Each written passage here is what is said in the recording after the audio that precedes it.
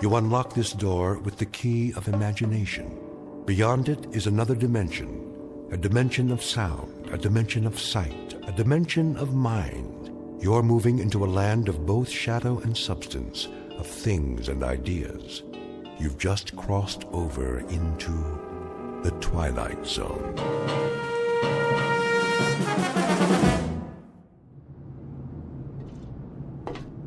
All right, men, we've got clear skies and a calm sea. Now let's get this ship back on course. Yes, sir. Mr. Smith, what is your present course and speed? Steaming on course 26 degrees true.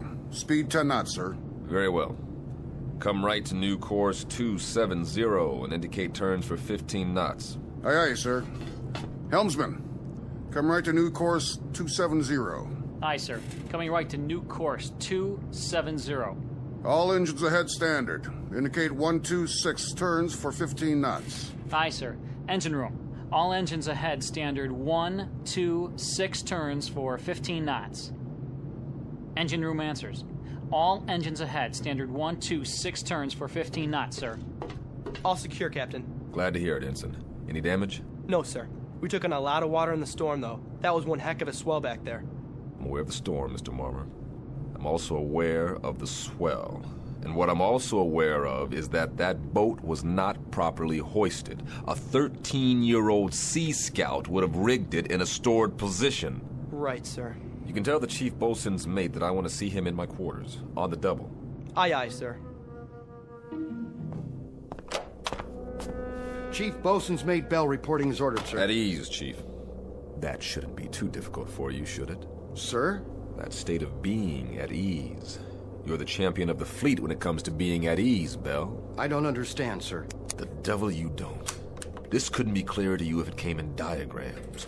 You are the chief bosun's mate on board this ship. You run the deck division, you handle the rigging in and out, you supervise the heavy equipment, and there are 8 or 10 other cardinal duties you are responsible for, not the least of which, chief bosun's mate Bell, is the proper securing of the whale boat. Now, last night we had a bad swell, and that boat should have been rigged in. Instead, it was left swung out, and as a result, she's 80% damaged and filled up like a swimming pool. Question, Chief. Where were you? Begging the captain's pardon. Don't beg my pardon. Just tell me, in a brief explanatory way, why you couldn't handle the initiatives of a chief bosun's mate, and why the efficiency of this ship has had to suffer as a result. We had 9 hours notice of that storm, Bell. This ship should have been 100% prepared. It wasn't, and I want to know why. I did all I could, sir. I haven't been feeling up to par. Did you report to sickbay? No, sir. Speak up, Chief. No, sir, I didn't report to sickbay. Look, Chief, I'm not in the business to pistol whip my crew. I want a tight ship, that's true, but I happen to care very much if any one of my sailors has a problem and can't function because of it. You've rated 4-0 all the way down the line for as long as you've served on this ship. And then suddenly, in the past 3 days, you stowed all your seamanship in a trunk someplace and came up with a bunch of dumbhead boners that I would expect from a 17-year-old boot. Bell, what is the problem? There is a problem, huh? No problems, sir. I'll watch it in the future. All right, Chief. We'll leave it that way, then. If you want to bend my ear at any time, you know where my cabin is. I'm available. Keep that in mind. Yes, sir. I will, sir. All right, then. That'll do it. Aye, aye, sir.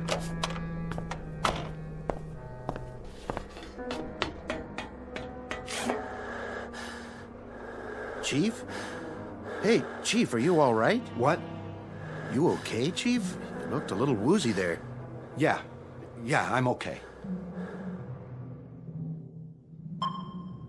What am I listening to? Sir, contact bearing 280, 1100 yards, echo quality sharp. Evaluate as possible submarine. Submarine? But not moving, sir. Dead in the water. Shift the control to listen. Sounds like hammering or something, sir. Bridge sonar. Bridge eye. We have contact, bearing 030 degrees true, range 1100 yards. Appears to be a metal object. What kind of object, Sonar? We can't tell, sir. From the sound of it, it's some kind of small ship, perhaps a sub-hull. Bridge, aye. Sonar reports a contact, Captain. Evaluation is a possible submarine. A possible what? Stay on course. I'm going down to the sonar shack.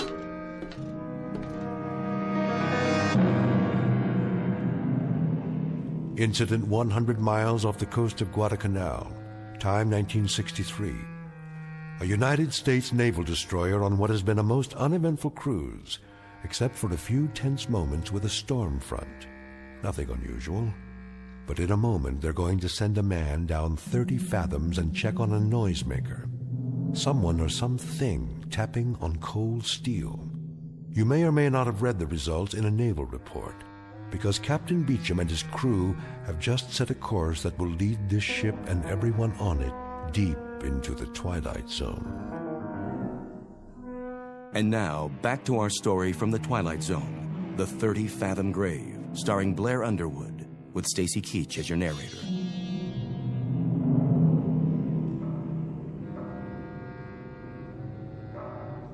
That's it, huh? That's the sound, sir. How long have you been in contact? About 3 minutes, sir. That's a funny one.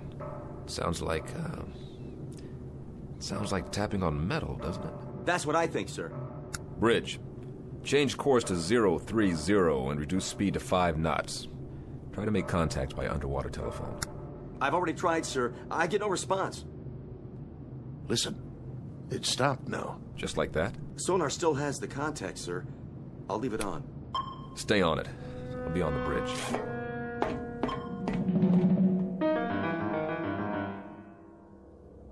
Steady on course 030.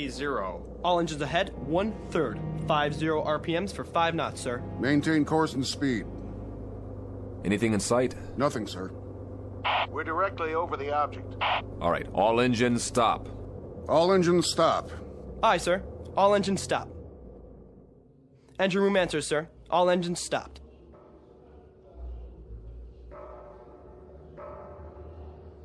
Do you hear it, sir? Wait, hold it. Hold it. I want dead quiet all over the ship. Tell those sailors on deck to can it.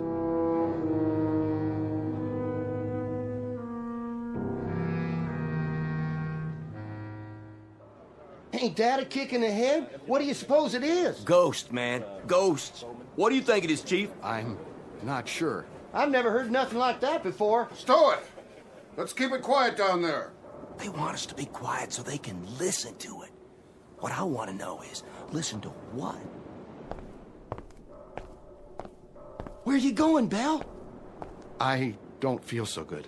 You don't look so good either. Make it stop. My head. Easy, Belle. You fall overboard.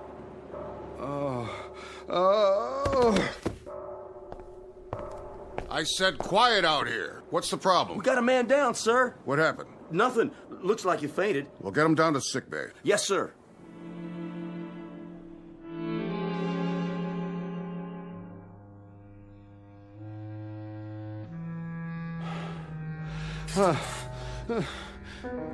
Where am I? In the sick bay. You all right now, Belle? Yes, I'm okay, Doc. What? You blacked out up there. I said I'm okay. You better stay horizontal for a little while longer. I'm serious. Captain's orders. I'll be all right. I wouldn't doubt it, but right now you look like a Class A shipwreck. We still stopped? Still stopped. They're all curious as to what's making the noise. That noise. What's the trouble? It's just such an odd feeling. What kind of feeling? I can't describe it. Lie back down now. What's the needle for? Just relax, Chief. Get some sleep. This'll help. Sure. Sure. That's all I need. A little sleep. Doc? Yeah, Belle? What do you suppose is down there? Don't worry about it. You just go to sleep. Whatever it is, the captain will know what to do.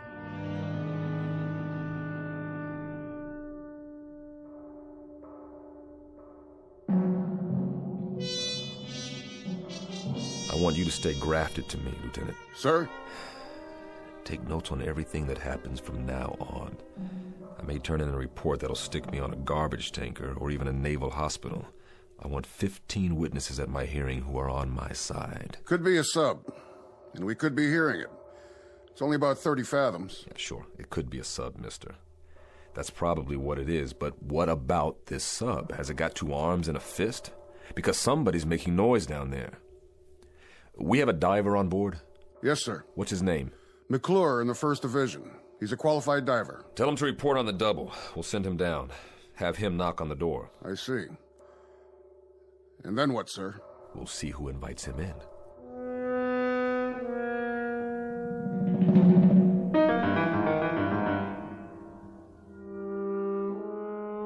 McClure reporting, sir.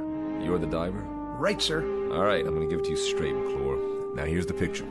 There's something down there, directly below us. Something, sir? We don't know what it is yet, just that it's a metal object about the size of a sub-hull. That's where you come in. I want you to get your equipment and go down there. Stay in contact from the moment you hit water to the moment you reach it, understood? I understand. Whatever that object is, there may be somebody inside, or at least something that's making the noise. When you get down there, I want you to listen closely and tell me what you hear. We may be getting it distorted. Yes, sir. All right, then, hop to it. Aye, sir. What we're hearing doesn't make any sense. It's crazy. It is that, Lieutenant. But if it isn't a sub, sir, what is it? Maybe it's a Spanish galleon, Lieutenant, with a treasure chest and a loose lid that's off its hinges. Or maybe it's just our imagination. Well, we'll sure find out. As soon as he suits up, they'll lower him down. And then we'll know. I sure hope so, Lieutenant. One way or another. I hope you're right.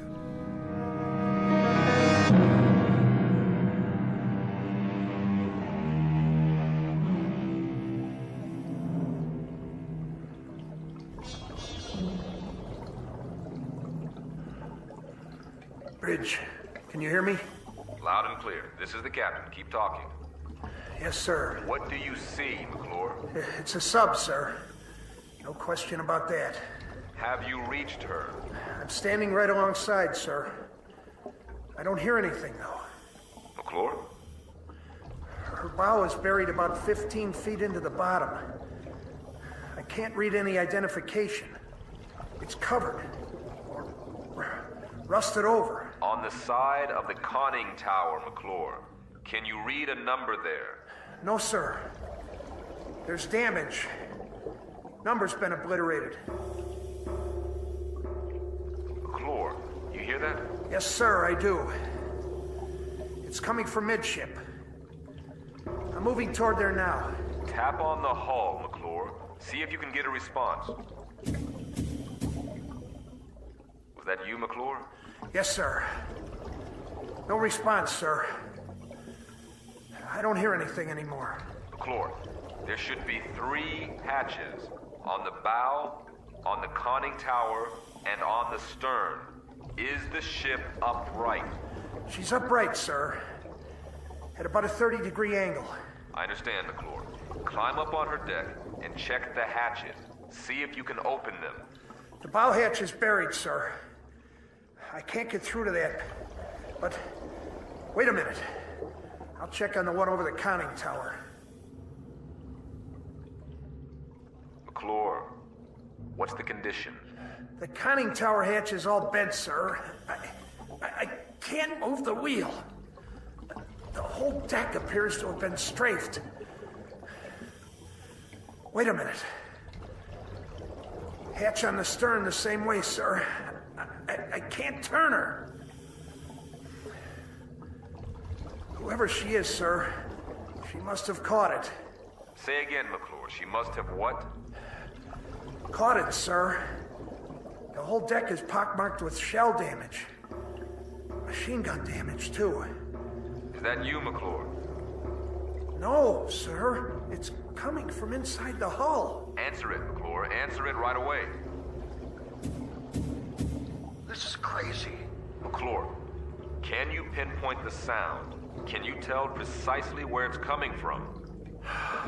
I think it's... Wait a minute. Yes, sir. Directly midship, just below the tower. Keep trying. We have to know whether anyone's inside that sub.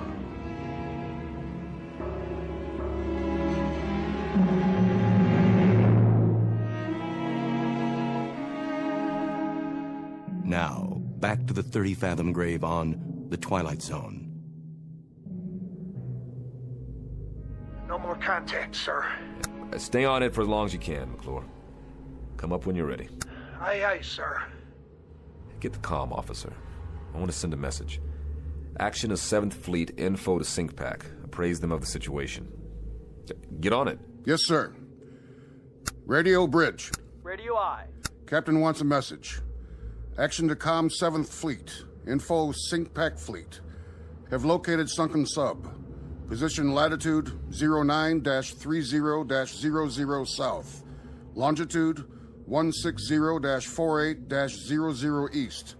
Request confirm location of all known sinkings this area. Will remain this area until further advised. Precedence, operational, immediate. Aye, sir. Any ideas, Captain? An even dozen, but every one of them nullifies the one ahead of it. If it's one of our subs, we should have gotten a report on it. And even if it's somebody else's, why haven't they gone out the torpedo tubes? That's what I was thinking, sir. Which brings us down to another common denominator. That sub has been hit by shell fire. So, whatever action took place must have happened within a period of hours, or else there wouldn't be anyone still alive. But there's been no action. We'd have seen it, or heard it. They put them all together and they spell nothing. When McClure comes up, tell him to dry off and report to the Sonar shack. That's where I'll be.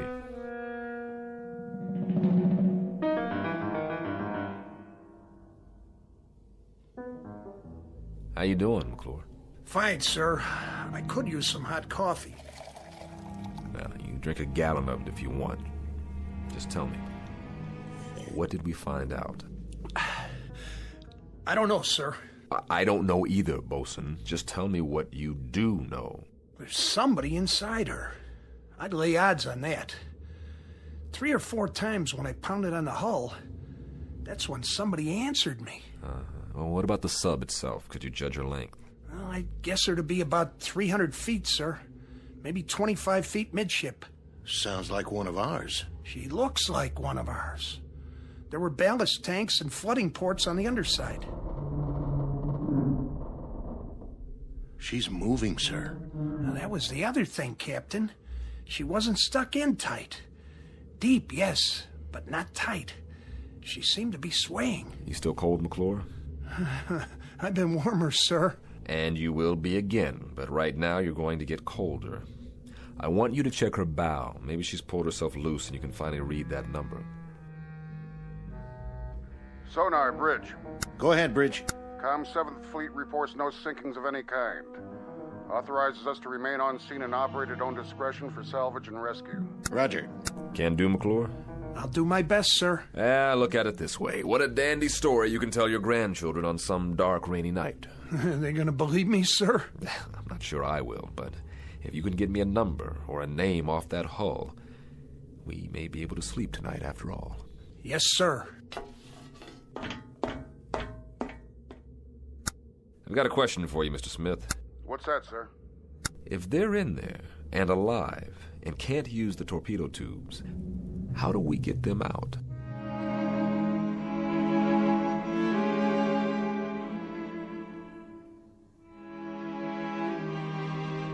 Bridge. Go ahead, McClure. This is the captain. She's pulled herself out, sir.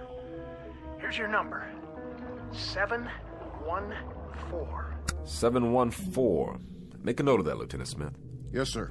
Well, that means she's one of ours. Come on up and get a broiled steak on me, McClure. Smith, hand me the book with the hull numbers.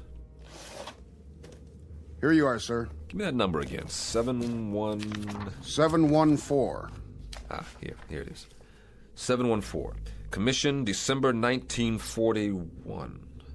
Sunken action, First Battle of the Solomons, August 7th, 1942. But, Captain, that was 20 years ago.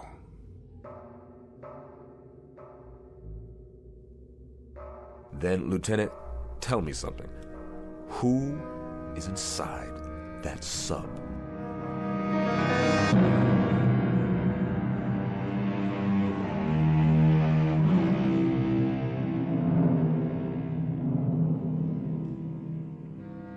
Coffee, sir? Thanks, Marmer. Quiet night. It's too quiet. How long's it been now? About 3 hours. Is he sending McClure down again? Beats me. All I know is there's a boiler tender second who's making book in the crew's quarters that the thing below us is a sea monster with 3 heads and we're all living on borrowed time. I don't know what scares me more, when they pound or when they shut up. I don't know what scares me more, a 20-year-old sub with somebody alive inside, or what the commander of the Pacific Fleet will say to me when I tell him that. And to compound the problem, I've got a chief bosun's mate with something eating at him. Bell? Bell. What made him black out? That's part of the problem. Could be he's dredging up a couple of memories. What do you mean, memories? This is World War II revisited for him. He got picked up here after a sinking. That's the way I hear it. He was on a ship that got hit, only survivor or something like that. Got picked up from the water. Maybe it is dredging up some memories, then. Here we go again. What's the matter? They can't make up their minds down there? There's one more question, an important one. What's that, Captain? Who's they?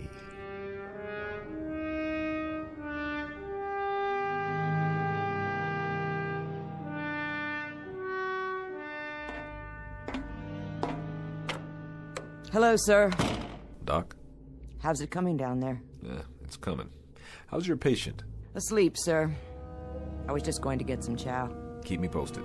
I'll be in my quarters. Aye, sir. No.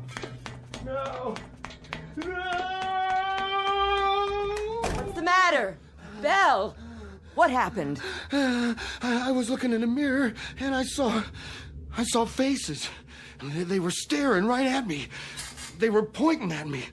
I know it sounds crazy, but they were there.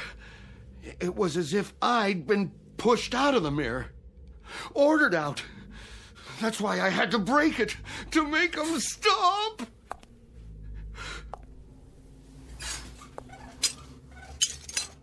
Doc? Yeah, Chief. Do you see me in the pieces of mirror down there on the floor? Listen to me. I see you right here in front of me. I see you just fine. Remember that. Nobody is ordering you anywhere. You're not going anyplace. We're gonna lick this, Belle. I mean it. We're gonna lick this. Oh.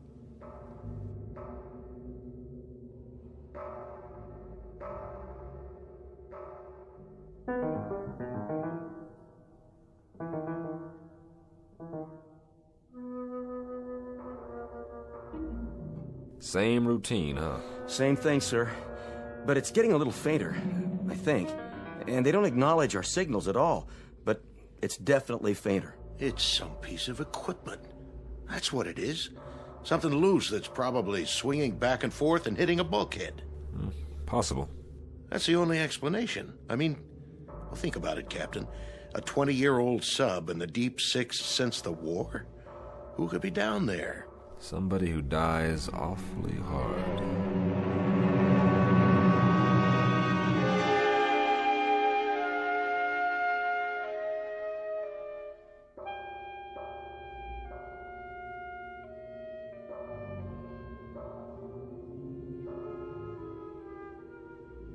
Whoever it is, whatever it is, it's running out of steam.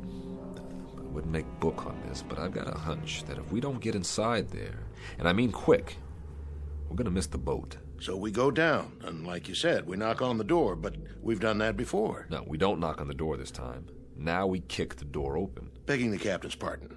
You break in that way, and it's a sure bet the pressure will kill whatever's alive down there. Right, so we do it the one other way we've got. I want you to send a message to ComSub Pack. Tell them we're going to need a submarine rescue ship out here. Give them position and depth and tell them to report to the scene for rescue attempt. Emergency precedence. The airlock chamber? Well, that's all we've got left, and it's precious little. Get on it right away. I'll be on the bridge. Radio, Sonar. Radio I. The ComSub Pack. Emergency precedence. Request nearest ASR, report to position. Latitude 09er-30.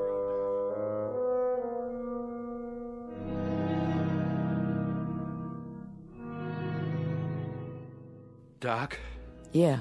You got a cigarette? Sure, Belle. I'll do it. Your hands are shaking. Thanks.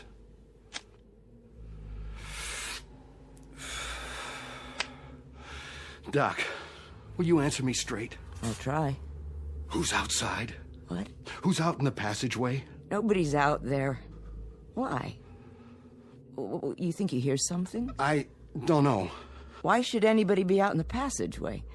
Nobody's posting guard on you. I just felt as if there was somebody out there. Now, there's nobody out there. Nobody at all. Who did you think it was? I don't know. The only thing out there is a long stretch of steel and deck. Nothing else. Come on, you want to take a look? What's happening to me? Doc, what in God's name is happening? Chief, you gotta get a grip, or I swear you're gonna talk yourself into a straitjacket. I mean it. I got the feeling again. Just as if somebody was watching me, pushing at me. Doc? What, Bill? I'm scared to open the door. Then don't. I told you, there is nothing out there. I'm scared to open it, but I have to.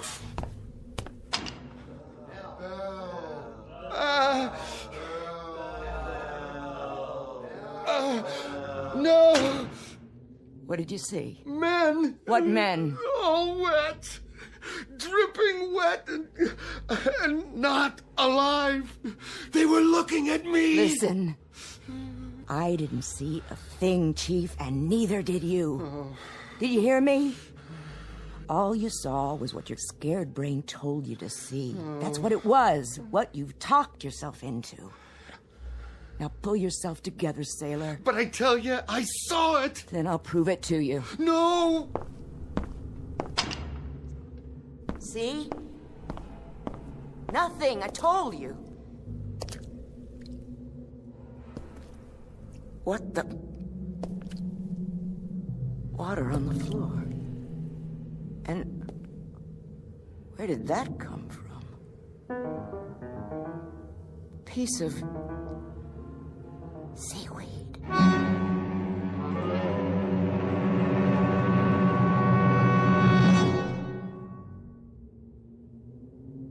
That about does it, McClure.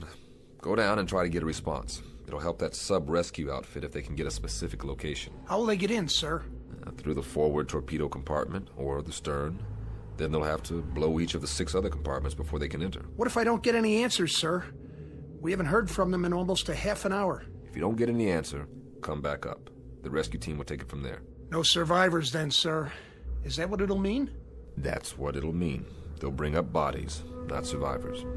Okay, McClure, hop to it. Aye, sir.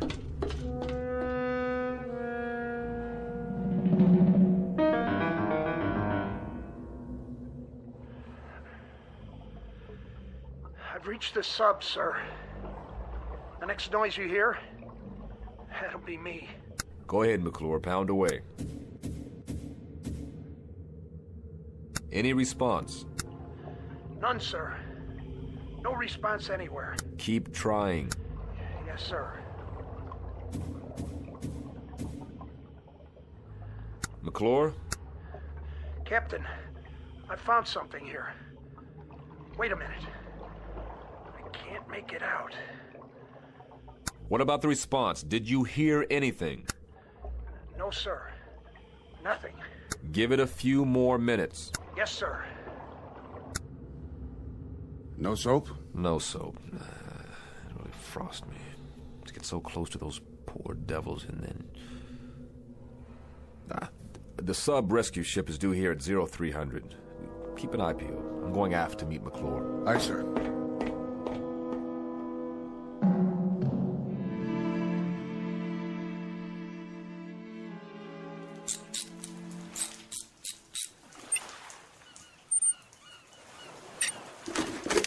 Bet it feels good to get that helmet off. Oh. Yeah, it sure does. It's so dark down there now. Without the light, I couldn't see a blasted thing. Real spooky. But I found this. Yeah, thanks, McClure. Good job. Go get some chow. I'll need you one more time when the ASR team gets here. You're gonna have to go down as a pathfinder. Give them any help they need. But that won't be for a while. Excuse me, sir. But you better look at those tags. You gotta be kidding me. What's the matter, sir? Ensign, ask Doc if Chief Bell is well enough to report to my quarters, because I need an explanation for this one. Fast.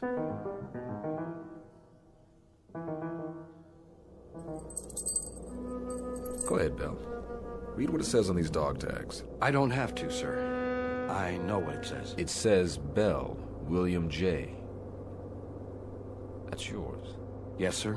McClure found it on the deck of that sub down there. When did you lose him, Bell? I lost him a long time ago, sir. 20 years ago. How? I don't remember, sir. Try, Bell. Try to remember. I was on a ship. What ship, Bell? A submarine. The one below us, sir. That was my boat. Who's making the noise down there, Bell? What's it all about? Do you know? We were on the surface. It was night. I was a signalman then. I was supposed to put the infrared filter over the signal lights. Otherwise, they would have seen us. They would have seen the light. They would have found us. I don't know what happened. I was scared, clumsy. I dropped the signal light. The filter fell off. They were waiting for us out there. Japanese destroyers. They saw our light. And it was my fault. They let us have it. They straddled us with the first salvo. The captain took the sub down, but it was too late. They unloaded depth charges. And that sub wasn't ever coming up again. What about you? I got flung over the side when the first salvo hit. And all that time I was in the water, I could... You could what? I could hear the voices of our guys down below me. They were screaming. I know what it is now. This crazy feeling I've had. What? What is it, Bell? I got out. One guy out of the whole crew. I got picked up later on by one of our destroyers. But I got out. Do you understand, Captain? I sank that sub. I was responsible, but I got out. Bell, I want you to listen to me. Those guys down in the sub, they know I'm up here. Bell, hear me out. I should be with them. I should be down in that sub. Bell. I should be dead. That noise, that pounding, those are the guys down there who are calling muster on me. They're calling muster on me. Will you hear me out? Will you listen to just a little logic now? A little reason? No one man sinks a sub, and one lousy circumstance doesn't decide a battle. And one case of sudden fear doesn't add up to a coward. Bell, you gotta believe me. All you should put in your sea bag is regret, not guilt. Do you understand, Bell? Not guilt. They're calling muster! Bell! Come back here! They're calling muster on me! Bell!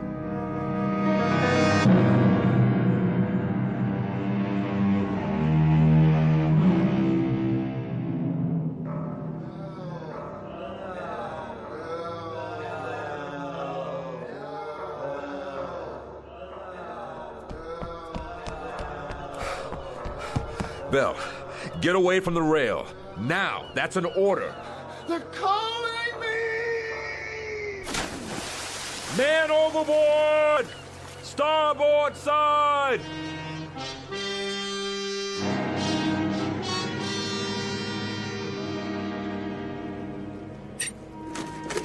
The rescue ship says you got inside. Yes, sir. It was a wreck. Nobody had a chance. Nobody? Nobody, sir. The periscope shears had been cut in half. One section was just hanging there, swinging back and forth. Then that was the noise. That was the noise, wasn't it? I guess so, sir, but... But? There were 8 men down in that control room. 8 men. Or what was left of them. And one of them One of them had a hammer in his hand. Let's just say, McClure, let's just say that this is the part of the story you tell your grandchildren that you make up yourself. Say anything you like, any explanation that comes to mind. Aye, sir. It's funny how long it takes some men to die, or to find any peace at all. Sometimes I think that's the worst thing about a war. Not just what it does to the bodies, but it does to the minds. So, rest in peace, Mr. Bell. I think it's your due now. At long last, rest in peace.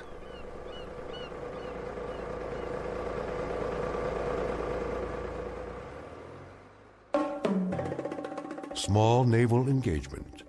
The month of July 1963. Not to be found in any historical annals. Look for this one filed under H for haunting in the Twilight Zone.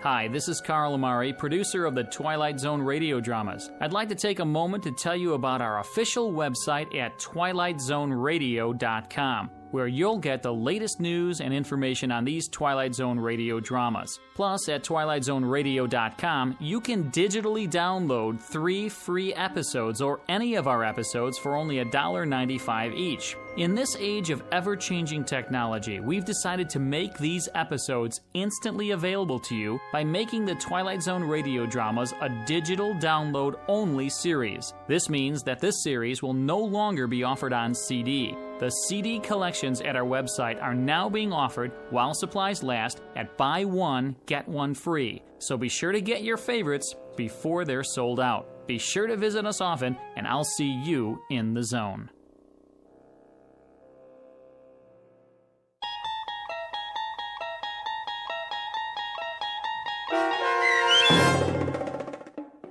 Thirty-Fathom Grave, starring Blair Underwood, with Stacy Keach as your narrator, was adapted for radio by Dennis Etchison and based on a script by Rod Serling. Heard in the cast were Richard Hensel, Rich Kominick, Linda Ryder, Turk Muller, Peter DeVito, Doug James, Rick Peoples, Roger Wolski, and Carl Amari. To learn more about the Twilight Zone radio dramas and to obtain audio cassettes and CDs of these programs, visit our website at twilightzoneradio.com. This copyrighted radio series is produced and directed by Carl Amari and Roger Wolski for Falcon Picture Group. Doug James speaking.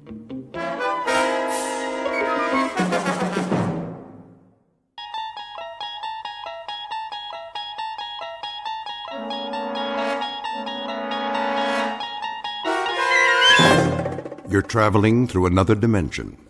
A dimension not only of sight and sound, but of mind. A journey into a wondrous land whose boundaries are those of imagination. Your next stop, the Twilight Zone.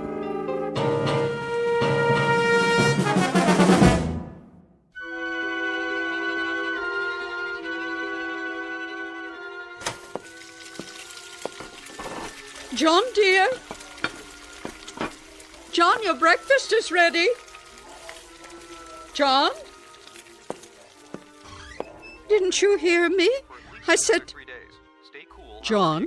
I heard you, Martha. You've worked hard, seen the good times and the hard times. What are you doing? Tying my shoes. Are you all right? Oh, yes, of course. Perhaps we should stay home. Give me a moment. And now, with the kids grown up, you're ready to retire and enjoy the good life. Shouldn't you make the most of your golden years? If you'd rather go another day. No. I'm sure they'll let us change the appointment. After waiting so long, I won't hear of it, Martha. A whole world out there, yours for the taking. A world of travel, adventure, all the things you've wanted to do. And now you have the time to do them together. Very well, then. I've made your breakfast. I'll be right there. So don't waste another minute. Call the New Life Corporation today for your illustrated brochure. The cost is surprisingly affordable for so much. Remember, This is your time in the sun. Shouldn't you make the most of it? The New Life Corporation, where we make all your dreams come true. Oh! Darling, be careful. I said, give me a moment. Lie down. I'll bring you a tray. Martha, if you don't mind, I think I'll skip breakfast this morning. Is it the pain again? It's only angina. Nothing to worry about. But I do worry. Let me call the doctor, please. Nonsense. He's done all he can. There's no point. Oh, John. John, what are we going to do? You know as well as I, we must go. There's simply no more time.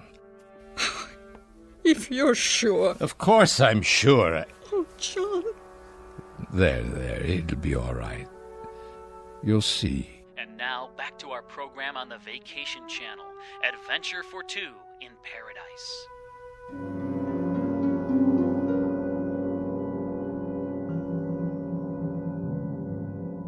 Mr. and Mrs. John Holt, two gentle aging people who slowly and with trembling fingers turn the last pages of the book of life and hope against logic and the preordained that some magic printing press will add to this book another limited edition.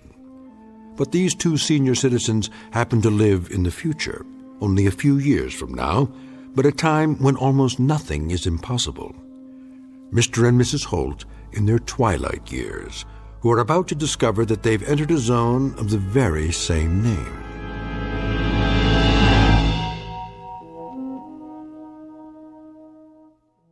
And now, The Twilight Zone and our story, The Trade-Ins, starring H.M. Wynant and Peggy Weber, with Stacy Keach as your narrator.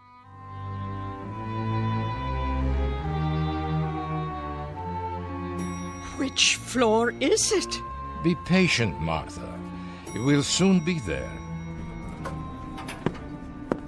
Morning, folks. Good morning. I wonder. Martha? Yes? Can I help you? No, thank you. The New Life Corporation? That's right. 67th floor. Straight ahead when you get off the elevator. You can't miss it. Thank you, young man. That's very kind. No problem. Well, this is my stop. Take care, folks. Do you think he was one of them? One of their clients? Oh, I doubt it. Just a businessman on his way to work. But he was so young. Everyone is young, Martha. The world is for the young. Here's our floor. You look nice, dear. So handsome in your suit. Very old suit. But I'm sure it doesn't matter as long as we have the money. You brought it? In my coat pocket. All of it? Don't worry, it's safe and sound. New Life Corporation, please hold. Hello. You must be... Mr. and Mrs. Holt. Of course. Won't you take a seat? We have an appointment. With Mr. Vance. Certainly. I'll tell him you're here. Thank you kindly. I have a Mr. and Mrs. Holt to see you. Yes, sir. He'll be right out. Can I get you anything? Coffee? A soft drink? No. It won't be long. There are some e-books in the waiting area. That's all right. My eyes, you see. He has trouble reading, even with his glasses. Please, Martha. I'm sure the young lady isn't interested in such things. Mr. and Mrs. Holt. Mr. Vance? We've spoken on the phone. How nice to finally meet. Won't you come this way?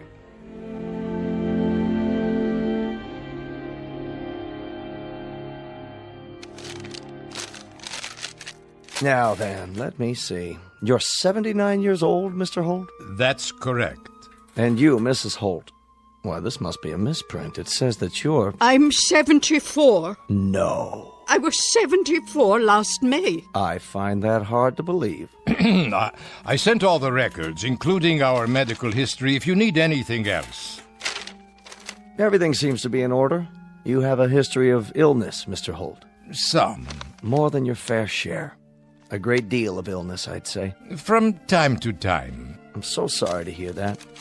And are you in pain now, Mr. Holt? Some. He's in great pain. It's fairly constant now. It doesn't seem to let up. I see. Which is one of the reasons that the New Life Corporation exists.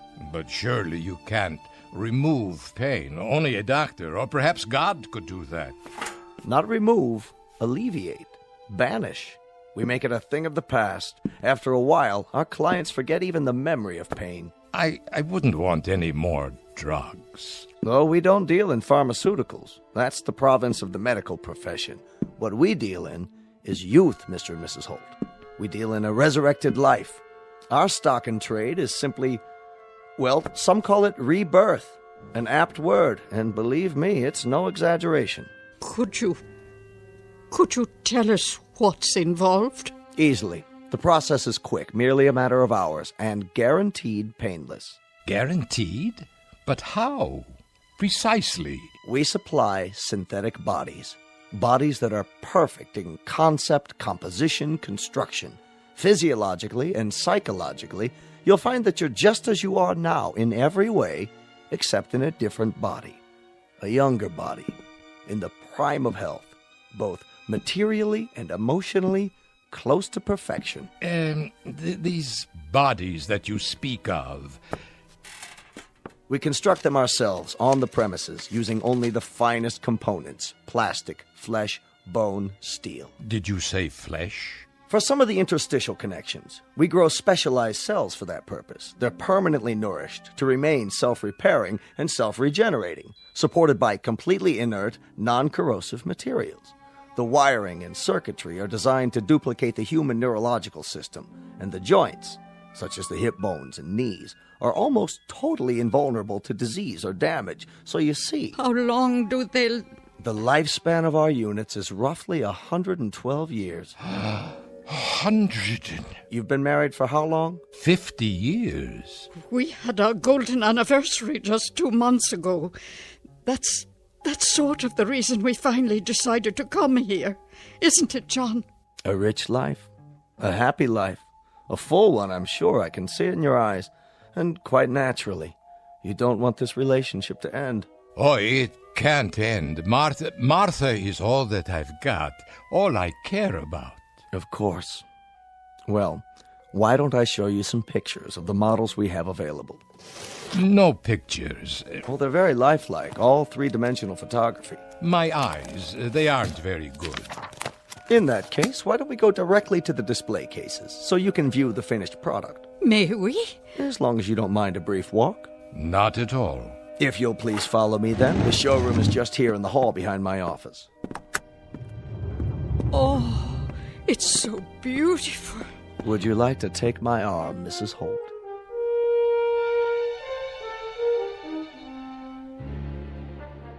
That man under the lights. Is he one of your creations? The young man in the tracksuit?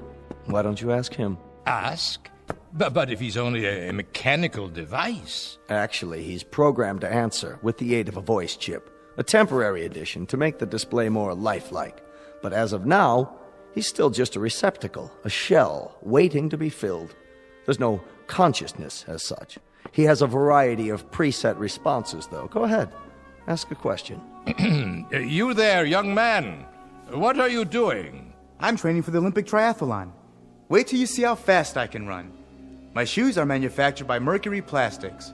I come complete with a brand new pair and a gift package of home workout equipment, all courtesy of the New Life Corporation. Oh, my word. He looks so strong. But I wouldn't need such muscles. I was never very athletic.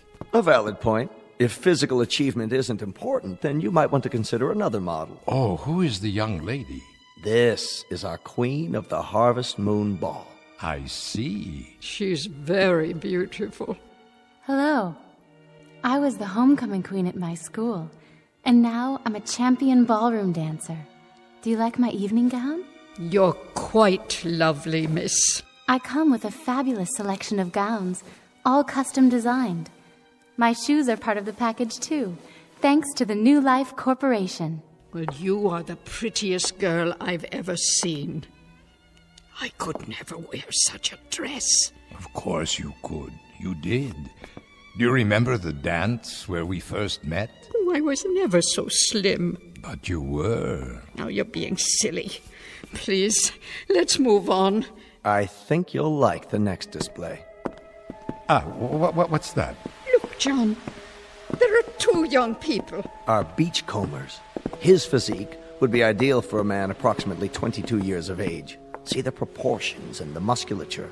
Nothing too extreme. She has such a small swimsuit. The female component. Note how they complement each other.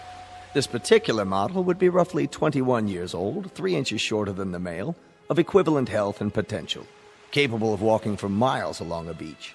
We've given them both a foot structure with the perfect arch and legs that are polymer reinforced. Look at the ankles. And the hands. My hands were never like that. Yes, they were, Martha. Don't you remember? We like to see these two go as a package, and you needn't worry that there'd be others like them. Each model is designed with distinctive features. None are exactly alike. How would... Yes? I'm not clear on the procedure. What would happen? I mean exactly. Very simple. We put you to sleep, and then we transfer all your memories, personality, and so forth into these replicas. You'll awaken in your new bodies and live a lifespan and a quality of life never dreamed of before, with health, contentment, and purpose. And there's no pain? None. Are you sure? Are you sure there would be no pain? No pain, Mr. Holt. For the first time in... how long I can only guess, you'd be free of pain. You'd be a young man again, in the prime of life. It's too much to believe. And you, Mrs. Holt, would be at his side. Instead of the end, it would be the beginning. Do you know what that means? What about the memories? Memories? They will be transferred in full. There's no loss. But the actual moment of transfer. If a new life begins, then the old one must end. A kind of death for the mind as well as the body. And so, that is what I will experience, death. Are you afraid of dying, Mr. Holt? Not afraid. But if all that I have been comes to an end, then this rebirth, it's not something for me to know. Perhaps that's even a good thing, to go to sleep at last. Oh, there's no loss of consciousness. The continuity is seamless. What you'll experience is a sudden, dramatic change for the better.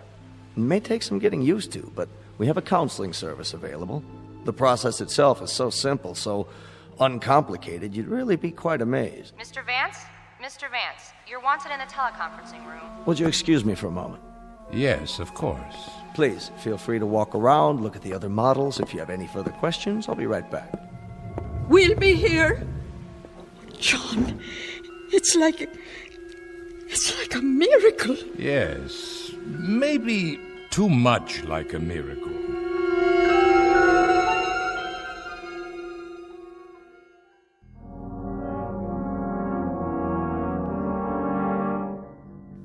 What do you mean, John? Too much like a miracle. It just doesn't seem real somehow. But look, you can see what they've built. Not the technology, the thought of it. To live without pain, just the thought of that and nothing else. To be young again, to have it the way it was, Martha. Oh, yes, think of it. The second chance, the two of us. Yes. We'd have it to do all over again. You think you can stand me for another entire century? For a century or 10 centuries. Till death do us part, John. Till death do us part.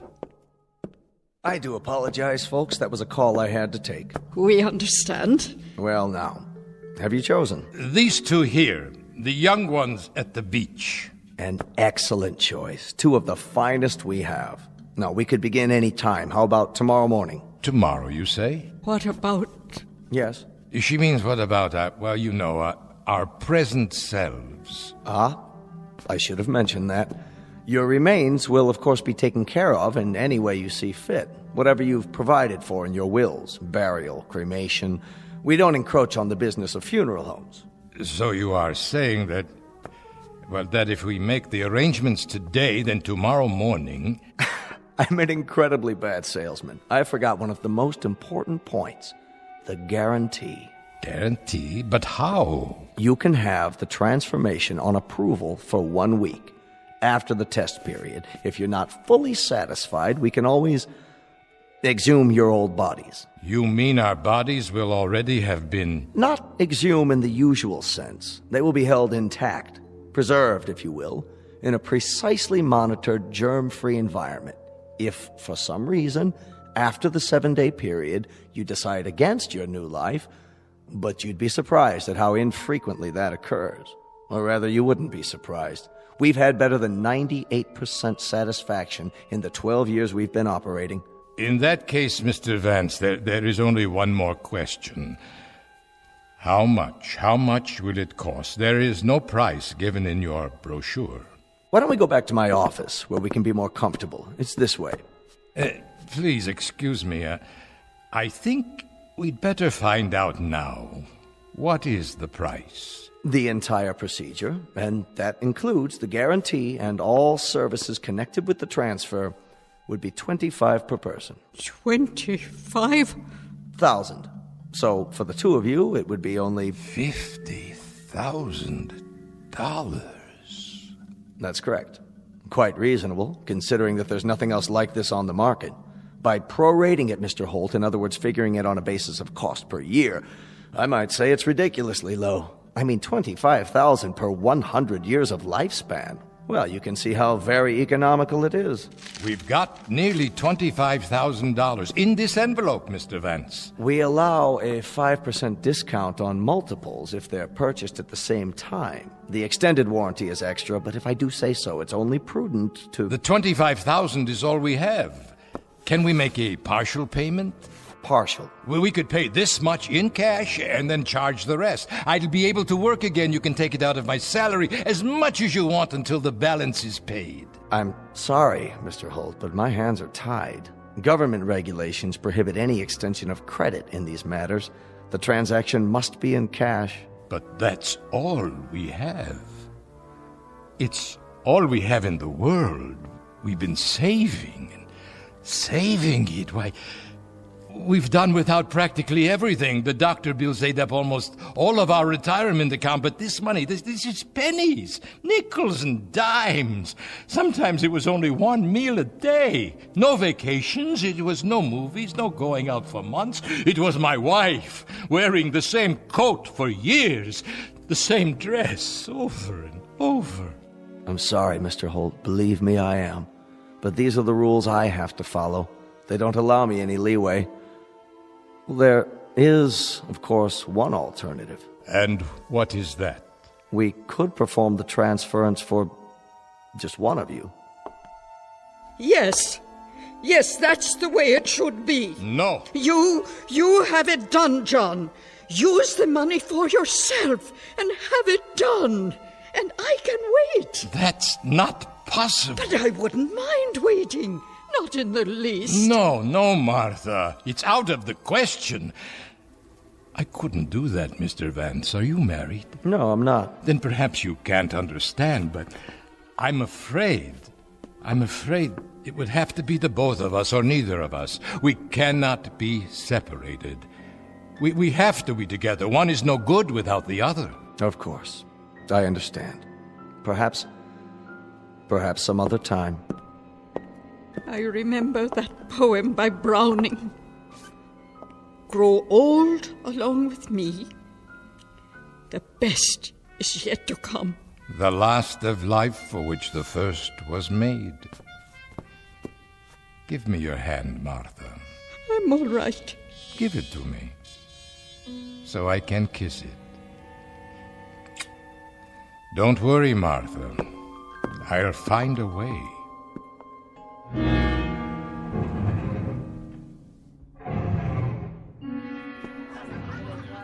Hi there, mister. Hello. What'll it be? A drink, yes. I'll have a drink. Sure, sit down. What? Oh, of course. What's the matter, Grandpa? Feet hurting you? No, not my feet. Well, take a load off. What kind of drink? What kind? You name it. Beer, scotch? Scotch, yes. That will be fine. House brand, okay? Pardon? Regular or special label? Which is less expensive? Don't worry, Grandpa. I got what you need. Make a new man out of you. Excuse me, well, I've heard. Yeah? What have you heard? That there is gambling in some of these establishments. Is that what you heard? Well, you heard wrong. Gambling's against the law. Yes, I know, but I understand that if a man wishes to participate in a game of chance, there are private rooms. Not in here. This place is strictly legit. That'll be $6. 6? For the drink. Just a moment. Say, Grandpa, what happened? You sell the farm? No, I sold nothing. Better be careful. There's some types around here who'd like to relieve you of that wad. Oh, I'll be careful. Very careful. Thank you. Where are you going? Oh. I think I'll go home now. I don't feel well. Hold on a minute. I gotta get your change. Okay. Yeah. All right, here you go. 7, 8, 9, 10, 20, 30, and 50. Thank you. Say, Gramps, you know that question you asked me about the private game? You know of such a place? Well, as a matter of fact, I just heard something. Might be of interest to a man like you. Is that right? See that door back there, by the phones? Yes. If you was to knock on that door, there's a man named Faraday. Has a few friends over sometimes for a private party. And when are these parties held? Well, it just so happens there's one right now. Maybe he could help you out. As a special favor, tell him Rich said it was okay. Now you say, I suppose that would be all right. If you let him know ahead of time, give him the word and all. Oh, I see. You would like a tip. Will this suffice? $5? Here, I can't see. Please, keep the rest of the change. Well, that's real generous of you, Grandpa. Faraday, big guy, bald-headed, wears a cashmere coat. I understand. If you want any more drinks, just let me know. I'll keep them coming. Thank you, young man. Hey, Grandpa, you didn't touch your scotch.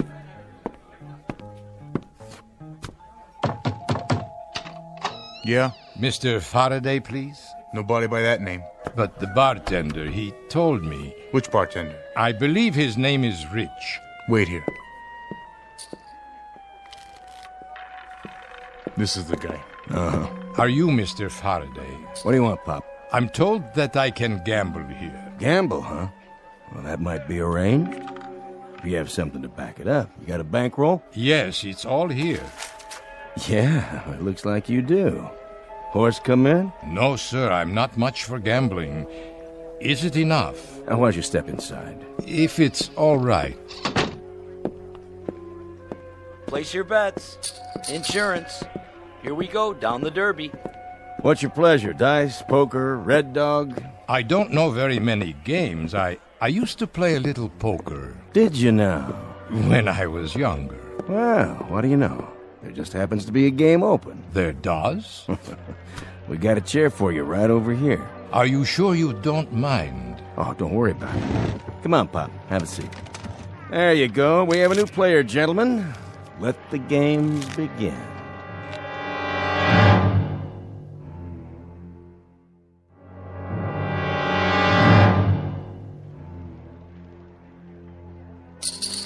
Should I buy some chips? Oh, that's okay, Pop. Money talks. You sitting in, Faraday? Don't mind if I do. Oh, unless the new player has an objection. Why, no. It's your establishment, is it not? I should introduce you around. This is Mickey. Hi there. And Steve-O. Hi there. And the Count. How do you do? You are royalty, sir? Nah, they just call me that because... Because he's the best card counter ever came in here. That's why we barred him from the blackjack table. But I let him stick around. He just loves cards. Yeah. Whose deal? All yours, Count. Shuffle them up real good now so Pop here has a square chance. You got it. Shouldn't we ante first? Listen to the man. Hey, we got a real poker player here. Yeah, sure looks like it. You comfortable, old man? Why, yes. Perfectly. Because if you aren't, I can get you a pillow. For your back or whatever. Lay off, Stevie. He said he's okay. I just thought... Hey, cut the chatter and play cards, all right? The game is 5-card draw. Jacks are better. Progressive. Jacks or better. So that means I have to have at least 2 jacks or... Ah, you've played this game before, haven't you, Bob? It's been many years. Oh, wait. If you got any doubts, I mean, maybe you shouldn't do this. Perhaps you're right, Mr. Faraday. You sure you want to be here? I just happen to need the money. Need it bad, huh? Very bad. Hey, we playing poker here or what? Hold it, I said. Don't anybody pick up your cards. Look, you know, Pop, there's 2 sides to every street. Yes? I mean, you can triple what you got in 10 minutes. Or you can walk away from the table with a big fat goose egg. It's been known to happen. You don't have to explain. I understand. You're the boss, Pop. 2 jacks are better, or you can't open. If nobody gets them, next hand his queens are better, and so on. Ah, yes, it's beginning to come back. Deal 'em. Cut first. Go on, Pop, cut the deck. Beautiful. Here we go. To you, Faraday. Check. Now I'll open for $10. Okay, 10 it is. How about you? The smallest I have is a $50 bill. How much do you want to bet, Pop? Well, I suppose I'll bet 50. You mean you raise? I'll raise, yes. Too rich for my blood. I'll see him. You will? 40 to you. I know. Let me think. Okay, I'll see it. Aren't you gonna raise them? You do it. No, thanks. Here's the 40. Cards? Take 2. Mickey. 1 card. Make it a good one. 2 for me. It's up to you, fella. I have a question. Yeah, Pop? Is it required that I take any cards? Well, no. But if you think you can improve your hand... I believe I will play these. Oh, look at this. He's standing pat. Dealer takes 4 cards. $50. 50? You heard the man. I'm out. No way. Me neither. Not with these cards. Your turn. I'll bet 100 more. All yours, fella. Unless you want to see him, Mr. Faraday. Yeah, not this time. That's it, Pop. Do I show my cards now? No, keep them down. Nobody called you, so you win. Just take the pot. I see, Mr. Faraday. Thank you. Thank you all. See, Pop? It's easy. A nice, friendly table. That's what we have here. All right, next deal. Same game.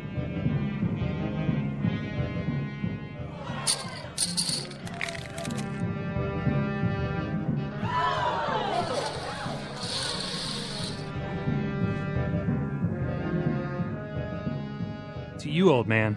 You in or out? How much? 1 to call. 1. Yeah, 1,000 more. Unless you want to raise. I can't raise. I only have $1,000 left. Yeah, we know. Then Oh. You sick, Pop? I'm all right. No, you're not. It's between you and the old guy, Faraday. Excuse me for a moment. You're pretty bad off, aren't you? Long time? The last several years. I'm about to clean you out. You know that, don't you? I'm sorry to hold up the game. I'll feel better in a minute. Why do you need the money, Pop? It doesn't matter now. No. Go ahead. I'm interested. My wife, Martha, and I wanted new bodies. It cost $50,000. I only had half of it, but I botched it up. I'm no good at this. I'm no good at anything anymore. Just a tired, sick old man who can't walk to the corner without swallowing a pill, who leans on his wife when he takes 3 steps. Just a tired, sick old man, not worth anything to anybody. I wanted to be young again. I wanted to be strong. I wanted to begin all over. I wanted to wake up one morning and get out of bed and not feel pain. That's all. You're raised, Pop. Then I call you. Look at that pot. Must be 20 grand. 25. Show him what you got. Read him and weep, old man. Pop first. I have these. 3 big ones. Kings. At least he hit something this time. Are you able to beat that, Mr. Faraday? Nope. You don't mean it. Be my guest. Game's over, Pop. You walk away. You came with 25, you leave with 25. Then I still have enough for one. Martha will understand. I can't help it. I can't live like this now with the pain. She'll understand. I don't have any choice. I don't have any choice at all. Go on, Pop. Get out of here. Yes, thank you. Thank you all, gentlemen, very much. What are you doing, Faraday? You know you had him beat. Let me see. Just like I thought. 3 aces. Why'd you let him walk away? I'm not sure. But look at it this way. I'm even. We're all even. There'll be other games. Plenty of other games. Only... not for him.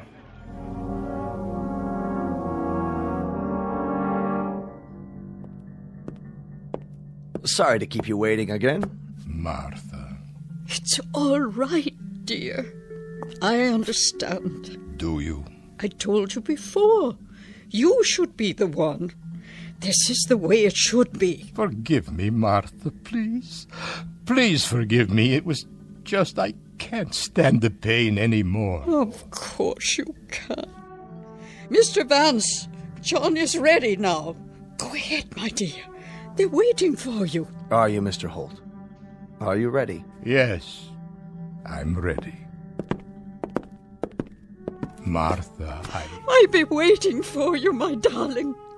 Mwah.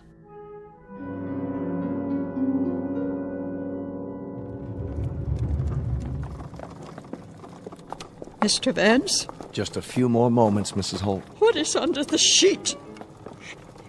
It's my husband, isn't it? Only his old form. Go ahead. Take it on to preservation. Yes, sir. Your husband is fine. He'll be coming right out. Martha! Martha! Look at me! Oh, John! Oh, you look wonderful! Look at me, Martha! I could run a mile, I could do push-ups, handstands, anything, Martha! Look at how young I am! And no pain! No pain at all! No, thank you, Mr. Vance. Thank you, and bless you! Don't thank me. Thank the surgeons. I promise you I'll never forget it. Martha, my darling, do you know what happens now, do you? You and I, Martha. Now we'll really begin to live. We're going to do everything on God's earth we haven't been able to do. The big things, little things, the wild things, the crazy, illogical things. The things we were too old or too sick or too tired to do. Oh, that'd be wonderful. Do you understand, Martha? Every day is going to be a wedding day for us. Every afternoon a reception, every evening a honeymoon, and every 7th day an anniversary. Yes, darling. If only it could be. Martha, my darling, you and I are going to live for years, decades. We are going to... You will, John. You will. But look at my hand. Next to yours. Look at it. It's old, John. So very old. Martha, no. I have some papers for you to sign, Mr. Holt. Would you come with me? No, what have I done? What have I done?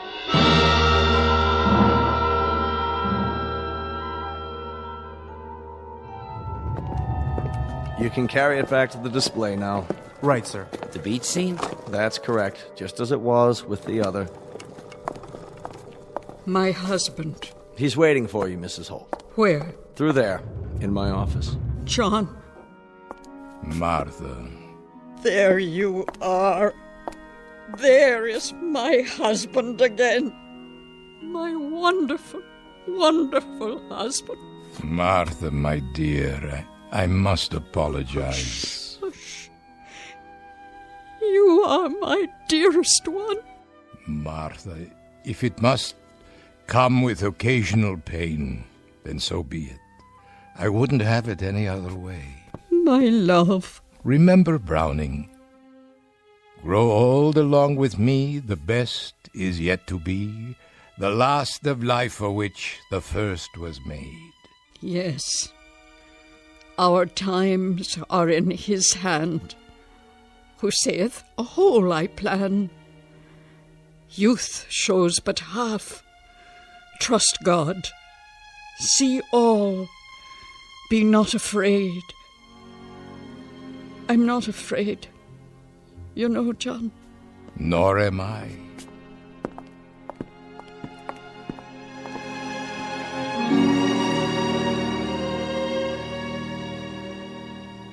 From Kahil Gibran's The Prophet.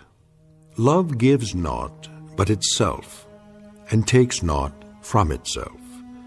Love possesses not, nor would it be possessed. For love is sufficient unto love. Not a lesson, just a reminder from all the sentimentalists in the Twilight Zone.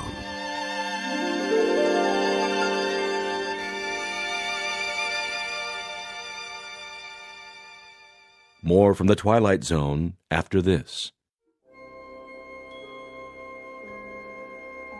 Hi, this is Carl Amari, producer of the Twilight Zone Radio Dramas. I'd like to take a moment to tell you about our official website at twilightzoneradio.com, where you'll get the latest news and information on these Twilight Zone Radio dramas. Plus, at twilightzoneradio.com, you can digitally download 3 free episodes or any of our episodes for only $1.95 each. In this age of ever-changing technology, we've decided to make these episodes instantly available to you by making the Twilight Zone Radio Dramas a digital download-only series. This means that this series will no longer be offered on CD. The CD collections at our website are now being offered, while supplies last, at buy one, get one free. So be sure to get your favorites before they're sold out. Be sure to visit us often, and I'll see you in the zone.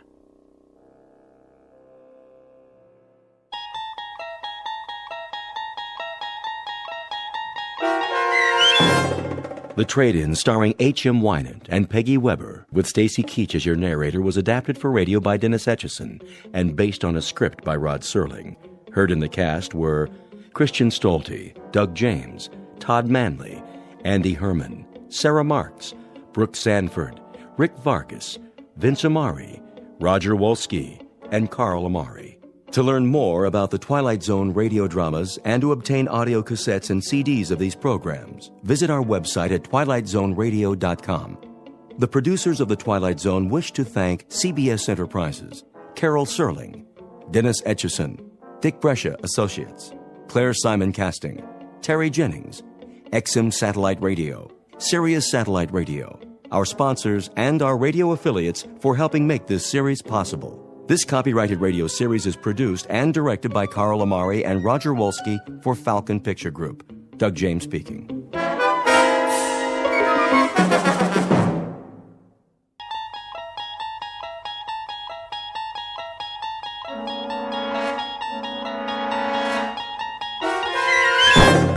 You're traveling through another dimension. A dimension not only of sight and sound, but of mind. A journey into a wondrous land whose boundaries are those of imagination. Your next stop, the Twilight Zone.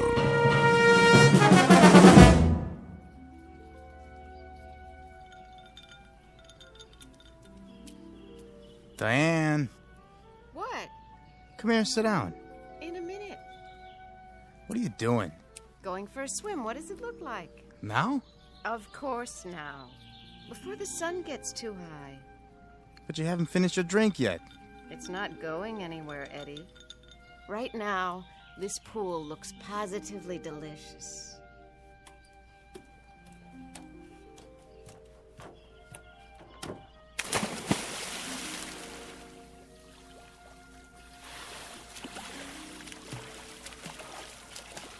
Nice form. I give you a 10. You'd better say that. Nice bathing suit, too. Come on in, the water's fine. I don't want to get wet. Why? I gave you some trunks. They're a little on the large side, don't you think? They might come off. Promises, promises.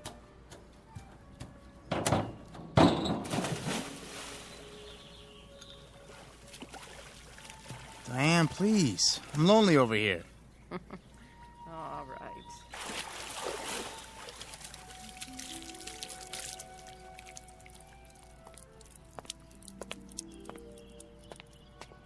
I brought you a towel, Mrs. Templeton. Thank you, Marty. Can I get you anything else? Not just now. I came down to join Mr. Page for a swim. Yes, ma'am. So I see. Has Mr. Templeton left yet? In another few minutes. Good. I mean, that's fine. Tell him I'll see him when he gets back. Very good. Oh, Marty. Is that your name? Yes, sir. Would you mind mixing up another one of these? What do you call it? Mimosa. Yeah, another mimosa, s'il vous plaît. Make it two. One for the lady. Certainly, sir.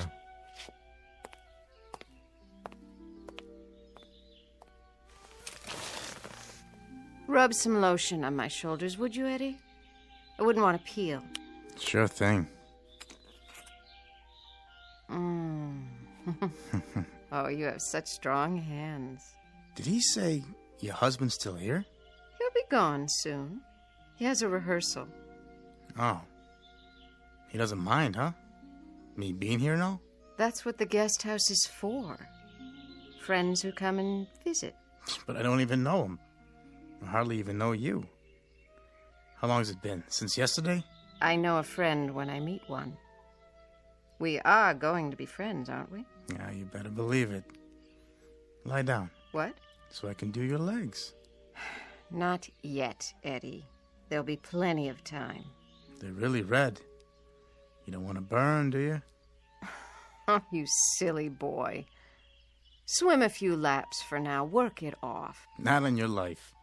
These trunks are a size large. Maybe that's why I loaned them to you. Stand up. Oh, no. Come on, stand up. I'm not going to push you in. Promise? Promise. There. Now, turn this way. That's it. Hazel. Hazel who? Your eyes. I wanted to see what color they are in the sun. And yours are green. So I've been told. You know, maybe we shouldn't be out here like this. Why not? I just saw somebody at the window. What do you care? We're not doing anything, are we? No, but if that's your husband, I feel kind of funny. Why? Because you're all wet? Hey, you promised. Didn't you know? Promises are made to be broken.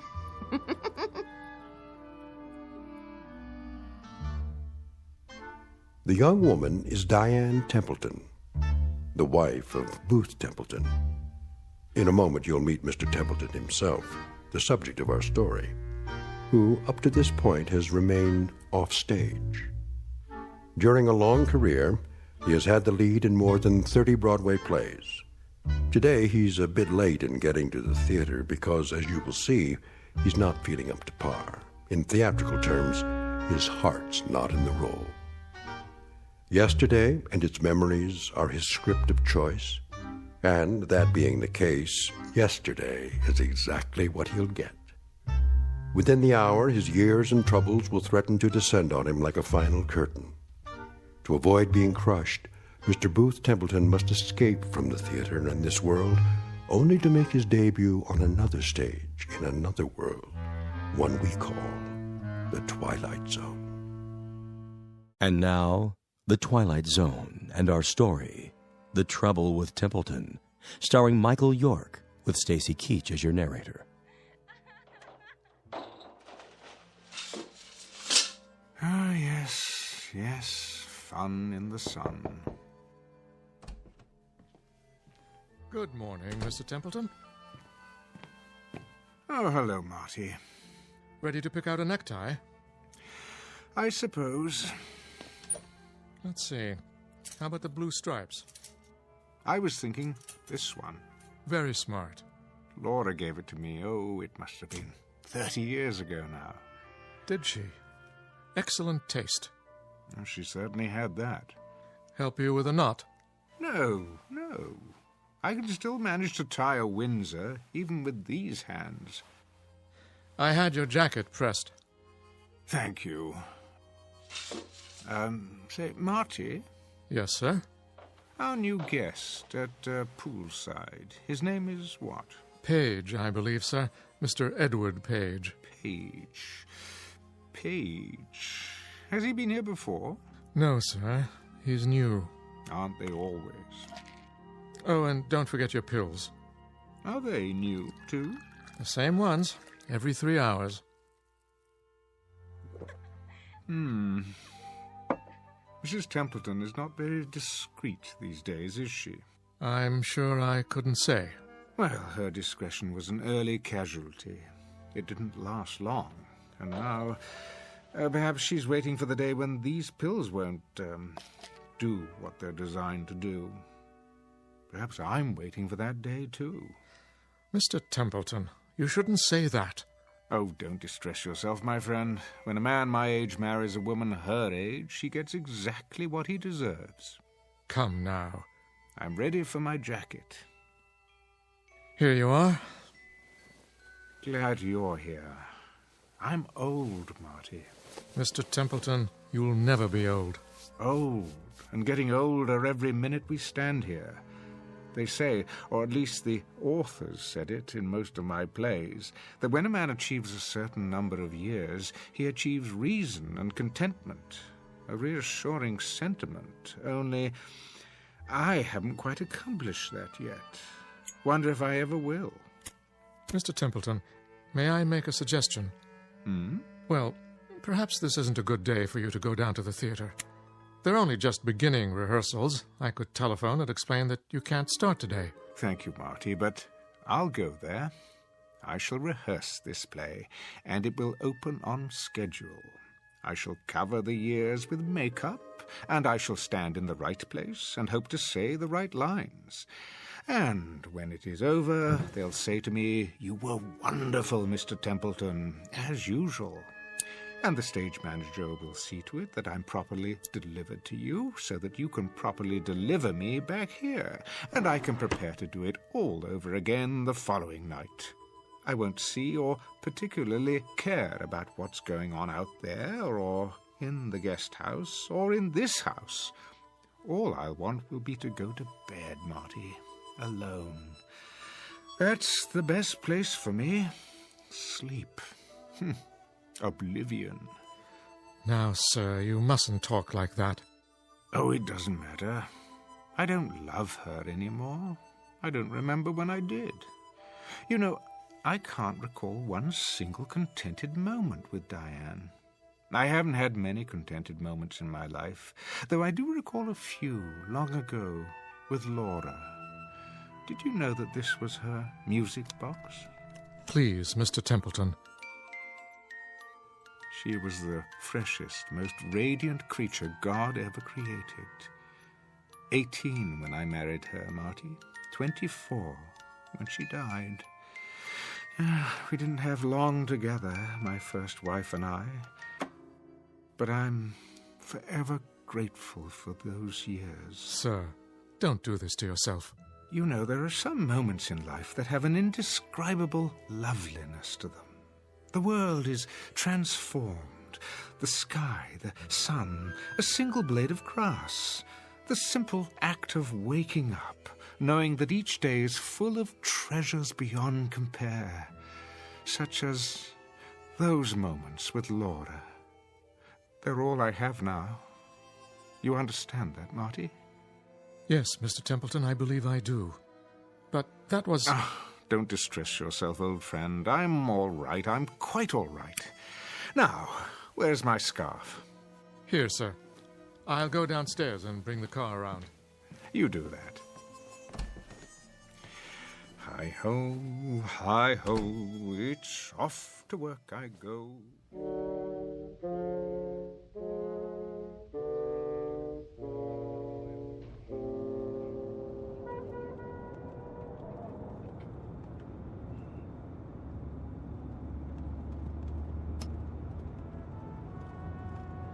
The Savoy, isn't it, sir? Indeed. The site of countless famous productions. The Locked Rooms of the Heart, the O'Neill one-acts, and the comedies. Dixie Dugan at the races, her simian husband, oh, so very many. I see the theatre just ahead. Well, what do you know? The old marquee is still there. It's so much more dramatic by night. The great white way, ablaze with stars.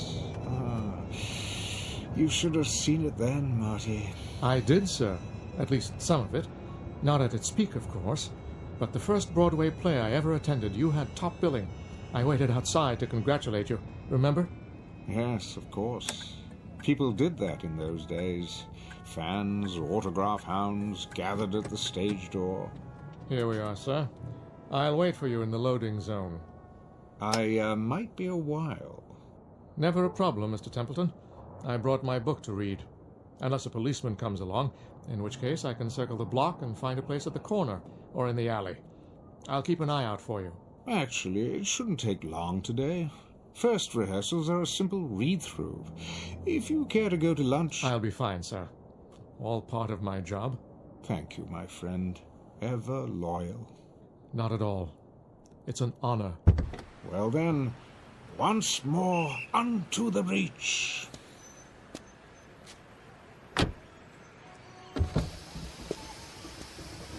Oh, and sir... Yes? Do break a leg, so to speak. Very kind of you. I will. I will.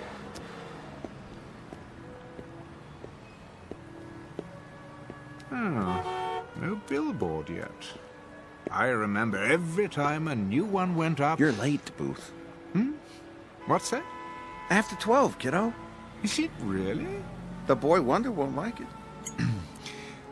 And who is the boy wonder? Why, Arthur Willis. Willis. The director. No. You must be mistaken.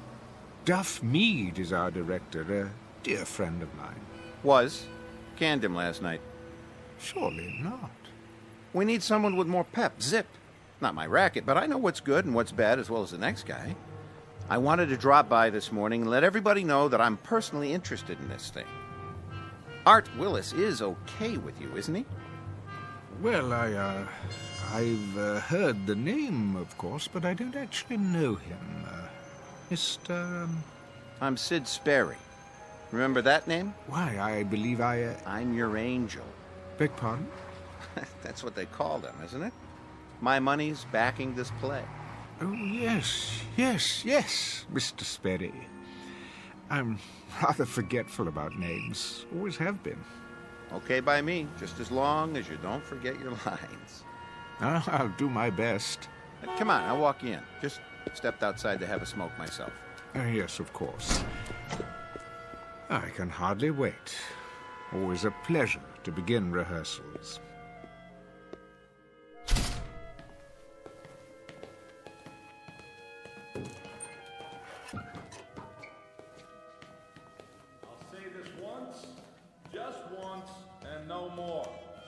I'll say it now and expect each and every one of you to understand it. Wonder Boy, I take it. Shh, the man's a genius. Michael Franz is producing The Angry Lovers. Mr. Combs has written it. You have all been hired to act in it. And I have been contracted to direct it. So, make no mistake about what we are here to do, and make no mistake about me. A ship has only one captain. I am in charge. I will direct every aspect of the production my way at all times. Is that clear? Yes, Mr. Willis. Quite clear, Mr. Willis. I like that. Like it very much. In control, that boy, right from the start. We're in good hands. We, Mr. Sperry, Templeton, Sperry. Oh, yes, Mr. Sperry. I apologize. How impolite of me. I won't forget again. I'm sure you won't. So, now that we're all here... Almost all of us. The elder member of the cast. Call us home. Yes, Mr. Willis. Call him and tell him that if he's not here, I'll have no choice but... That won't be necessary. Well. Booth Templeton, Mr. Willis, is it? Never mind, Janine. Yes, sir. So, you finally decided to put in an appearance. No offense intended. How do you do? Hello. Welcome. It's a pleasure, sir. Thank you. Some members of this company are young. Some are old. But neither condition precludes any of us, young or old, from ignoring the basics. Cooperation is what is required in my plays. When I direct, there is no cult of personality. But there are 3 significant dates in the life of any play: the first day of rehearsal, opening night, and closing night. The last 2 are intimately related to and dependent upon the first. Therefore, the first day of rehearsal is an extremely important day, the bedrock of any production. Of course, my mistake. But now that When I call rehearsal for 12 o'clock, Templeton, I mean 12 o'clock for everyone, young and old. Everyone in his place and ready to work. Are you ready to work with us, Templeton? Why, I asked you a question. I expect an answer.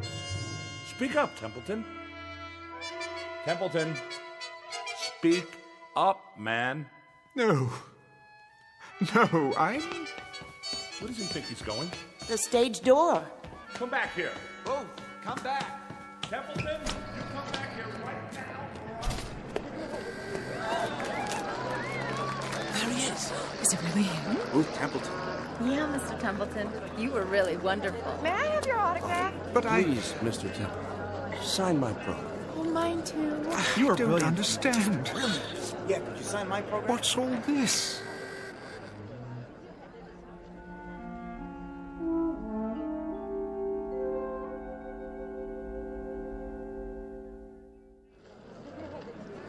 I've seen every play you've been in, Mr. Templeton. I've never missed a performance. You're my favorite actor. I think you're the best, Mr. Templeton. Why, thank you. When are you going to Hollywood to be in talking pictures?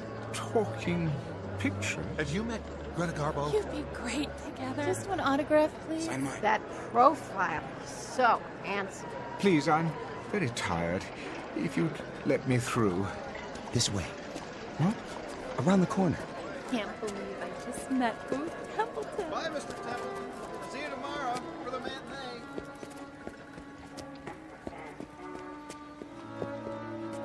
They won't follow you. Don't worry. You're a star. Am I? I was once. Where's Marty? Who? May I ask what is going on? Huh? Those taxi cabs. Why are they all so ancient? Look new to me. There. Now you're in the clear. Thank you. Think nothing of it. Always glad to help. You know that. You look familiar. Have we met? Now you're ribbing me, Mr. Templeton. You know my name. Anderson, the stage manager. Anderson. Oh, yes, yes. Wait a minute, what's this? What's what? This billboard. How long has it been here? Oh, a few days, I guess. Since they started previews. What's the matter? Don't you like it? I do. But it's a collector's item. Will be, I guess, if you sign it. Hold on. Why is it on the side of the building? Savoy Theatre, Booth Templeton in The Great Seed, 1927's biggest hit. Yep. I never read reviews so good. You're going to get an award for this one. 1927? That's 35 years ago. Written and directed by Barney Pfluger. Barney? He sure is good, huh, Mr. Templeton? Another winner for both of you. What year is this? There you go again. All in my leg. Most assuredly not. I have to know. All right. It's 1927. What else could it be? But that's not possible. Oh, I almost forgot. I got a message to deliver. A message? Yeah, your wife called. My wife? Yeah, on the backstage phone. I guess she's seen the play lots of times, huh? What's her name? You mean to tell me you got more than one wife? Her name, man. Why, it's Laura. Same as always. Isn't it? That's not very funny. No? Sounded like her. But Laura's dead. Well, if she is, she's the best-looking ghost I ever saw. No offense. Where's Laura? Where is she? But she said for you to meet her at your regular place. Where is that? For the love of God, man. Relax. It ain't far. That club, the private one. What? You know, Freddie Iachina's down the street. When? She's there now.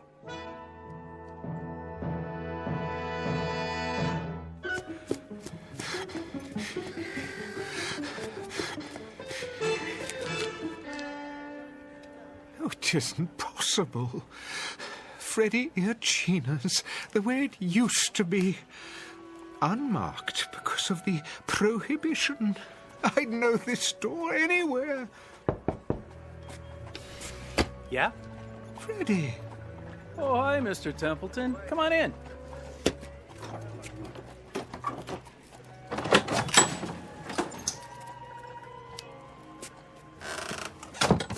Freddie, it is you.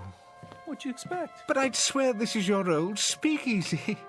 Can't be too careful these days. Always expecting a raid or something.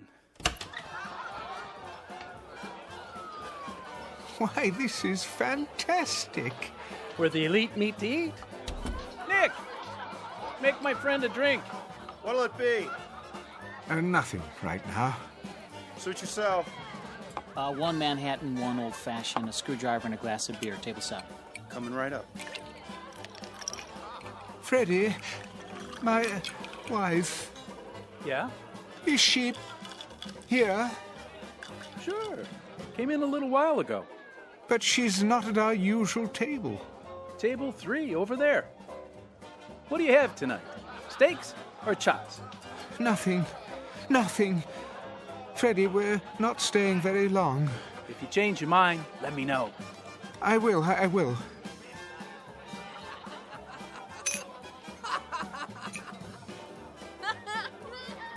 Oh, Barney, you're a scream. Laura? Is it you? Hi! Hey, Booth! We didn't wait, as you can see. Barney? Barney Pfluger? The same, to know him is to love him. But I haven't seen you in years. It only seems that long. How soon they forget. Sit down, old man. I'll be right back. Laura, darling. Oh, my goodness. Relax. The Kansas City steak's great tonight. So juicy. Right? Laura? What's the matter, honey? You look worried. I hurried over as soon as I heard. Heard of what? Ugh, Booth. How many times have I told you to take off your makeup before you come in here? Makeup? This isn't the green room. It makes you look old. Laura, darling, let's go somewhere else. We already are somewhere else. I mean, where it's quieter, where there aren't so many people. Well, I happen to like people. The more the merrier. I want to talk to you. Why? Well, about several things. Very important things. Well, I want to have a good time. Oh, yoo-hoo! Yes? Could you get me another one of these, please? And make it the good stuff, not that watered-down hooch. Coming right up, Mrs. Templeton. But I have to talk to you. So go ahead. I'm all ears. Oh, Laura, darling, where do I begin? I don't know why I'm here or for how long. All I know is I'm here. Do tell. And I want to make good use of the time.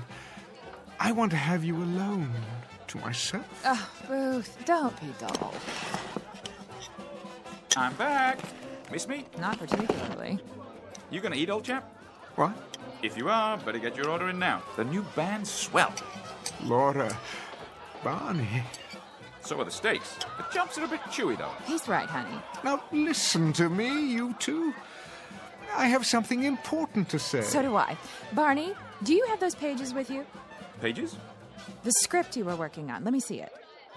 I don't think that's a good idea. I need something to fan myself with. It's so hot tonight. Oh! Yeah, it certainly is. Be my guest. Your drink. Thanks, Toots. Laura, we need to talk now, before anything else happens. What could happen, old boy? The police won't come in here. Hey, George, bring me another. And one for the gentleman, too. Coming right up. I'd be glad to get into a cold tub. Laura, please, put that down. Give it here. Look at you, Booth. You're ridiculous. Will you tell me one thing?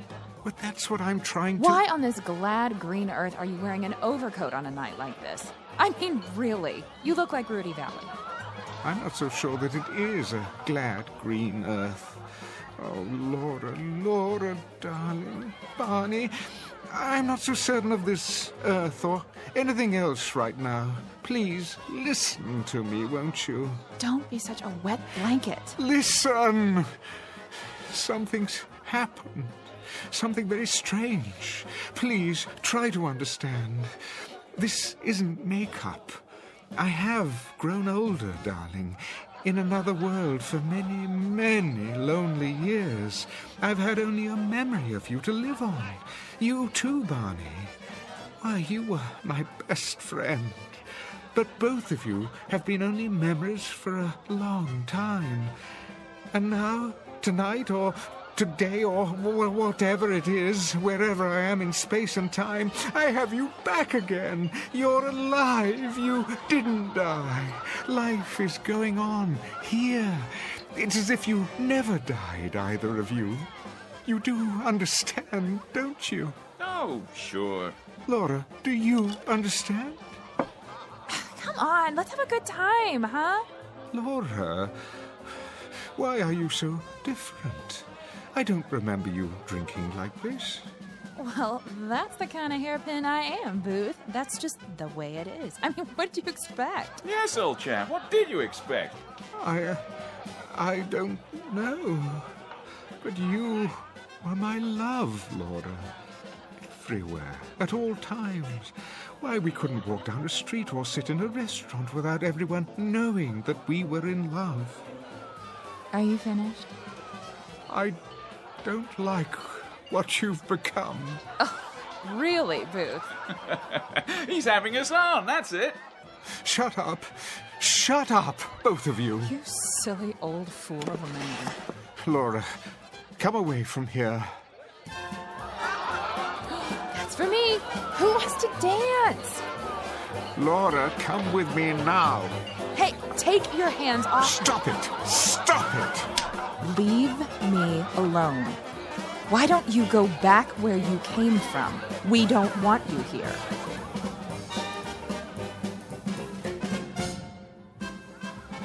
Laura, you slapped me. Oh, leave me alone. See here, Booth. Let's not have a scene. Isn't anyone going to dance with me? How about you, Barney? Oh, no. I can't do the Charleston. You know that. Come on, you old stick in the mud. Let's cut a rug. Look at that girl dance. I say, Laura, you're a real flapper. Stop. Stop, I tell you. Something wrong here? Yes. It's all wrong. She won't listen. Take it easy, Mr. Templeton. Have a good time. That's the problem. Time. Who knows how long this will last? It's a gift. Every moment of it, every second. I can't let her squander it. Have a round of the house. No, you don't understand. I'd say you're the one who doesn't understand, old boy. This place is for the young. If you can't get with it, perhaps you should go somewhere else.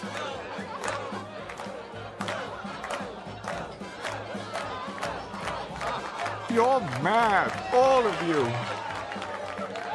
Come on, Mr. Templeton. You don't fit in. Freddie's right. You don't. Why won't you listen?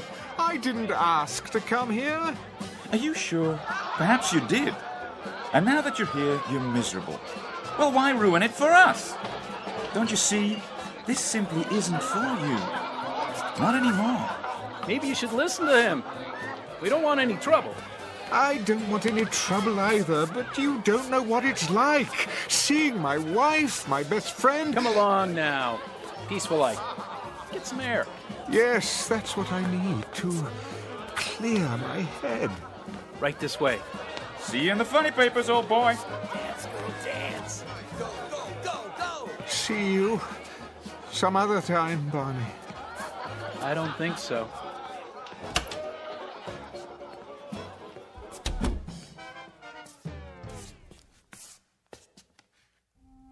Oh, Barney. What have we done? What we had to do. I miss him. Me too. Do you think he knows? If not right away, then later. He'll figure it out. But when, Barney? It's for his own good. You love him, don't you? I do. Then try to remember that. Hold on to it. For his sake.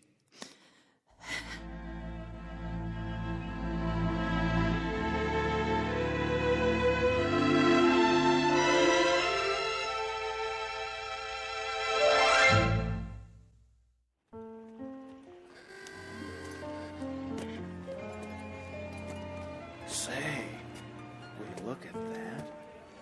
Is that him? Sure is. Mr. Templeton? What do you want? My wife's your biggest fan. We just saw the great seed. You were brilliant. Great show. I'm sorry, May I have your autograph? Not now, please. What are you? Stuck up? All we want's an autograph. Very well, then. There. Now, I'm afraid I must be going. It's fantastic. The cars, the clothing, just as they were. The lights, the marquees. Find her all right, Mr. Templeton? What? Your wife.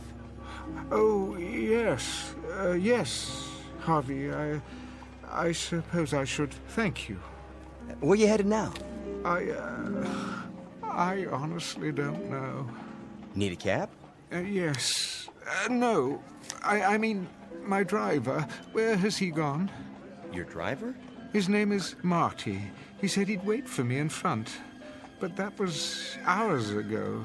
It was still daylight. I don't follow. Never mind. It's not possible for him to be there and here as well. I always hail you a cab. Most nights, at least. When you're not going over to Freddy's. Harvey, may I ask a favor of you? You bet. Just listen to me for a moment. Don't say anything.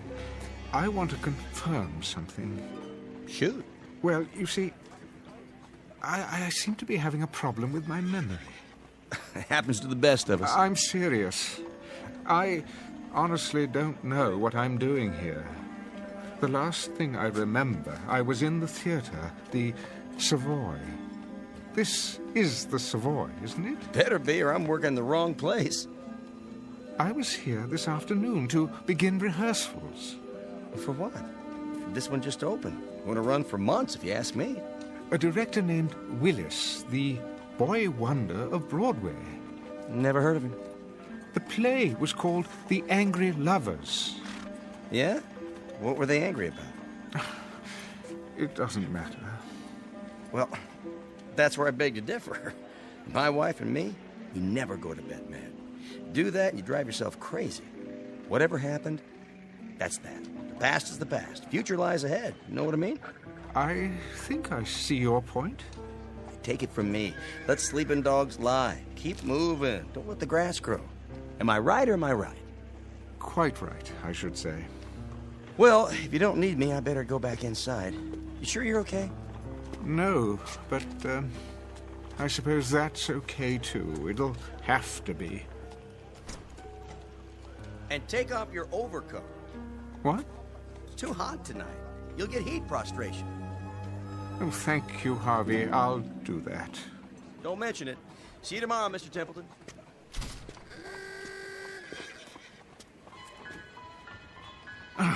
Why did I wear this blasted thing? What was in the pocket? Oh, Barney's latest play. Not a very long one. Looks like a rough draft. What in the... What to do when Booth comes back? Setting, table and speakeasy, Enter Booth as Laura throws back her head and laughs too shrilly. Laura. Oh, Barney, you're a scream. Booth. Laura, is it you? Barney.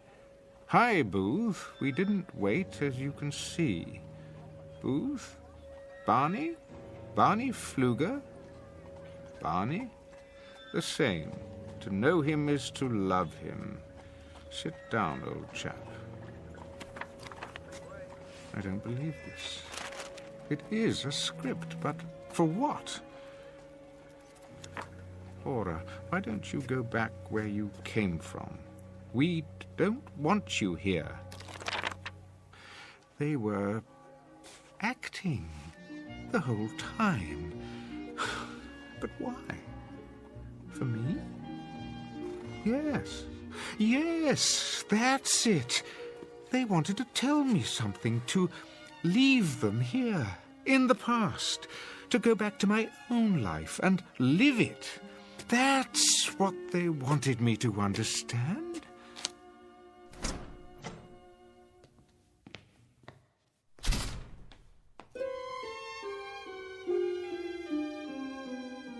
I say let him go. He can be replaced. I don't know, Sid. He's a major star. He was. He's still a draw. If we make the announcement now, it will sound like the production's in trouble. There he is now. Let me handle this.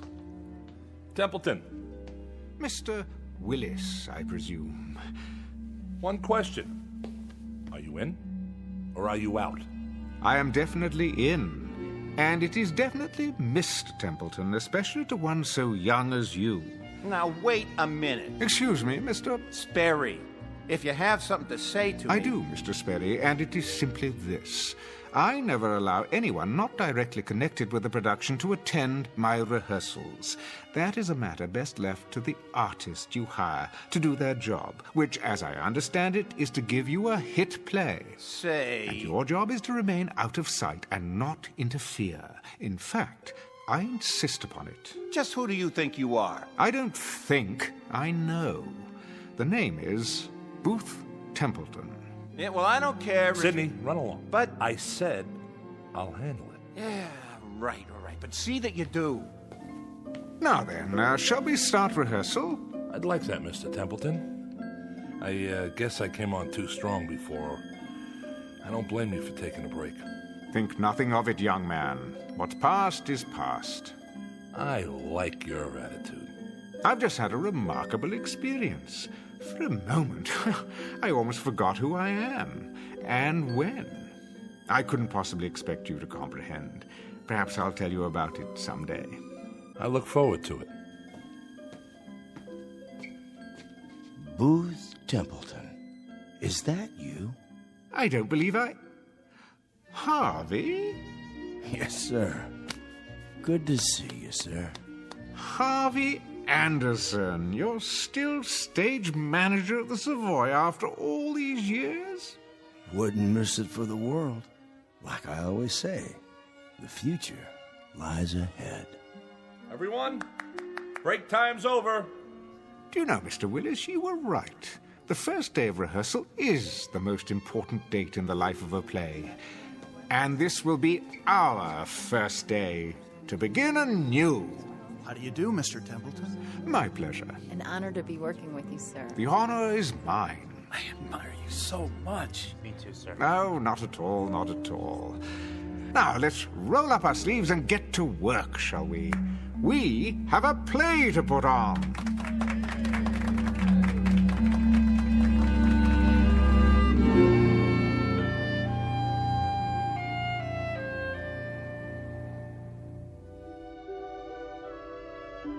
Mr. Booth Templeton, who shares with most human beings a hunger to recapture the distant past, moments that soften and blur with the years. But in this case, the characters from his past blocked his return and sent him back to his own time, because for the living, the future always lies ahead. Mr. Booth Templeton, who discovered in his pocket a round-trip ticket to the Twilight Zone.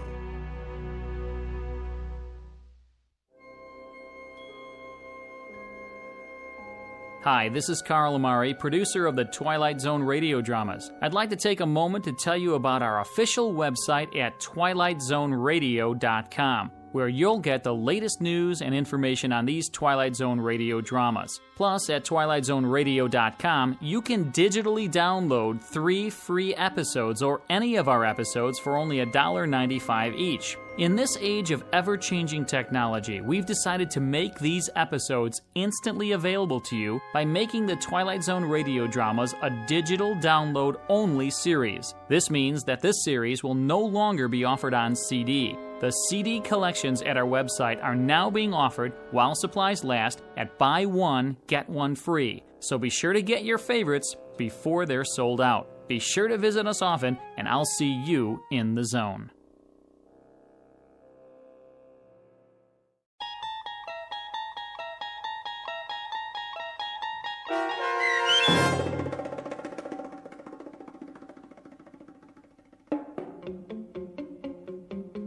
The Trouble with Templeton, starring Michael York, with Stacy Keach as your narrator, was adapted for radio by Dennis Etchison and written for The Twilight Zone by E. Jack Newman. Heard in the cast were Mike Starr, Rebecca Spence, Nick Sandys, Frenette Lebo, Rick Arthur, David Darlow, Doug James, Tom McElroy, Roy Anderson, Tom Lally, Carl Amari, Linda Ryder, Terry Lopez, and Vince Amari. The producers of The Twilight Zone wish to thank CBS Enterprises and the Rod Serling Estate for making this series possible.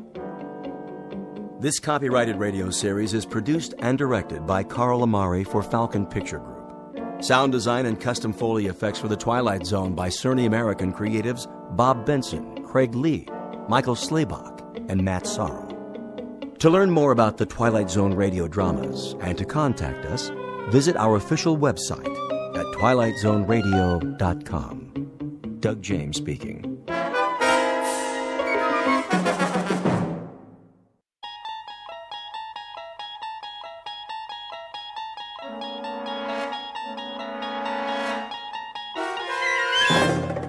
You unlock this door with the key of imagination. Beyond it is another dimension, a dimension of sound, a dimension of sight, a dimension of mind. You're moving into a land of both shadow and substance, of things and ideas. You've just crossed over into the Twilight Zone.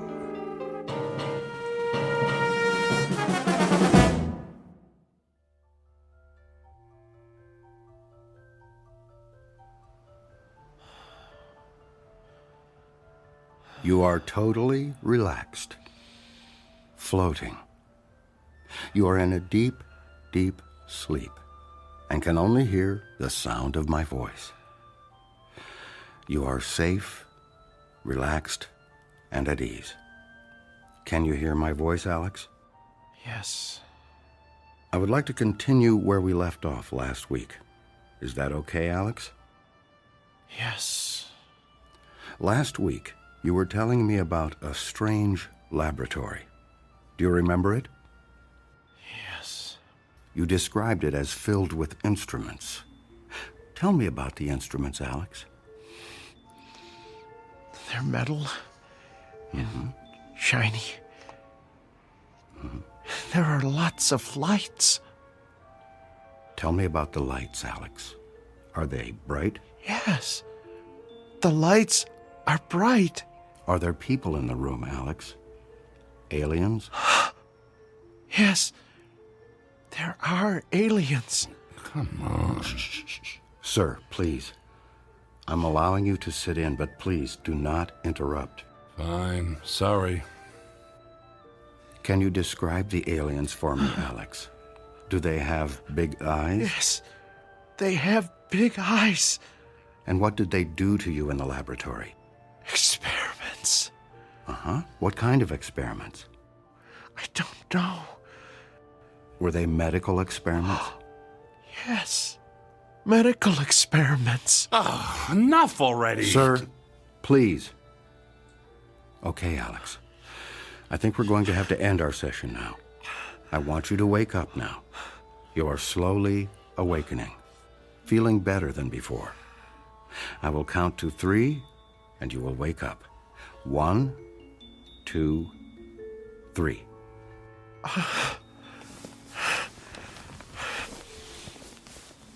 Did I talk about the aliens again? Yes, Alex, but I must say I think we are making progress. Yeah, right. Alex, let me introduce Tom. Tom is an author researching a book on alien abductions, and he is very interested in your case. Have you ever been abducted? Can't say that I have. You should have Dr. Heisenberg hypnotize you. You never know. I think I'll take a pass on that one. Okay, then. Alex, I think we still have much work to do. Can I count on seeing you next week for our next session? Yeah, sure. I really appreciate all your help. That's fine, Alex. That's really fine. Now, remember to give a check to the receptionist on your way out and schedule your next week's appointment. Sure. Okay, I'll see you next week, Dr. Heisenberg. Yes, next week, same time. Make an appointment with the receptionist and give her your check. Bye. Oh, it was nice to meet you, Tom. Yeah, good luck out there and in here. Sir, I must ask you to never disturb a session like that again. Session? You call that a session? You essentially told him what to think and say. This is not the first time I've met with Alex. He and all of my other patients have been seeing me for years, and I have their experiences with abduction memories well documented. You can't expect me to start over with a patient just because you are here. Look, I appreciate the time, but I need hard evidence. All you seem to have are stories from people extracted with a methodology that looks to be anything but scientific. If you have nothing better to do than question my integrity, you do not need to return to this office. I don't even know you, and I thought you had a serious interest in this subject. Dr. Heisenberg, I'm sorry. Thank you for letting me sit in the comfortable chair and study your methods. And yes, I can guarantee you that I will never return to this office. I just hope that someday you tell that poor sap he's cured. Goodbye, Dr. Heisenberg. Hello, friend. Here is your invoice for today's session, and should I schedule you for the same time next week? Whoa, slow down. I'm not a patient. I'm researching a book. There's no reason for a bill here. You can pay with a credit card or debit card if you wish. $500? Is that what he charges for that scam he's got going in there? This is a racket. We could send the bill to your home if you prefer. With the proper diagnosis, your insurance may cover part of the treatment. I'm not a patient. I'm not paying $500. I'm not coming back. Goodbye. Goodbye, friend. We'll see you next week, and I'll mail your invoice.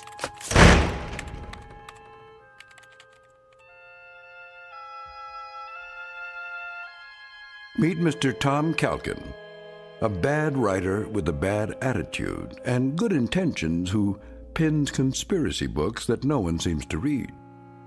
He speaks to an audience driven by paranoia and does his research in a land of charlatans, frauds, and fakes. A man without money, without fame, searching for the story that will make his name and his fortune. His biography is as boring as his work, and his next contract may be his last. Desperation drives him, and lies define his truth. At least, until he finds his story in that place where all lies fail, a place where even the bright light of truth isn't always what it seems. A place called the Twilight Zone.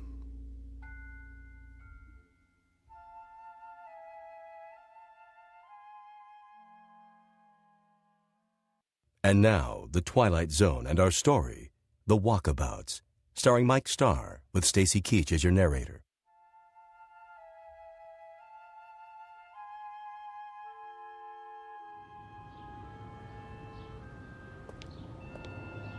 Unbelievable.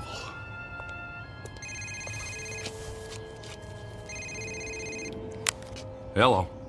Tom, it's Maria. Oh, hi. Where are you? I'm sitting in your restaurant. We were supposed to meet today for lunch. Oh, sorry. It's been It's been a stupid day. I'll tell you about it when I get there. Please, don't leave. I'll be here. Bye. Bye. How do I get into these things?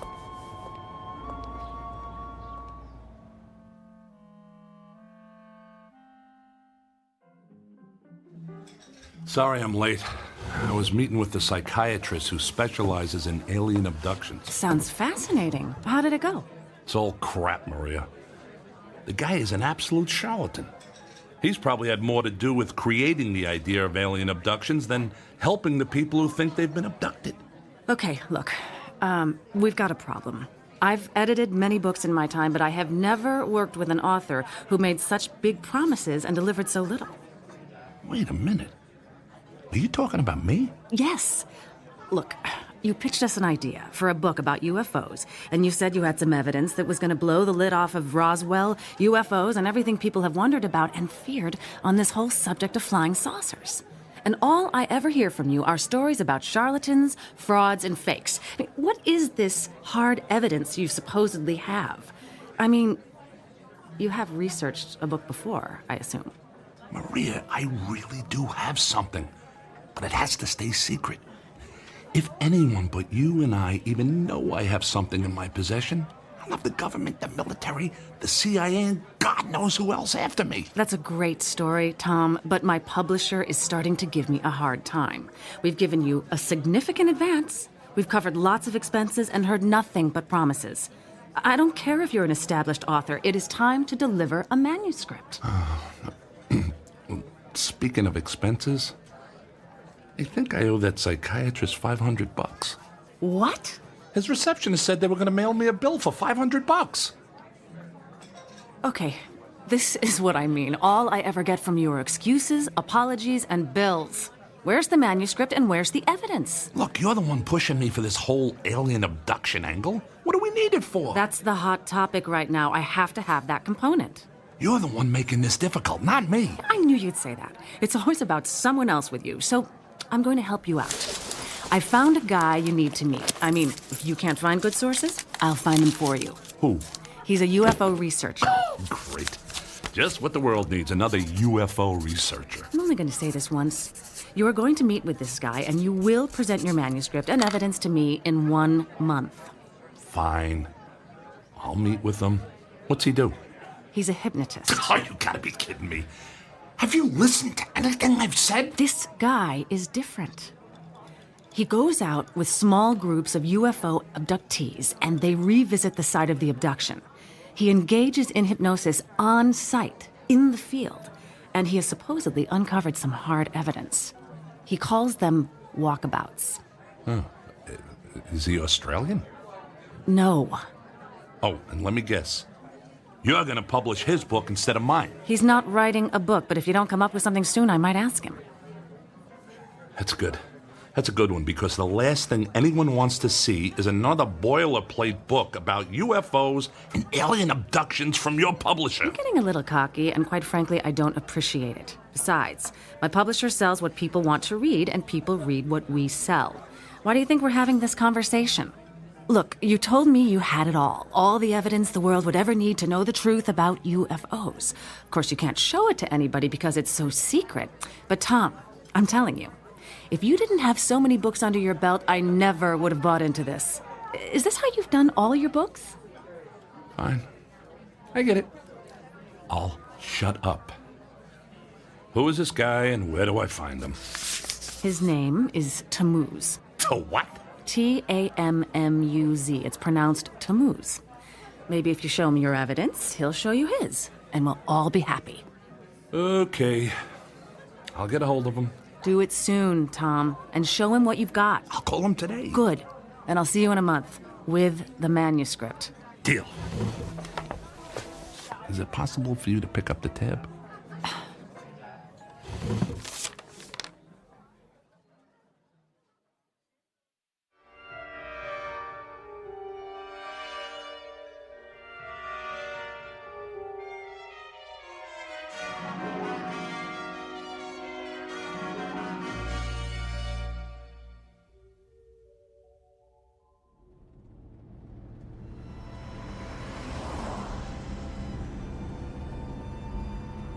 So, how do you know Maria? I'm a writer. She's my editor.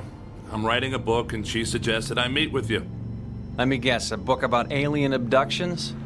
Actually, it's about UFOs in general, but this alien abduction thing is a hot button with her, so here we are. How did you get interested in UFOs? Actually, I never gave them a thought, until I had a little encounter. A close encounter? That's an understatement. Any abduction flashbacks? Nope. Wasn't that kind of thing. I was fishing, hiking actually, in the Rocky Mountains. That's when a meteorite flashed across the tops of the trees and hit the side of a mountain.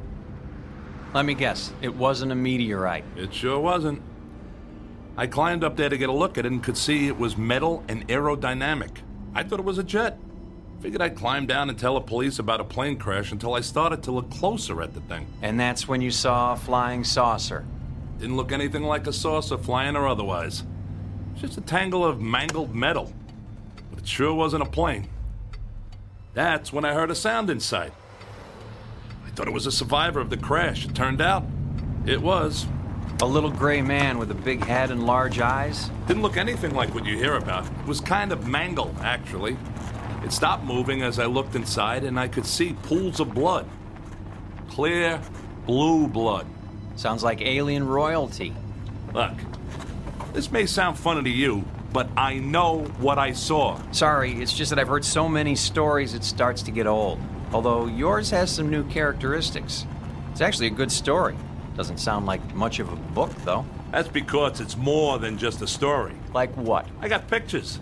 That helps. And video. And parts of the wreckage, and I even wiped up a sample of the blood and put it in a plastic bag. In my freezer at home is a sample of alien DNA. In a box under the bed are parts and instruments from the craft. And on my computer are pictures and videos of the inside and outside of the craft. You're not making this up, are you? Nope. It's all real, and I got it all. Now, what do you got? What do you mean? That was a deal I made with Maria. I would tell you all about my evidence, and you would tell me all about yours. My friend, I don't think anyone on the planet has evidence like yours. Well, maybe at Area 51, but not in a box under a bed or next to the frozen pizzas in the freezer. Damn it, Maria! What? She told me you would help. That you would share your evidence. Let me guess. You got nothing. Hey, slow down, my friend.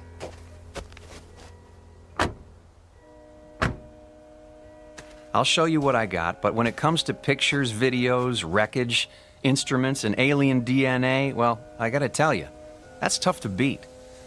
But give me a chance. We're almost there. Where exactly are we going? We're meeting with my group.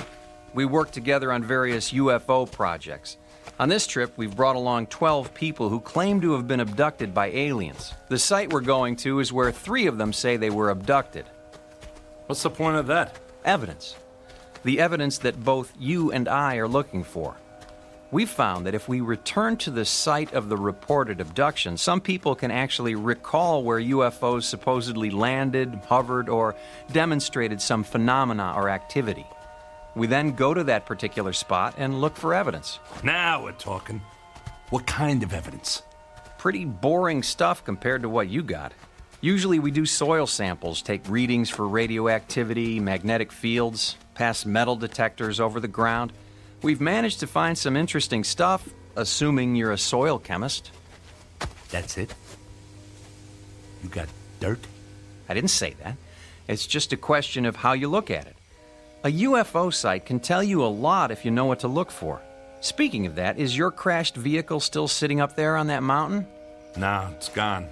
I went back a week later and there was no sign of it. I hate when that happens. Are you sure you saw something up there? I saw it, I have pictures, and there is still some evidence up there. The kind of evidence you look for. The rocks on the side of the mountain.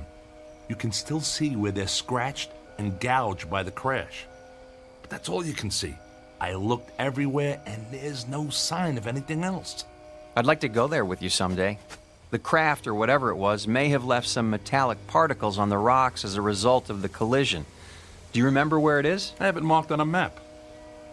Back at home. In the box under the bed, no doubt. Where else would I keep it?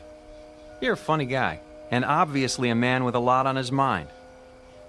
I think you'll like this group of people we're about to meet. They've got a lot on their minds, too.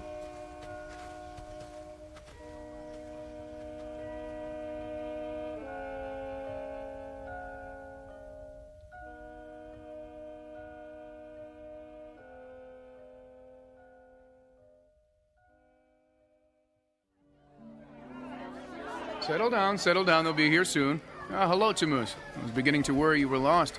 It's going to be dark soon. I wouldn't have gotten lost, not with all the racket this bunch is making. Enki, this is Tom. He's a friend of a mutual friend. Tom is writing a book about UFOs, and he's interested in our work. It's nice to meet you, Tom. We have extra tents for unexpected guests, and I trust you'll be comfortable.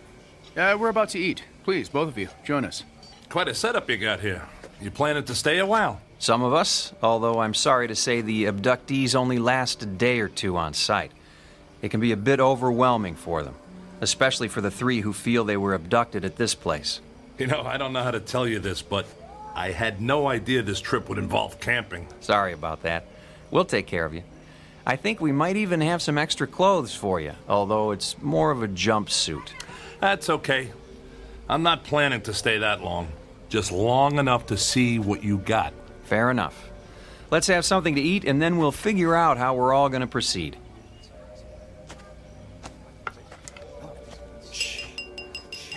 If I could have your attention, please. Thank you all for joining us. I know this is difficult for some of you, but I can assure you you're in good hands, and my hope is that our walkabout will be brief and uneventful. I'd like to introduce a special guest. Our friend Tom here is an author preparing a book on the subject of UFOs. If you'd like, I'm sure he would be fascinated by some of the stories you have to tell. Welcome, Tom. Tom, hello again. Hello there. Did you remember to make your appointment for next week? Yes. And I'm really looking forward to it. I'll bet you are. Friend of yours? Starting to look that way. His name is Alex. I seem to keep running into him. Welcome, Alex. Hello. And to all of you, a warm welcome. Once we finish our dinner, we'll change into some gear for our adventure. We're going to engage in an exercise with group hypnosis tonight. Our goal is to understand what you have all experienced and to see if we can trace the behavior of the various crafts you have seen and find any signs of their presence on this spot. My good friend Enki and some of my other associates will be using instruments to determine if our visitors have left anything behind for us to collect. Let me reassure you once again, these walkabouts tend to be quiet and gentle affairs, and I trust this evening will be no different. Now, let's enjoy our meal and then begin. That's it? Group hypnosis and you guys run around with instruments in the dark? Is this gonna be another waste of time? My friend, it is not a waste of time. I'm sorry you're in such a hurry and I can't help you with your deadline or your editor. Let's just hope we find some good evidence for you tonight, and then you can get to work. Tom, I've laid out some clothing on a cot in your tent. You can change when it's convenient for you. Right now sounds like a good time.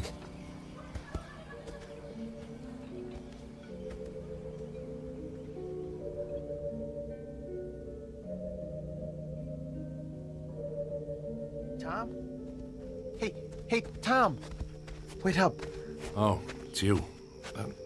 Is this how you spend most of your time? Oh, Dr. Heisenberg recommended I try this form of therapy. Heisenberg? He doesn't seem like a guy who would want to lose a paying customer to a competitor. What? What are you talking about? That's not important. So, are you one of the people abducted from this place? No, I don't remember where my abduction happened. Dr. Heisenberg is trying to help me remember. I'll bet he is. Wonder how much that's going to cost you. Oh, it's not about the money. It's about finding the answer. Well, that's one thing we both agree on. Well, this looks like my tent. You doing the camping thing too? Oh, we all are. I don't think we have a choice. We walked here and I have no idea how to walk out. Yeah, I know what you mean. Some reason, I don't like the way this is set up. Do you know anything about these people?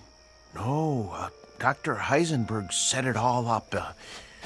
He's a really good person, you know. He's always looking out for me. Whatever you say, Alex. Oh, man. He said jumpsuit. He meant it. Looks like something you'd wear in jail.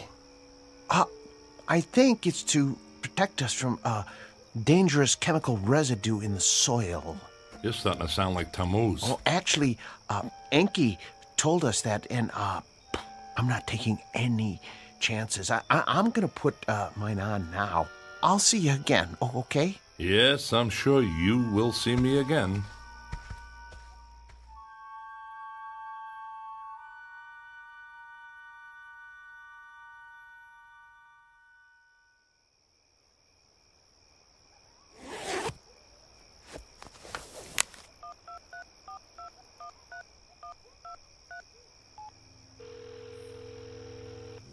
Hi, Tom.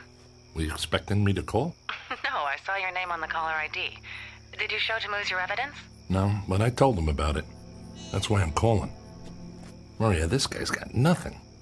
He's as big a fraud as that quack psychiatrist I saw yesterday. And hey, you know what? These two are connected somehow. Heisenberg has lots of connections. He's actually somewhat famous, but obviously he didn't impress you. Yeah, obviously not. Look, Maria, I'm going to give this my best, and then I'll get right to work on that manuscript, okay? Are you all right, Tom? I mean, is everything okay? Yeah, everything's fine. I'll see you in a month, okay? Tom? Okay, that's our deal. Tom? Oh, sorry, Tom. I didn't know you were on the phone. Yeah, I'll talk to you later, Maria. Goodbye, Tom. I'm very sorry. Was that your wife? No, I'm not married. Someone I'm working with, maybe you've seen her. Her name is Maria. Maria? Oh, sorry. I don't know anyone named Maria. Yeah, but somehow she knows Heisenberg. Lots of people see psychiatrists. Yeah, the only thing is, I never told her the name of the psychiatrist I was meeting with, yet she knows his name. You sure you never saw a woman named Maria around the office? I don't know. You sure you don't know some way out of here? Oh, gosh, no. Especially now. I mean, it's pitch dark out here. Yeah, it sure is. I feel like an idiot in this jumpsuit. Alex, I'll tell you what. What? I like you. You're a nice guy. It's a relief to hear someone say, I don't know, every now and then. Well, thank you. I don't have many friends. Yeah, sorry about that. It must be tough. Look, tomorrow morning you and I are walking out of here. What? Going to be able to do that? Shouldn't we tell someone? I don't think so. Now let's go get this over with. Who knows, maybe you'll figure out where your abduction took place. Oh, that would be great.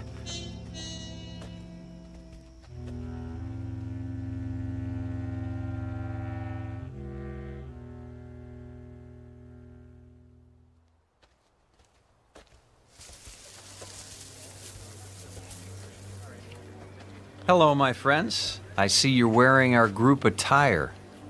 So how come we're all dressed in white and Tammuz and his buddies get the blue jumpsuits? I don't know. I like the blue ones better, too. Please, my friends, I would like to ask all of you to recline on the cots that we've arranged here in the circle. Tom, I wonder if you'd like to join this session. I'm curious if there are any memories from your fishing trip that have eluded you. I don't think so, and if you don't mind, I'll pass on the mass hypnosis. I'm here to find evidence, not become a part of it. Suit yourself. Is there anywhere special you'd like to sit or stand? Back here is fine. I'll watch from a distance. Good luck there, Alex. Have a nice nap. Thanks. I'll see you later, Tom. Right. My friends, please, if you'll take your positions and simply lie down. Get comfortable, please, and be at ease. I want to begin by asking you to close your eyes and relax. Relax the muscles in your face and feel the tension go out of you. Relax. Feel your shoulders and arms slowly relax and allow your body to relax down your back, to your legs, to your feet. Relax.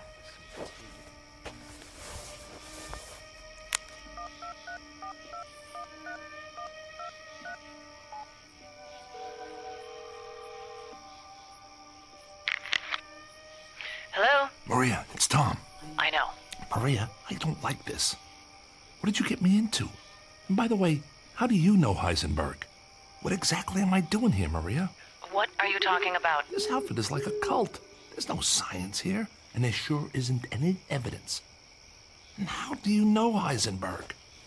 Maria, I never told you his name, but you knew that's who I was talking about. And he's connected to this Camus guy somehow. Tom, you're starting to sound like a conspiracy nut. Maria, I am a conspiracy nut. I'm writing a book about UFOs, remember? You publish books about UFOs. Your business is built on paranoia. So spare me the lecture and tell me how you know Heisenberg. So maybe I need counseling from time to time. Tom, get over it. You're looking for monsters in the closet, and I'm not one of them. I'm starting to wonder if any money is worth all this. Hey, if you want to bail on the contract, be my guest. We'll total all the money from your advance and all of your expenses and subtract it from the royalties of your other books. But get this in your head right now. This is the last book you will never write. Hey, I'm sorry. I don't know why I called. I guess I just don't know what to believe anymore or who to believe. Look, when I get out of here, I'll finish the book. If I learn anything tonight, I'll add that as well. Tom, do me a favor. Don't call me again until you have the evidence and the manuscript in hand. I don't need the aggravation. I need the story you threatened to tell and the evidence you found to support it. Got it? Got it. Bye. Threatened? Come on, babe. It was just a book proposal.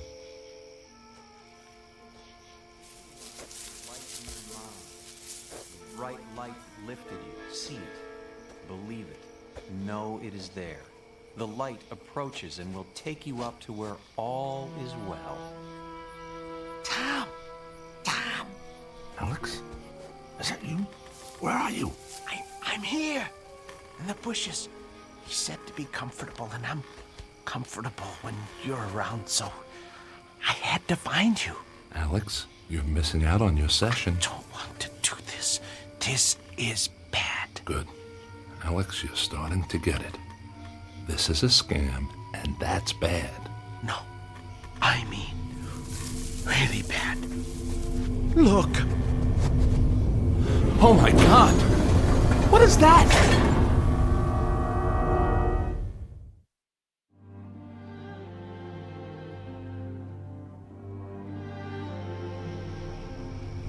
As the chariot descends to receive you, you will allow yourself to be lifted up. Feel yourself rising into the light. This is the place. This is where I was abducted. This is where it happened to me. I was lifted up into that circle of light. Alex, they're faking this. No. It's a spotlight in a hot air balloon and a lot of reverb through a speaker. What? It's all cheap theater and just another way to get money out of people. How much did they charge you for this camping trip? They didn't charge us anything. Oh, I was afraid you'd say that. So why are they doing this? Maybe it helps to sell books. Good God, that's it. That explains it. Alex, these people are just perpetuating the myth of UFOs to make money on fear. We have got to get out of here. Did anyone see you come over here? I don't know. It's dark. That's why I couldn't find you. That's good. That gives us a chance. They're not gonna want to write us saying all this. Come on. Go slow, go quiet, and follow me. I'm afraid. Don't worry about the light. It's just a spotlight. What we have to worry about is what your friends will do to us. They're not gonna want people to know about their little ruse. It would put them out of business. including you, Dr. Heisenberg. I don't think they're ready to go out of business yet. Not because of us, at least. You okay? I fell. It's okay. Go slow. Stay with me. Tom, look. All right, they're ballooning their lights coming our way. I don't remember this part. This isn't about aliens, Alex. I don't want to go up there again. I don't want to go up there again. You won't. Follow me. Go slow.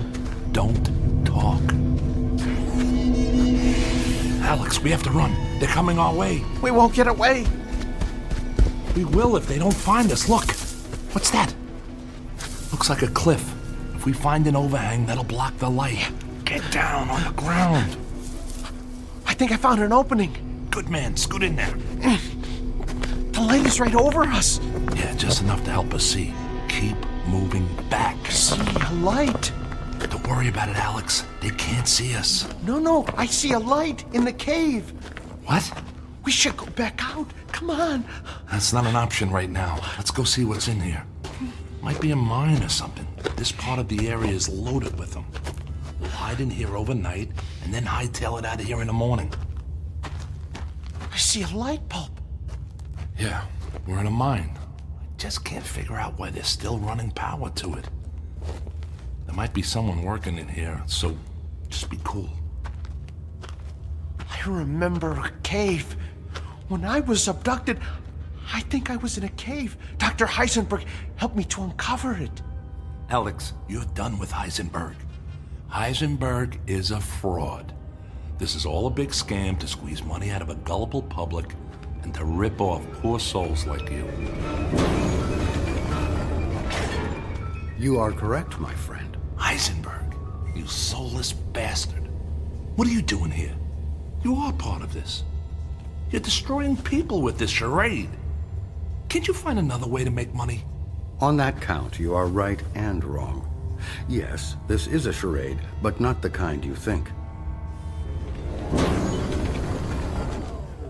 Ah, hello, Tammuz. Hello, Enki. I seem to have found your missing friends. I am sorry. With such a large number of subjects, it was difficult to herd them all effectively. Herd them? What are we, cattle? No, if that were the case, you would probably have been mutilated. Maria, this is impossible. What are you doing here? This is like a law school prank. Am I on some kind of TV show? It's not a prank, and you are most definitely not on television. For that matter, you will never be on television, especially your videotape.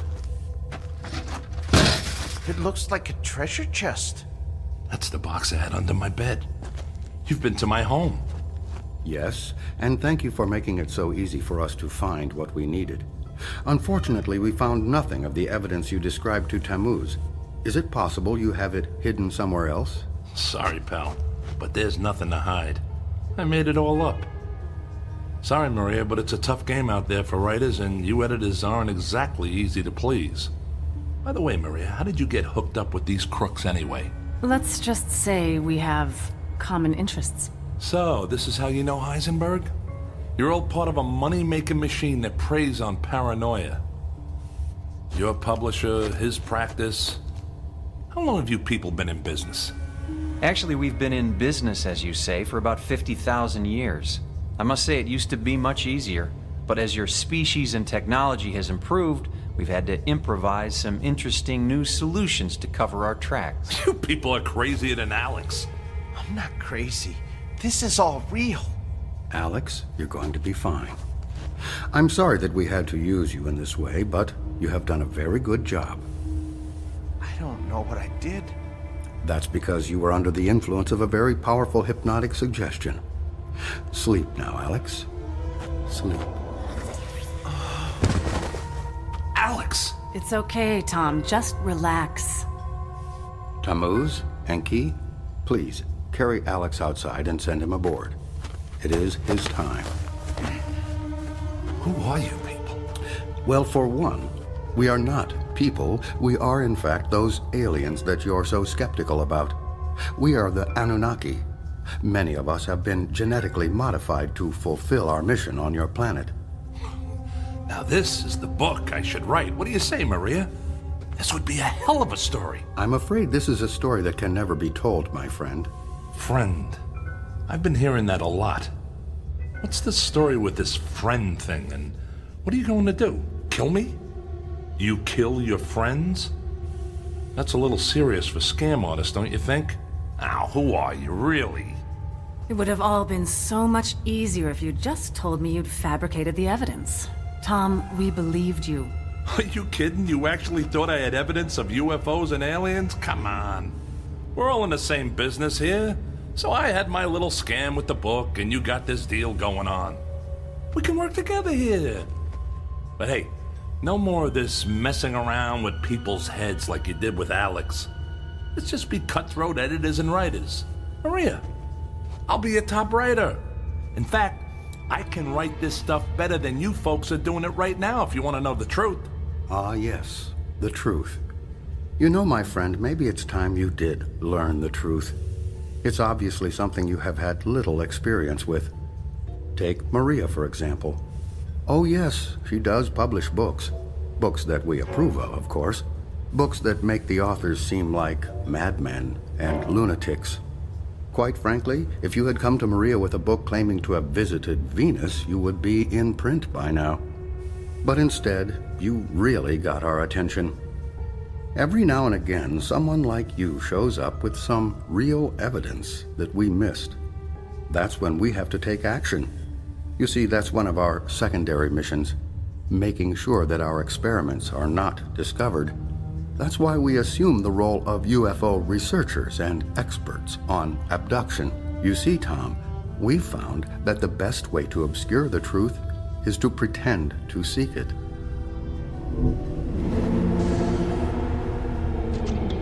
Well, it sounds like our friend Alex has made his final journey. That is actually our primary mission. We are harvesters, in a way. You're going to kill him, aren't you? That's what you do with friends. He may be gone soon, but his DNA will live forever. It's necessary for our survival. You too will live forever, Tom. You are one of the chosen now. You are now our friend. What are you, serial killers? You have nothing to fear, really. The whole process takes about 10 to 15 of your years. Alex was first harvested at a very early age, so his time is now.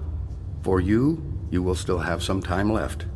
It will be a time of some confusion, but all for the best, really. All for the best. You're going to kill me too? Like I said, you will have some quality of life for 10 to 15 years. And then, yes, you too will be harvested. Right. Harvested. But before I go, I have one question. Can I get an answer to one question? Sure, why not? After today, you will only remember what we allow you to recall as a new member of the abductee class. What's your question? It's just this. How many people will it take to pull out the fingers I'm about to bury in your throat?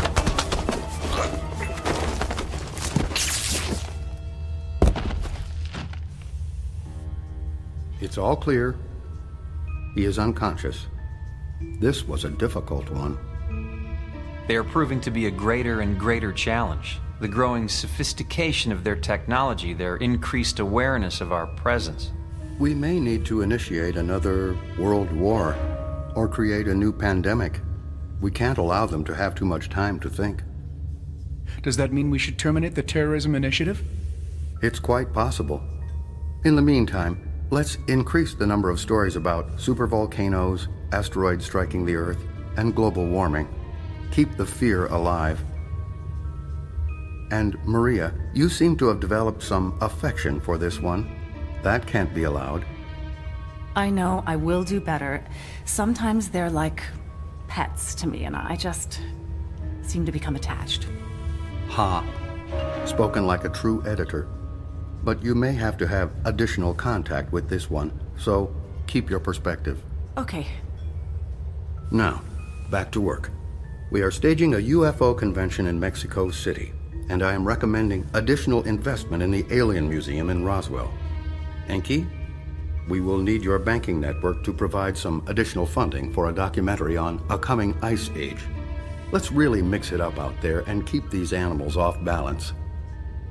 Tammuz, if you could clean up the campsite and sanitize any evidence, we can all get back to work. Do we have a site for the next harvest? Chicago, Illinois. Make the necessary arrangements.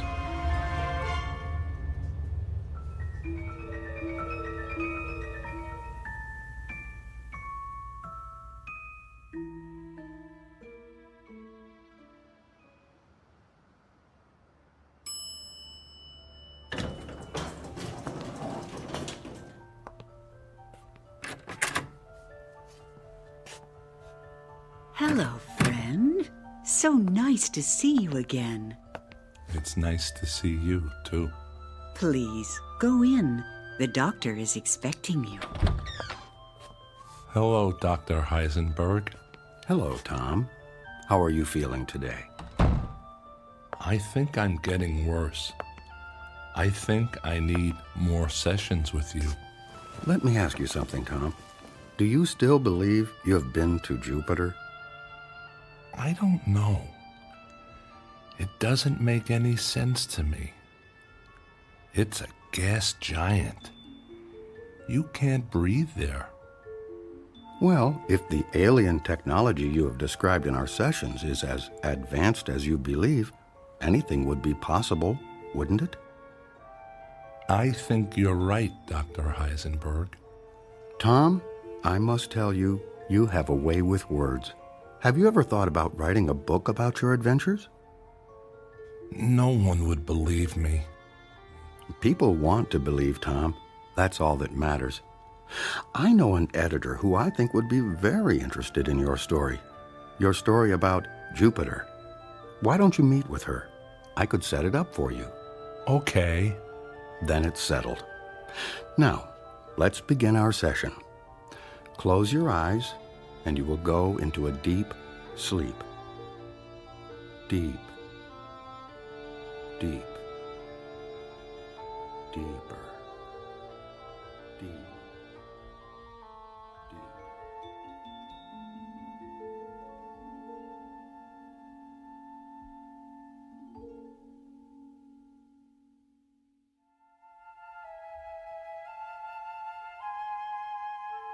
The evidence is in. The facts are fiction, and the truth has become a footnote to a lie. Is it possible that we are in fact alone in the universe?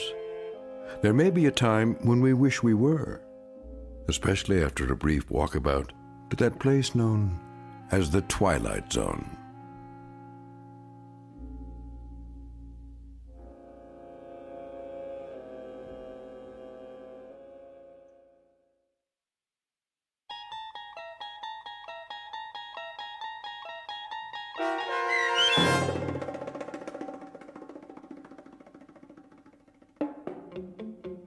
The Walkabouts, starring Mike Starr with Stacy Keach as your narrator, was especially written for The Twilight Zone by Steve Newby. Heard in the cast were David Pasquesi, Joby Cerny, Leah Mortensen, Richard Hensel, Linda Kimbrough, and Tim DiDabo. The producers of The Twilight Zone wish to thank CBS Enterprises and the Rod Serling Estate for making this series possible. This copyrighted radio series is produced and directed by Carl Amari and Joby Cerny for Falcon Picture Group. Sound design, custom Foley effects, recording, and editing are done in the Cerny American Sound to Picture Theater by sound designers Todd Beyer, Craig Lee, and Tim Cerny. To learn more about the Twilight Zone radio dramas and to contact us, visit our official website at twilightzoneradio.com. Doug James speaking.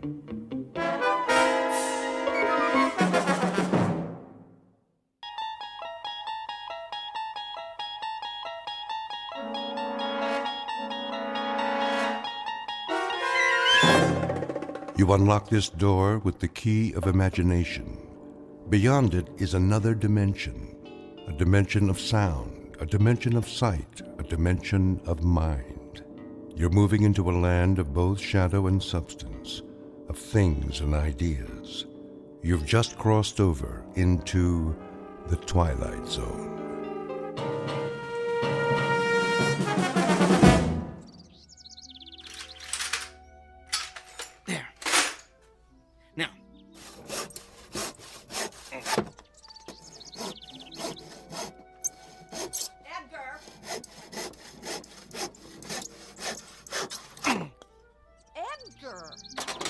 Yes, Helen. Come here, please. I'll be right there.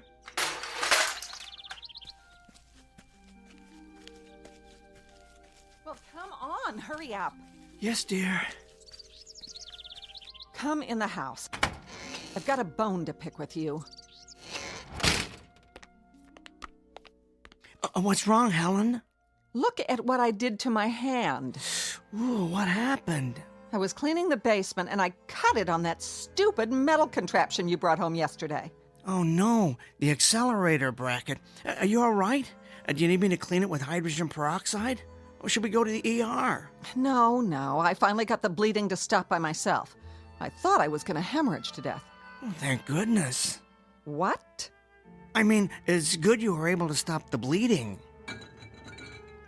What is that stupid bracket doing down there anyway? Well, I needed to complete my experiments. Your experiments? That's all I ever hear about. I can't believe I gave up a successful modeling career to marry such a geek. Oh, this ridiculous hobby of yours is getting out of hand, Edgar.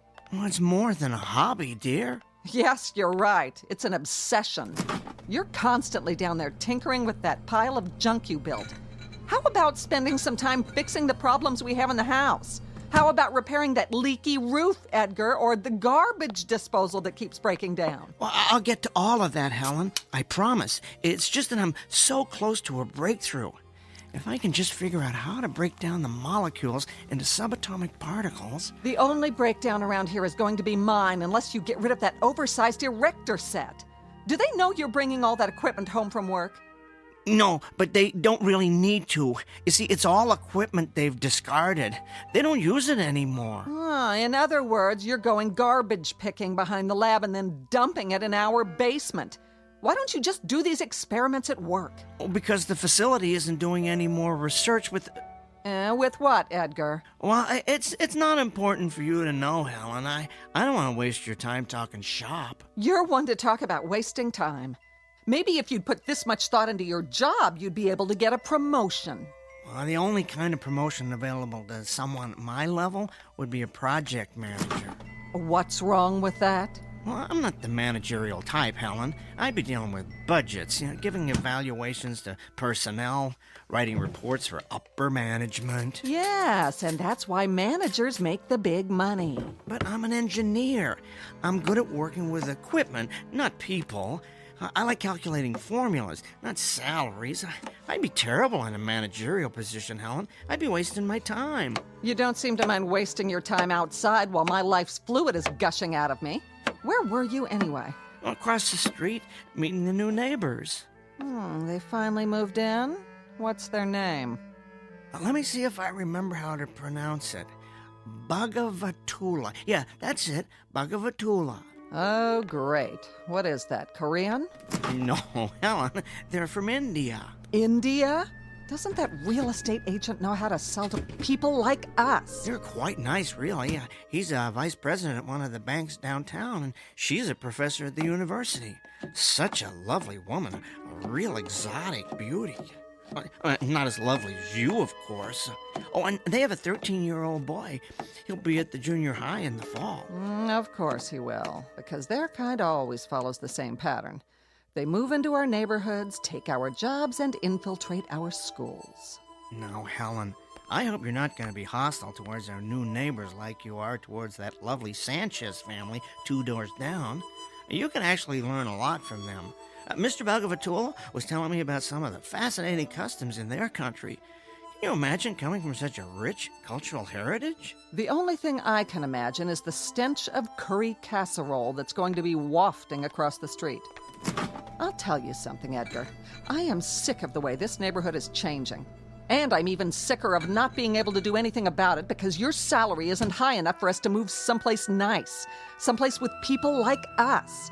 We're trapped. We've got Gandhi and his family moving it across the street, Pancho Villa and his gang living 2 doors down, and God knows who else ready to move in at any minute.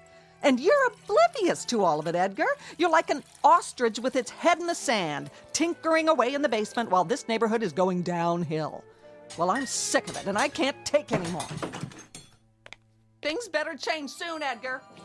Do you hear me? Things better change soon. Yes, Helen.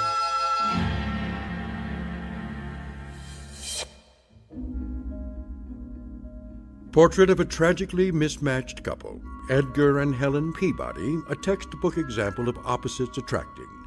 He was attracted to her breathtaking beauty, while she was attracted to the fortune that would result from marrying a brilliant up-and-coming young scientist.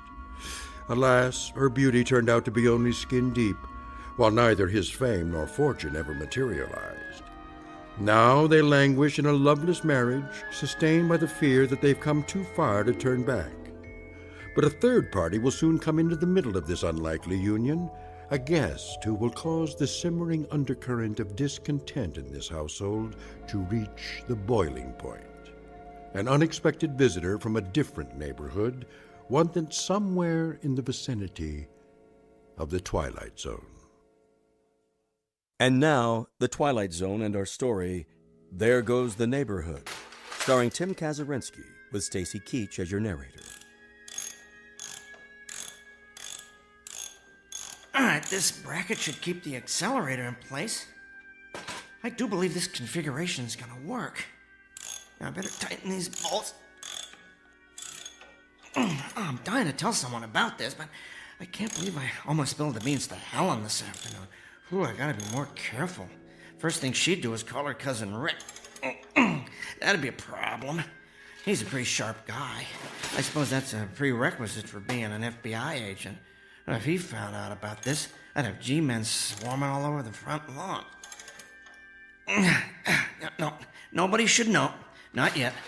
First, I want to perfect the process, and after that, I want to make certain this technology isn't dangerous to humans. Then, and only then, can the whole world know Edgar J. Peabody has built the world's first teleportation device. Just think. Daily commuters could avoid highway traffic by teleporting straight to their offices. Accident victims could be teleported from the accident site directly to the ER. The possibilities are endless. There. Now, I need to run a couple of tests. I'll just turn on the particle accelerator, let it warm up. There we go.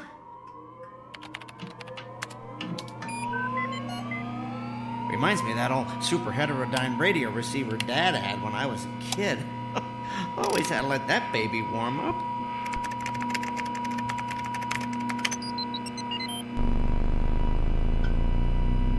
Now. Edgar! Yes, Helen? Come up here. The garbage disposal broke down again. I'm in the middle of something, dearest. I don't care. This is important. Get up here now. All right. Coming.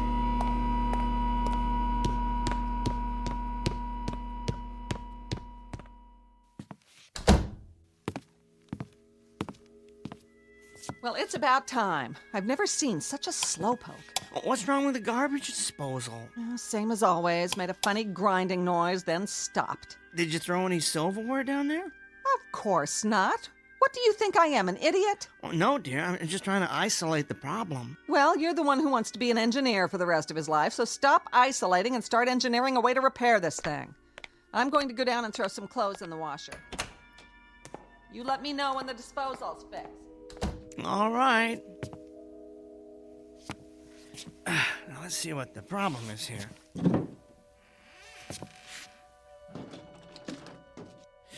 I don't see anything wrong under the sink. No leaking anyway. I better get a flashlight and look down the drain.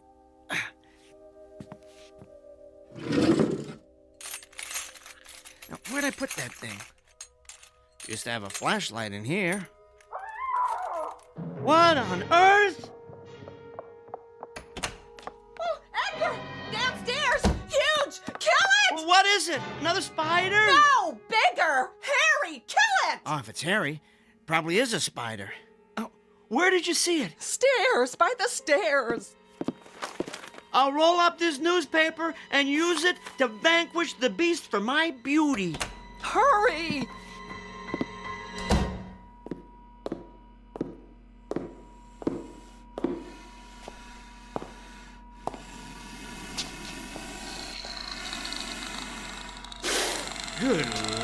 door!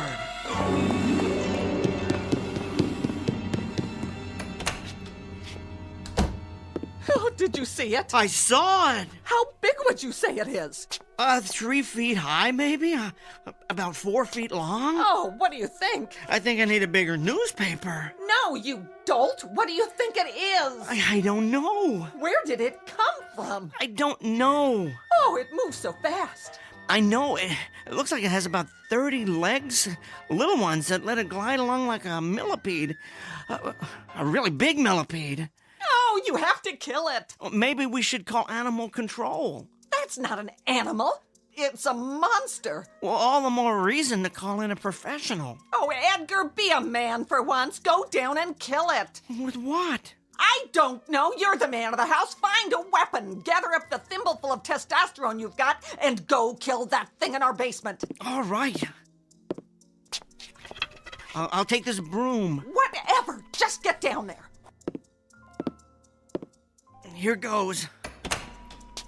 I'm going to close this door behind you. Well, why? So it doesn't try and get up here. Actually, that's a good idea. We don't want it running around the living room. It might try and get out the front door. Yeah, plus, I just shampooed the rug. Oh, great. Where the door closed, I can't see a thing down here. I hear it. I think it went over by the furnace. Probably likes the warmth. It's so dark. I'm gonna have to turn on the light.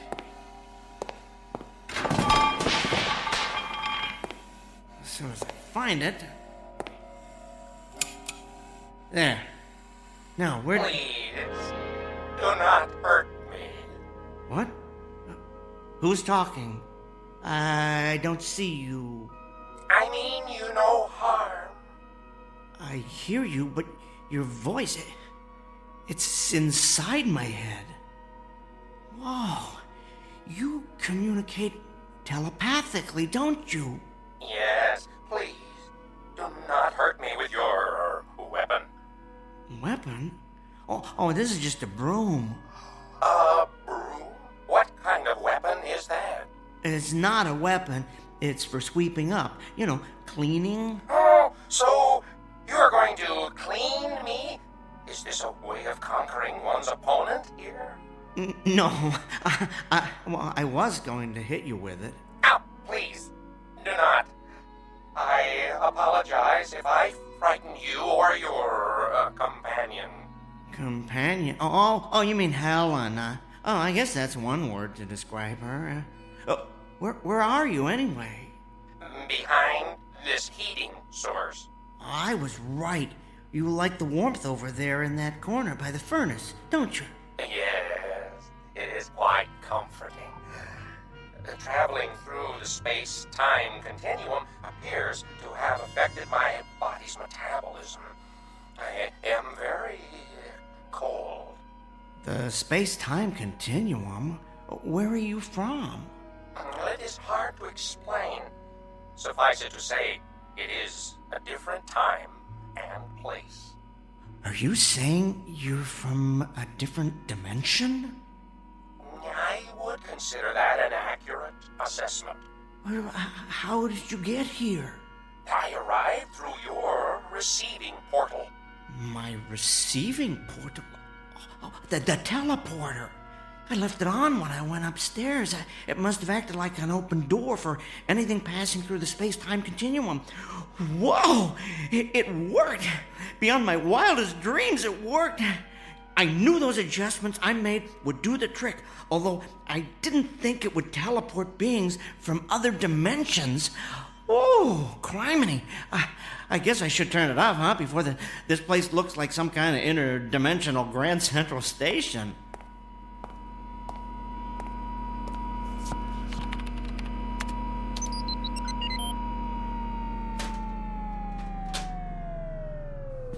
Here.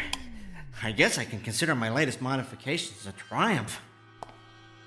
I have successfully teleported a being from another dimension to a basement in Hackensack, New Jersey. You have been experimenting with teleportation? Yes. I have as well. So, teleportation isn't a standard mode of transportation where you come from? No. conducting trials in secret. Oh, I know the feeling. I was an engineer on a teleportation project at my company a few months ago. Out of the blue, the government ordered us to cease and desist, but they never explained why.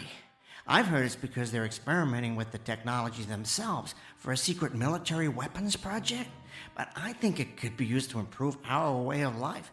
That's why I've been continuing my experiments by myself down here. Where I come from, it is feared that teleportation would make escape too easy. Escape from what? From a race that recently overthrew our government. They call themselves the Masters. They now hunt down and exterminate members of any race unlike their own. Well, that's awful. So I take it that where you come from, everyone doesn't look like you? No, the Masters do not look like my race at all. They are quite ugly. Well, it sounds like it's a good thing you escaped. I am not convinced that I am in a better situation here. What do you mean? My appearance seems to have alarmed you and your companion. You were coming down here to kill me. Well, you have to understand, you look different from anything we've ever seen before. Oh, I am considered ugly here? Well, that's hard to say. I haven't actually had a chance to get a good look at you. Why don't you come out from behind the furnace, the heating source? Okay. Oh, my. You definitely don't look like any species we have here, but ugly? Trust me, I've encountered far uglier beings on this planet. Edgar?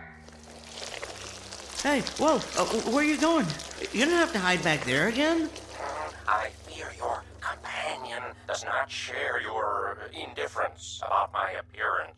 Oh, don't let that bother you. Helen doesn't share anybody's opinion about anything. Edgar, did you take care of it? Would you excuse me one moment? I need to talk with my companion. Yes. Edgar, what's happening down there? I don't hear any killing going on. Helen, dear, I've decided not to kill it. Why not? Well, I'd like to learn more about it. Well, fine. Kill it and slice it open. Then you can look around in its guts and learn all you want. Well, I'm not talking about its anatomy. I want to keep it alive, observe its behavior. I don't know, ask it some questions. Ask it questions? Helen, sit down for a moment. Edgar, what's going on? Just listen to me. I'm not sure how to tell you this, so I'm just going to come right out and say it. That creature in the basement, it's from another dimension. It arrived here through the space-time continuum from a place where it has suffered unbearable persecution.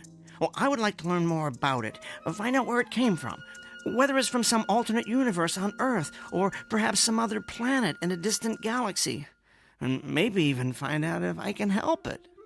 Edgar, you have officially gone over the edge. I mean, I've always considered you eccentric, quirky even, but I never realized there is a hole in your marble bag. Helen, I'm telling the truth. Okay, let's assume for the sake of argument that you are. How did that thing get here? Well, you have to promise not to tell anybody this, but that contraption, as you like to call it, the one I've been building in the basement, it's a teleportation device. The creature was passing through the space-time continuum and employed it as a destination portal. Give it to me in English, Edgar, not your usual geek speak. Think of it like someone getting off a train at a specific station, except in this case, the train travels through different dimensions. Great. So we're harboring the commuter from another world. Where's the phone? Who are you calling? I'm calling someone to come and kill that creature. No, Helen. Yes! It's not enough that the neighborhood's been invaded by foreigners from other countries. You have to put out the welcome sign for a giant insect from a different dimension. I've reached the end of my rope, Edgar. It's time to put an end to all this.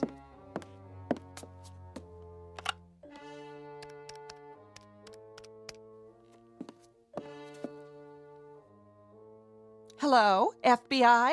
I'd like to talk to Agent Rick Fielding.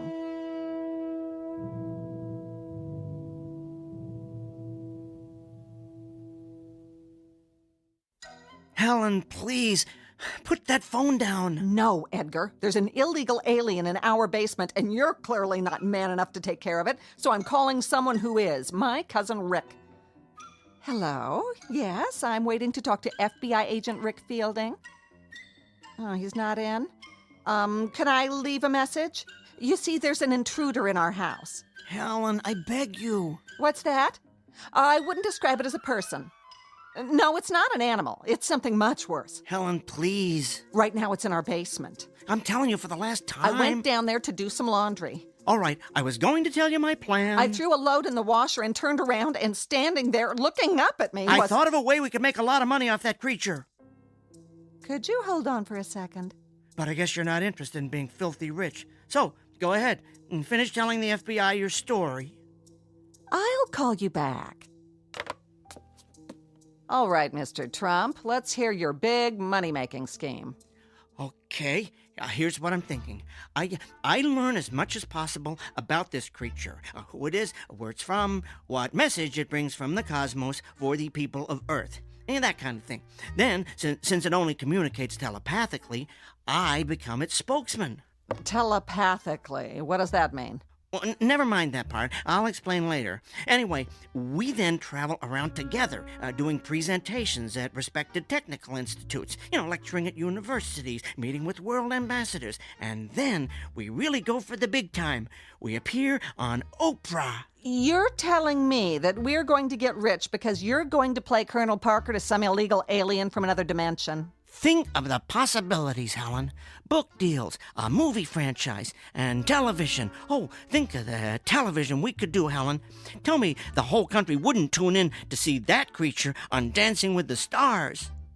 Edgar, for once in your pathetic life, you may actually have a good idea. You think we could make a lot of money off that thing? Millions, Helen. Millions. All right, I'll agree to this little plan of yours, but it better work. I have just one demand.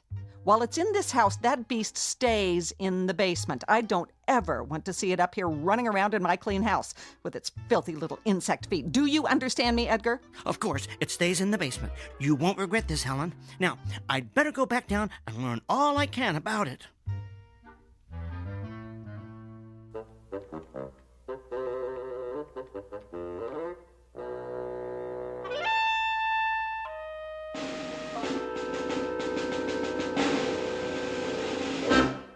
So then, I finished up by telling her we could make millions. And this convinced her to let me stay alive. Are you kidding? If money's involved, Helen's all over it. You are being protected by a great big dollar sign, my friend. I do not understand all your words, but I comprehend that your plan has saved my life. Thank you. Oh, you're welcome. I never thought to ask if you have a name.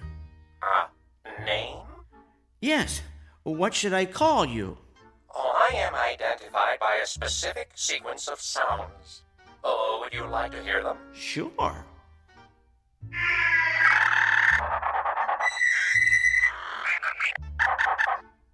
Fascinating, but I don't think my tongue could handle that. How about if I call you Al? Oh, is there a meaning to this Al? Let's just say it's short for alien. Oh, I find this appropriate. And what should I call you? My name is Edgar. Edgar. To what species do you belong, Edgar? I am a human. I have heard you refer to your companion as Helen. Yes, that is her name. And what does Helen mean? It means the most beautiful woman in the world.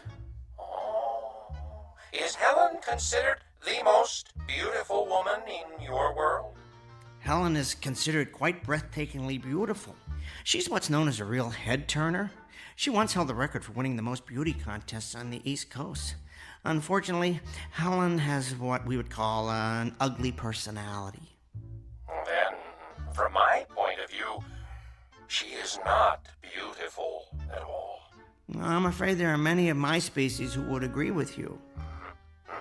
I attempted to communicate telepathically with her when I first arrived, but I could not. Aw, she was in too much shock. No, her mind is closed. I cannot get through to it. Are you able to understand her? Oh, yes, every word. Oh, my condolences. Forgive me for saying so, Edgar, but I sense that you fear her. Well, I never told anyone this before, but I have some trouble standing up to her. She has a very strong personality. So do you, Edgar. It took a great deal of strength for you to come down here and confront a species you had never encountered before. Well, I suppose it did. I would encourage you to confront her in the same way. You mean try and hit her with a broom? Oh, if necessary.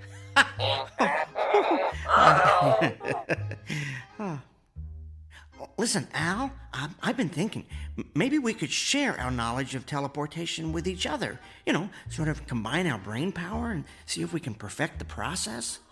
That is an excellent idea, Edgar. Would you mind taking a look at my teleporter? Maybe you can suggest some improvements. Oh, I have already been examining it. You have come up with quite an impressive design. Oh, for a human. Well, thanks, Al.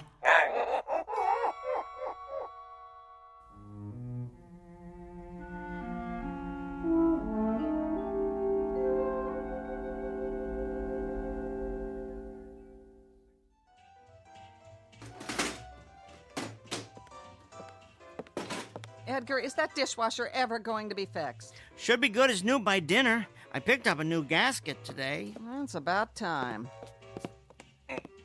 There.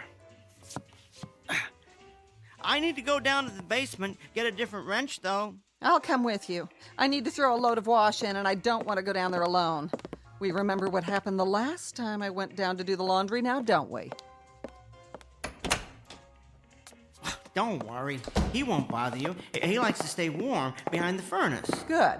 I don't intend to be a prisoner of the main floor just because you've decided to start taking in intergalactic strays. Interdimensional, dear. Whatever. All I know is I've had an uninvited house guest for 3 days that looks like it crawled out of a horror film. Everybody in their place, and a place for everybody. That's how it used to be before all the foreigners started moving into our neighborhoods. Yes, dear. I'll tell you what we need. We need a government that stops turning a blind eye to this cultural invasion. We need to send all these outsiders back to where they came from. So you've said before, dear. I found that wrench I need. I'm going back up. Now, don't take forever to fix it. Yes, dear.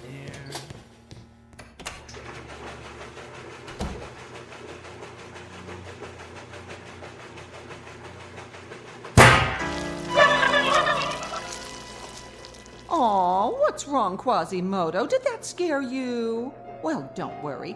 I just accidentally let the washing machine door slam shut. You've got nothing to worry about. Yet. But I'll tell you this. If I don't start seeing some money coming in from this brilliant scheme cooked up by Edgar Rockefeller up there, I will call my cousin. And the FBI will come here to see what Edgar's doing with that telethingy, and you will be hauled away and dissected like a frog in a 7th grade biology class. You don't fit in here. You're contributing to the decline of what was once a perfect neighborhood.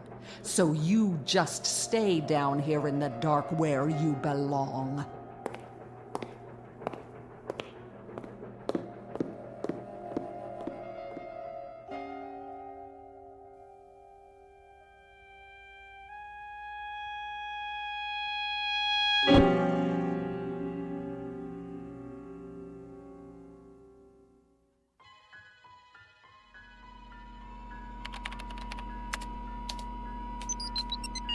I've modified the subroutine that specifies where the person, or whatever, being teleported, will arrive.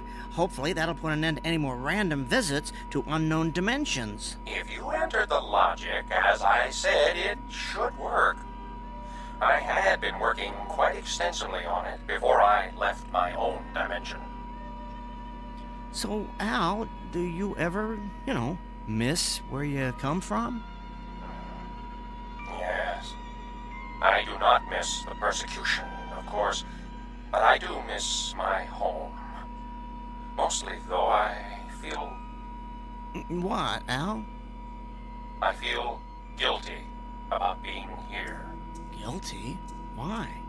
I believe I am contributing to the decline of what was once a perfect neighborhood. Where'd you get that idea? Well, Helen mentioned it. Oh, look, don't worry about Helen. I'll make certain she doesn't bother you anymore. As far as I'm concerned, you are an honored guest here. Oh, thank you, Edgar. That is very thoughtful. But that is not the only reason I feel guilty. You see, I have left my kind in a place where they endure abuse on a regular basis. It is not right that they suffer, and I do not. Perhaps I have made a mistake escaping from there. Well, you simply displayed a survival instinct, Al. That's something all living creatures do, no matter where they come from. I understand what you are saying, but I cannot help feeling that I have abandoned my species. I have been thinking that perhaps I should go back. Really? Yes. I would only have two regrets about leaving.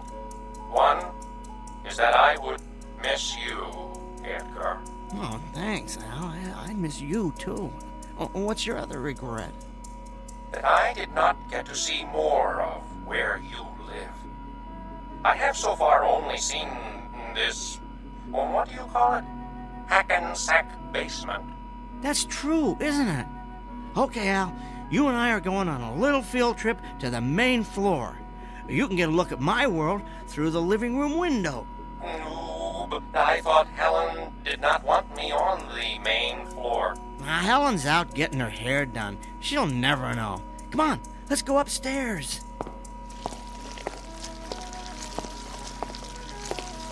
Wait a second. Maybe you should wipe your feet first. All of them.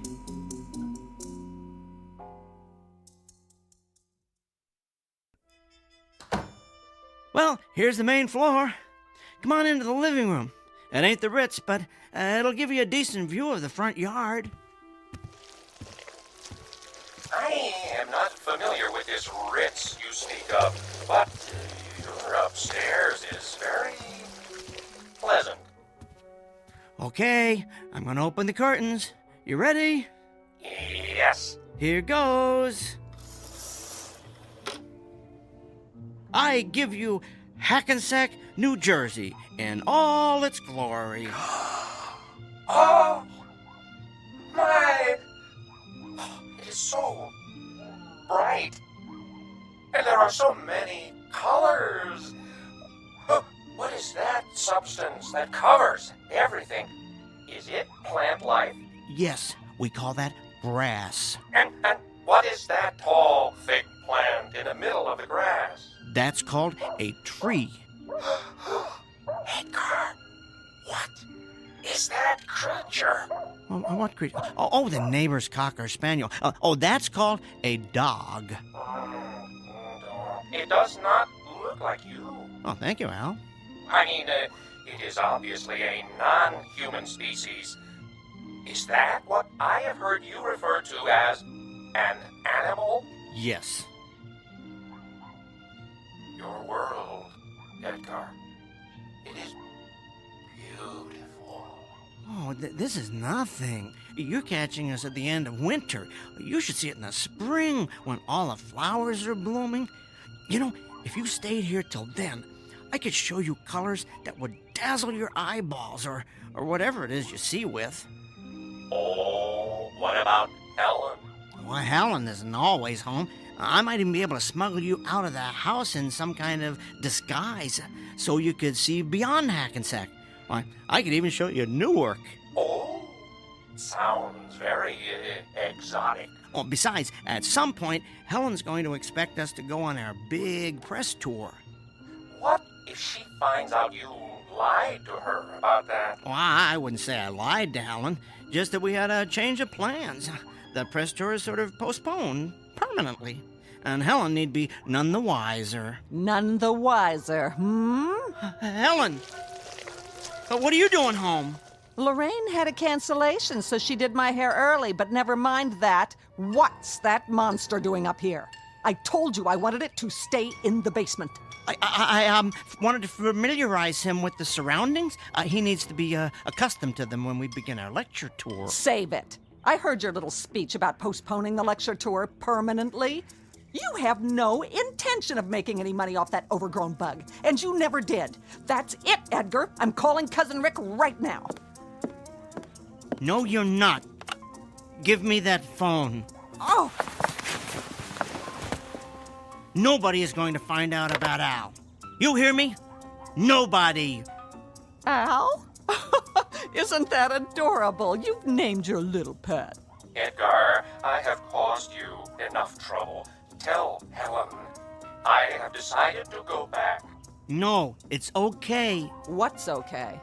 I have decided I need to go home. You don't have to do that.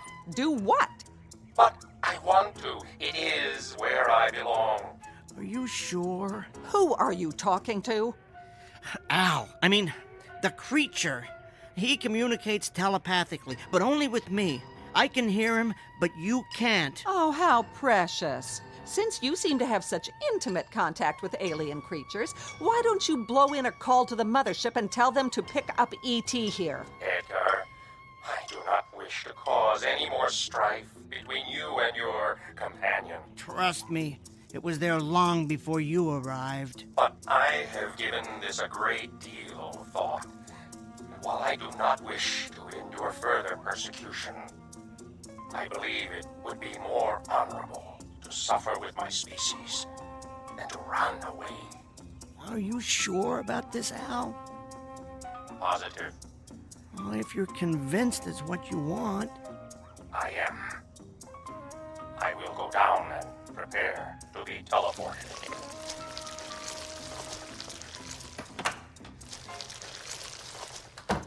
Edgar, will you tell me what on earth is going on? Yes, Helen, I'll tell you. Al has decided to return to his world. Yeah? What's the catch? No catch. He's decided that helping his species is far more important than his own survival. Do you know what that means? What? It means that in spite of the fact that he comes from a place you've never heard of, grew up in a culture you are completely unfamiliar with, and communicates in a way you could never hope to comprehend, he is a far nobler creature than you will ever be.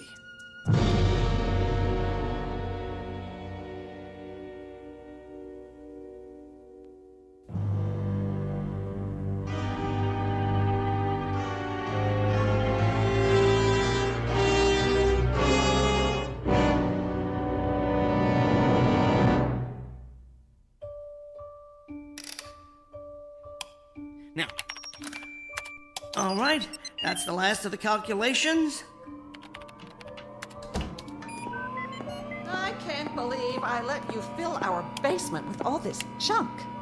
Helen, what are you doing down here? I want to be here to watch you throw the switch. That's not necessary. Apparently it is. I couldn't trust you to do something as simple as keep that overgrown insect in the basement, so I certainly don't trust you to send it back to Planet Cockroach. No, fine. Just stand right here so you're out of the way.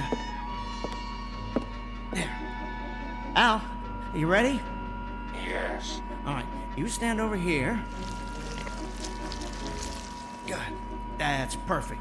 Edgar. Yes? You have been a good friend to me. Thank you. Al, it has been a genuine privilege to know you.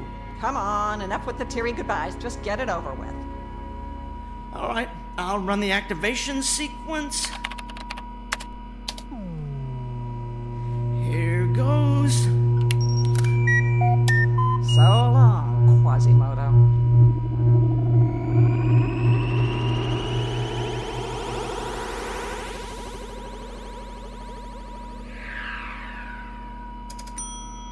It worked.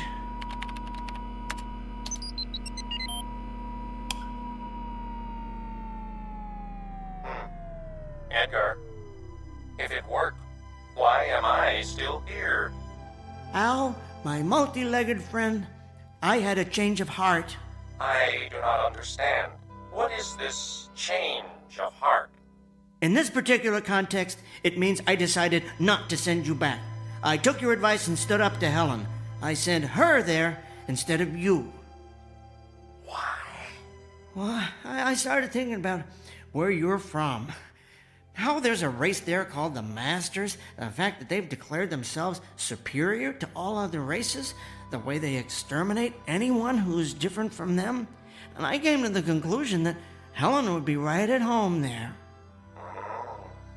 I cannot argue with your logic. Come on, let's recalibrate the teleporter.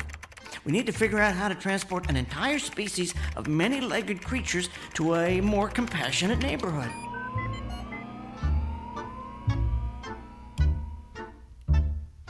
A quote here from St. Augustine. Beauty is indeed a good gift of God, but that the good may not think it a great good, God dispenses it even to the wicked. Case in point, one Helen Peabody, whose husband Edgar has come to the conclusion that a pretty face is not the sole manifestation of beauty.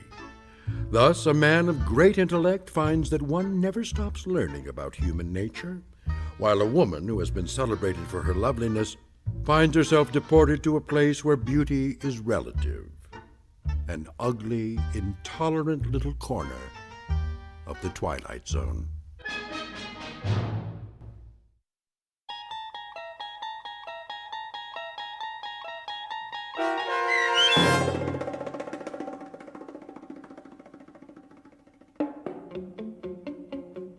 There Goes the Neighborhood, starring Tim Kazurinsky with Stacy Keach as your narrator, was written for The Twilight Zone by Barry Rickard. Heard in the cast were Meg Thalken and Roger Mueller. The producers of The Twilight Zone wish to thank CBS Enterprises and the Rod Serling Estate for making this series possible. This copyrighted radio series is produced and directed by Carl Amari for Falcon Picture Group and Westwood One. Custom Foley effects, sound design, and mixing are done in the Cerny American Sound to Picture Theater by Cerny American creatives Bob Benson, Craig Lee, Todd Beyer, and Tim Cerny. To learn more about the Twilight Zone radio dramas and to contact us, visit our official website at twilightzoneradio.com. Doug James speaking.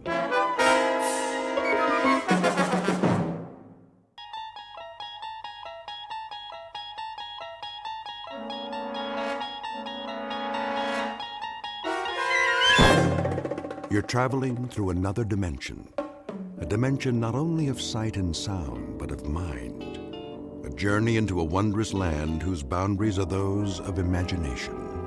Your next stop, the Twilight Zone. Okay, honey, sit down. Okay. I got a little gift for you. Here it you is. shouldn't have. It's heavy.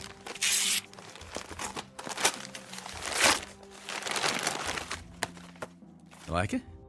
Well, it's a cookbook. Happy birthday, Susan. It's a cookbook. Well, I thought your cooking could stand some improvement, you know. Oh, that's real nice. Well, come on, aren't you going to look inside?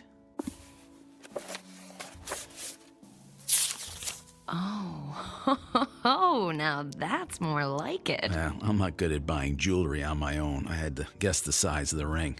Think it'll fit? It's a little snug. I can get it resized. Do you have the receipt? Is that important? Kind of.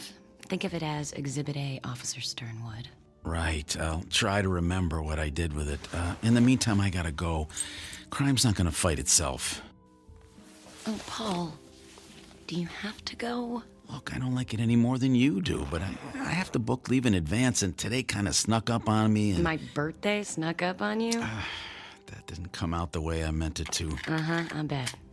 Can't you call in sick? Yeah, they would definitely never suspect that. Look, keep yourself occupied for a few hours. I kept the pages I cut out of that cookbook. Maybe you could read through them. I will be back tonight. And then we will celebrate properly. You better, officer. Okay, I'm coming in. Putting the gun away. No gun. Everything's gonna be okay.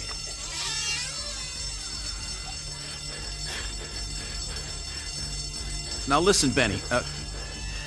Can I call you Benny? Look, I know you're not angry at these people. They haven't done anything to you. They just want to grab a burger and get on with their day. Now, whatever it is you're upset about, it's not right to take it out on them. Now, you're the one with the gun. You can do whatever you want. And I believe you are a decent man. You don't really want to hurt anybody. Look, we all just want to go home. You, them, me. Especially me. My wife's already mad at me for working on her birthday. And if I'm late for dinner, she's gonna kill me.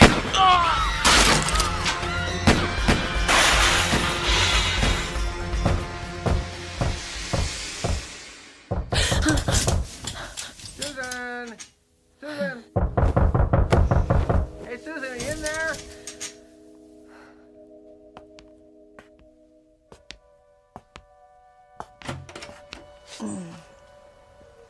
Oscar, what's the matter? Susan, your paper? It was on the porch. It looks like it might rain, and, well, I didn't want it to get wet. So, are you okay, Susan? Wow, you look awful. Oh, well, I was just... I overslept. Had a bad dream. Oh, man. Well, about Paul again? How do you know about that? Well, you told me. You know, on our date. We had one drink together, Oscar. That doesn't constitute a date. Well, maybe it should. Oscar, please don't do this. Look, Susan, Paul's been dead, what, 3 years now? 2 years, Oscar. Susan, we've all lost someone special to us. Oscar, I'm sorry about your mother. From what you've told me, she sounds like she was a lovely woman. Oh, she was. Yeah, she was everything to me. But I really think that... Hey, is that the phone ringing? I don't hear anything. Oh, yeah, that is definitely my phone. You better get inside before it rains. Bye now.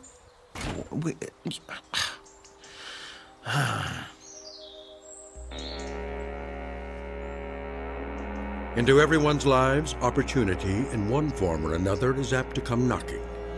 But opportunity is about to present itself to Mrs. Susan Sternwood, widow, in the form of one Hal Scratchman, traveling salesman. And through this rather improbable gentleman, she will learn that the road less traveled is often so for a reason, because in this instance, that road leads directly into the Twilight Zone.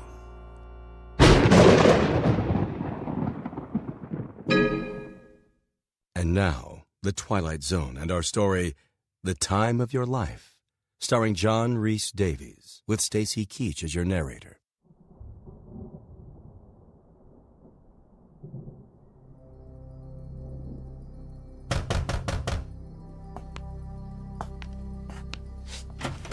Oscar, look, Not who you were expecting. I'm sorry. I thought... can I help you? Well, I'm supposed to sell you what's in here. I'm afraid I don't buy from door-to-door salesmen. I'll settle for coming in out in the rain. I'm sorry. I'd like to help you, but... Lady, I'm begging you. I'm drowning here. Okay. Just for a minute. But I'm not buying anything. Understood.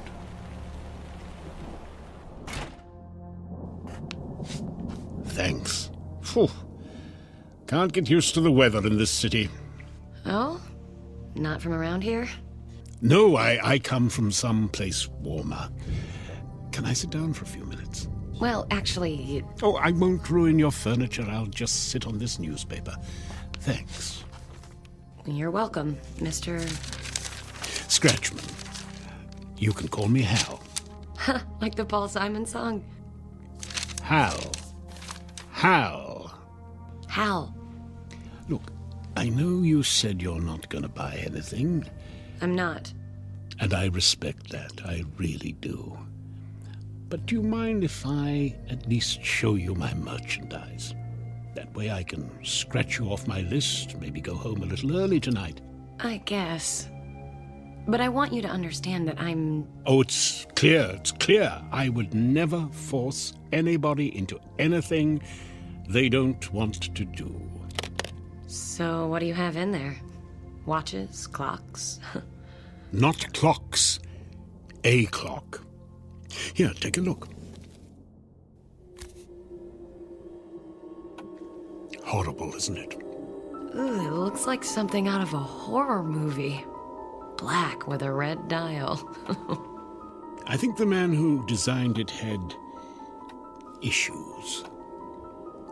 But it's so much more than just a clock. It's one ugly clock, and I'm not buying it, Hal. This is no ordinary clock. You see, it doesn't just record the passage of time. It is time. Look, Mr... No interruptions, please. This is a very delicate operation. I'll just set the dial back 5 minutes. Aren't you going to get it? Yes? Mrs. Sternwood, glad to see you again. Okay if I come in? It's raining pretty bad. But you were just over there. You sat in that chair. Yes, and in 5 minutes' time I will be again. Pretty cute, eh?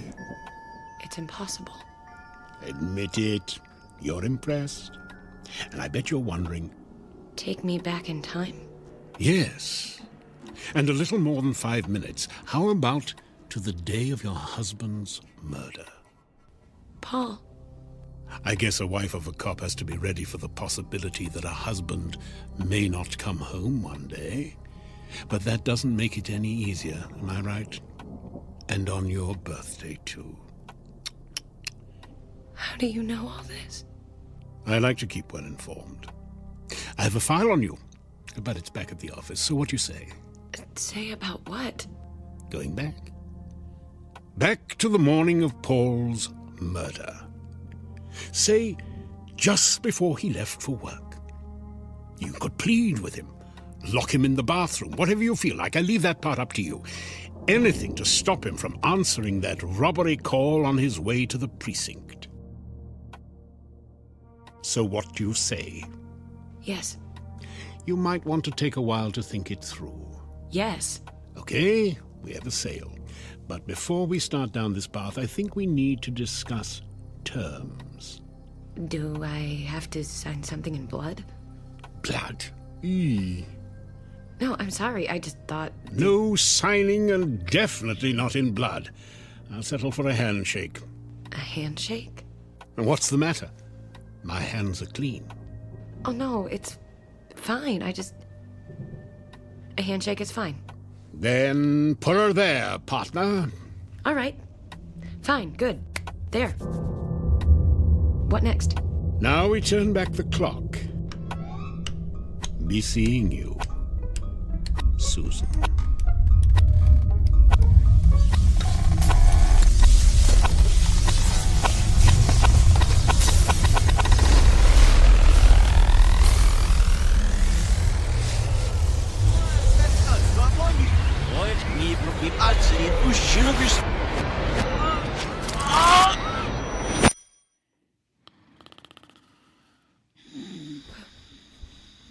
Paul? Paul? Oh. What is it, honey? Was I snoring again? No. No, you weren't snoring. So what's the matter? Nothing's the matter. Nothing at all. You're fine, Paul. Everything's fine.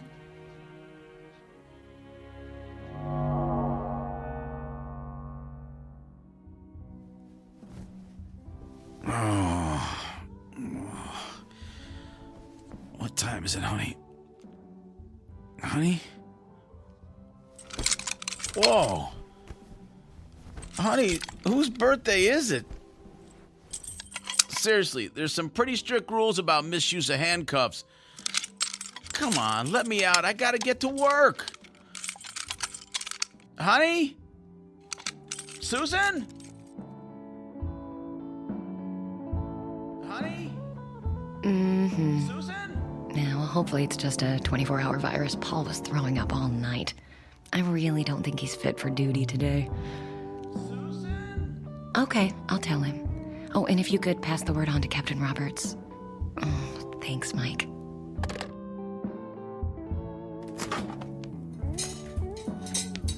That was not cool, Susan. Paul!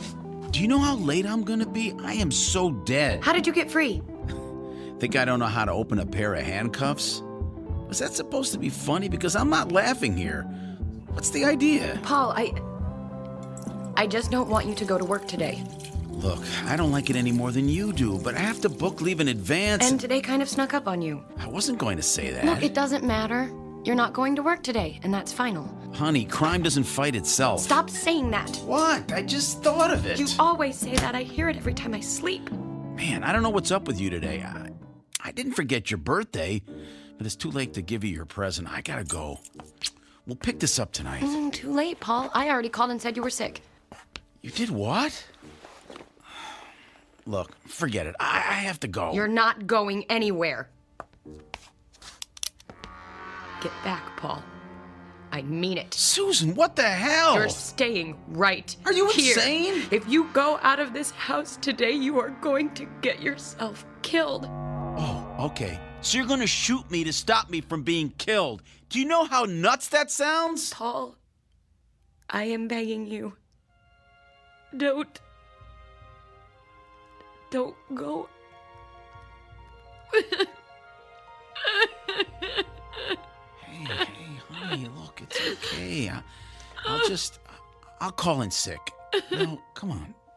Put that down. And we can open your birthday present. Oh, Paul. Oh, thank you.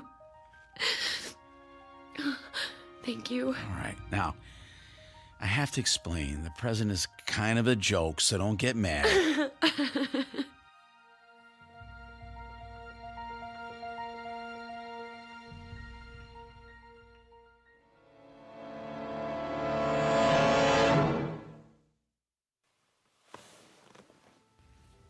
I know I must have looked completely crazy. I've never acted like that around him before. I've never done anything like that before.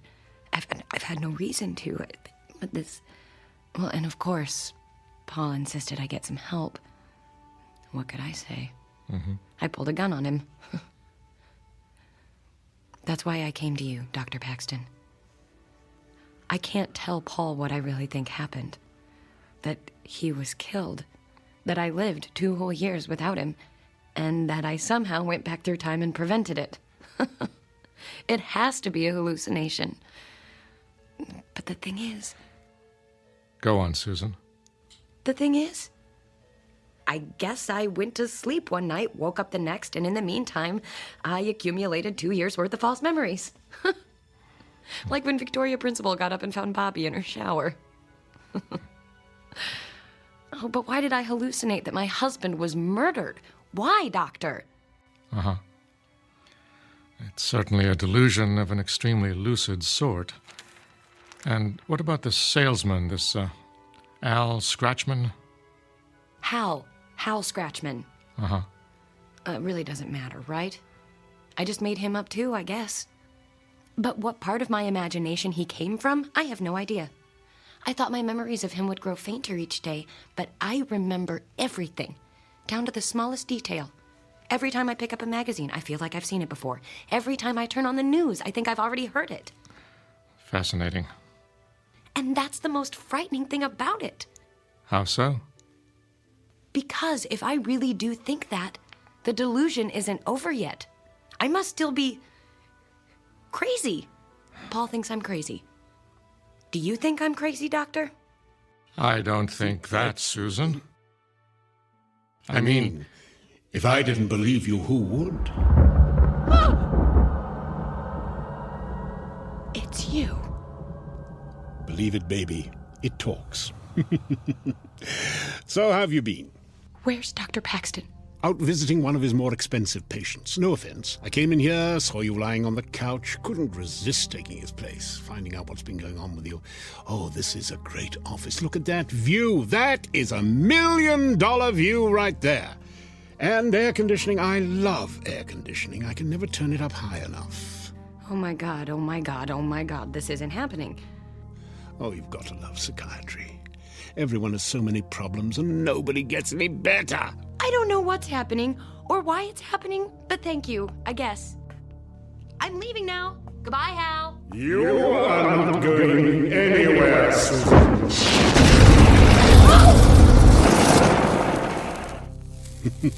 You like that? Sorry, did I send you a little then?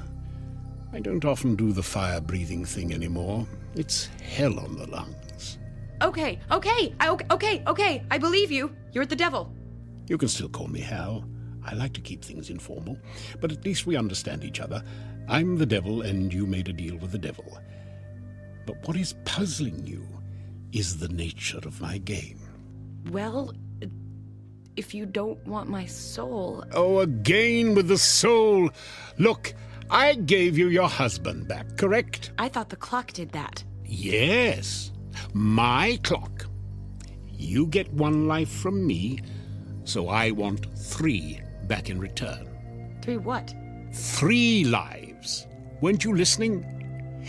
It can be anyone you want. People you know and dislike, people you don't know and don't care about. Wait a minute. You want me to kill somebody? 3 somebodies. 3. I can't kill anyone. Now, how can you say that? I bet you haven't even tried. I'm not going to do that for you or for anybody. Well, I hate to bring this up, Susan, but we had an agreement. We shook on it. Remember? I'm begging you. If there's anything else I can do for you, anything at all. I'm sorry, Susan. It looks like our time is up.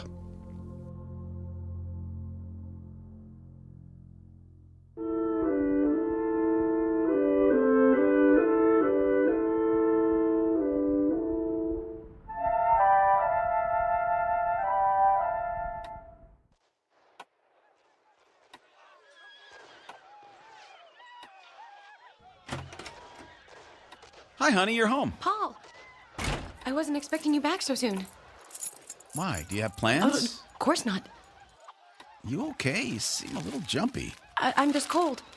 So, how was your session with Dr. Paxton? Fine. Same as ever. Are we eating out, ordering in, or what? I thought we could... Paul, where did that come from? Where did what come from? Oh, the clock. Hey, pretty cool, huh? Paul, where did you get that? Oscar found it. Oscar? Yeah, he stopped by, wanted to borrow my power drill. I said it was somewhere in the basement and he could help himself. Half an hour later, he came back up with the drill and this. Isn't it neat? I don't like it. Yeah, it's a little odd looking at first, sure, with all the black and the red dial, but... Paul, I just don't want it in the house. I want to get rid of it. Aw, do we have to? I really like it. Susan, what's the matter? It's so... heavy. I can't budge it. Oh, come on. Here, let me try. Oh, sorry. Good thing that beer can was empty. Clock seems fine to me. You need to work out more. Paul, if you can move it, would you mind putting it back where you found it? Sure, I could, but I don't know. I just don't want to. I think it seems good right where it is, don't you think? Why, are you sorry you bought it? No. No, I'm not, Paul. Not for 1 second. All right, well, I'm going to get another beer. You want one? How about a coffee? Wow, living dangerously, huh? One coffee coming up. His fate is tied to the clock. He can't help himself. Hal, where are you? In here. Where? Over here. In the TV. What have you done to my husband? You mean apart from subverting the very nature of time and the universe in order to bring him back to life for you? Nothing. He can't understand why the clock's so important to him, but you can. I don't want that thing in my house. Sorry. Like the 3 lives thing, it's non-negotiable. I moved that clock before. Why can't I move it now? Because I don't want you to. I want it there as a reminder. We have a business arrangement. We could have handled this amicably, gone our separate ways, but no! You had to turn the murders of 3 people into a big deal. So now, I'm playing hardball. Time's running out, and so is my patience. Tick-tock, honey. Remember? Oh, Susan, sweetie, do you think you could change the channel? I think they're showing Ice Station Zebra over... Sorry, Hal. That is the end of our broadcast day. Coffee's up. Hey, why'd you turn off the TV? Bad for your eyes. Let's listen to the radio. That was 3 is the magic number. And that goes out to Susan On second thought, let's go out. I'm hungry.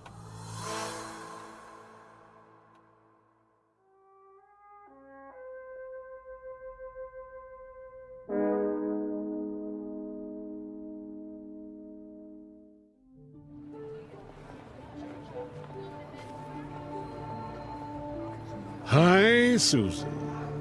How was dinner last night? Did you go with the Italian in the end? You know, Hal, I'm not even surprised when you show up anymore. Pretty neat trick with the TV yesterday, huh?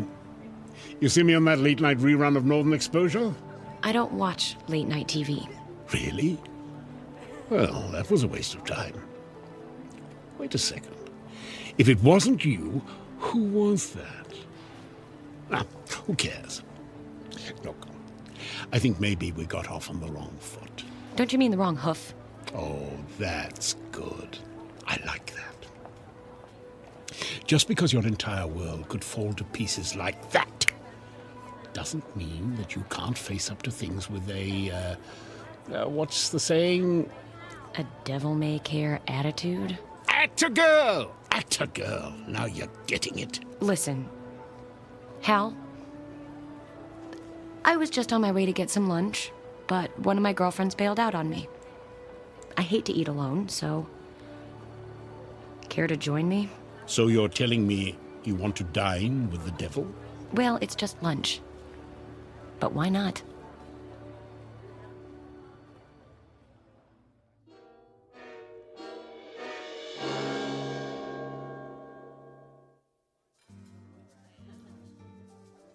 Are you ready to order? Oh, I'll have the special. And for you, sir? Do you have any of that soup? The one you serve cold? Oh, gazpacho. I'll have that. Anything to drink? Nothing for me. Yes, something with a lot of ice. Okay. Forget the drink, just bring me a glass full of ice. Just ice. Uh-huh. Come on, minimum wage, hop to it. That wasn't nice. All part of the service. So have you given it any more thought? You mean, who should I kill for you? Hey, you know who's good? The homeless. The homeless? Well, think about it. They're missing persons who aren't really missing. One more or less in the world who cares. I mean, it's not like anyone's keeping score. Don't you think those poor people have suffered enough? I'm the devil! I don't think anyone's suffered enough. And please don't try to pretend you care, Susan. I always give to the homeless. What do you want me to say? Good for you? I'm not in the good-for-you business. Have you ever thought it might be a blessed release for some of them? I doubt you're in the blessed release business either, Hal.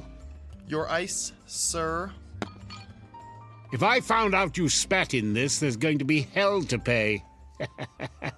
There's just one thing you guys have to do to be happy. Just one. Be nice to each other. And that's all. But no, you can't do it.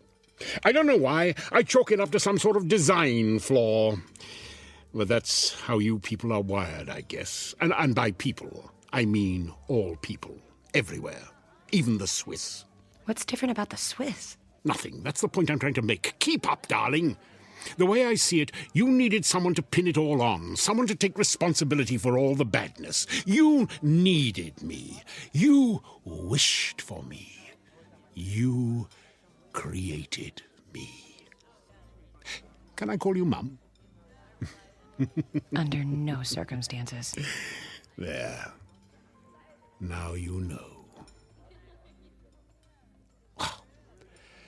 I never told anybody that before. Why? Nobody ever asked me.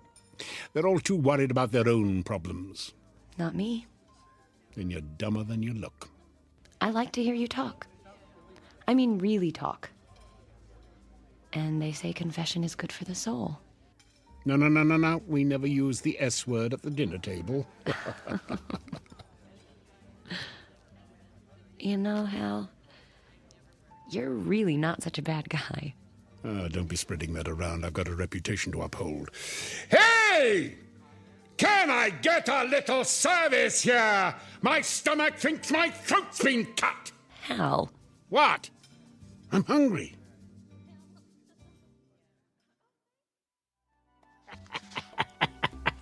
It's funny because it's true. Oh, that's a great story. I got 1,000,000 of them.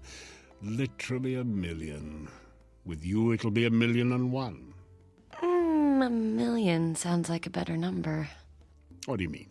Hal, I think we made a real connection here today. I think we could even be friends. And friends don't spoil things by letting business get in the way. You mean you want me to... Forget about the deal, Hal. Let Paul live. Give me a break. What do you say? Friends? I say... time's up, princess. What? 3 dead. You have 1 hour. Just 1. Or I take the clock, your husband, and your future. But... I told you I couldn't be conned, Susan. I'm not conning you. I really like you. Yeah, sure you do. The one time I let down my guard. The one time. You know how hard it is for me to open up to people? Hal, I'm sorry. I didn't mean to upset you. I'm going now. I hope you'll understand if I don't pick up the check. And if there is a shred of decency in you, you won't touch my lemon sorbet when it arrives. Hal, are you crying? No. I just have some brimstone in my eye. I have to go.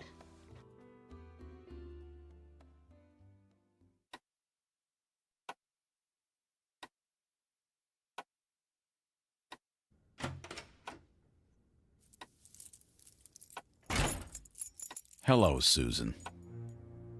Paul, do you even go to work anymore? Who is he, Susan? Who is who? Paul, what are you talking about? Don't pretend you don't know what I'm talking about, okay? Just don't do it. I'm not pretending.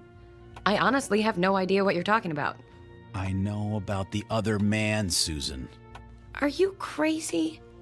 There is no other man. Oscar told me all about him. Oh. He's seen the two of you together. He's heard you talking. And you believe him, Oscar? Come on, Paul, I thought you were smarter than that.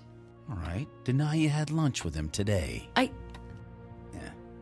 Look, it's nothing, okay? It's nothing. Then who is he? I can't tell you that. Why not? It's complicated. How complicated can it be? You have no idea. Then why don't you uncomplicate it for him, Susie? What the hell? Hal, what are you doing here? You never called. And after I gave you my number. You're out of ice cream, by the way. Is this him?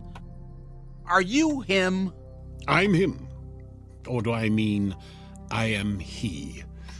Grammar. Paul, it's not what you think. This man, Mr. Scratchman Hal, he's a traveling salesman.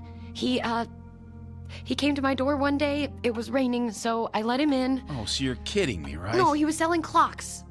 Or a clock. The clock over there. I bought it, and that's all.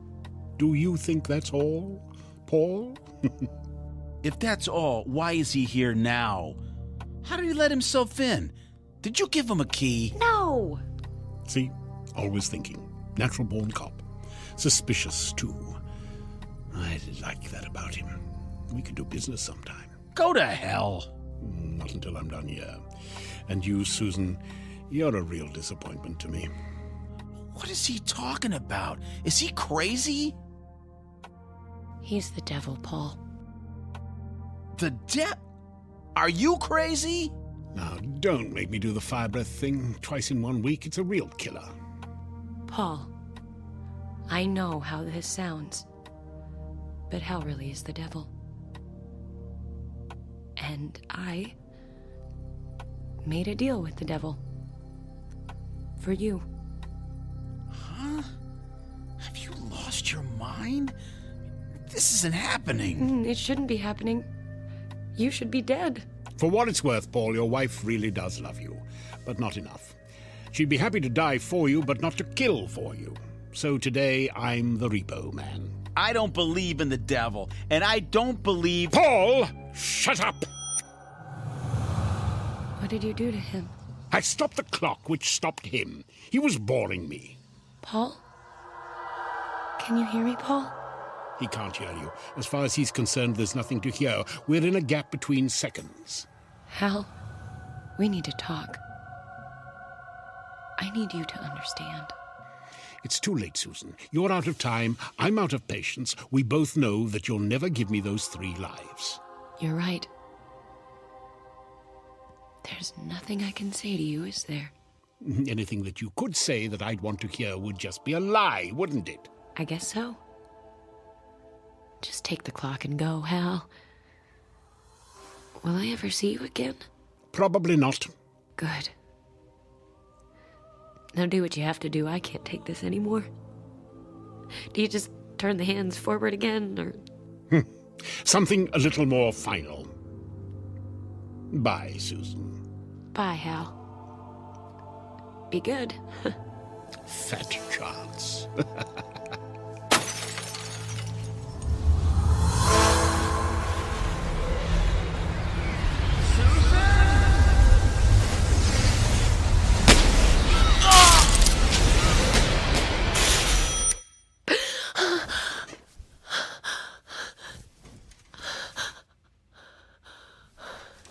Paul? Paul? Paul?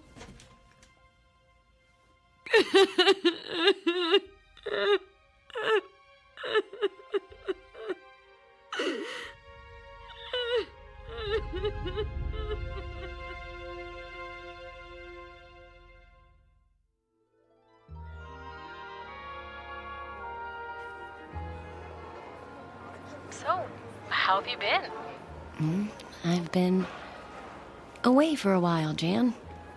Well, I mean, maybe not away, but not really here. Susan, honey, you're not making any sense. Oh, I know, sorry about that.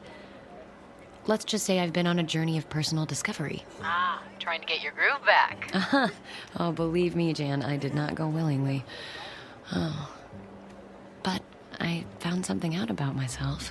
What was that? That I'm gonna be fine. Just fine. I knew that. We all knew that. But what I really want to know is, did you meet any men on this personal journey of yours? Oh, I met... Oh, look, I'll be there in half an hour. I'll tell you all about it when I see you, okay? Okay, you'd better. Or I'll tell you as much as I can. Susan, my dear, today is the first day of the rest. God!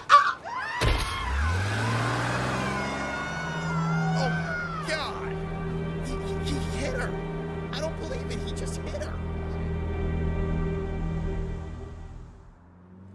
Oh, my. Oh, my. I can't believe I really did it. You did fine, Oscar. Just fine. You've only got 2 more to go, so let's get moving. Tick-tock, Oscar. Tick-tock. Okay. Just tell me I'm doing the right thing. Oh, it is the right thing, Oscar. Remember, you're doing this for your mother. That's right. I did it for Mom. I did it for Mom. For Mom.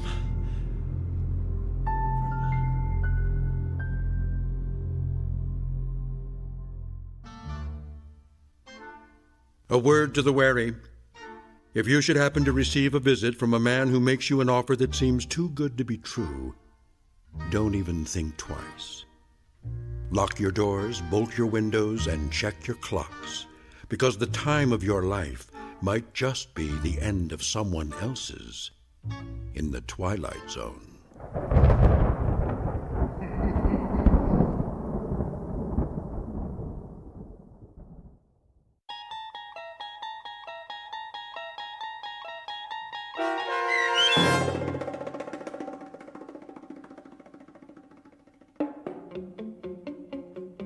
The Time of Your Life, starring John Rhys Davies with Stacy Keach as your narrator, was written for The Twilight Zone by Matthew Elliott. Heard in the cast were Anne Sonneville, Jeff Lupetin, Joby Cerny, David Darlow, Saskia Volkers, and Patrick Francis. The producers of The Twilight Zone wish to thank CBS Enterprises and the Rod Serling Estate for making this series possible. This copyrighted radio series is produced by Carl Amari and directed by Joby Cerny for Falcon Picture Group. Sound design, custom Foley effects, recording, and editing are produced in the Cerny American Sound to Picture Theater by sound designers Bob Benson, Todd Beyer, and Tim Cerny. Music for The Twilight Zone is provided by CBS and American Music Company Incorporated, New York. To learn more about the Twilight Zone radio dramas and to download episodes, including 6 free episodes on our homepage, visit our official website at twilightzoneradio.com. Doug James speaking.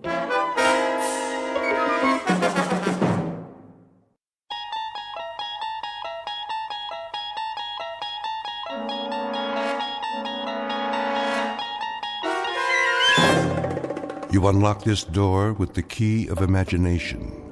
Beyond it is another dimension, a dimension of sound, a dimension of sight, a dimension of mind. You're moving into a land of both shadow and substance, of things and ideas. You've just crossed over into the Twilight Zone.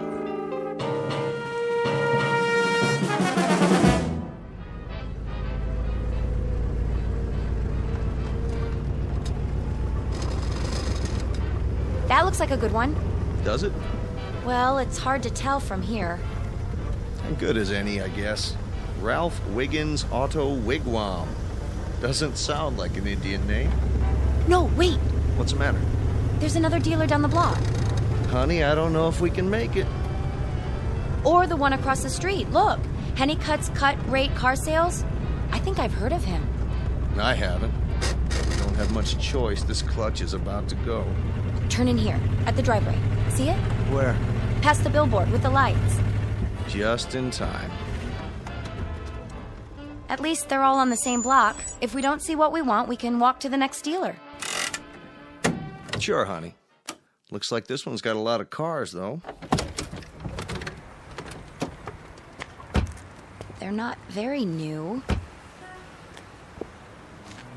That's all right. Dollar for dollar, the best buy is always a used car. Is that what they say? That they do, young lady. That they do. Hello. Howdy. Beautiful night, huh? Not too warm, not too cold. Out for a drive, were you? Saw my sign and couldn't resist, am I right? We're just looking. Sure you are. I understand perfectly. A young couple like yourselves just get married, did you? It's been 3 months, 6 days, and 5 hours. I knew it. How could you tell? Does it show? Like a halo, little lady, around both your heads. Why, I can always spot newlyweds when you've been in the business as long as I have. Look all you want. You're entitled. Just don't take too long. I'll be closing up in a while. Of course, that ought to be more than enough time. Mr. Henniker! Yeah? Excuse me a minute. Another one of my satisfied customers. How do you start this thing? Give it another try. Are you sure this is the right key? Sure, I'm sure. Engine's clean, just gave it a tune-up. No extra charge. Something's wrong with it. No. Needs a little breaking in is all. New points and everything. There you go, Mr. Nolan. You got yourself a great deal. A honey from Hennicut. Drive it in good health.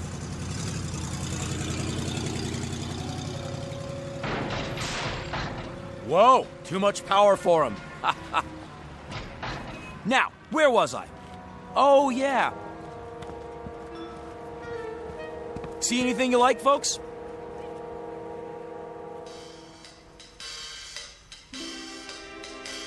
This, as the banner over his lot proclaims, is Mr. Harvey Hennicut, an expert on commerce and con jobs.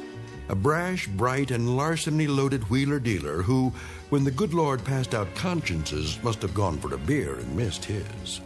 And there are a couple of other important characters in our story beyond the young couple you've just met. One is a little old man and one is a Model A Ford, but not just any old man and not just any Model A. There's something very special about both of them. As a matter of fact, in a few minutes they'll give Harvey Hennicut a rare gift, something he's never experienced before. Exactly where they come from is conjecturable. But as to where they're headed, this much we know. All of them, and you, are on the threshold of the Twilight Zone. And now, The Twilight Zone and our story, The Whole Truth, starring Henry Rollins, with Stacy Keach as your narrator. Well, what's your pleasure, folks? Got every kind of car you could imagine. We're just looking. That's all right, isn't it? Of course it is. That's what we want you to do. Nobody pushes you around here. No, sir. Around here, you can take your time. Pause, check, recheck, think, peruse, contemplate, wade through, thumb over, and dip into. At your leisure. Be my guest, folks. Thank you. We were thinking maybe a little coupe, that doesn't cost too much. That's all we need. There's just the two of us. A compact, maybe. Something for a few $100s down. As late a model as we can get. Late? You shock me, you know that? You shocked me just then? Oh, we're sorry. We didn't mean... You know why you shocked me. I'll tell you why. It's because you've succumbed to the propaganda from every cement-headed clod up and down this street. They call it Dealer's Row, but that's all it is, propaganda. They like to push the late models, don't they? Am I right or am I right? Well, we haven't been to any other dealers yet, but... Then you're lucky. They all do. And you know why they push the late models? No, I can't say that You think it's because they're honest citizens? Upstanding, law-abiding churchgoers? Ha! Let me tell you something, young man. They push the late models because that's where the profit margin is. Plain and simple. I don't really know much about... I'll let you in on a trade secret. They'll cram those new babies down your gullet because they'd rather make a buck than a friend. Repeat customers, they don't know the concept, but that's what keeps a business going. A year, 2 years, 5 years down the road, friends are what counts. But these new car dealers, they'd rather fill their wallets with cash than fill their hearts with the fellowship of man, or woman, as the case may be. You understand what I'm getting at? I can see it in your eyes. You're bright young people. We were just looking for transportation. We figured that the newer the car... New? Ha! That's where you're completely wrong, where you've suddenly gone amiss. That's the fork in the road and it's headed you straight up a blind alley. You don't want a late model car, one of those new jobs. Oh, no. We don't? Not one of those rinky-dink jobs slapped together on an assembly line covered with chintzy chrome and plastic or whatever they use now. Crazy designs, idiotic names, and no more workmanship than you can stick in a thimble. No. I'll tell you what you want. You want the craftsmanship that comes with age, the dependability of proven performance, the dignity of traditional engineering, the maturity. Well, this is what you've been looking for. Take a gander. It'll get you where you want to go, and it'll get you back home. You have my word on it. And just for a few dollars more, you can have that guarantee in writing. This one? But isn't it a little too old? Not at all. It's a classic. Kick the tires, put your foot up on the bumper. Go on, you can't hurt it. Oh! What happened? My mechanic, he just put a new grill on the front, so it'll look absolutely perfect. You can do that, anytime. All parts interchangeable. He was just about to torque down the connecting bolt, but he must have gone to get a different wrench. If you're gonna do a job, do it right, I always say. Maybe we should let him finish. Not to worry. Did you know that the original prototype of this car was a Mark II tank? Really? Oh, yeah. When you get on the freeway with this baby, everybody else, get out of the way. See where the gear shift is? That used to be a cannon. Now, why don't we sit down somewhere and talk turkey? My office is a good place, nice and private. I don't know. Well, I do, because this is the one you want, and this is the one you're gonna get. I'll bend over backwards to make you a deal. When you drive it off this lot, you're gonna feel so... Come on, honey. Huh? Where are you going? Well, if we could... maybe if we could look it over first and then see what else you've got. What else? Don't you know a good thing when you see it? This one will be gone by the time I close up tonight. Bargains don't last long on this lot. Here, check it over from the inside out. That's all right. No, I insist. Be my guest. Go on, slide in the front seat. Get the feel of it. Relish the luxury. Class like this doesn't come along every day. Hello? Be right with you, Grandpa. Come on, young fella. See how they built cars back when they knew how to build them. Well, if you say so. Come on. You too, madam. Here, have a seat. Just slip right in. There we go. Park yourself in there and enjoy it to your heart's content. It does have a lot of room. Sure it does. Boy, oh boy, you know what you should have when you sit in a car like this? Moonlight and a bottle of good wine. To go with the music from the radio. This baby here has atmosphere, huh? But good.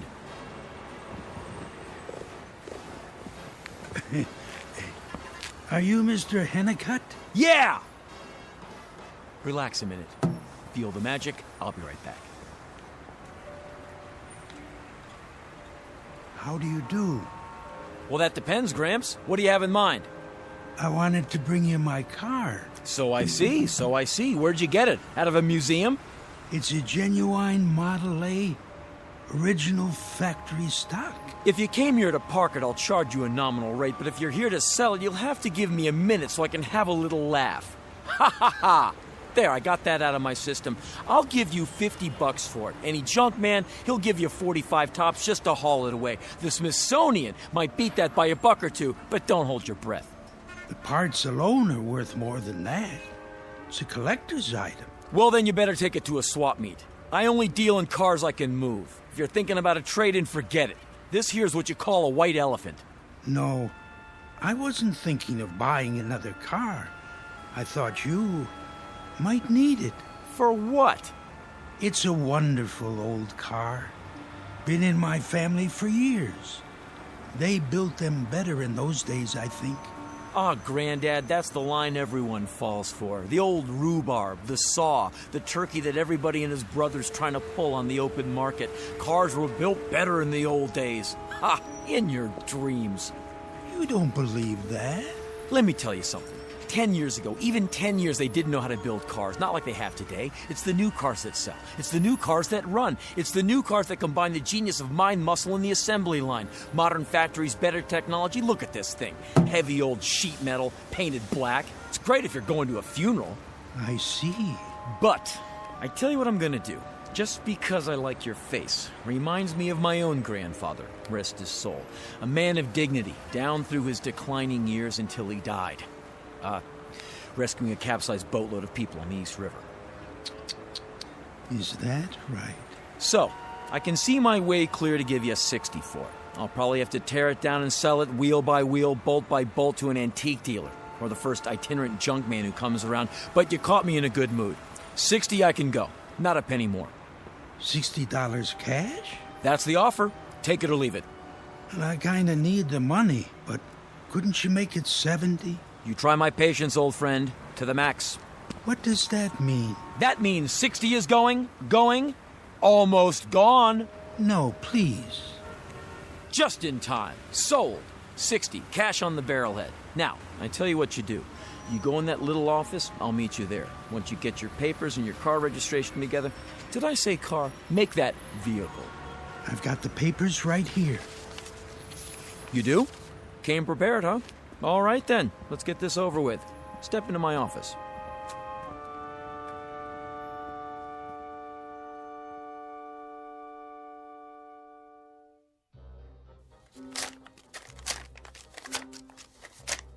$50, $55, $60. There. Did you sign the bill of sale? At the bottom of the page. Good, good. And the pink slip? On the back. Perfect. Signed, sealed, and delivered. Mr. Hennicutt. Mr. Hennicutt, of course. Here are the keys. Thank you. Oh, by the way, Mr. Hennicutt. Yes? There is one other small item I ought to mention, in the interests of full disclosure. Go ahead. It's haunted. Haunted? You don't say. Oh, yes. Without a doubt. The car is quite haunted. It's been haunted ever since it came off the assembly line, and every single one of its owners can attest to that fact. Well, now, I don't suppose you'd mind telling me how it's haunted.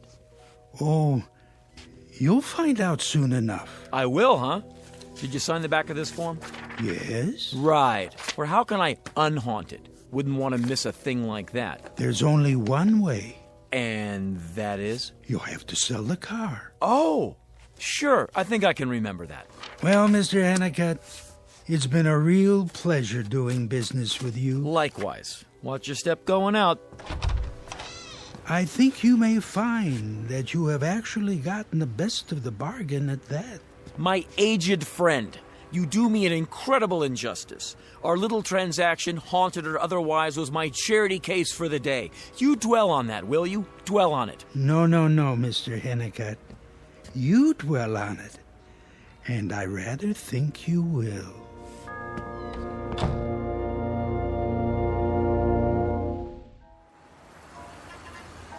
Well, folks, what do you think? I think we'd like to get out now. Oh, sure. I'll get the door for you. Slide this way. Ladies first. I don't know about the seat. It's not that comfortable. No? Maybe you were in the wrong position. I know you young folks like to snuggle up right next to each other, but the way you've got those bucket seats, of course you could adjust them, slide them any which way. How's the engine? The engine? Runs okay, does it? Oh, it runs. Definitely. Starts right up. How much is it? How much? With the down payment. Minus the trade-in, of course. You do take trade-ins, don't you? Sure. Sure I do. Take anything I can get, hose it off, polish it up, and turn it right around. If it's too far gone, I wholesale it to this guy in New Jersey. What he does after that is none of my business. What? I mean, well, you understand. After that, it's not my worry. Of course, I cherry-pick them first. If some little old lady had it locked up in her garage, then it's worth more than Blue Book. Naturally, I don't tell her that. I beg your pardon? What am I saying? Sorry, lost track for a minute there. You got a trade-in, do you? Oh, yes. Over there, when we drove in, remember? Sure, I remember. Anybody get hurt in that accident? What? At least it's clean. Bobby washes it every weekend and waxes it once a month. Then if you like it so much, why get rid of it? Well, it does need a little work. I just don't know how much more money we should put into it. A little work? I heard you coming. Tranny shot. You need a long block plus new shocks. And those brakes. Sounds like fingernails on a blackboard. All right, then. Without the trade-in. For the one you showed us, you don't have a price on the windshield. This car? Yeah, how much is it? It's not for sale. Why not? Well, I don't know. But it's the car we were just sitting in. Wine, music, atmosphere. Yeah, sure. The one you were pushing so hard? You made it sound so nice. I know, but I guess I'm not pushing it anymore. Something wrong with it? Are you kidding? It's a wreck, a rum-dum. But a minute ago you said... I know what I said, but it hasn't got any points. It hasn't got any rings. It hasn't got any plugs. It eats gas like it owns every oil well in Texas. Just joking, folks. Don't know why I said that. But the tires. Now, the tires are... completely shot. Regrooved and painted black to look new. Plus the chassis bent. Got rolled so bad we had to weld the frame together from 3 junkers. So, could that cause a problem? I'll handle this, honey. All we want is something to get us around. Oh, it'll get you around. It'll get you around half a block and then it'll stop cold. You'll have to tow it in and the repairs will cost you double what you paid for it. It'll get to be a regular habit every 3rd Thursday of the month. Well, in that case, what else have you got? What else? Oh, well... You must have something in our price range. Well, to tell you the truth, I haven't got anything worth the time it would take to show you. Say, what kind of place is this? Just what it looks like. Everything in this lot should be condemned. I got more lemons per square foot than a fruit grower in Salinas. Listen, kids, take my advice. What you ought to do is, you ought to hit one of the honest dealers. Somebody who'll stand behind his product. And remember, you get what you pay for. Find something you really like and make an offer. Start with 20% off the sticker price and don't drop below 10. Just don't come around here anymore for your own good. Okay, buddy, we'll do that. Come on, honey. What am I doing? Hey! Yes? If you really want to make a good deal... Let's walk over to Ralph Wiggins and see what he's got. Good idea. You mind if we leave our car here for a while? Why would I mind? I got about as much business tonight as a dentist in a graveyard. What in the... got into me?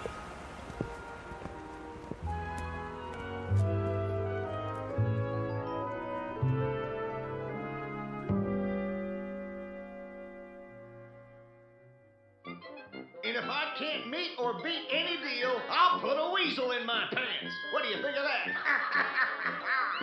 And now back to our feature, Wagons Ho, starring Fess Parker, Dan Blocker, Jonathan Harker, Chris Marker, and Iron Eyes Cody. Hey, boss.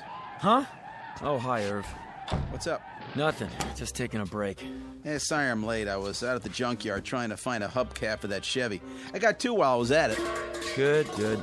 So how's the action tonight? Everything's pretty quiet around here. Hey, Irv. Yeah? You wouldn't believe what I... Believe what? Nothing. Go on, I can take it. Ah, what's the point? You won't believe me. Oh, that bad, huh? Live and learn, right, boss?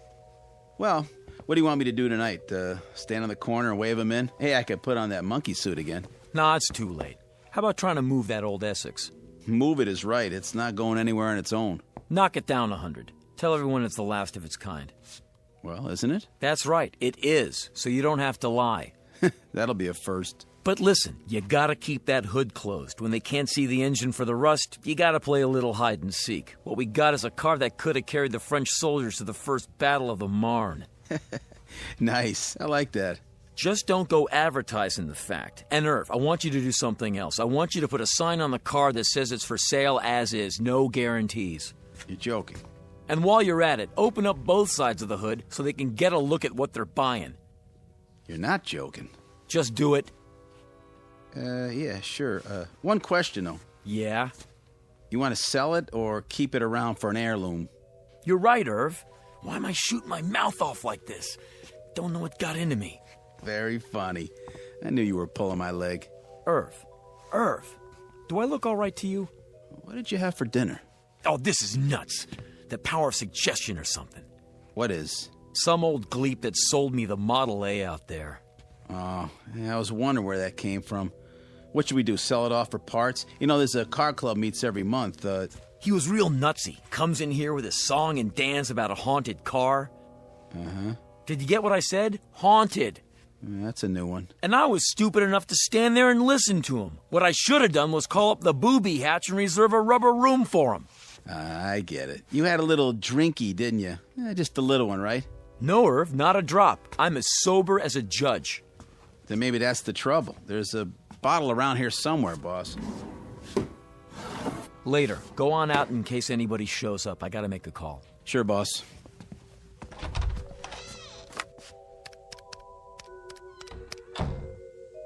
Is that you, honey? Yeah, it's me. You're ever loving. Say, baby, about tonight. I'm gonna be a little late. Well, it's inventory time. Look, I told you about that. Sure I did. Oh yeah, the whole lot. Might run into the wee hours. So what I'm gonna be doing tonight is... I'm gonna be playing poker with the boys. And when I told you it was inventory time last month, I was playing poker with the boys then too. Honey, wait a minute. Hold on. I'm kidding. I didn't mean that. No, don't wait up for me, because... Oh, this is nuts. I'm the one who needs a rubber room. Must be sick or something. Yeah, I'm coming down with something. Look, what I'm really gonna be doing tonight is... playing poker with the boys. Oh, strike that! I'll call you right back. What is this?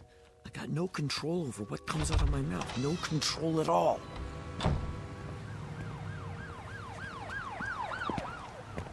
I was just gonna lock up the side gate. Good. You do that, Irv. Hey, boss, what's the matter? I mean, you don't look so good. Irv, I'm in the midst of a calamity. The old gleep I was telling you about, the one who said the Model A was haunted? Yeah? He was right. Whoever owns that car has to tell the truth. Irv, you dig what I'm saying? You ever hear of anything more ghastly? Me, Harvey Hennicutt. From now on, as long as I own that car, I don't have a choice. I have to tell the truth, the whole truth, and nothing but.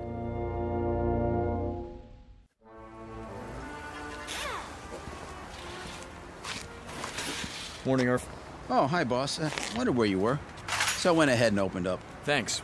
Thought I'd put that hubcap on the Chevy. It's not a perfect fit, though. Rim must be bent. Hey, I gotta jack it up and take the weight off. Be my guest. Something wrong? I gotta clean up.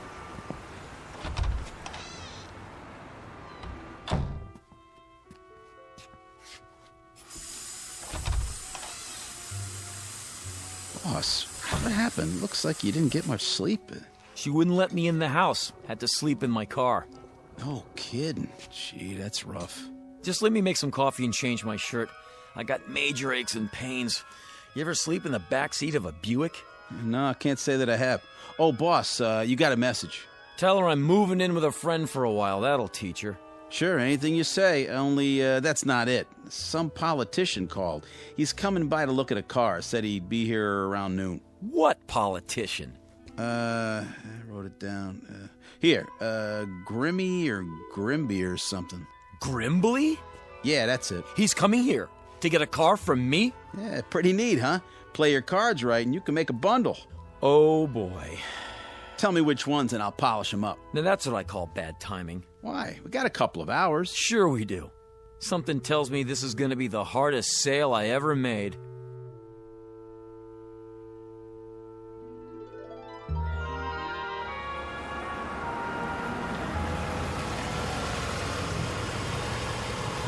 How do? Let me get the door.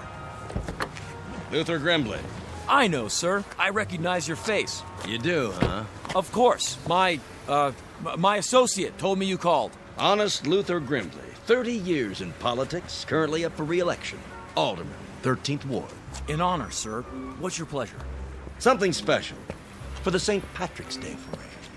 I understand perfectly. Something out of the ordinary, like a nice classic Model A, for instance. Look at those lines. Beautiful, isn't it? Well, that depends. If you take 12 aspirin and shut your eyes tight, you might call it that. But in the cold light of day, son, that's a wreck. Oh, I wouldn't say that. It's aged like a good wine. Gourmet cheese. Preserves Grandma used to make. It would be a novelty. How does it run? Well, I can tell you one thing. Yes? Out with it, son. The block's cracked. The block? All the way through. Let me open the hood so you can see. What else? Where do you want me to start? The tires, for example. Good rubber? Shot. Dried up. Starting to crack. Still got some tread. Might be good for a while. A while? This car's living on borrowed time. Taking that into account, what's she worth? I mean, assuming some idiot wanted a really lousy car to use for a gag or something. So the photographers would put his picture in the paper. Maybe 500? $500? Well, it is unusual. Say 600? Why not 300? What? You don't understand. You see, this is a bad car. It's a lemon, unsweetened. Why, you dirty dog. You clever, wheeling and dealing son of a gun. But that's the truth, the absolute truth. I've heard all kinds of routines, all kinds. Nothing gets past Luther Grimley. But you, clever little cookie, you, this is the old reverse English, isn't it? The old twistaroo. No, sir, that's not it at all.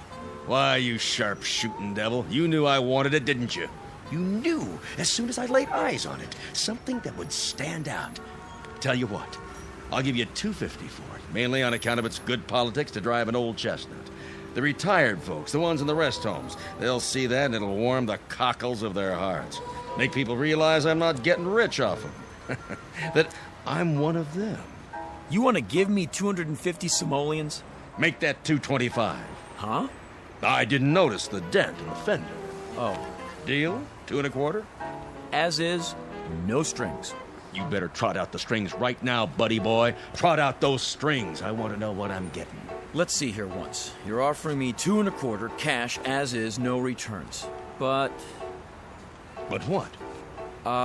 Well... It's haunted. Haunted? This car is haunted? Yeah. Yes, sir. How is it haunted? Whoever owns it has to tell the truth. What do you mean by the truth? The whole truth, the real Megillah, and the only way you can stop telling the truth is to sell the car to someone else.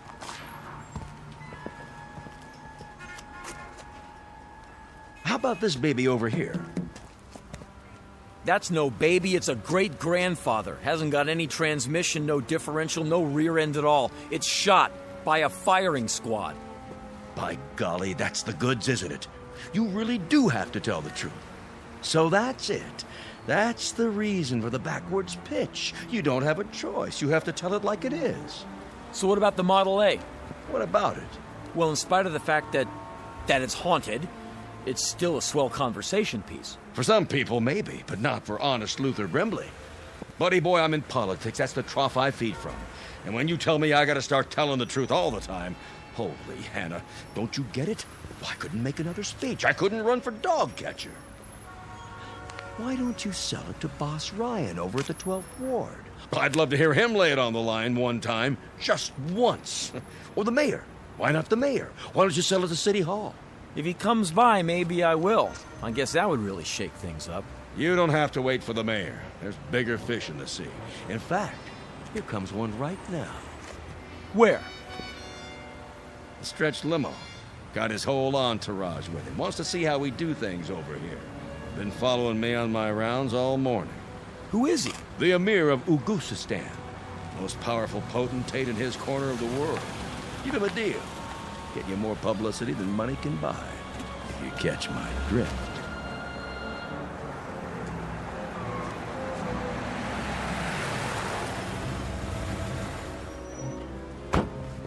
All right, get the camera set up.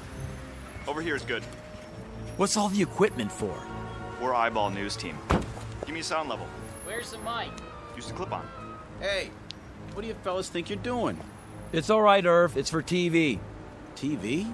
Yeah, 6 o'clock news. Are you the manager? No, I am. Harvey Hennicutt's cut-rate auto sales, where the deals just keep on coming. So long, Amir. I gotta get back to work. You know how it is. Keeping democracy running. The Emir is grateful for your hospitality. Anytime. That's the American way, huh, boy? You better believe it.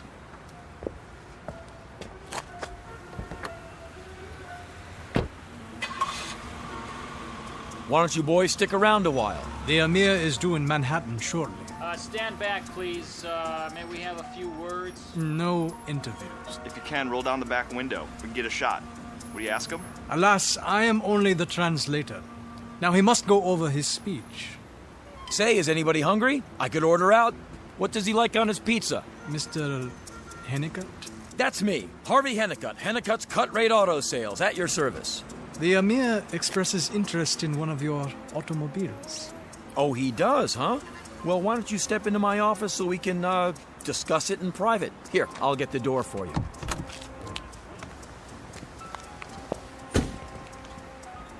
Get a shot. Follow them inside, handheld.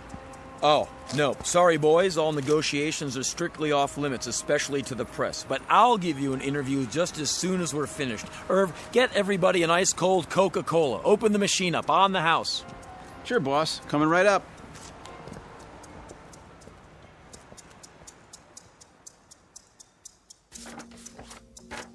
All he has to do is sign right here. You can take it out to the car if he doesn't want to come in. Everything seems to be in order. Go ahead, then. I'll get the keys. Do you need a pen? Mr. Hennicut. Yes? It's your motives I'm concerned about. Don't worry about my motives. I'm not trying to cheat you. Of course. But it is an example of Mr. Henry Ford's great contribution to your country, the production line. Quite brilliant, really. That is why the Emir desires it for his collection. And yet, your price seems overly modest. Look, I bought the car for $60. I'm selling it for $60. That's all. I don't want to make any profit. It wouldn't seem right for such a special car and a special buyer. Take your time. Talk it over with your boss. That is not necessary. I am authorized to accept your terms, Mr. Hennicut. The Emir is addressing the United Nations in a mere 3 hours. Then we've got a deal? Cash is acceptable? In American currency? Is it? I've got the papers right here. Now, this is the bill of sale, this is the transfer of title, and this is the registration. Have your boss sign all 3 of them on the dotted line. I'm empowered to sign for him. Oh, no. The boss has to sign. You dig what I'm saying? Only the boss himself can sign. It's the way we do things in the US of A. Ah, a memento, is that it? You are a autograph collector? Yeah, something like that. In that case, I'll take the papers to him. You do that, and tell him he's one lucky dog. What? I mean, you got $1 million worth of propaganda. You know that? All you have to do is tell your people back home that this is the kind of car the average American drives. Nothing too rich. We believe in equality. And truth. Most of all, the truth. Anything else doesn't go here. You tell your boss that. He keeps 1 copy, you bring the rest back to me, and that'll do it. Your boss will be the new owner of the car. In a minute, he can drive it right off if he wants. Drive it right off. I will tell him.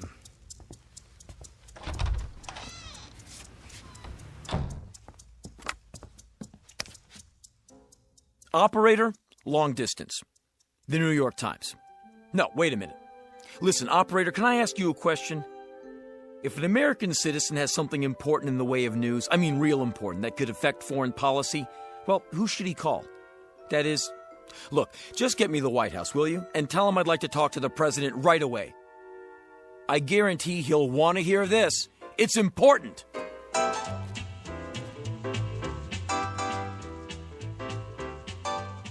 Couldn't happen, you say? Far-fetched? Way out?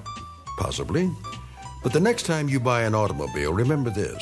If it looks as though it went through the Battle of the Marne, and the seller is willing to throw in an arm, not to mention one of his legs, be cautious.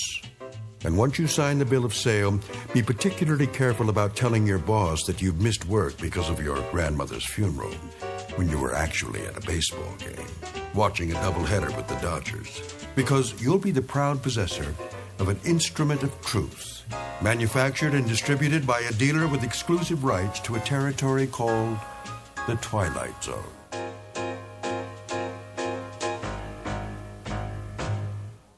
We'll return to the Twilight Zone in just a moment. You are about to enter another dimension, a dimension not only of sight and sound, but of mind, a journey into a wondrous land of imagination. Next stop, the Twilight Zone. Hi, this is Stacy Keach. I'd like to take a moment to tell you about our Twilight Zone website at twilightzoneradio.com. At twilightzoneradio.com, you'll find the latest information on these Twilight Zone radio dramas, including behind-the-scenes photographs, plus the newest product releases, trivia contests, ways to contact us, other Twilight Zone-related info and merchandise, plus links to other fascinating websites. So make your next stop TwilightZoneRadio.com. Visit TwilightZoneRadio.com to purchase these Twilight Zone radio dramas on cassette and CD, or call toll-free 1-866-989-ZONE. That's 1-866-989-9663.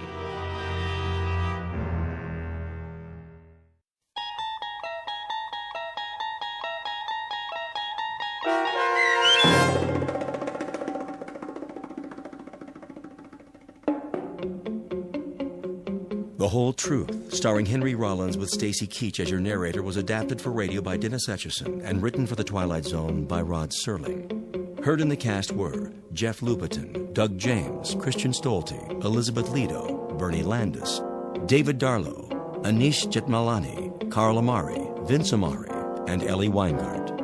To learn more about the Twilight Zone radio dramas and to obtain audio cassettes and CDs of these programs, visit our website at twilightzoneradio.com. The producers of The Twilight Zone wish to thank CBS Enterprises, Carol Serling, Dennis Etchison, Dick Brescia Associates, Claire Simon Casting, Terry Jennings, XM Satellite Radio, Sirius Satellite Radio, our sponsors and our radio affiliates for helping make this series possible. This copyrighted radio series is produced and directed by Carl Amari for Falcon Picture Group. Audio editing, sound design, Foley effects, and mix for the Twilight Zone radio dramas are by Cerny American creatives Craig Lee, Michael Slaybach, Bob Benson, and Jason Rizzo. To learn more about the Twilight Zone radio dramas and to contact us, visit our official website at twilightzoneradio.com. Doug James speaking.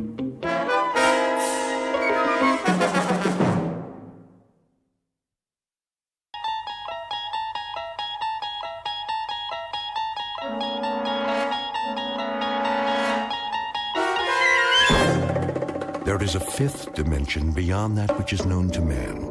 It is a dimension as vast as space and as timeless as infinity. It is the middle ground between light and shadow, and it lies between the pit of man's fears and the summit of his knowledge. This is the dimension of imagination. It is an area which we call the Twilight Zone.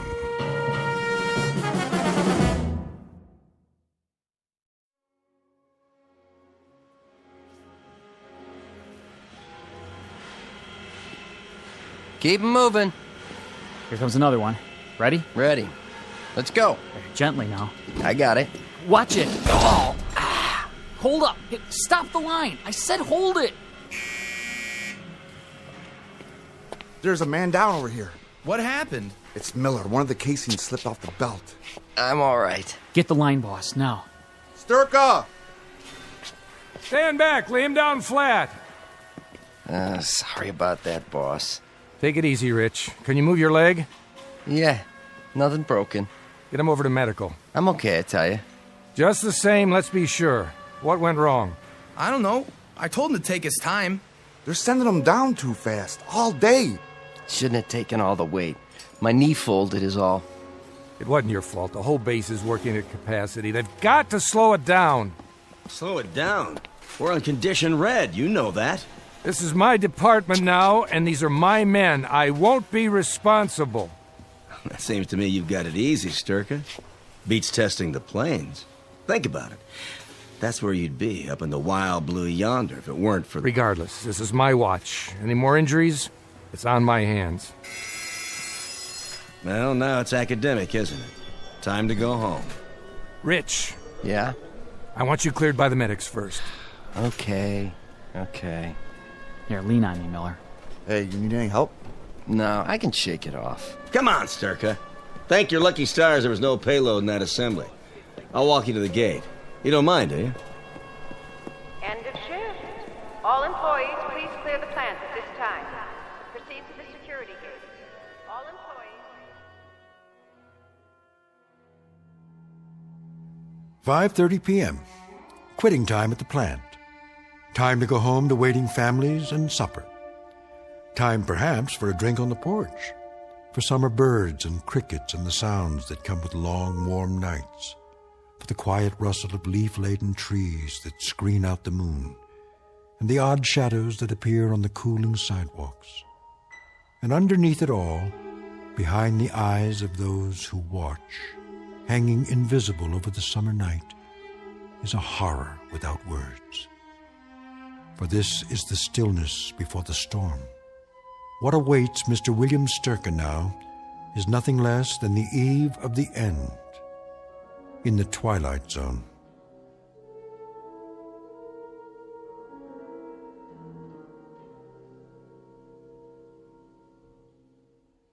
And now, The Twilight Zone and our story, Third from the Sun, starring Fred Willard, with Stacy Keach as your narrator. Next. Parkinson, chemical warfare. Parkinson, right. Next. Amberley, hydrogen armament. Check, move along. Mills, chemical weapons research. Where's your badge, Mills? Oh, right here. Check. Sturka, missile assembly. Got it. Thought you were on flight testing. I was, but they need all the manpower they can get on the floor. Keeping you pretty busy, huh? Very.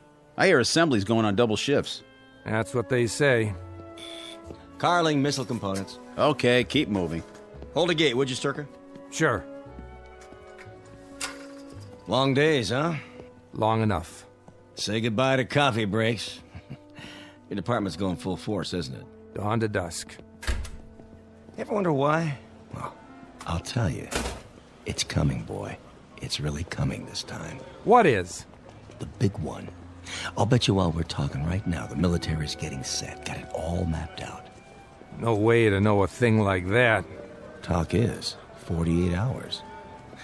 Wait and see if I'm not right. 48 hours, and we'll have him in the air. Whoosh! Up, over, and whammo. There goes the enemy. Obliterated. Finito. And what are they doing in the meantime? Who? The enemy. What do you mean, what are they doing? They're probably set to retaliate as best they can. Just a big waste of time, though, let me tell you. We get the first licks, so they can't do much. It's too late. Well, they can do the same thing if they want to. Whoosh. Up, over, and whammo. Absolutely. But not as many as we have. Not so perfectly aimed, not so efficiently launched. So instead of losing 50 million people, we lose only 35. Is that your point? You a defeatist, Sturka? Is that the way you think? I don't think anything. Then you'd better watch what you say. And what I think, too? Yeah, and what you think. You don't know who might be listening. That's right, I don't. Good night, Carling. See you tomorrow. Oh, you'll see me all right. Count on it.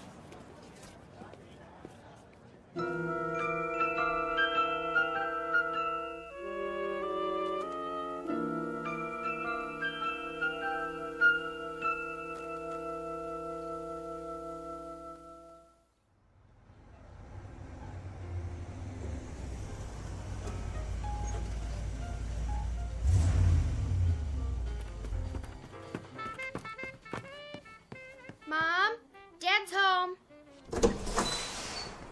Hi, Dad. Hello, baby. Where's your mom? Out in the backyard gardening or something. Pretty late for that. Yeah, I guess. And what are you up to? I'm waiting to teach you how to dance. Just a minute now. Well, you said you wanted to learn the muscle tussle. That's what all the kids are doing, and I promised that I'd... Some other time, honey. Hard day? Yeah, they're all hard lately. Hey, Dad? What, Jody? What's the matter? I mean, really. You look so down. Nothing serious, just feeling my years. What? When I look at you all grown up with that beautiful face... Oh, Daddy. Well, it reminds me that my youth is up in the attic somewhere, stored in a bunch of old photo albums. Is that all? All? That's quite enough, believe me.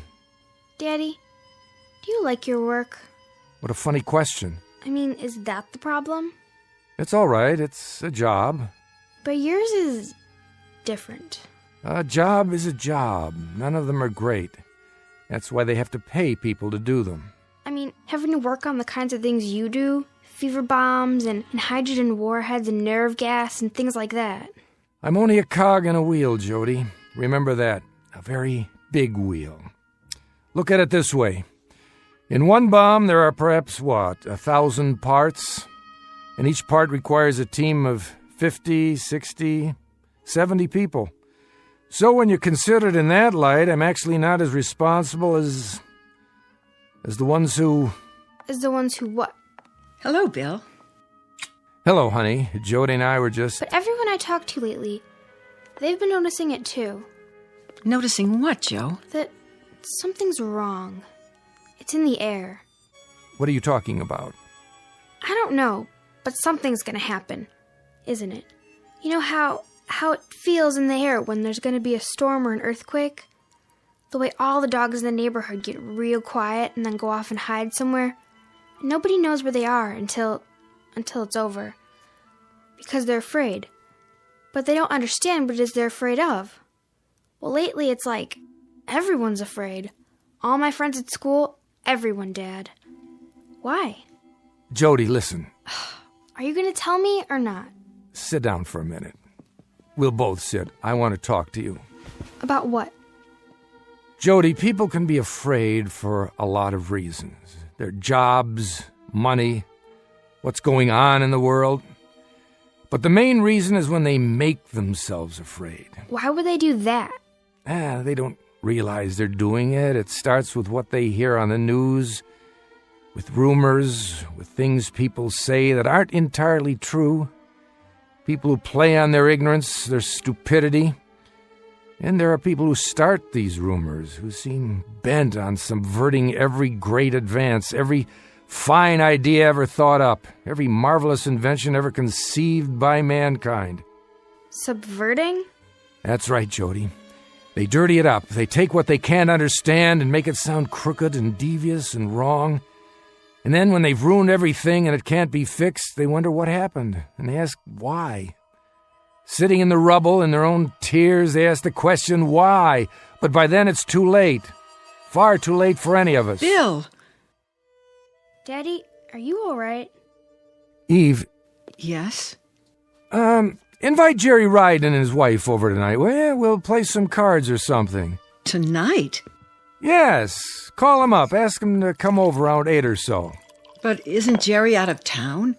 Wasn't he testing some kind of aircraft up north? He got back this morning. I told him we'd phone them. If you like. You'll be here, won't you, Jody? They'd like to see you. Can't. Sorry, Dad. I've got a date. Oh, Jody, not tonight. Well, maybe I can get in early. But it's been set up for a long time. I told Mother. Break it, will you? Dad. I'd like you home tonight. But... Jody, listen to your father. He doesn't ask much of you. Oh, all right, I guess. If it means that much to you. Thanks, sweetie. It does. Bill, is there a particular reason why you want us to stay home tonight? No, it's just that Jerry has some interesting stories. You'll see, he has some real stories to tell, believe me. His job, it's really very interesting, and I just thought it'd be nice if we were all here tonight. Together. You don't have to explain. I thought maybe you'd like some cards, get your mind off things. Now, if you two will excuse me, I think I'll go to the bedroom and change.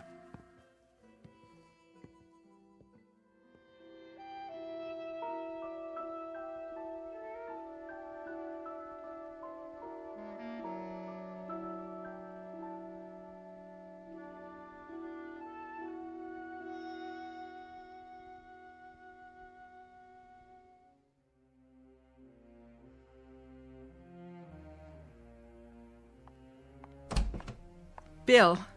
Well, what is it? That's what I'd like to know. Evie, please. What is going on? What do you think is going on? That's just it. I wouldn't know how to talk about it any more than Jody. But I have so much fear inside me that I can't give it words, only feelings. Feelings aren't what matters. Bill, don't shut me out. I want you to tell me whatever it is. I'm not sure I know how. You mean you don't want to? Look at me. I'm your wife. Oh, Eve, there's so much, but now it's too late for words, for explanations, for debates about what's right or wrong. Try. Eve, remember what we talked about? All the armaments on both sides and what might happen if things went too far. How if we reach a certain point, it could be too late to turn back. What are you saying? There's no hiding from it anymore. No pretending it won't happen.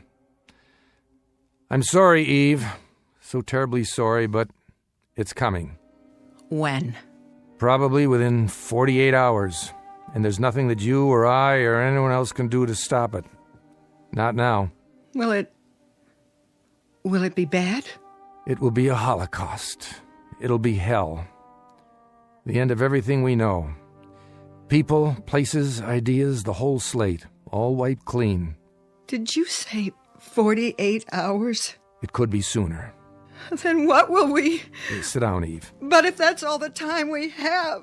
Sit down on the bed. I'm asking you... Listen very closely. We're leaving. You and me and Jody. Jerry and his wife. When? Tonight. Leaving? For where? I can't tell you that. I can only tell you that sometime between midnight and 1, we've got to be out of here. As far away as possible. And no one is to know. Not the neighbors, not our relatives, not even Jody. She might let it slip. We won't be able to tell her till we're already on our way. Oh, Bill. You have to be strong now. There's no time. Do you understand what I'm saying? Yes, but... Dad? Somebody's here. Be right down! Now? Why is someone here now? Stay here. I'll take care of it. But what if... Do as I say. Dad? Mom? Wait, Jody. Don't answer the door yet. I'm coming. Bill, please, be careful.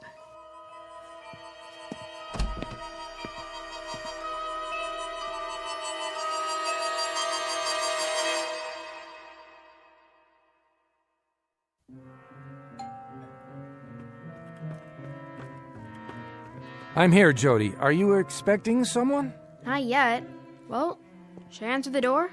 I'll get it. Dad, what's the matter? Nothing. Nothing at all. Hello, Bill. Oh. Hi, Jerry. You're early. I am? We were just going to give you a call.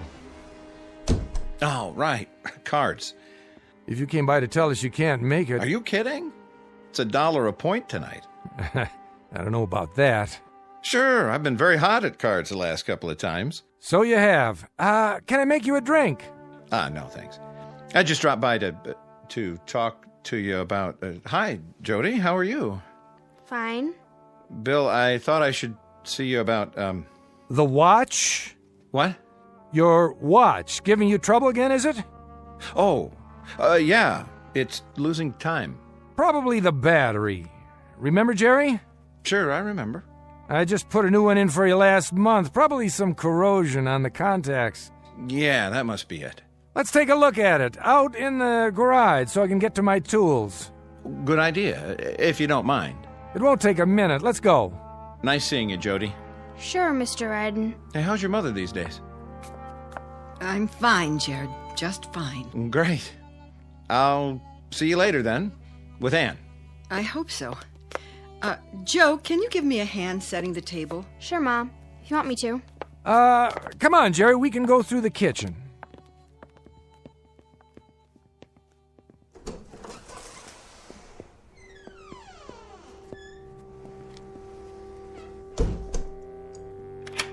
Here we are. Now then. Bill, Let's see that watch now. Take it off your wrist and I'll pop open the back. I've had to change the plan. Not now, not yet. Here's your trouble right here, Jerry. See that? I'll use the drill to buff it down. Now? Keep your voice down. You haven't told him? I told Eve. Jody doesn't know. Keep your head down and keep looking at the watch. And smile. Why? There's a window over there. You never know who's looking. Or listening. Oh, right. Lean in next to me. That's it. Now, what's the change? They've put a different guard on. For the 1 a.m. shift. The man I know, the one I paid off, he clocks out at 11. And we have to move it up to just before 11. Can we do that? It'll be a lot tougher. More personnel on the grounds then. That doesn't have to make a difference. We'll tell them the same story.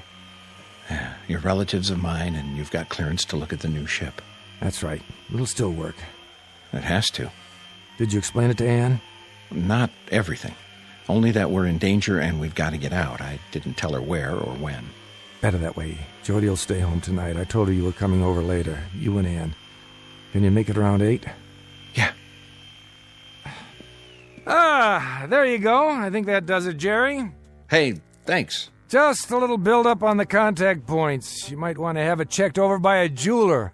I couldn't get all the corrosion out. I appreciate it, Bill. Very much. The best part is, I'm not even going to charge you. What was that?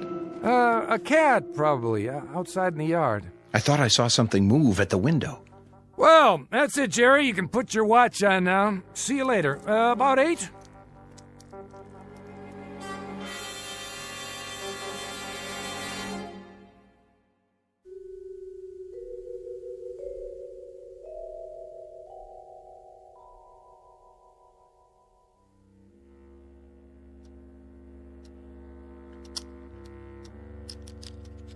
What do you bid? Jerry? I said... Nothing. This hand's garbage. Well, you can't just throw it in again. Well, Jerry's got the right idea. I've got garbage, too. Well, who dealt this mess? You did. Whoa, she's got you there, Evie. Maybe we should give it a break. Yeah, fine with me. You okay, Jody? Sure, I'm just super. How about some lemonade and homemade cake? Sounds wonderful. I didn't give Jerry any dessert tonight. The rigors of a test pilot's wife. Oh, you. Let me help. I'll just get a tray. Jody? Yes, Mother? Will you give us a hand in the kitchen, please? Okay.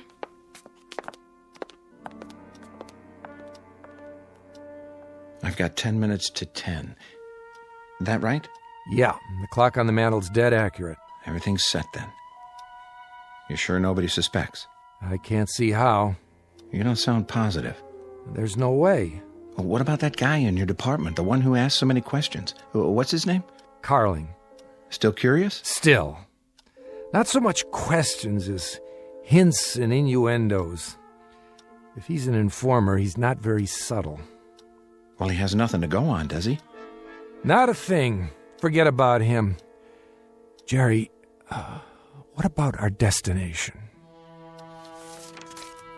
Right there. How far? What does it matter? A few million miles, give or take. A few million miles, and a ship we don't even know will leave the atmosphere. Or whether its pilot will be able to take off and set it down in one piece. But that's the risk, Bill. That's the risk we've been talking about for months now. It's not a bad risk when you consider the alternatives. And the place we're going? It's populated.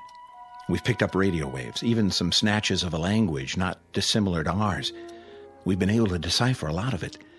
And with a little help, a couple of breaks, and the grace of God, we might even make it there. What? Who's here? Put the paper away. But that'd be too obvious. Turn it over, at least. Bill? Look who's here. Well, how goes it, Sturka? And riding? Carling? What brings you... Oh, just taking a walk. Saw your house, thought I'd stop off, say hello. Wasn't sure if you were home with all the blinds drawn. So I went to the back door, knocked. Oh, you're welcome anytime, Mr. Carling. Why, thank you. A little game of cards tonight, huh? A little game of cards. We're about to cut into a cake. Care to join us? Just a little more lemonade for me. I was telling your wife that she makes wonderful lemonade. Not too sweet, a little tart, if you know what I mean. I think I do. Hot night, isn't it? A night for the front porch, or sleep. Not much else. How right you are. Jerry, what time's it getting to be? Whoops, that late. What's the matter? Later than you thought, huh, riding? We have to leave in a couple of minutes. Oh? I've been up north, you see. Testing an aircraft, wasn't it? That's right. I haven't had much sleep the last couple of weeks. I know the craft. Do you? Well, they say it's capable of leaving our atmosphere. Talk is, it could go to another planet if the right man flew her. Not for a while yet. Needs more testing. Is that a fact? You wouldn't Happen to have a cigarette, would you, Sturka? No. Wait, there's an old pack in my pocket. Eve talked me into quitting. A wise woman. Bad for your health. Wouldn't want to take any risks. Not on your life. Here. Don't bother. I'll come get them. More lemonade? Jody and I will bring the cake. Light? I've got it. Keeping score, are you? Yep. The way I figure it, after that last hand, Bill and Ann owe me a little money here. That a fact? He's a marvelous scientist, a very bad card player. Now, I wouldn't have believed that. I'd have guessed that Sturka here was a good gambler. I'd have guessed he'd gamble on most anything. Lemonade all around? I'll cut the cake, Mom. And I'll serve. Can you pour, Eve? Of course I can. Well, let me help you, Mrs. Sturka. Oh, I don't know what's the matter with me. I've spilled some. You seem nervous. Why, I'm not nervous. Not at all. I'd say you are. Very nervous. Your hand's shaking. I'll do it, Mom. It's the card game. She doesn't like to lose. Yeah, that must be it. Well, what do you know?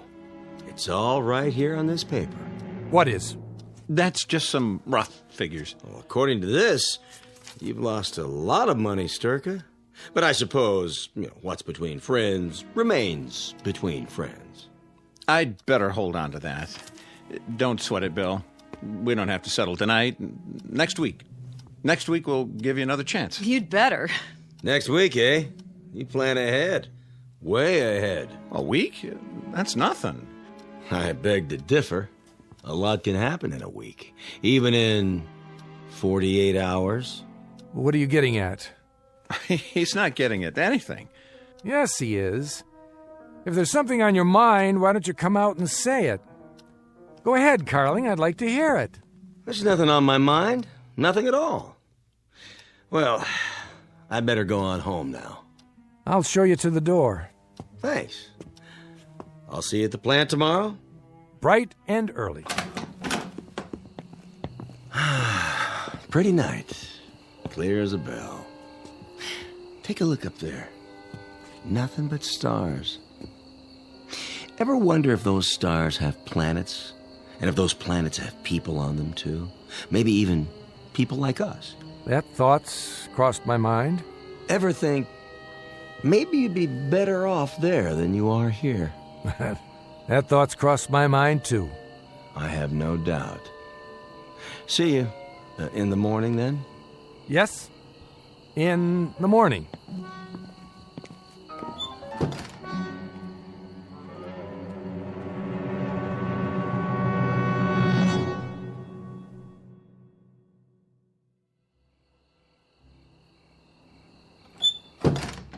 An odd man, didn't you think? Oh, I don't know. The way he kept watching us? Like he expected someone to let something slip. That's just Carling. What time's it getting to be? 10 already. What was that all about? Come along, honey. Help me clean up. No, I want to know. I don't like that man. Why was he here? Why are you all... You're gonna have to tell her. But Jerry, do you think that's a good idea? Tell me what? Will somebody please? Jody, baby, listen. This is very, very important. What is? We're leaving here tonight. What do you mean leaving? There's a ship over at the government field. We're all going to get in the car and drive there. But why? Listen to your father. We've had to bribe a lot of people to get to this point. The ship's loaded with supplies. Enough to last for a long time. You've been planning this? I don't want to leave. All my friends... This is our last chance. We've got to leave here tonight. Jerry, I'm frightened. What's so special about tonight? Because the world as we know it, this world, won't exist much longer. What? It's about to blow itself up, with the help of a few misguided people. And it looks like it's going to happen by morning. And by morning, where will we be? A long, long way from here. A long, long way. We'll be out in space, Jody. On an adventure, the biggest adventure anyone has ever taken. Your mother has a suitcase packed for us. It's under the stairs. I want you to go and get it. All right, everybody, I'll back the car out. Ann and Jerry, is your bag ready? It's in our bedroom. I'll carry it. Then let's get going. Bill? I've got to answer it. No. Can't he just let it ring? If he does, they'll know something's up. Who will? Yes. Sturka? Who's this? Evans. Oh, hello. I'm afraid I'm going to have to ask you to do something. And what's that? I need you back at the department. When? Tonight. That might be difficult. I know, and I'm sorry, but something's happening. A new level of alert. We're asking all the crews to report in. I don't know how I can... We're sending a car for you. It's on the way now. I'm in bed. So was practically everyone else I called. Get out of bed and put your clothes on. You don't understand. I'm ill. How ill? Bad cold, fever. That's too bad, but this is urgent. Top priority. I wouldn't be much use to you. Nothing less than rigor mortis would excuse you tonight. The car will be there in a few minutes. Bill? That was my division head. They're working around the clock tonight. They're sending a car for me. I knew it. We'd better get out of here right now. I'll get the bag. And I'll get ours. Eve, did you hear me? Yes, I heard. I just have to put these glasses away first. And the cake so it won't spoil. And... Leave it! Leave it, honey. Just let it go. Everything. All right, if you say so, Bill. I suppose someone will wash them, won't they? Doesn't matter now. Do you hear me? Do you understand what I'm saying? Yes, as soon as I get my purse and my keys. Do you see my keys, Bill? I don't know where they are. I can't go out of my house without my keys. How would I lock the door? I couldn't, could I? Why, the house would be wide open. It wouldn't be safe. Eve! Oh, but that's foolish, isn't it? I'm being silly. Because we're not coming back here, are we? Never. Not ever.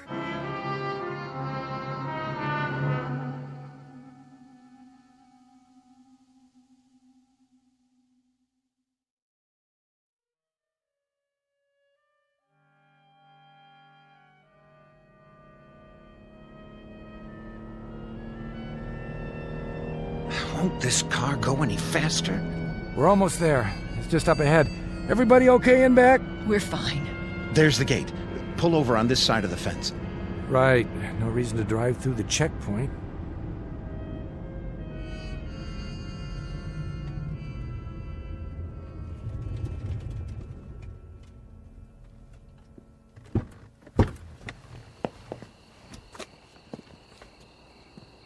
Stay in the car for now. It's awfully dark. It won't be if they put on the searchlights. What if they do? They won't, unless there's a security breach. For now, we're only observers. Government property starts at the fence. Dad, look. Out there on the field. What is that thing? That's our transportation. Yep, that's it. But it doesn't even look like anything I've ever... I know. It's top secret. The craft I was testing. It's an experimental design, a prototype. Will it fly? It did up north. Bill, who's that? Oh, it must be our contact. That's him. It has to be. Why is he carrying a flashlight? Give him the signal. Eve, lean over and flash the headlights once. If you say so. Wait a minute. That's not... Good evening, Sturka. Fancy meeting you here. I could say the same. A long way from home, aren't you? It was my idea. I told him to drive out and see the ship. That's quite a story. You don't honestly think anyone will believe it, do you? Jerry, he's got a gun. Now take it easy, Carling. Just stand there quietly, you two. Very, very quietly. And don't make a move. Wouldn't want to set off any alarms. What do you want? Name it. Would you mind getting back in the car? Sure, Ed. Just do me a favor, huh? And put the gun down. In the car. The front seat, please. What for? We're going for a little ride to the checkpoint. And I'll be in the back seat. Is that necessary? Would you 3 ladies be so kind as to get out? The 2 gentlemen and I have an engagement with the authorities. They have nothing to do with this. In that case, they have nothing to worry about. Someone will be along for them in a moment. Now step out, please. If you insist. Careful with the door now. Slowly. No, Mr. Carling. You be careful. Oh! Get the gun! I got it! Give it to me. In 1 second. Sturka, you don't realize what you're doing. Don't I? Oh! Bill, is he... Get in the car, Jerry. The gate's open. We're going through.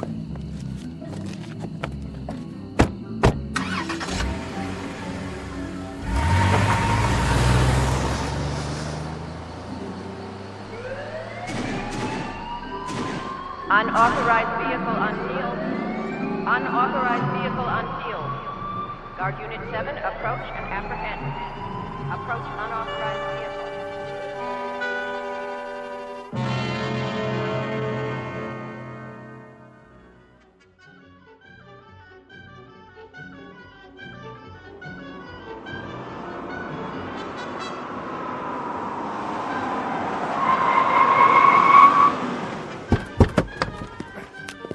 Get to the ship! Run!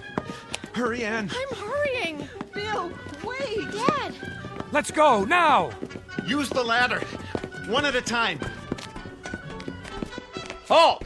Go, inside the ship! Sturka, what are you doing? Saving my family. But you can't. Can I? Stand back. Quickly, I have to seal the hatch. I'm coming. Fire it up!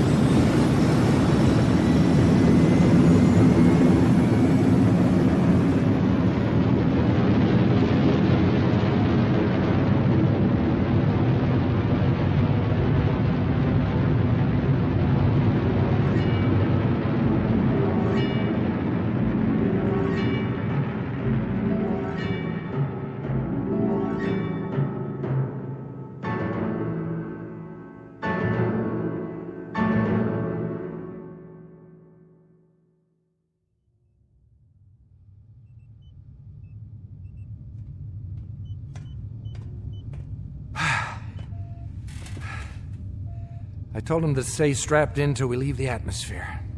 Everybody okay? 12 o'clock and all is well. Pressure's good. Air, fuel supply. The stars look far away. They are. But the one we want, that's not as far. Which one is it? See it there? The shiny one. Bright blue, over on the right. Yes, I see it. And are there people on it? People like us? People like us. It's the 3rd planet from the sun, Bill. That's where we're going. To a place called Earth. Earth. Nice name. I like the sound of it. Full speed ahead. Aye, aye, Captain. Steady as she goes.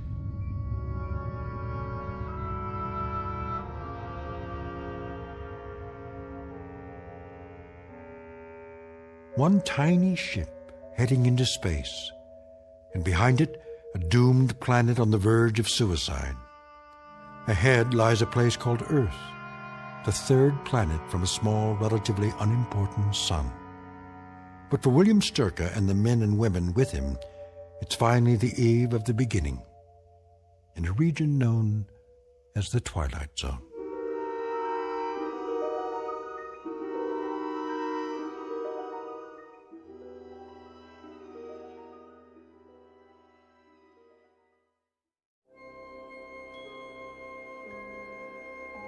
Hi, this is Carl Amari, producer of the Twilight Zone Radio Dramas. I'd like to take a moment to tell you about our official website at twilightzoneradio.com. where you'll get the latest news and information on these Twilight Zone radio dramas. Plus, at twilightzoneradio.com, you can digitally download 3 free episodes or any of our episodes for only $1.95 each. In this age of ever-changing technology, we've decided to make these episodes instantly available to you by making the Twilight Zone radio dramas a digital download-only series. This means that this series will no longer be offered on CD. The CD collections at our website are now being offered, while supplies last, at buy one, get one free. So be sure to get your favorites before they're sold out. Be sure to visit us often, and I'll see you in the zone.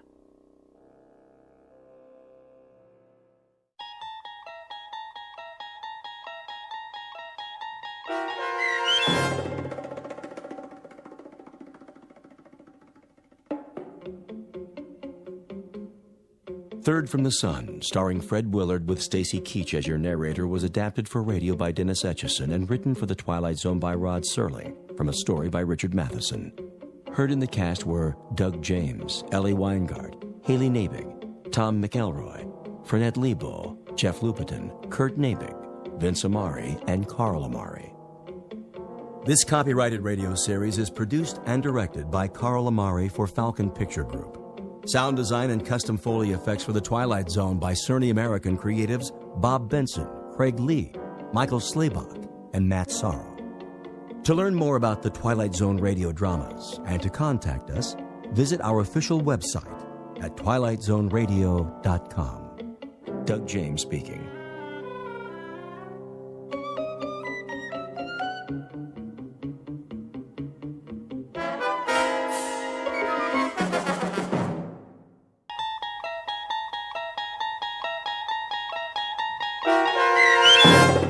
The Time Element, starring Bobby Slayton, with Stacy Keach as your narrator, was adapted for radio by Dennis Etchison and written for The Twilight Zone by Rod Serling. Heard in the cast were Mike Starr, Maggie Carney, Craig Brawley, Elizabeth Lado, Jeff Lupetin, Doug James, Kurt Nabig, Sarah Marks, Roger Wolski, Bo Nortel, and Carl Amari. To learn more about the Twilight Zone radio dramas and to obtain audio cassettes and CDs of these programs, visit our website at twilightzoneradio.com. The producers of The Twilight Zone wish to thank CBS Enterprises, Carol Serling, Dennis Etchison, Dick Brescia Associates, Claire Simon Casting, Terry Jennings, XM Satellite Radio, Sirius Satellite Radio, our sponsors, and our radio affiliates for helping make this series possible. This copyrighted radio series is produced and directed by Carl Amari and Roger Wolski for Falcon Picture Group. Doug James speaking.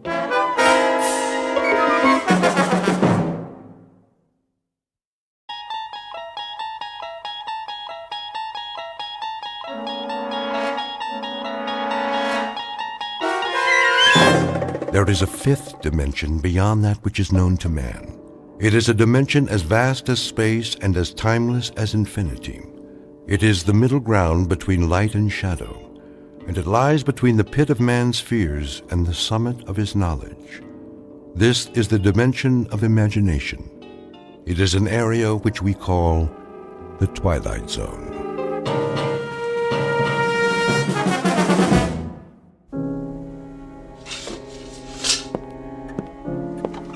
Now, Mr. Jensen, I think I have the basics here. Oh, yeah? 41 years old, unmarried, no physical ailments, no previous visits to a psychiatrist. No previous arrest either, okay? And the only time I ever saw a shrink before was in a cartoon.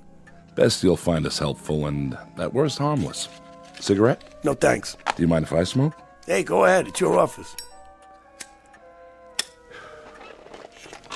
Now then, your occupation? Oh, gosh, various jobs. Part-time bookie, I was a car dealer. I tended a bar one time, right down the street from here. A couple of doors down. Andy's place. I was a butcher. Highly successful butcher, too. Knew how to make my thumbs weigh 12 pounds on the scale. So what do you say, Doc? How do I stack up? Normal? Abnormal? Subnormal? What's the story? Family? Father, mother, both married. Scranton, Pennsylvania. My old man was a coal miner. Coal? Yeah, you know, little black things that people used to put in the furnaces. Sounds like interesting work. Oh, it does. Then maybe you ought to go to a psychiatrist. You know, I think I will take one of those cigarettes. Surely. What, do you want me to pull up a couch now or something? Not if you're comfortable in the chair. Let's begin, shall we? Nothing shakes you up at all, does it, Doc? How do you mean? Oh, I don't know. Everything's all calm and cool. You know, when I walked in here, you made an inventory. The cut of the clothes, the way I talk. And up inside your head, huh? That's where you mark down those results. And then later, you put it all in little pigeonholes. You got me pegged, don't you? Not entirely. You figure you're talking to maybe a minor league horse player, huh? Maybe I'm a little hungover, maybe a little buggy in the head. But either way, about 40 degrees tilt. Yeah, my cigarette went out. Here. All right. Pigeonhole this, Dr. Gillespie. If said minor league horse player tells you some half-witted story, can you tell him if he's maybe off his rocker? Without Sigmund Freud and all that junk? Huh? Can you tell me in plain English what is wrong with me? I can try. All right? Here goes. I keep having a dream. Crazy dream. Are you writing this stuff down? Go on. I'll make notes on the things that seem pertinent. Well, I don't know if any of this is pertinent, because it probably sounds nuts. Sounds nuts to me, but there it is. I'm listening. I've had this dream maybe, 5, 6 times. What kind of dream? The real kind. How do you mean? Have you ever had a dream that you swear was real? I guess we all have. Over and over again? The same dream? The same dream, identical. Never changes. Tell me about it. It always begins the same way. I'm lying in a bed, and I just wake up all of a sudden, right? I open my eyes, start looking around. And what do you see? Hotel room, nothing fancy. I mean, nice, regular. I have Venetian blinds like you got here. So I get up, I go across the room with my bare feet, all right? Now, I'm wearing pajamas that definitely are not mine. And I open up the blinds. Bright sun, blue sky, beautiful day. Beach, palm trees, like a vacation, So open up the window. You get those French doors, whatever you call them. And what do I hear? Steel guitars, ukuleles, that hula music. The only thing is I've never been to Hawaii in my life. I don't even know what Hawaii looks like, except, what you see in the movies. But it's as real as anything. And here's the crazy part. I don't know how I got there. But I do know, as well as I know anything in my life, that I'm supposed to be thousands of miles away. And there's nothing, absolutely nothing, Doc, that I can do about it. And that's when things get really weird. I mean, just bizarre. Once upon a time, there was a psychiatrist named Arnold Gillespie and a patient whose name was Peter Jensen. Mr. Jensen walked into the office exactly 9 minutes ago. You might want to make note of that. It is 11 o'clock, Saturday morning, October 5th. You might want to make note of that, too, very specifically. It may seem trite to be so specific about the hour and the day, but in this case, it's of extreme importance. Because this isn't just a story about a man with a recurrent dream, one whose meaning the good doctor is about to help him unravel and sort out. Nothing so simple. Involved in this story is something new, not found in any textbook, Freudian or otherwise. Something we'll call, for want of a better term, the time element.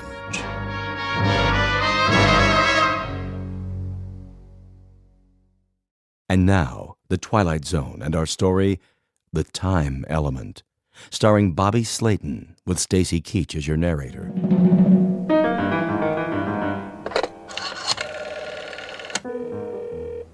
Front desk. Hey, tell me something. So, I got in pretty late last night, didn't I? I beg your pardon, sir? I asked you if I got in late last night. Is this 206? I don't know. Is it 206? I really don't know, Mr. Jensen. I wasn't on duty last night. Yeah, how about a morning paper? Oh, should be one in the hall outside your door. Yeah, thanks. That's perfectly all. What do you call this place, anyway? Sir? Well, was that such a hard question? I just asked you the name of the hotel. Do you work here, pal? Or what, are you just inspecting the kitchen or something? Why, this is the Royal Hawaiian. Are you sure you're in the right hotel, Mr. Jensen? That's a good question.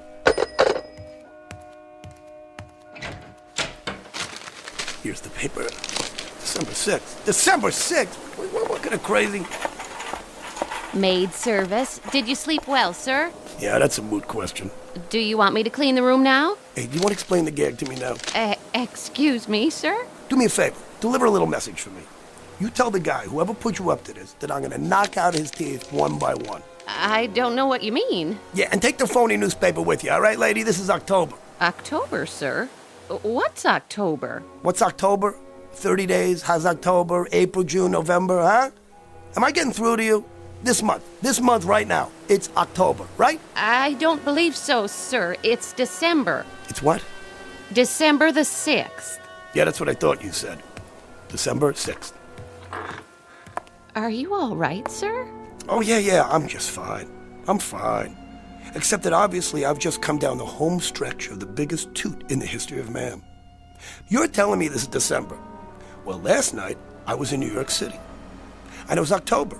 If you're not feeling well, I can come back later. Not feeling well?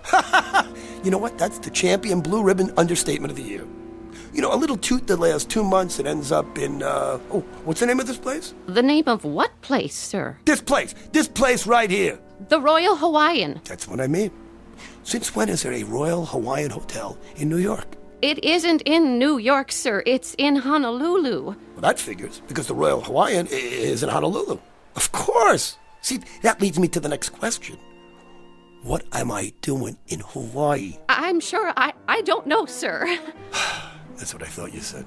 Hey, just one more question. No, come here. No, I'm okay. Come here. Really? Let me ask you anything else, I promise. What, sir? This hotel got a bar? Oh, yes, sir. A lovely one. And where is this lovely bar? Downstairs, off the lobby. Thank you. You're a doll. I'm sorry if I upset you. Well, look, if I ever had another mother, I really hope it's you, okay? Come back later. We'll dance. Oh, yes, sir. Absolutely, sir.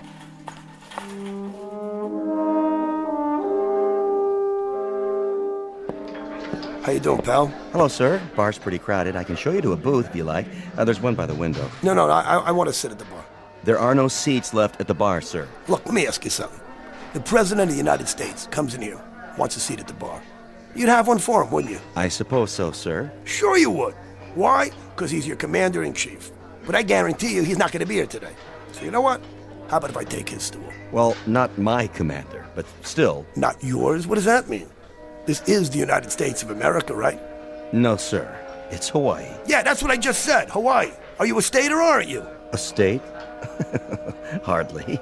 That's one thing that will never happen. Is that right? Well, you know what? Why don't you take a look at the history books? Because for your information, buddy, Hawaii became a state in 1959. What do you think of that? 1959? Well, that's very funny. Yeah, well, you're not funny, all right? Bloody Mary, please. That stool's occupied. Yeah, by who? The Invisible Man? Guy just stepped out. And you know what? I'll keep it warm for the guy. Give the gentleman a drink. Yeah, I want the tomato juice really anemic with lots of vodka, huh? Maybe 5 fingers, huh? You're the boss. Sure, baby. We'll take a walk on the beach. Then we can have lunch in the room. Sounds swell. That's better. Keep 'em coming, my boy. I'm on the last lap of the biggest binge in the world. Ha ha. Rough night? Rough night. Why don't you try 30 of them? Would you believe it? I passed out in New York a month ago. And this morning, I wake up here. I know the feeling. One time, I fell asleep at the Dublin airport, and when I woke up, I was on a British troop train going into Palestine. That really happened. Can you believe that? Good man. Hi, you two. Hi. I'd like you to meet my wife. Charmed. I'd like you to meet my drink. How do you do? You kids look like you're in love. How long have you been married? 1 day, 6 hours, and 12 minutes. No kidding. Never would have guessed it. Hey, bartender, you're from New York, aren't you? Born, bred, and raised. How'd you know? Because you got a picture of the great Fiorello LaGuardia. It's the best mayor New York City ever had. Yeah, he sure is. Was. How's that? He was a good mayor. That's what I said. No. You said he is. Well, isn't he? He was. Because he's not here now, is he? No, I guess he isn't. He's in New York, where he should be. Yeah, because he's dead. I sure hope not. When did you hear that? Anybody ever tell you got a wacky, nutsy sense of humor? What are you, the argumentative type? No, not me. I just want to tell you that if you're trying to rib me, I'm going to come back there behind the bar for about 7 minutes, and you're going to be fixing all those Bloody Marys with a fresh supply of blood from a broken nose, all right? Hey, take it easy, mister. Let me buy you a drink. No. Let me buy you one, okay? Come on, around for the newlyweds. You know they're drinking champagne. Hey, what do I look like here? Deadbeat? Come on, give him champagne. 2 more. To the bride and groom. Long may she wave. Hey, bartender, over here. What'll it be? So what do you want for ship? You bet your life. Best one afloat. The Arizona. The what? The Arizona. When did they dredge her out of the mud? Say, Don't get mad, honey. He didn't mean anything. talking about my battle wagon, and she's never been close to the mud. Oh, she hasn't, really. Hey, buddy boy, let me tell you something. Got a lovely wife, but a lousy memory. And now you're trying to tell me the Arizona was never sunk? I'm not trying to tell you, I'm telling you. The Arizona's never been sunk in her life. Never, huh? You know it. You know it, I don't, okay? I say she got sunk on December 7th, 1941, okay? And that's where she sits today, in the mud at Pearl Harbor, okay? Now, what do you think of that? What'd you say? I said... I have returned. I feel like a new man. And now that new man needs a drink, too. Oh, here's your newspaper, bartender. Another one of your liquid libations for me, please? Get off that stool! He was here before. Let me see that paper. Take it with you on your way out. Let me see this. Jap envoys to FDR. Hey, wait, what kind of paper is this, huh? What are you guys doing? Where'd you get this? The Honolulu Advertiser, Saturday, December 6th, 1941. You owe me for the champagne. And one Bloody Mary. But it isn't 1941. Do you hear me? Ask anybody. How about you? How about you? Somebody speak up. What is the matter with you people? I have to ask you to leave now, buddy.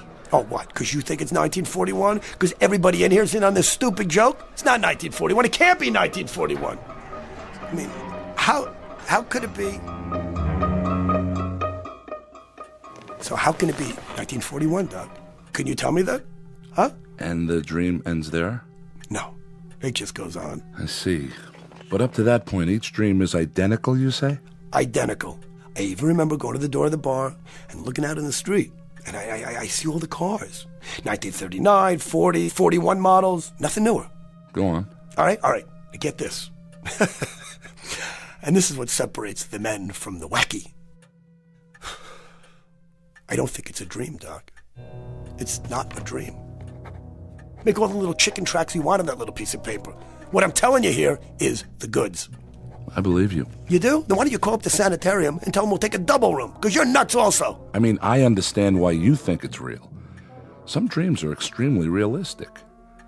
As often as not, they're impossible to distinguish from reality. No, you don't get what I'm saying. Look, it isn't just that it's real while I'm asleep, Doc. Well, I'm telling you this. It's still real. It's still real even when I'm awake. All of it. Look, I've had dreams like everybody else, but as soon as it started, I knew it was different. Do you understand me? Do you understand me? You don't understand me. These are not dreams. If they're not dreams, Mr. Jensen, what are they? What do you think they are? Let's examine the alternatives. I can think of only one. That's the one I'm thinking of, okay? I wake up in a hotel room in 1941. But I mean, I really wake up. And it's really 1941. Do you understand? Going back in time. That's what I'm doing, Doc. I'm going back in time. Huh. Interesting. What happens then when you're back in time? You sure you want to hear this? I do. Then hold on to your hat, Doc, because from this point on, things go completely screwy.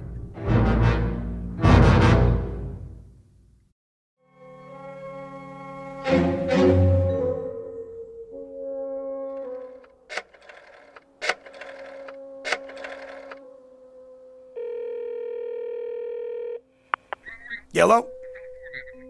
Want to place a bet? Well, are you a bookie or not? All right, then. I'm going to take Joe Louis over Buddy Bear. What are the odds on Louis? Well, they will be scheduled, okay? They're going to fight on January 9th.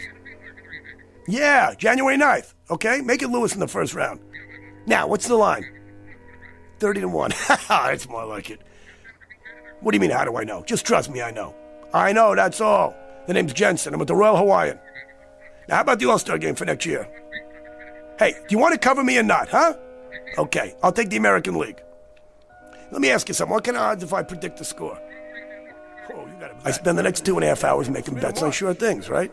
Every race, every prize fight, every football game I can remember happening after December of 1941. See, I got to figure that if this goes on, I'm a shoo-in to put every bookie in town out of business. Now, I'm not scared, you understand? See, I don't have one idea what I'm doing back here, but as long as I am here, I figure, hey, why not put it to good use? You know what I'm saying? Jensen, that's right. Royal Hawaiian.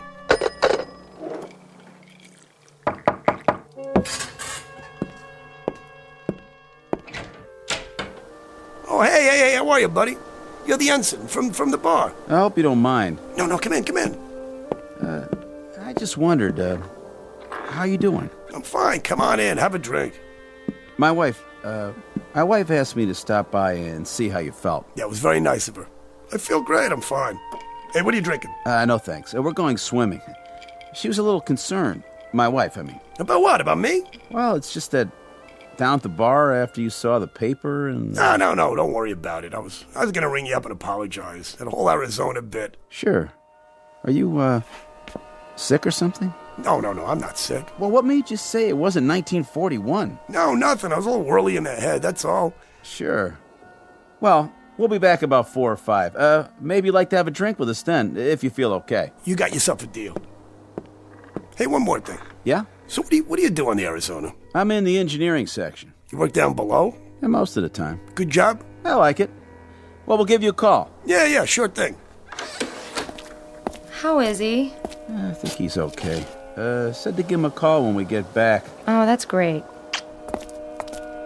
So I remember thinking, right at that moment, these two kids were so much in love, you could take the looks they gave each other, you could spread it on pancakes. And while I'm watching them, it hits me. This boy works down in the hold of a ship that has about 14 hours left to ride the waves. After that, it goes down under with 1,000 men. And suddenly, making bets on things that I know will happen seems about as interesting as catching lake trout in a milk bottle. You know what I'm saying? Somehow trying to help those two kids is the one thing in the whole wide world that matters. So I do the only thing I can do. I make a fool out of myself. Hey, front desk? Hey, I need directions to get to the Schofield barracks. Yeah, right. Yeah, U.S. Army base.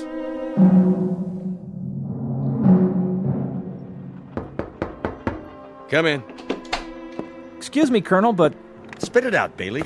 That guy is still in the orderly room, sir. Says he wants to see somebody in charge. Who's this now? Some jerk with a tambourine or something. Must be Save a Soul Saturday. What's his story? I can't piece it all together, sir. Something about the Japanese having bombs? This ought to be good. Send him in. Yes, sir. The Colonel will see you now. You're Mr... Jensen, Pete Jensen. I'm Colonel Abernathy.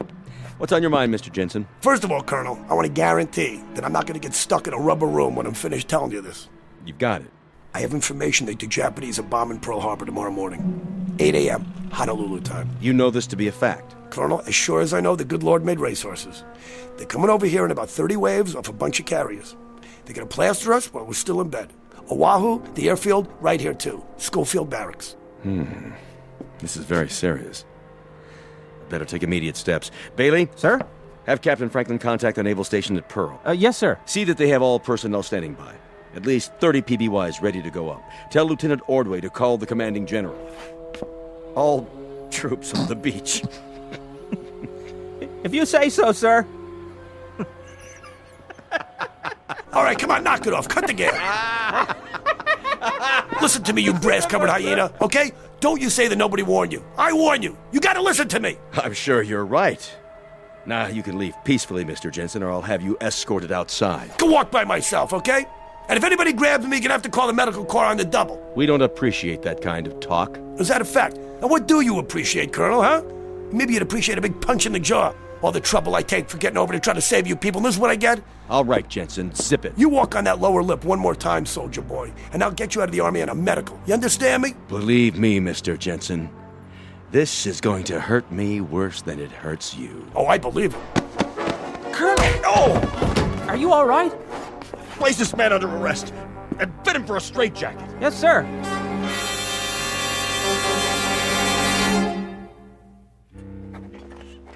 Then what happened? Well, finally they let me leave, right? After I answered some questions about what year it was, and did I know who the president was?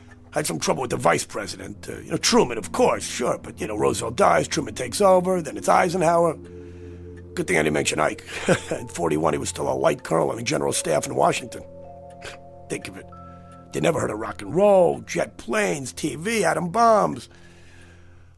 Anyway, they decided I was harmless. So on the way out, I gave him a V sign and told him to buy some more buns. And after that? What am I going to do? I had my shot. So I figure I'm just going to spend the rest of the day drinking quietly. Hell, to get to heaven. Hiya. Likewise. Hey, you know what you were talking about this morning? I got a vague recollection. You know, about the Arizona being sunk? Knock it off. You don't believe me? Well, you don't see me bleeding, do you? I'm not trying to drum up an argument. I just wanted to show you something. Take a look out the window.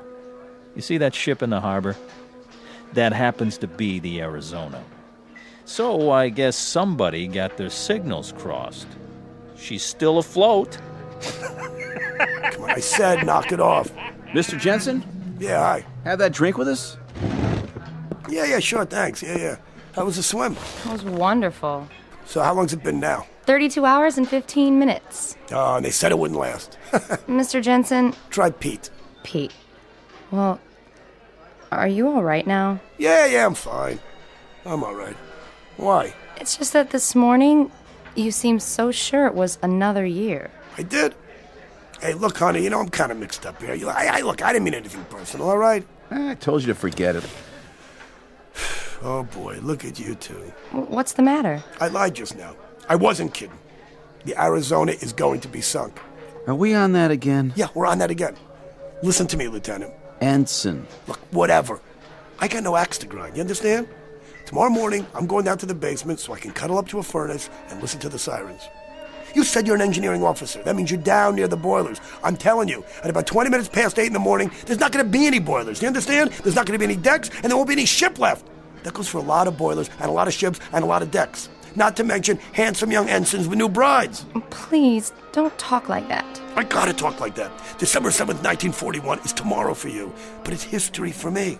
Do you understand? Last night, I was in New York City, and it was years from now. I've lived through those years. I know what's gonna happen. I know it sounds crazy, but I know it's gonna happen. Hey, you. No more trouble, huh? Hey, you shut your mouth. Nobody's talking to you. Hey, look. You're nice young kids. I ain't got no reason in the world to give you any grief. Okay, just do me a favor and listen. Take 100 to 1 shot that this weirdo in front of you maybe has a point, okay? I'm telling you that tomorrow morning we're gonna get attacked. And if you're on that ship... I'll be on that ship, because that's my berth.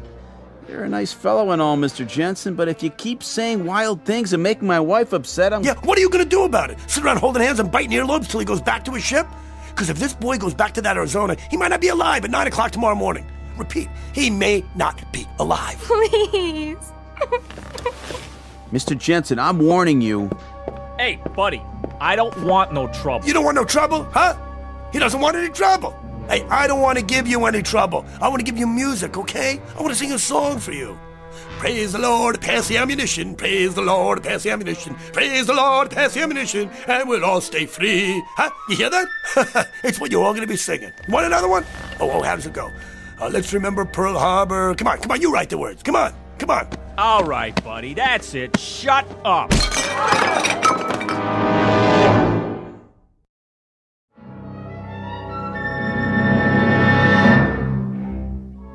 Don't tell me the general can't be reached. I know he can be reached. He may not be alive to call me tomorrow. Yeah, this is... Hello?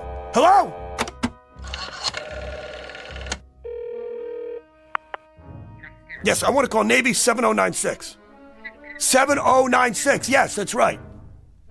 Hello, is this a naval station? Yeah, let me talk to whoever's in charge. Yeah, hello? Listen, I have some information here. The Japanese are going to attack Pearl Harbor, right? Hello? I said the Japanese are... Hello? What am I going to do? It's almost too late. What time is it? 8 o'clock. It's 8 o'clock in the a.m. It's 8 o'clock. That means it's December 7th. It's December 7th already. What am I going to do? Why wouldn't anybody listen to me? Why? I told you they were coming. I told you they were coming. I told all of you. I told you.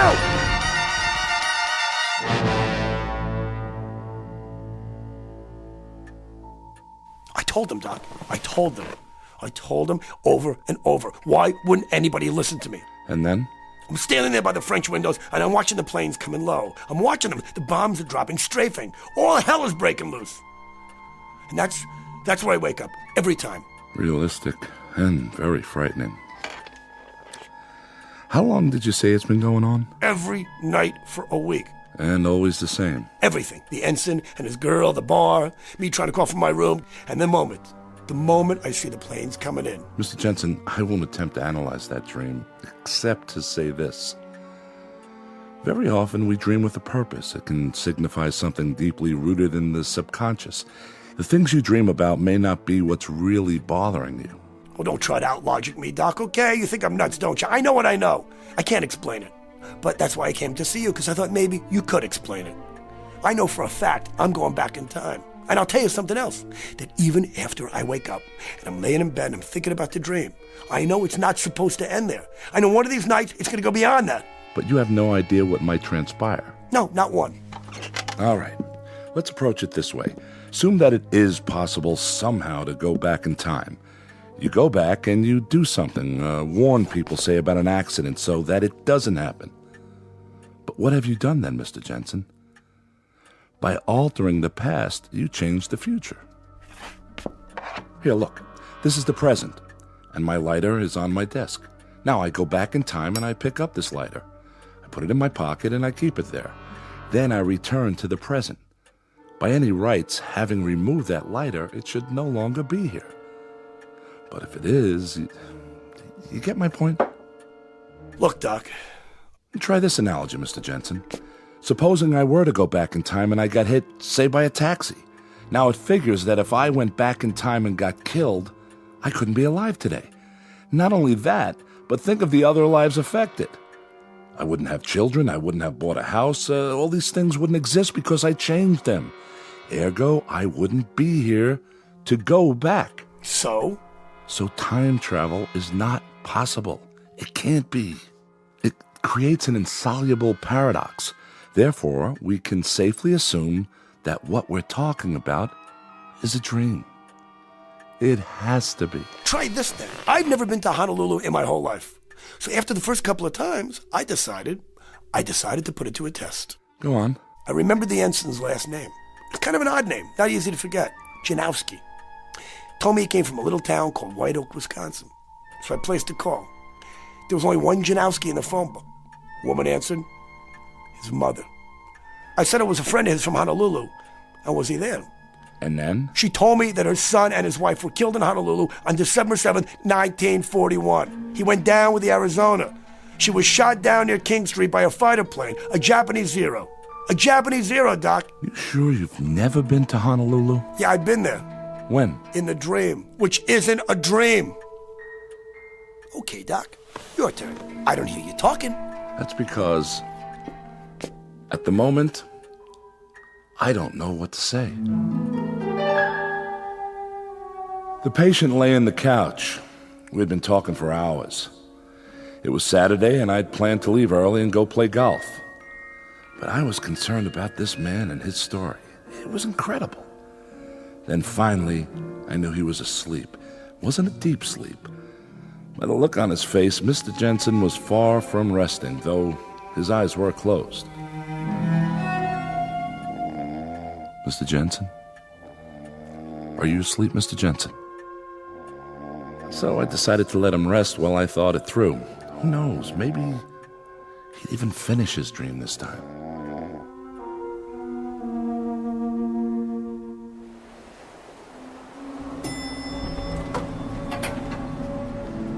How's your eye, Mr. Jensen? I mean, Pete. Hey, don't worry about me. I'm fine. I'll put a piece of steak on it. Sorry the bartender hit you. I should have stopped him, but I kind of got carried away, too. No harm done. Well, go lie down and take it easy. Maybe we'll see you later before I go back to the ship. Hey, Janowski, do me one favor, will you? Play hooky tomorrow morning.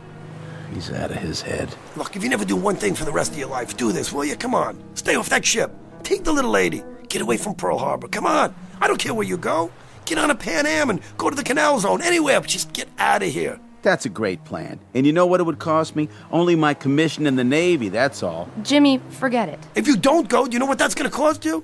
Just a little item like your life, and hers too. I tried to be nice, but this time I swear Come on, Jimmy. Let's go to our floor. Please, come on. What do you got to lose? I'm going to try to save your lives, that's all.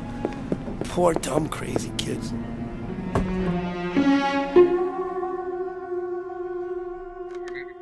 Don't you tell me the general can't be reached. I know he can be reached. He might not be alive tomorrow to call me. Please. Hello? Hello? Yes, I want to call Navy 7096. That's right. Hello?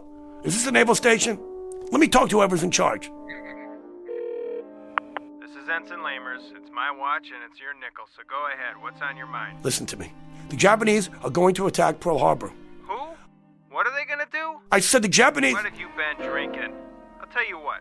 Take a nice shower and dive into a percolator. Good night. Hello? Hello? It's almost too late. What am I gonna do? What am I gonna do? Again, what time is it? 8 o'clock in the a.m. Already 8. Oh, that means it's December 7th.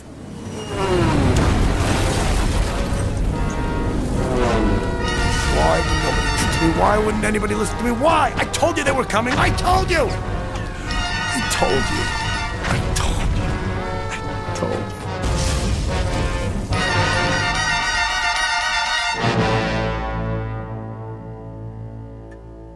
I stood there at the window for a long time, thinking about Mr. Jensen and his problem, his dream.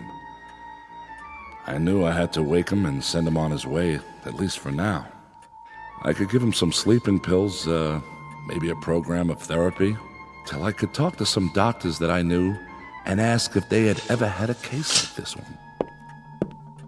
Mr. Jensen? Mr. Jensen? It's getting late. I'm afraid I'm going to have to... Mr. Jensen? Mr. Jensen, where did you... Carol? Yes, Dr. Gillespie? What happened to the patient? The patient? Jensen. I didn't realize he'd slipped out. I let him fall asleep on the couch because he looked so exhausted. I don't know anything about him, Mr. Jensen, Doctor. The man who was in my office all afternoon. It's a good thing there were no other appointments. I hope you have his number. I wanted to schedule a series of sessions starting next week. I'm really sorry, sir, but I don't show any appointments at all today. I was wondering how long you needed me. I have a date this evening, and... Hold on. You mean to tell me a man named Jensen didn't walk in here and ask to see me? Big guy, shirt with flowers on it? Why, no, sir. I've been here the whole time. I thought you wanted me to stay and work on the files. All right, Carol, that will be all. You can go now. I'll lock up. Yes, sir. Good night, sir. Try this analogy, Mr. Jensen. Supposing I were to go back in time and I got hit, say, by a taxi. Now it figures that if I went back in time and got killed, I couldn't be alive today. Alive today.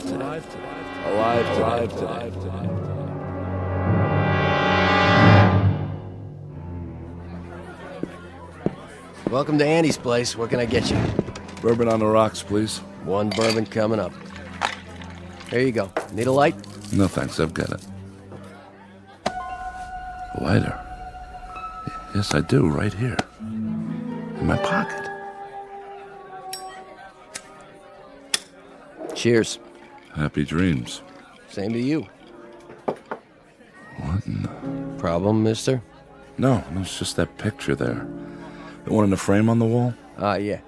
Group of men in uniform. All except one in a flowered shirt. He looks familiar. Pete Jensen. He used to attend bar here a long time ago. You heard of him? Jensen? No. I don't remember that name. He looked familiar, that's all. Where is he now? Him? He's dead. He got killed before I was born at Pearl Harbor. What, down here? Sure. 2 more of the same. Once upon a time, there was a psychiatrist named Arnold Gillespie and a patient whose name was Peter Jensen. You might want to make note of both names for the record, should you ever run across either one in a textbook. It is now Saturday, October 5th, at exactly 5:10 p.m. You might want to make note of that, too, if you're even remotely interested in a new theory about something we'll call, for want of a better term, the time element, at least as it is measured in the Twilight Zone. More from the Twilight Zone after this. You are about to enter another dimension, a dimension not only of sight and sound, but of mind, a journey into a wondrous land of imagination. Next stop, the Twilight Zone. Hi, this is Stacy Keach. I'd like to take a moment to tell you about our Twilight Zone website at twilightzoneradio.com. At twilightzoneradio.com, you'll find the latest information on these Twilight Zone radio dramas, including behind-the-scenes photographs, plus the newest product releases, trivia contests, ways to contact us, other Twilight Zone-related info and merchandise, plus links to other fascinating websites. So make your next stop twilightzoneradio.com. Visit twilightzoneradio.com to purchase these Twilight Zone radio dramas on cassette and CD, or call toll-free 1-866-989-ZONE. That's 1-866-989-9663.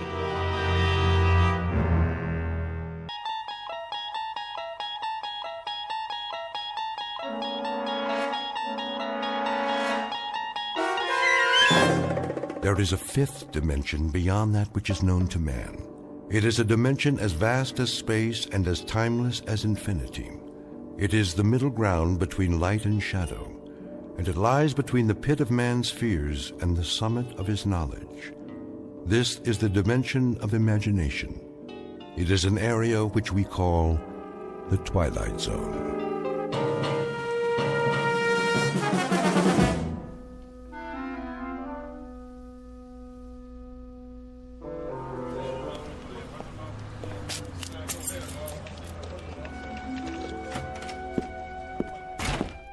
Good morning, Mr. Bemis. Oh, hello, Cheryl. How are you today? Fine, just fine. You're on time, I see. I was getting worried. Were you? I thought you'd be here already. Well, normally I would be before Mr. Carsville notices. Had a bit of a delay, though. What happened? Well, I decided to stop by the library on the way. A few books, to return. But they've changed the hours. They have? Yes. Do you believe it? Opening later, closing early. It's getting harder and harder to check out a book. Scarcely any time at all. Well, don't they have a slot or something for returns? Oh, they do. But what if you're interested, let's say, in scanning the morning paper without having to purchase a copy? Or a student trying to finish a last-minute assignment? And those who work during business hours, who won't be able to use the library now? The right to read is slipping away, and no one seems to care. Oh, here he comes. Get ready. Well, as ready as I'll ever be. Morning, Mr. Carsville. Morning, Miss Anderson. Bemis. Good morning, sir. Glad you decided to join us. Better late than never, I always say. 7 minutes to go. Let's open the bank on time today, shall we? Yes, sir. Scrooge. What? The boss in A Christmas Carol? Doesn't Mr. Carsville remind you the least bit of Ebenezer Scrooge? Well, I don't think I've read it. Really? Well, you should. All of Dickens' Christmas stories, as a matter of fact. They serve as a fine introduction to his novels. Nicholas Nickleby, Oliver Twist. Time to open the front door, Mr. Bemis. They're lining up out front. Oh, yes, of course.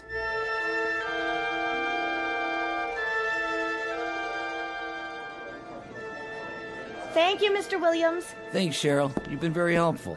Have a nice day. Marvelous. Yes, indeed. Well? Oh, hello, Mrs. Chesters. Nice to see you.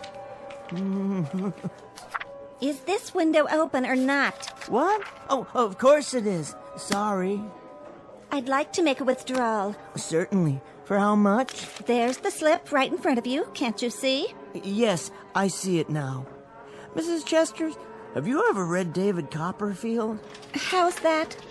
Wonderful book. Here's this poor little fellow whose father has passed on, and his mother has remarried a miserable man named Murdstone. Can you believe that name? And Murdstone has this sister, Jane, and... Mr. Bemis, you shortchanged me again. I did? Oh, my. You owe me $1 more. There's only 24 here. I should have 25. Quite right. I'm truly sorry, Mrs. Chesters. I thought there were 5 ones. Here you are. Now then, there's another character in the book named Micawber, Mr. Micawber. He's always being taken off to debtor's prison. You read too much. I do? Perhaps if you didn't, you wouldn't need such thick glasses. There's a wonderful woman in it, too, named Peggotty. She's David's nurse, and... This is a bank. If I wanted to know about books, I'd go to a library. Well, you see, the library's hardly open anymore, so I'm afraid you'd find that you... Mr. Bemis. Yes, Mr. Carsville. I wonder if I might see you in my office. Now, Bemis.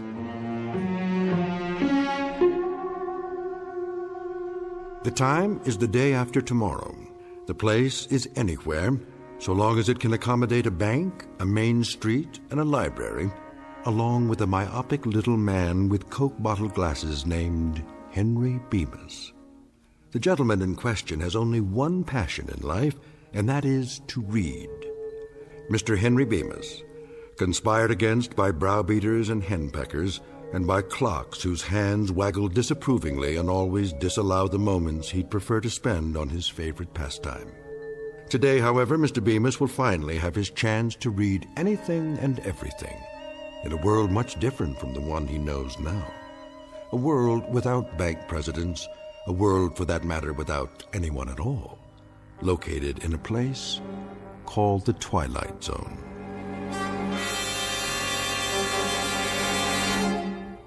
And now, The Twilight Zone and our story, Time Enough at Last, starring Tim Kazurinsky, with Stacy Keach as your narrator.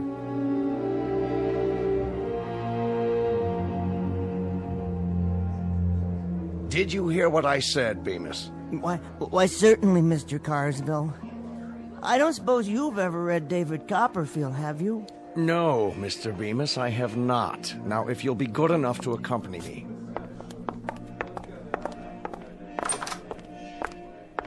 Now, Bemis. Yes, sir? I shall come to the point of this interview. I shall arrive in the following manner. What constitutes an efficient member of this organization? Viz., a bank teller who knows his job and performs it, i.e., an organization man who functions within an organization. An outstanding book. What? The Organization Man by William H. White.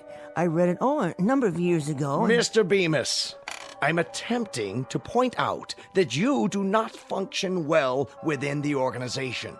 You are neither an efficient bank teller nor a proficient employee. Instead, Bemis, you are a reader. So I am... A reader of books, of magazines, periodicals, newspapers, pamphlets, brochures, catalogs, advertisements, tracts. And chapbooks and broadsides and instruction manuals. Oh, all sorts of things. Whatever I can lay my hands on. Ad infinitum. That's precisely my point. When you're waiting on customers, you have an open book in your lap. Don't deny it. When you're balancing the daily tally sheets, one eye is on a printed page. I see you going into the vault downstairs during your lunch hour, book in hand. Well, sir, with all due respect, it was my understanding that when I'm off the clock, my time is my own, in a manner of speaking. Indeed it is. A very important point. Do you know how I became the man I am, Bemis? Let me see, no. No, I don't. I was a teller once myself. Hard to believe, I know. A good teller, I'm proud to say, became what I am today because I spent my lunch hour in the following manner. 5 minutes for a sandwich, 2 minutes milk, 1 minute cookie, then 52 minutes spent studying. And do you know what I studied, Bemis? I can't say that I do. Finance and banking. Is that so? On your lunch hour? My. I practiced adding up figures, subtracting, dividing, compounding interest, and, after 21 years passing through the ranks, do you know how I wound up? Well... I wound up as president of the bank. So you did. Ultimatum, Mr. Bemis. You will henceforth devote your time to your job. And that means forget about reading, or you'll find yourself outdoors on a park bench reading from morning to night for want of a job. Do I make myself perfectly clear? Oh yes, quite. Good. It's just that... Just that what, Bemis? Make it quick and then get back to your teller's cage. It's, well, my wife. What about your wife? I think she's taken up yoga. Now see here. She must have, or some similar form of self-denial. And now she expects me to live by the same philosophy.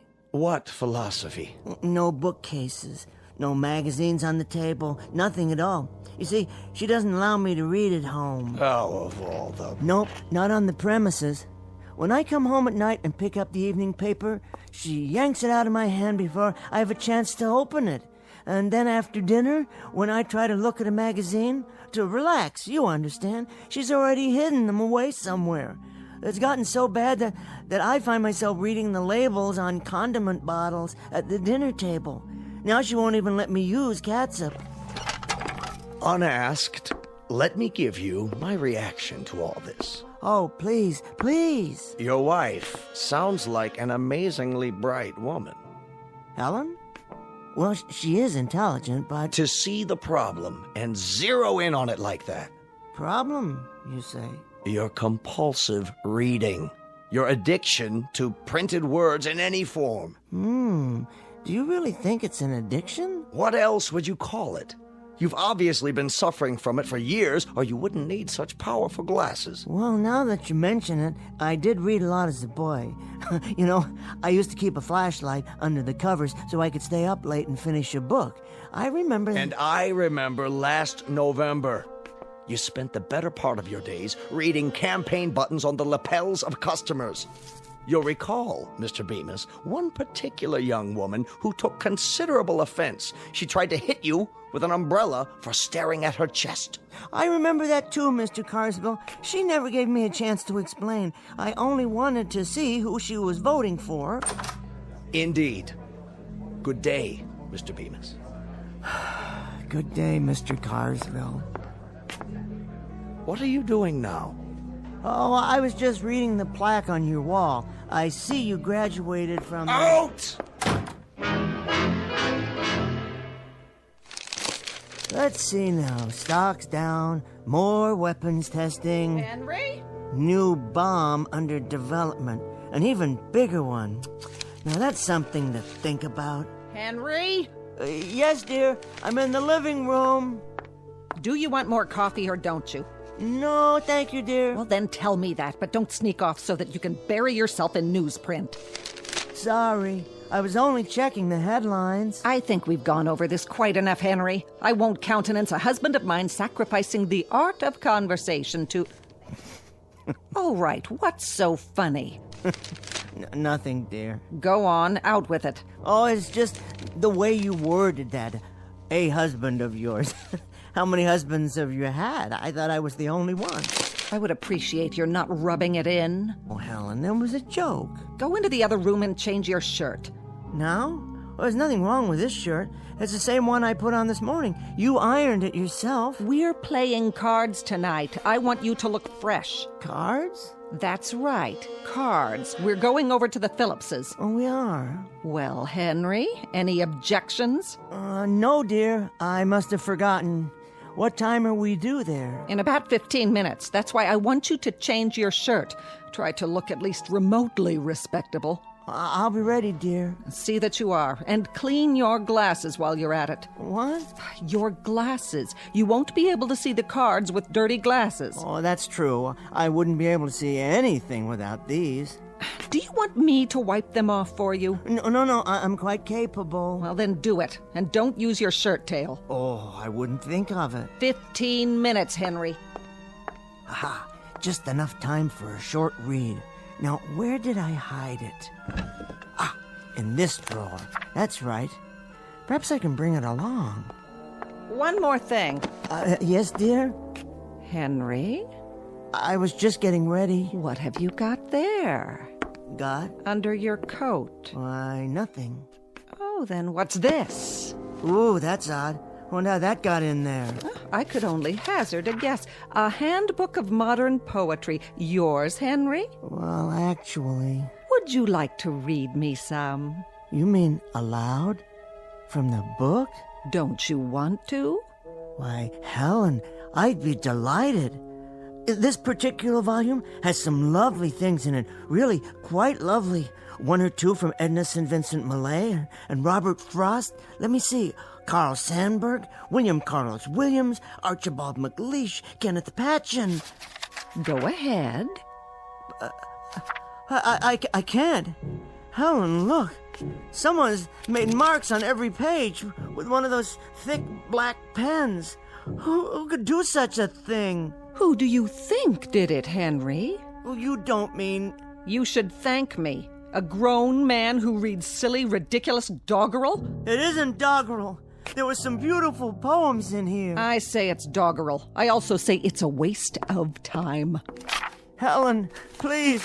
No, please don't tear the pages out. Oh. Careful, Henry. You dropped your glasses.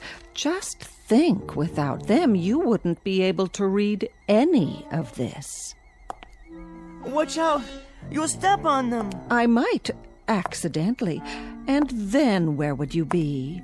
You couldn't see a thing. Of course, then you wouldn't be able to play cards, or go to work either. And we can't have that, can we, Henry? Why, Helen? Why do you do such things? For 20 years. Because I married a fool. There'll come a time, Helen. There'll come a moment when... When what, Henry? When you'll be paid back for such indignities and cruelties and miseries. You'll see. Where are you going, Henry? To change your shirt? I'm going to bed, Helen. There's one thing you didn't count on. I've learned these poems by heart. And you know what I'm going to do? I'm going to say them to myself aloud and listen to the music of those beautiful words, because you can't vandalize what's in my mind. You can't climb in there and scratch out and tear up and destroy such magnificent language. No one can. Henry? Henry, I'm speaking to you!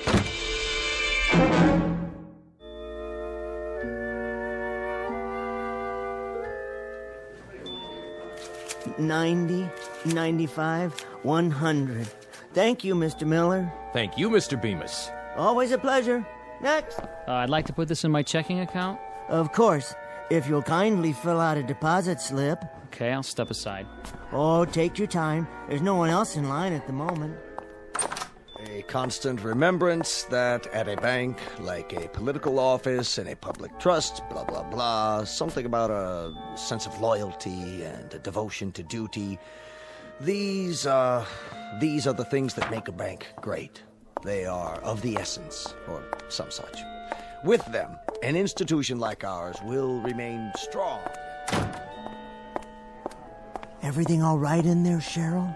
I think so. What's he up to? Mr. Carsville? Well, he's dictating a speech for the bankers' meeting next Thursday. He wanted me to bring him the quarterly report. Isn't that something? Well, he needs to know the figures, deposits, and holdings. Dictating, you say? His secretary will type it up and correct it, fix the grammar. Why? Well, she always does that for him. It's her job. But why can't he write it out himself? The speech, I mean. Is the English language that mysterious? Written English? It's really very simple. You gather your thoughts and put them down on paper. They're only words, after all. Words that begin as feelings and become thoughts and then are turned into sentences. I never thought of it that way. Do you see my point?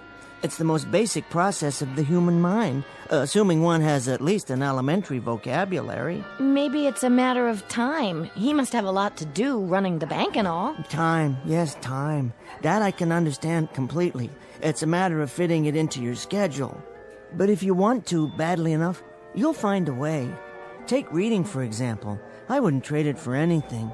A doorway, as it were, a privileged entry into another mind. A chance to see the world through someone else's eyes. Here's my deposit slip.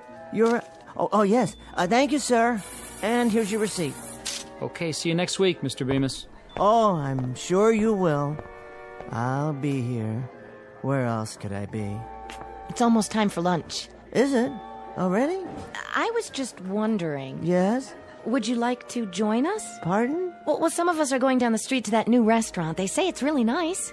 Is that what they say? Why don't you come along? Unless you have something else to do. Well, that's very kind of you, Cheryl. Very, very kind. But as a matter of fact, there is something I have to finish. I understand. Good, that's good, because, you see, I love Joyce. Oh, does she work near here? Oh, heavens, no. That's funny, Cheryl. Really, very funny. I didn't know you had such a sense of humor. I mean, James Joyce. I see. Do you? James Joyce, the writer. Have you read Dubliners? It's the most marvelous book. One piece in particular, The Dead, is perhaps the finest story I've ever read. I'm rereading it now for the first time in years. Just a few pages to go. With any luck, I can finish it on my lunch break. The ending is quite moving, as I recall. Transcendent is the word I'm looking for. Yes, I'll be happy to loan it to you if you like.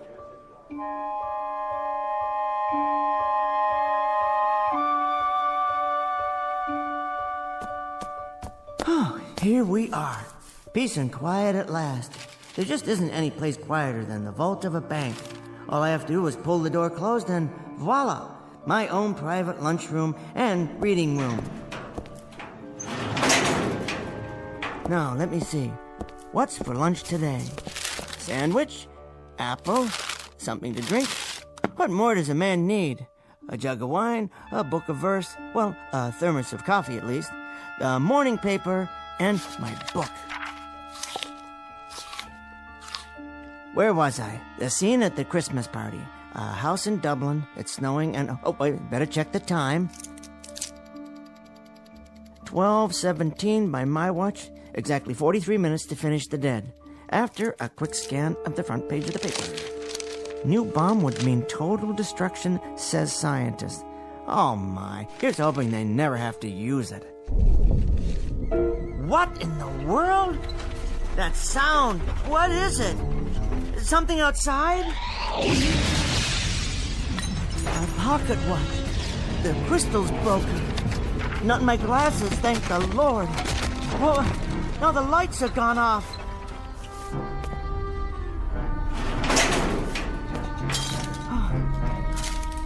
Hello? Hello upstairs?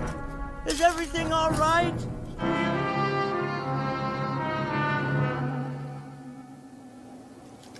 It's all smashed, ruined, there's money everywhere. Will you look at that? Ladies, gentlemen. Mr. Carsville? A constant remembrance that at a bank, like a political office in a public trust, Are you in here, sir? what matters is a sense of loyalty and devotion to duty. Mr. Carsville? So in conclusion, etc., etc., that's my speech for the Thursday night banquet, Miss Jackson, with revisions. Would you type that up in triplicate for? Type that up in triplicate for. Type that up in triplicate for. Type that up in triplicate for. That's only the dictation recorder. Mr. Carsville's phone. I don't suppose it still works. No dial tone. Nothing. Helen. Helen! The inside of the phone is burned to a crisp, as if it melted. What's happened here? Why, there's no longer any window or wall, just a huge hole. Cheryl?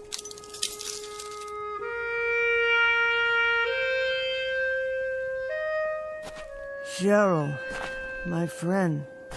You were my friend, weren't you? My only friend. And now you're gone, too. It's all gone. This block, the entire city, nothing but rubble, as far as the eye can see. It's a nightmare. That's all it is. I fell asleep downstairs, and I'm dreaming. I'll wake up any minute and have a good laugh. Any minute now. As if this were the last car, the last one on the street that hasn't burned. It's impossible. It isn't real. It can't be. It feels real enough. It certainly does. I wonder if it still runs. Can I get home? See if Helen's alive? Someone's left the key in the ignition. Now I know I'm dreaming. Come on. Come on. Oh, what's the use? There's nowhere to drive. The street's impossible. It's nothing but one enormous crater, it looks like, beyond the park. Hello? Hello? Is anybody there? Anybody at all? I can't be the only one left, can I? They're all dead. They must be. Everybody's dead. Except me. I'm all right. But why am I all right? I was right in the middle of the vault. I was in the vault. The walls are 18 inches thick down there. That's why I'm alive.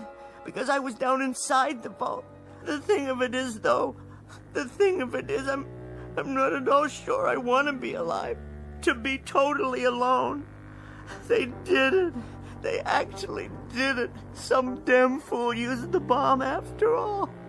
And now look. Look at what they've done. Somebody, anybody, please, help me.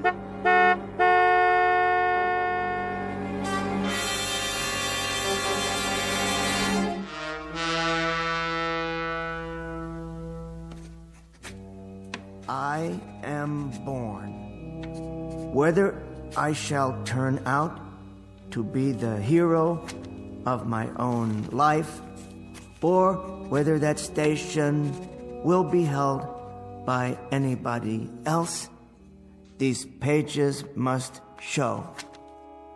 To begin my life with the beginning of my life after the great conflagration.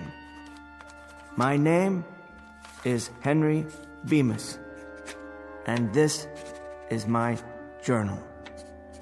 I'm not a writer, but someone must do this to leave a record for the future, if there is a future.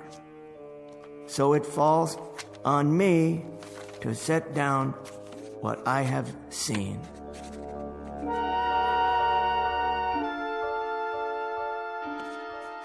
Day 2, as far as I can tell, the city is without life. After sleeping through the night in an abandoned furniture store, I awoke and went in search of food. The markets in the area are fully stocked. The canned goods appear to be undamaged.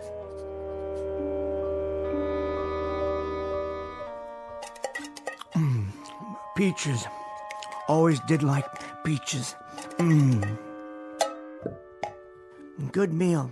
Very good. Soup, beef stew, vegetables, and dessert. A well-rounded menu, if I do say so. Something from each of the food groups. Well, almost. That leaves approximately 900 cans in this market alone. At least I won't starve to death. It'll last for a few years. All the food one man can eat. And then some. Have to remember to carry a can opener. Time to go shopping. Some more of this, a few cans of that. Ah, the gourmet section. Smoked oysters, delicious. Imported caviar. Don't mind if I do. Let's pass on the escargot, though. Wouldn't want an upset stomach. Something to drink, of course. Soda, bottled water, beer. Yes, beer. Why not? And onto the checkout. Which line is the shortest today? How about this one? Attention, A&P shoppers. No waiting on register 7. Put it on my tab, will you please? No, I don't need any help with the groceries. In fact, I'll just leave them here for a while. Don't worry, I'll be back. And now what? Go down the street to the Bijou Theater? See what's planned? Well, of course, they're dark today, no electricity. How about an after-dinner cigar? What a splendid idea. Is that a tobacco shop across the street?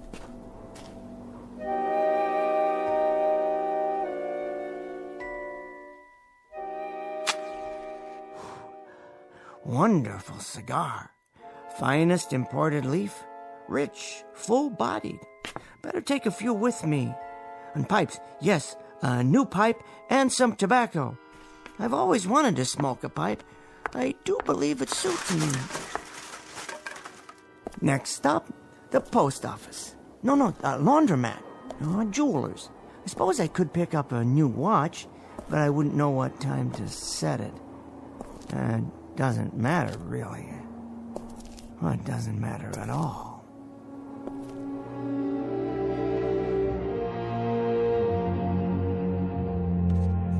I was happy to find a newsstand on the corner.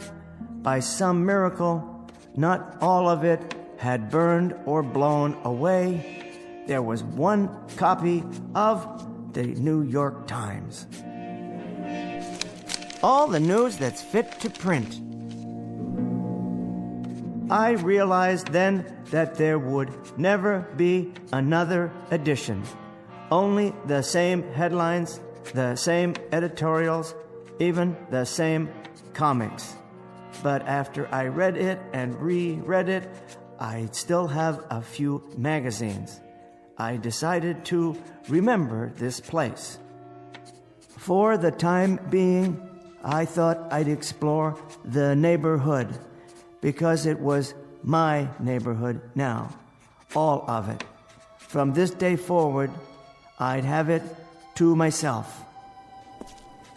There was a candy shop, a stationery store, a dry cleaner's, sporting goods.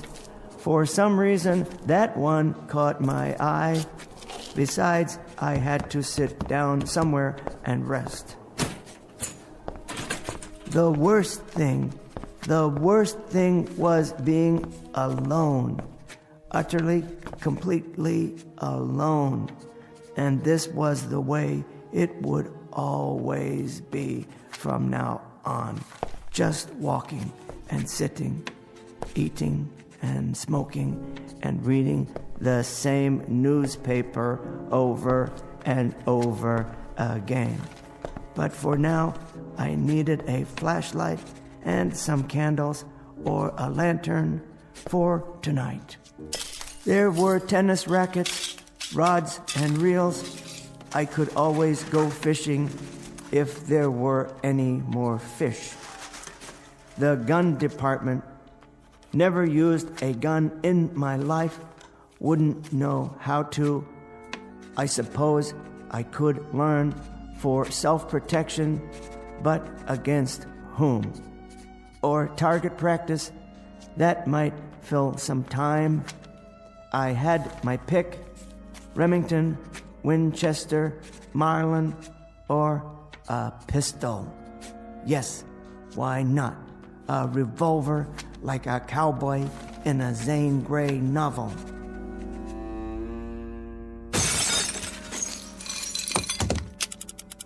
It felt strangely heavy but balanced, as if it belonged in my hand.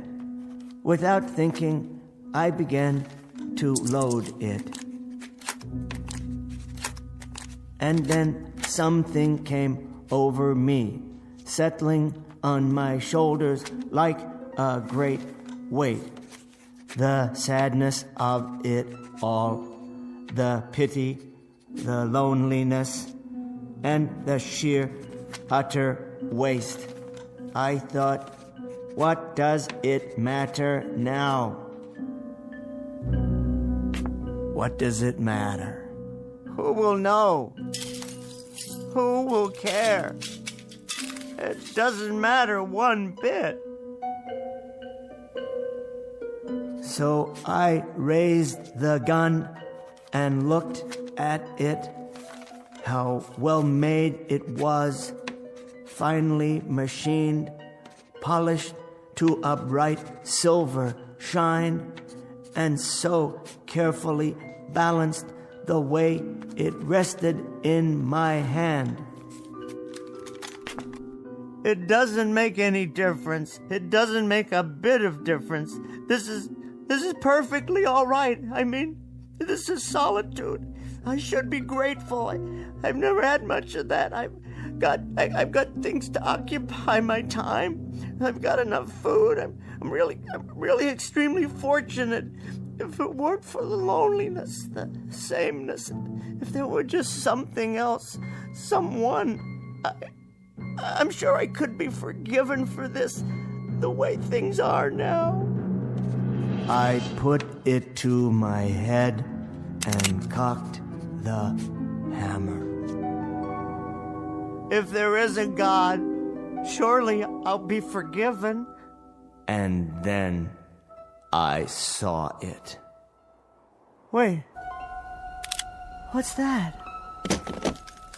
I could see the entire next block through the hole in the wall. And there it was. I adjusted my glasses and read the sign from here. Public Library!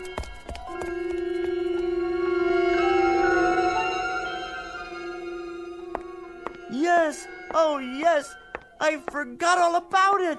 But you're still here, aren't you, my greatest friend? You who have never failed me. Not burned at all. Why, the whole interior is untouched. There are thousands of books here, tens of thousands, all waiting to be read.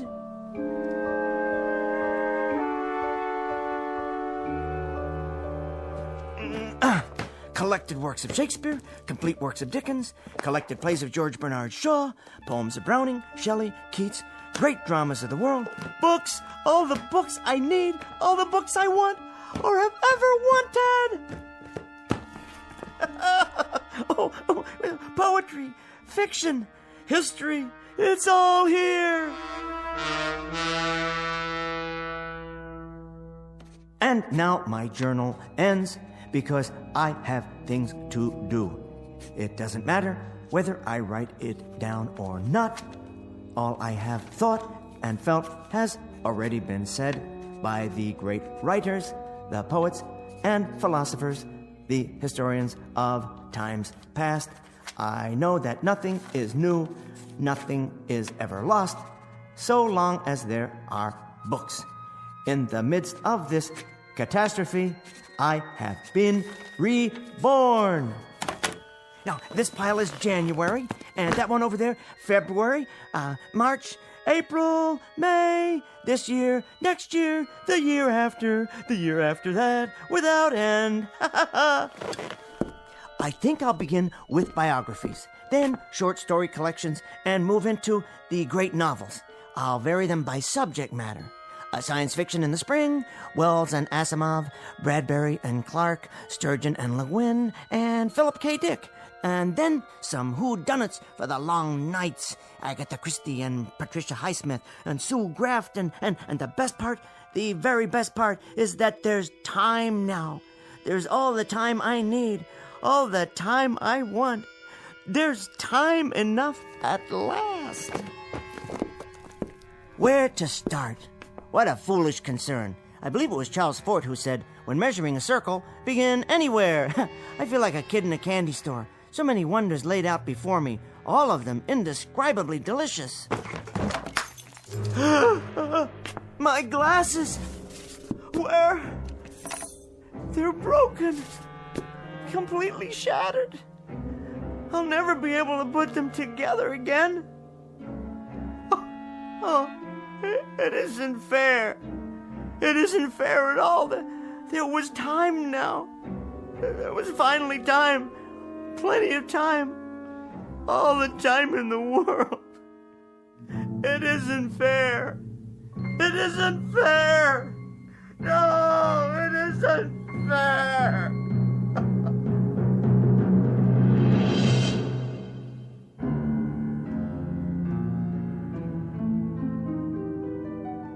The best laid plans of mice and men, and Mr. Bemis. The small man in the thick glasses who asked very little of life, who wanted nothing but time to read. Only a moment out of an eon of moments, a mere instant out of eternity. For himself. Henry Bemis, now just part of the landscape, smashed beyond all recognition. Just another piece of rubble, a fragment of what man has deeded to himself in the Twilight Zone.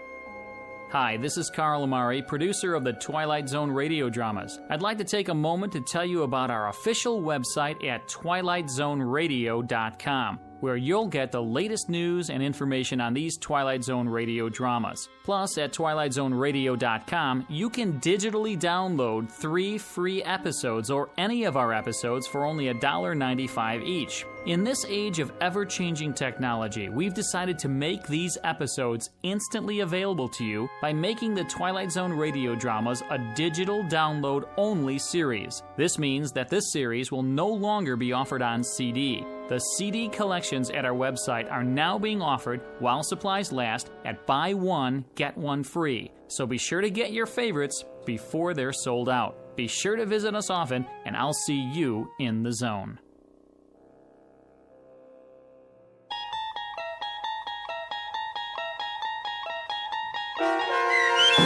Time Enough at Last, starring Tim Kazurinsky with Stacy Keach as your narrator, was adapted for radio by Dennis Etchison and based on a script by Rod Serling from a story by Lynn Venable. Heard in the cast were Meg Falcon, Christian Stolte, Deb Dotzer, Carl Amari, Vince Amari, and Vince Gerasoli. To learn more about the Twilight Zone radio dramas, visit our website at twilightzoneradio.com. This copyrighted radio series is produced and directed by Carl Amari and Roger Wolski for Falcon Picture Group. Doug James speaking.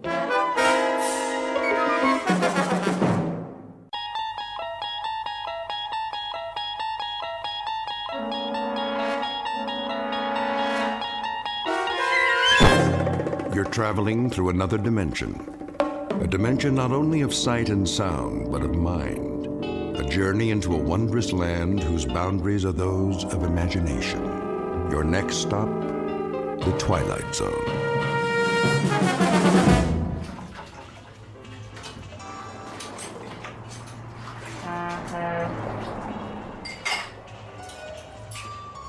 All right, everybody ready? For what?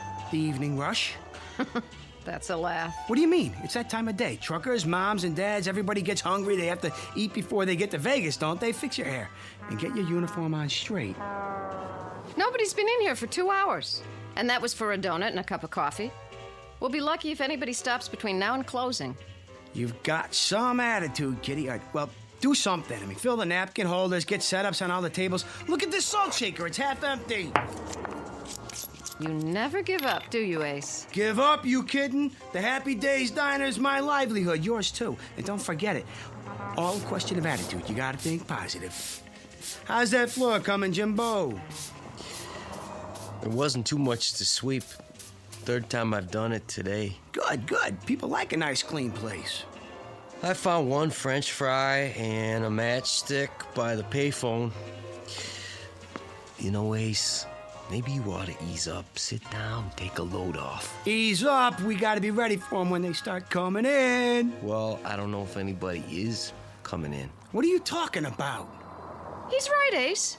The truckers like to stop at Big Jim's now. And the families, they all go to that chain restaurant by the state line. We'll get them back, you'll see. All we need's a new sign. Some specials on the window. You know how to write with a paintbrush, Jimbo? Big letters they can read from the highway? I guess so. Then you can start on it in the morning. Till then, keep your attitude up. That's what makes the difference. Positive thinking. Get a nice, clear picture in your mind. A big rig's on his way here now. He knows he can't make it without stopping. He sees us, pulls off. He's got a wad of cash big as a hole in his stomach. Give me a quarter. Oh, now, Ace. Come on. It's my lucky day. You keep doing that, the whole cash drawer will be in that slot machine. That's the point. It's never paid off, has it? Not one jackpot. That means the odds are in my favor. Now, Kitty. Make this one count. Sure. Now we're getting serious. Okay, listen to me, machine. This is your old buddy Ace talking to you. We've been together a long time, you and me, and I've been real good to you, haven't I? Dusting you off, keeping you all shiny, getting the customers to feed you their change. I gave you everything you wanted, right? Now it's time to show a little gratitude. You talk to that slot machine like it's got a brain. Oh, it does, a memory at least. And the time's come to pay off.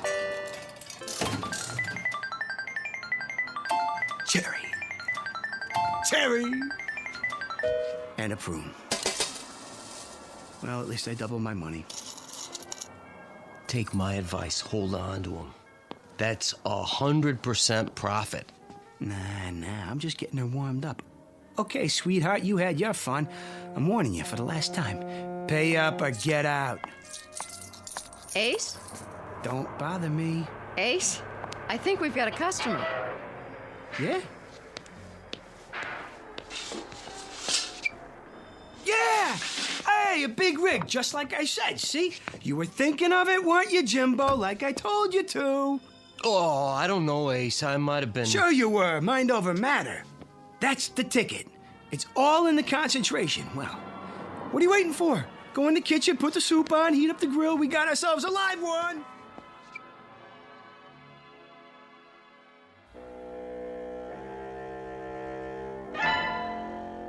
A study in the art of concentration. They say a picture is worth a great many words, especially a mental picture. Perhaps that's what just happened, or perhaps it was a coincidence. One way or the other, our cast of characters will soon find out. Meet Mr. Ace Larson, owner of the Happy Days Diner on Route 15 on the way to Las Vegas, Nevada.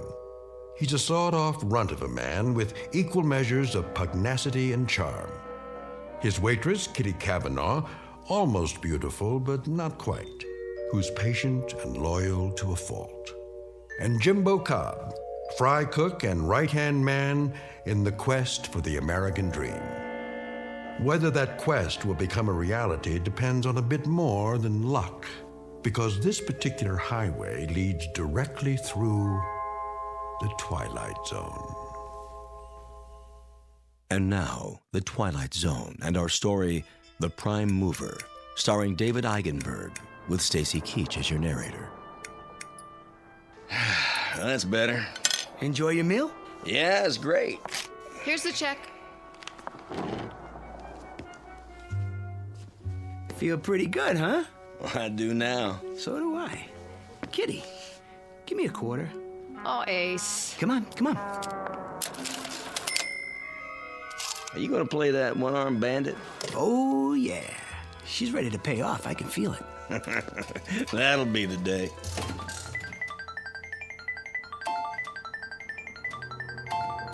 One lemon and 2 prunes. See, now what I tell you? You gotta watch yourself with those things. You take it too serious, you'll blow a gasket. Very funny. Here's for the food. You keep the change. Why, thank you. Wait a second. Yeah? Flip you double or nothing for the meal. You sure like getting kicked around, don't you? Never mind what I like. Double or nothing. What do you say? I don't know if that's such a good idea. Quiet, Kitty. Is it a deal? Okay. All right. Got a quarter? Yeah, I think so. Look, Ace, you always have to... Listen to her, Ace. Don't you think we Come ought on. A guy can't keep losing forever. Here we go. Call it. Heads. Heads it is. Thanks, buddy. I don't believe it. No sale. You come back now. I sure will. Seeing as how that's my lucky quarter, I guess I better hold on to it. Go ahead. And while I'm at it, might as well give Lady Luck a whirl.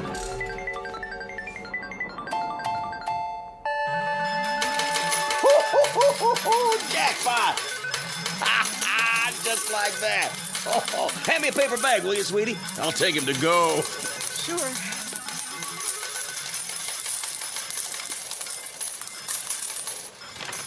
I don't believe it. What's the matter?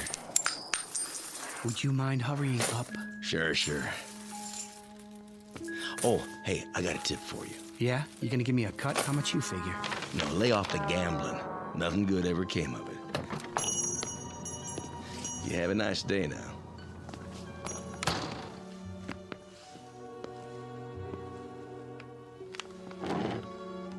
Easy, Ace. It ain't fair, Jimbo. It just ain't fair. Oh, don't take it so hard. That's easy for you to say. Maybe your luck will change. Yeah. Maybe I'll get electrocuted or something. Night, boys. Where are you going? Home and to bed. Any objections? Nah, honey. I wouldn't blame you if you quit. I can't. You owe me 3 months' salary.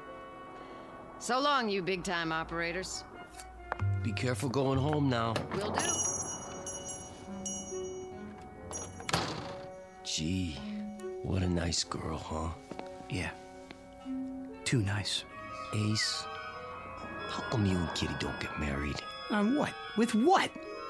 I got a little saved up. You could use that. A little ain't enough, Jimbo. A chick like Kitty deserves the best. And the best comes high.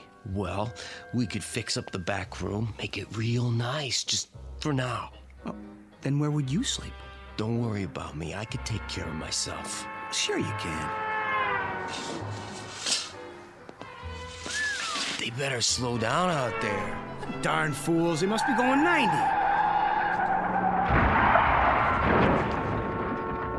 What in the... Jimbo, we gotta do something, quick!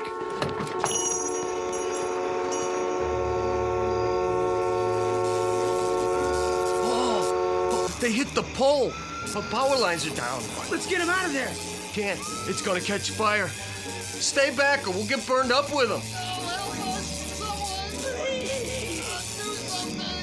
Car's upside down, Jimbo. There's people in there. We just can't leave them. Quiet. Go inside. Call for help. No use. They knocked the telephone pole over. Well, don't just stand there. Think of something. That's what I'm trying to do. Quiet, please, Ace, if you don't mind. What's happening? Am I seeing things? It's turning over. How? Just a little farther. You're right side up now. Come on out. The door open. Just stay clear of those wires. Can you walk, honey? I think so. Come on. Take my hand. Hurry up. Get clear. They're gonna make it.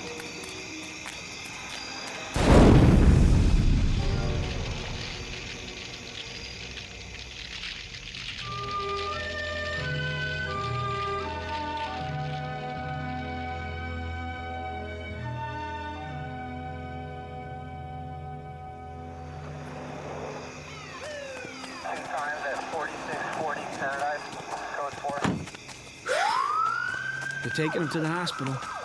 That's good.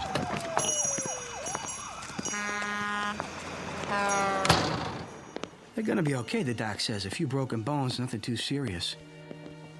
Thanks to you. Oh, what are you talking about? Jimbo. Yeah? How'd you do it? Do what? You know. That business with the car? Lifting it up and turning it over? Without even touching it? Even with the sparks and all? From 30 feet away? How, Jimbo? Oh, come on, Ace. Look, let's forget about it. I can't forget about a miracle, not when I seen it with my own eyes. Ace. Okay. Okay. I mean, if you want to keep secrets from me, I mean, that's your business. I'm just gonna turn in early anyway. I mean, just don't snore tonight. It's tight quarters back here, and...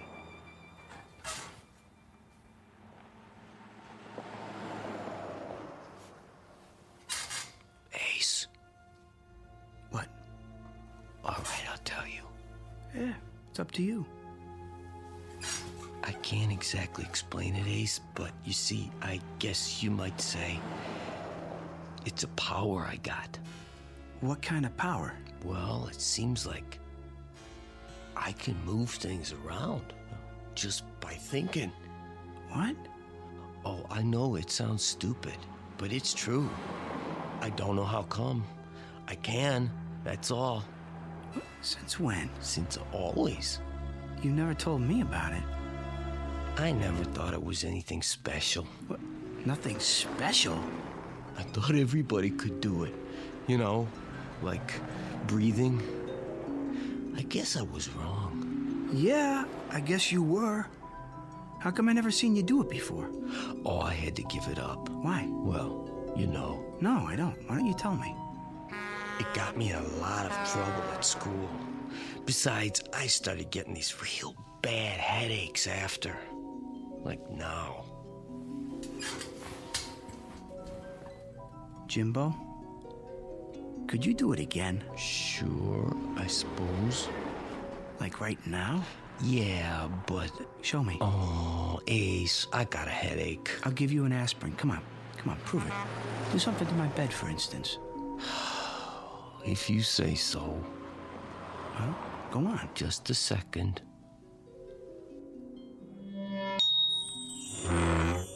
It's lifting up off the floor. I can see under it. Oh, sorry, Ace. I'm pretty tired. Jimbo, listen. Could you move something small, like a quarter, maybe? Oh, that's easy. Give me one, then. Here you go. Make it come up heads. Okay. Heads! That's not hard.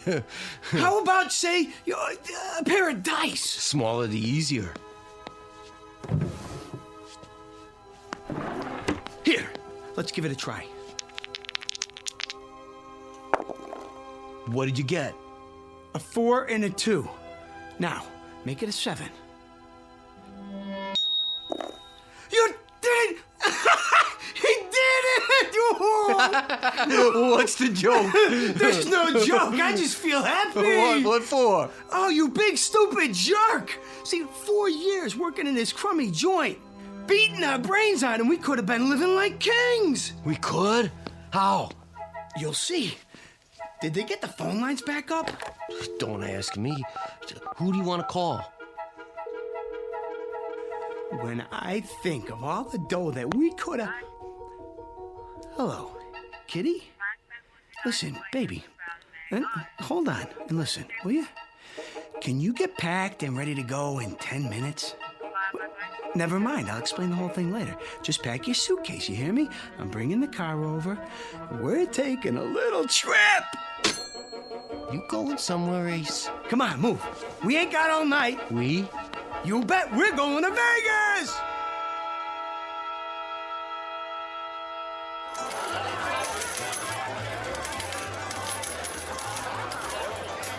Cigars, cigarettes.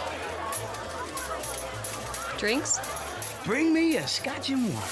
Coming right up, sir. Oh, wait. What do you two want? We just got here, Ace. Besides, they'll probably charge you an arm and a leg. Ain't you ever been in a casino before? Drinks are on the house. No kidding? Would I kid you? Now let's get to it. Where are we going? Let me see.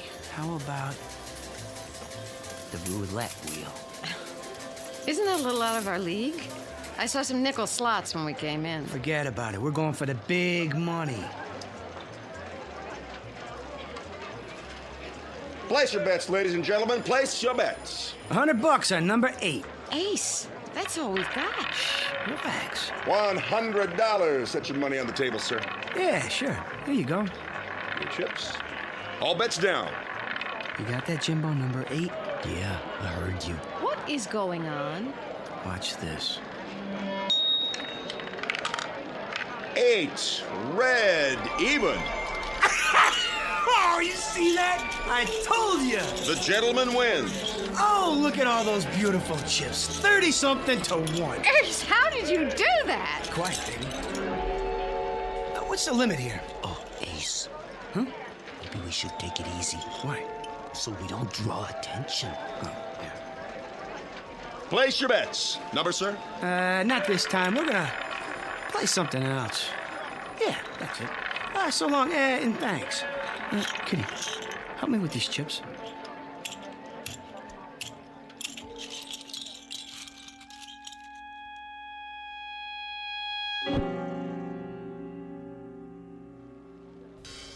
Seven craps, line away. Excuse me. Mind if we get in here? That'd be my guess. This table's cold as ice. It is, huh? Well, let's see if we can change that. New shooter. A dice, sir? Sure. I'll give it a shot. But you don't even know how to play craps. Quiet, kitty. Well, do you? I know plenty. You ain't seen nothing yet. New shooter coming out. Here we go. Hey, Jimbo, where are you? Right here, Ace. Hey, good. That's good. Just a minute, sir. What's the matter? You need to have a bet down. Oh, yeah. Kitty, give me those chips. Put them on the table right in front of me. Not all of them. Just do what I say. Line bet? Yeah, why not? $200 limit. Then spread the rest of them around. Play some numbers? Sure, all of them. And give me 2 4s. Hard way 8. And a 6. Let me see. 4, 10. All the hard ways. Got that, Jimbo? Yup, I got it. Then here we go. Everybody ready? Let's roll them. Scooby-Dooby-Doo! 8's the point. Here's for your hard ways, sir. Same bet? You got it. Let him ride. Scooby-Dooby-Doo! And hard 10. Another frontline winner. Oh, yeah. Shovel them my way, boy. Just shovel them over. I don't believe it. He won again. That's 17 passes. I never saw anything like it. It's every proposition there is. Move over. I gotta get in on this. Give me double 6s this time. Sweetheart, don't you think we should quit now? Quit? What are you talking about? But your luck's bound to change. No chance. Jimbo and I got a system worked out, don't we, Jimbo, huh? Ace. Hey, what's the horn bet? I ain't played that yet. Ace, I gotta take a break. Are you out of your mind? We're just getting started. I gotta. My head's killing me. It is? I'm not kidding. Okay, Jimbo. Okay. I wouldn't want you to burn out. Going to roll the dice, sir? Nah, not this time. My arm's getting tired. We'll just cash these in. Oh, did you hear that? They ought to shut down the table till he comes back. I'll change your chips up for color. You do that. Got any aspirin? Sir? For a headache? Try the gift shop. Hear that? Let's go. We'll cash in and then we'll get an aspirin and lie down till you feel better. Thanks, Ace. I appreciate it. Nice going, fella. Hey, don't leave yet. Hey, I made a bundle on you. Hey, when you coming back? In a little while. Wait up for me. Will do. Hey, anything you bet, I'll bet. Me too. All right, place your bets. New good shooter coming out.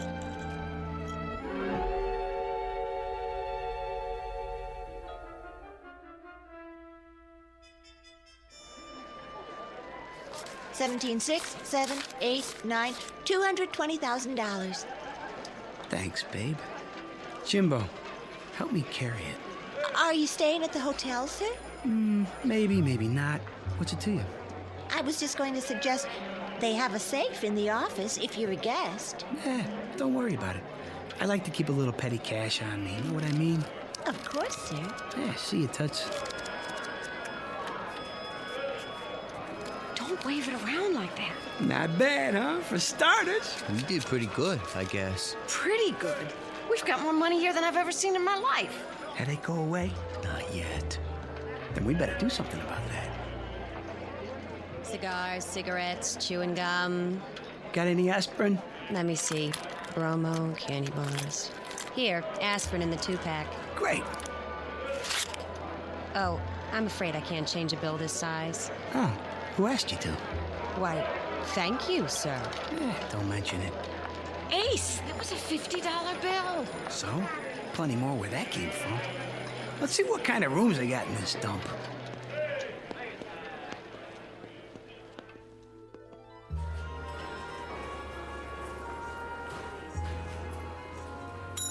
Hey, Jack, shake it up over here. We ain't got all night. May I help you? I don't know, can you? We were thinking about cooling our heels for a while. You got something nice like a suite? You know, real class. Our suites run $1,400 a night. There are some very nice motels off the strip. They might be more to your liking. We'll take the suite. I beg your pardon? The biggest one you got. That will be cash in advance? Sure. This enough? Yes, sir. Your name? Benjamin Franklin. All three of us. Yes, Mr. Franklin. Right away. Bellboy.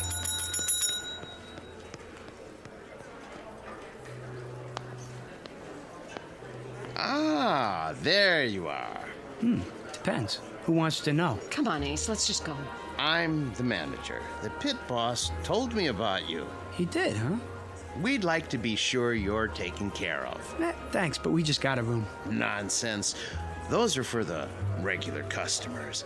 May I offer you our penthouse on the top floor, courtesy of the house? Now you're talking. As long as there's room for my friends here. Oh, plenty, I assure you. 3 king-size beds, plus a sauna and dining area. I can put a car and driver at your disposal as well. I already have a car. Maybe you could have somebody move it, though. It's the Chevy out front, parked in the loading zone. As you wish. I'll send up a fruit basket right away. Anything else you need, just call the concierge. Oh, Ace, should we? Don't think twice, baby. You deserve the best. Where's the elevator? I saw one in the hall. Then let's get moving. A little downtime, Jimbo, and you're gonna feel like $1,000,000. We all will. Guaranteed.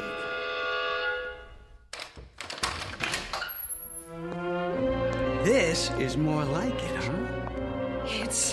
It's beautiful. Is this all your luggage? Yeah. Here you go, Junior. Go buy yourself a pair of roller skates and pick me up some toothpaste, toothbrush, and all that jazz. This ought to cover it. Thanks.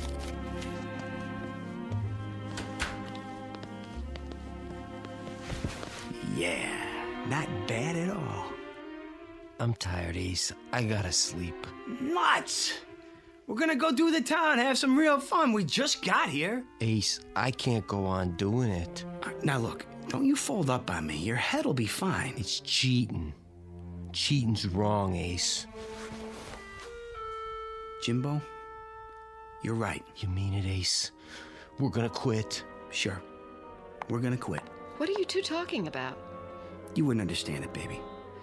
I mean it, Jimbo. After one more job, okay? Well, then it's all over. No more headaches. Huh? For me, just one more? Okay. One more time. Swell. You rest now. Tomorrow we'll fracture them. Come on, kitty. We're gonna tear this town apart. Ace, please. Let's go home. What, home? What are you thinking? This is our big chance. I don't want to take it. Ace, you've been lucky. You've won enough money to last the rest of our lives. Can't you leave well enough alone? It ain't well enough for me. Don't you get it? By tomorrow, I'll have enough to buy this state. Understand? Aceville, USA. You're sick. Honey, I've never been healthier in my life. In 24 hours, I'll be able to get you anything. Hey, where you going? Home. On the bus. Look me up when you're through playing Little Caesar. What's the matter with her? You've been ignoring her all night. Ain't very polite, Ace. Well, I was busy. A man should never be that busy.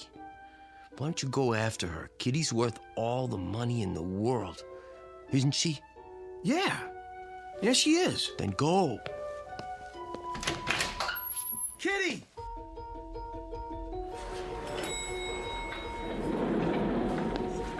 Kitty? Kitty! Cigars, cigarettes. Oh, hi. Something wrong? No, nothing at all. It's. What's your name? Sheila. Sheila, how would you like to quit this crummy job and work for me? Doing what? Spending money. Well? Gosh, I don't know. Here's a little advance. Say, $1,000. When do I start? Right now. We'll have a ball. We'll. Everything all right here? I'd like to hire your cigarette girl for the evening. That be okay? Why, I suppose. This help you make up your mind?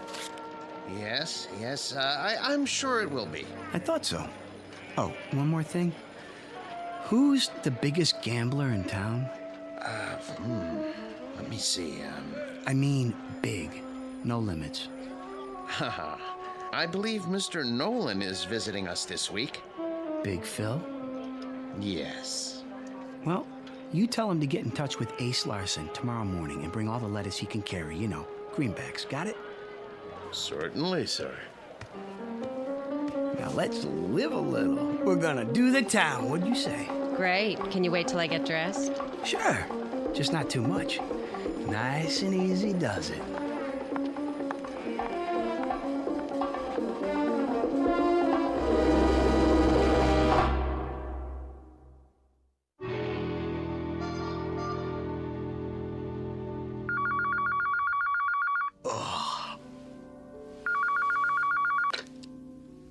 Hello? Yeah, he's here. Just a minute. Ace, you're wanted by the... Who's calling? Mr. Nolan? I'll tell him. Ace? Let me alone. Phone call, Ace. Mr. Nolan. Oh, yeah. No, I'll take it in here.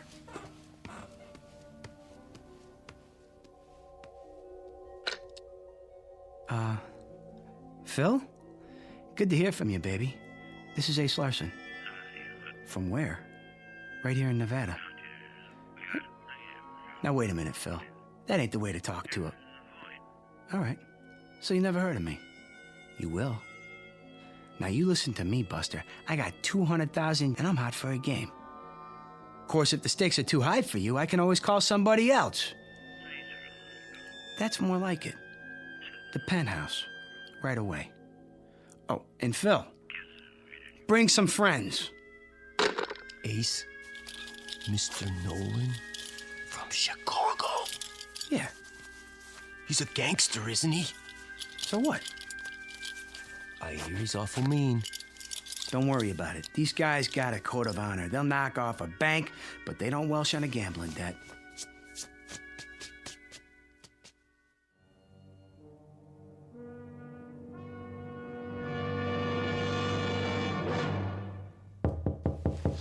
Get the door, Jimbo. Don't keep the gentleman waiting. You Larson? No, sir. My name's Cobb. Come on in, Phil. I'm Ace. Who are your friends? Let's see the stuff. Jimbo. Sure, Ace. I put it in the suitcase.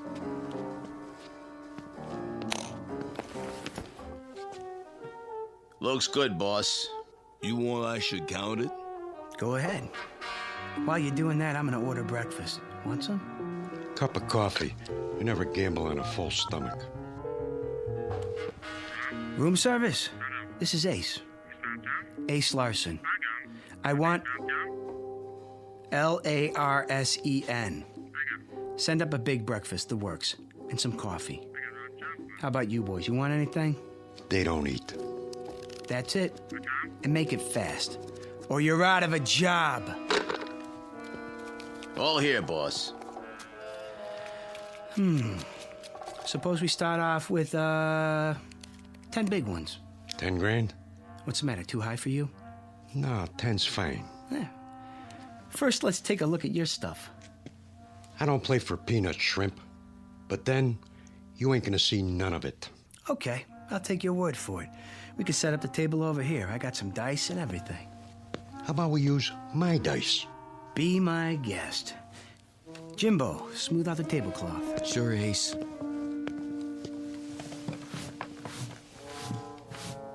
I'm shooting for a natural. How does 7 sound, Jimbo? Think I can make it? I'd say so. All right, then.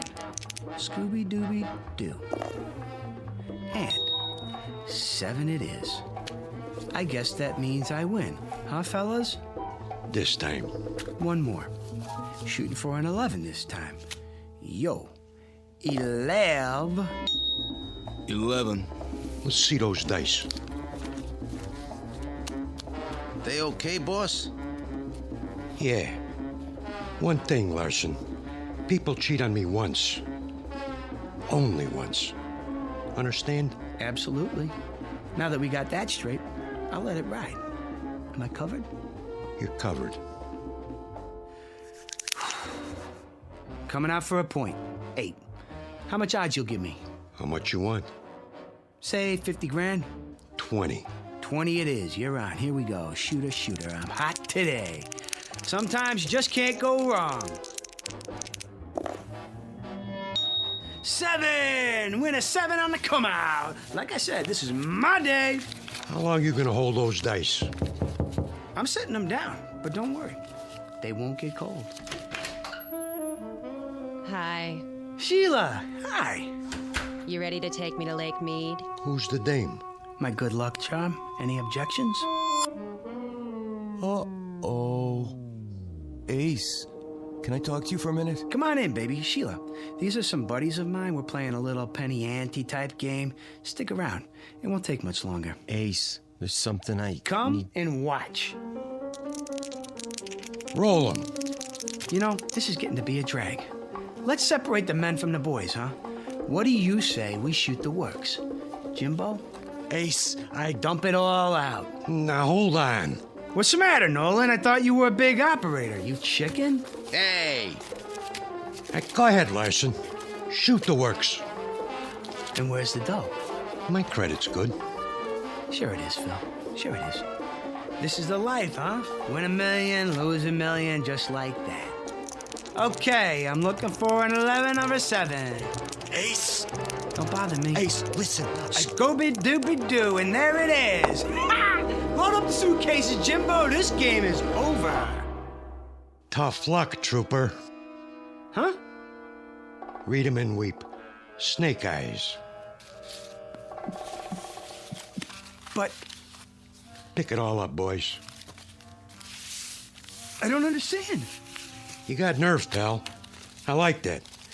Anytime you want to play some more, just let me know. For now, I'm out of here.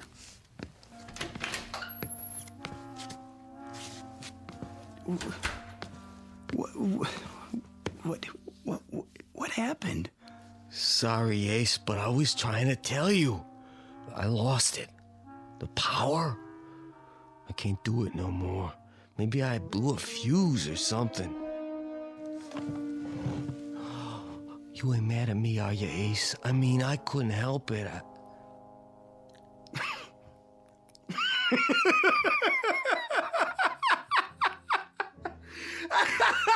He blew a fuse! Oh, man! Something funny, Ace? Does this mean we're not going to Lake Mead?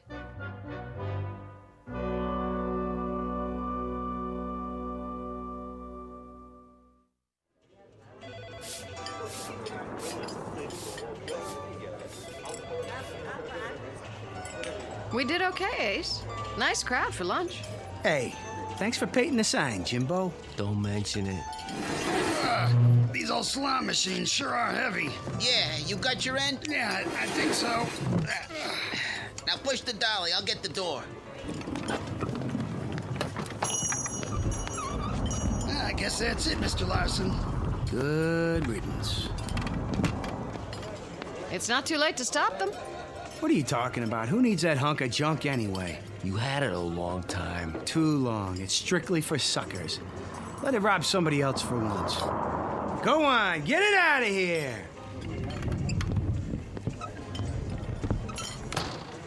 I can't say I'm sorry. Hey, Kitty, with that thing gone, I bet we could pull in enough every month to... To what? I mean, you know, I ain't any good at this, but you know, you want to get married? Well, I don't know. Jimbo, you have a quarter? Right here. Go ahead. Call it. Heads. Heads it is. All right, Mr. Larson. I'll marry you. Oh, baby. You won't be sorry. What are you standing there for, Jimbo? Get back to work. Sure thing, Ace. Sure thing.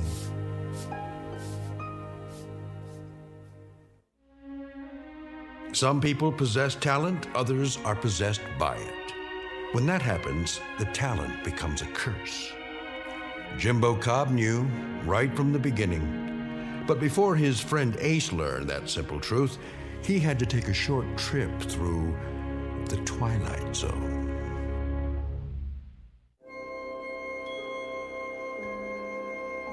Hi, this is Carl Amari, producer of the Twilight Zone Radio Dramas. I'd like to take a moment to tell you about our official website at twilightzoneradio.com. where you'll get the latest news and information on these Twilight Zone radio dramas. Plus, at twilightzoneradio.com, you can digitally download 3 free episodes or any of our episodes for only $1.95 each. In this age of ever-changing technology, we've decided to make these episodes instantly available to you by making the Twilight Zone radio dramas a digital download-only series. This means that this series will no longer be offered on CD. The CD collections at our website are now being offered while supplies last at buy one, get one free. So be sure to get your favorites before they're sold out. Be sure to visit us often, and I'll see you in the zone.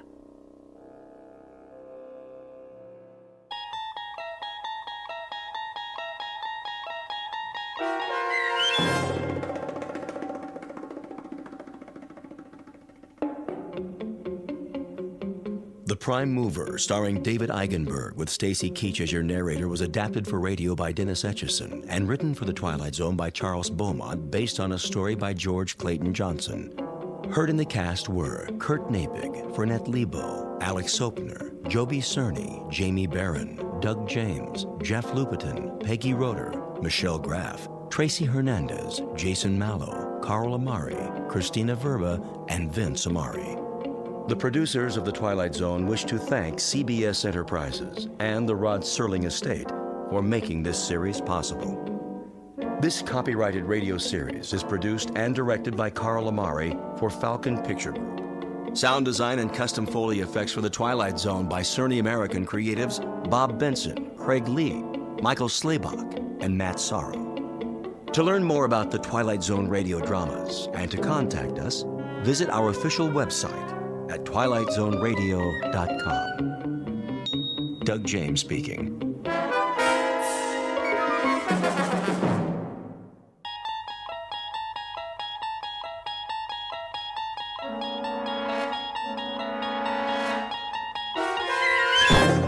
You're traveling through another dimension. A dimension not only of sight and sound, but of mind. A journey into a wondrous land whose boundaries are those of imagination. Your next stop, the Twilight Zone.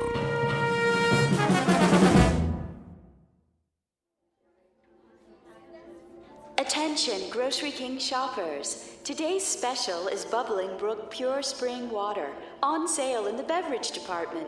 Why not pick up some for your family?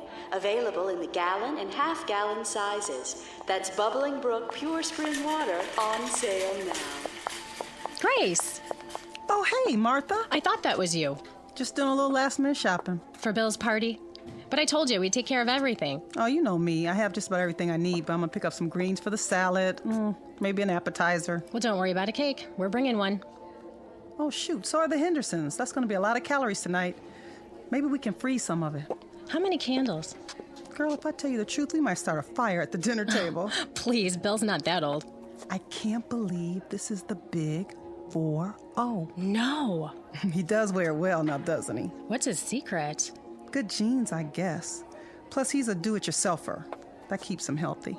I wish some of that would rub off on Jerry. Oh, no, you don't. All that puttering around. Ha, gotcha. Not in the store, Oliver. Sorry. No, that's all right. Put that away right now, young man. Yeah, but they're coming. Who's coming? The invaders. I don't know what's gotten into him. Oh, he's just being a boy. I know a lot about that. You do? When my pa was his age, it was video games all the time. It still is. But they're so much more violent now. All about war and killing and... My husband says it's a natural instinct. What is? To protect and defend. Well, if he has to serve his country, that's one thing. But there's no war here now. Thank God. They do grow up fast. Too fast, if you ask me. I know. But really, what can we do? We can't keep them locked in their rooms.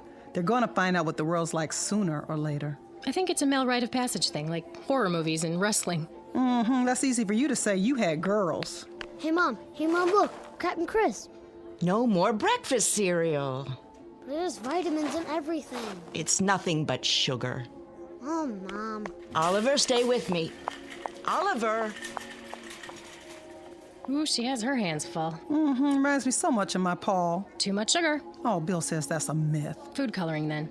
I doubt it. It's the way the world is now. All the war news on television. I wish we could just turn it off for a while and let him grow up. Amen to that. Oh, shoot, what time is it? Almost 3. Oh, girl, I gotta get out of here. I gotta go get my hair done. I gotta stop at the cleaners. When do you want us at the house? Well, Bill won't be there before 7. You know, he has patients till 6. He doesn't know, does he? He better not. It won't be much of a surprise if he does. Last chance for Bubbling Brook Spring Water at the sale price. Get some now in the beverage department. Which aisle is that? You need bottled water? You know Bill's always restocking. He's just like a Boy Scout. Gotta be prepared. I can't believe you guys built a shelter. Well, you know, we'll probably never need it, knock on wood. But that's his pet project, protecting his family, and I love him for it. At least he doesn't rebuild cars in the backyard. Or collect model trains like Jerry. Pure spring water for all your family needs. You go ahead, I'll get the water. Really? You don't mind? No problem. Oh, I love you, Martha. I'll pay you back tonight, I promise. See you later. See you later.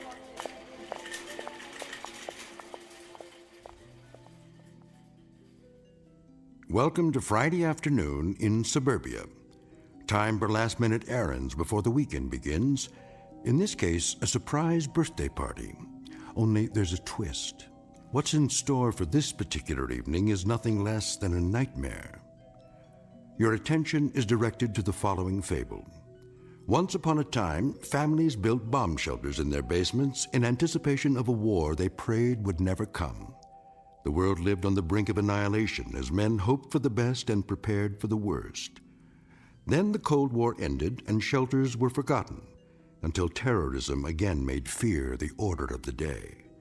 Please note that our story is not meant to be prophetic. It is the fervent prayer of all men of goodwill that such an attack will never come. It need not happen here. But in this place, in this time, the nightmare is about to become a reality, because this place is called the Twilight Zone. And now, The Shelter, starring Ernie Hudson, with Stacy Keach as your narrator.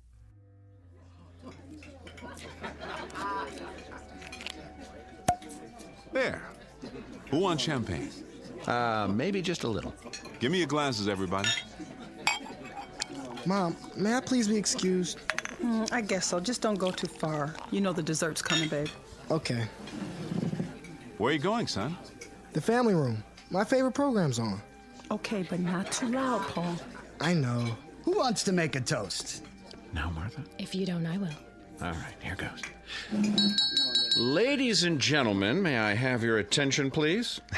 No birthday celebration is complete without an after-dinner speech, and so let's get to the business at hand. The honoring of Dr. William Butler,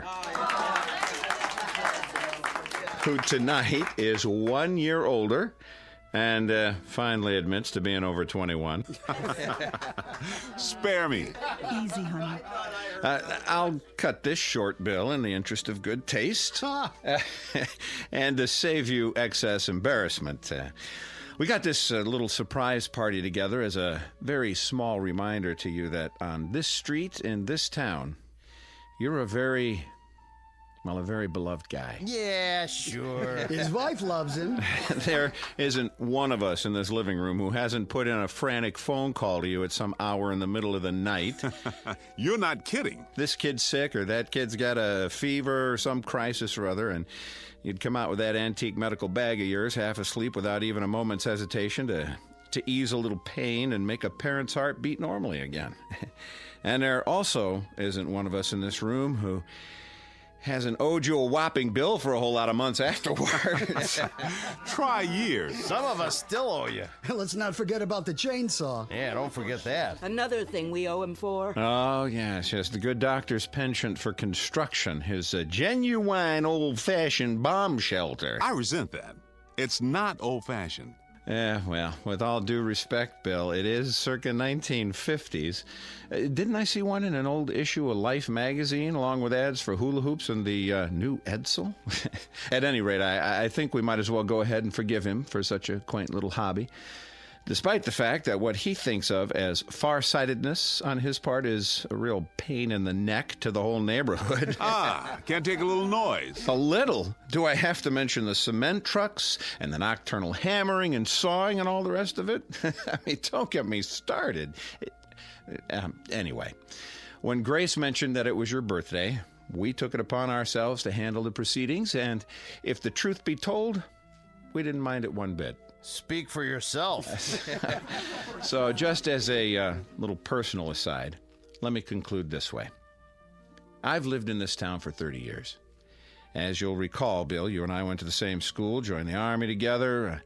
I became a broker, not a broken-down accountant. You became a doctor. But we raised our kids on the same block, confided in each other about our personal problems, gave each other a few helping hands along the way, and I'm glad to say our wives became fast friends. Well, anyway, in this goofy world we live in today, where the human race still seems unable to function without nuclear bombs and biological warfare, and when it appears that this may be the legacy we're leaving our kids, well, it's a comforting thought that qualities like decency and kindness and friendship still hold sway. And these are the qualities that you have, Bill. In spades. Hear, hear! These are what you love for. You and Grace. So before I start honking into a handkerchief, let me wind it up this way. Happy birthday, Dr. William Butler, from the gang on the block. And may you have many, many more. Oh, thank you so much, Jerry and Martha, Marty and Ellie, and of course, Bob and Betty. We love you too. You are the best neighbors anyone could have. Bill, honey, don't you want to say something? You dirty dogs, you. First, a surprise party, which I abhor, and then a sloppy, sentimental speech. Boy, I thought it would go on forever. You want me to continue? No. You'll spoil everybody's digestion. All I can say is, bless you all. There's no gift that means as much as good friends. But I might add about civil defense. Here we go. I may not be as crazy as you think. Do I have to mention the 3 little pigs? One built his house of straw, the next one of twigs, but the third one, the third little pig, ran squealing all the way home. Did he just call us swine? All right, but you get my point. Believe me, I sincerely hope I'm wrong. I'm not much of a gambler, as you know. In this case, I'm betting that I'm right, but I'm hoping that you win. That's some bet, all right. Now, everybody relax. That's it for the speeches. Who wants some more champagne? Maybe just a wee bit. Hold on, everybody. There's one more surprise. Betty, I need you and Grace in the kitchen. You didn't get a cake. Hush now. I'm sure that son of yours will want some. Girl, watch out or he'll eat the whole thing. Come with me. Paulie? Yeah, Pop. Help your mother clear the plates. Okay, but... But what? What is it? The television. It just went out. Gods, a crisis. Marty, you're an engineer. What do you know about TVs that go on the fritz? That there are times when such malfunctions are a boon to peace. What happened, Paul? Picture just went out? Yeah. You still getting sound? No, first the picture went off. Then there was some kind of announcement about an emergency. Here it comes, everybody. We couldn't get all the candles to stay lit. Hold it for a second. What did you say, Paul? The announcer said to turn on the emergency station or something on the radio. The emergency broadcast network? You must have heard it wrong, Paul. I didn't hear it wrong, Pop. That's what he said. Tune to the emergency frequency. Then everything went blank. He's right. It's a blank screen. There's a radio in the living room. Hey, what about the cake? Not now, Grace.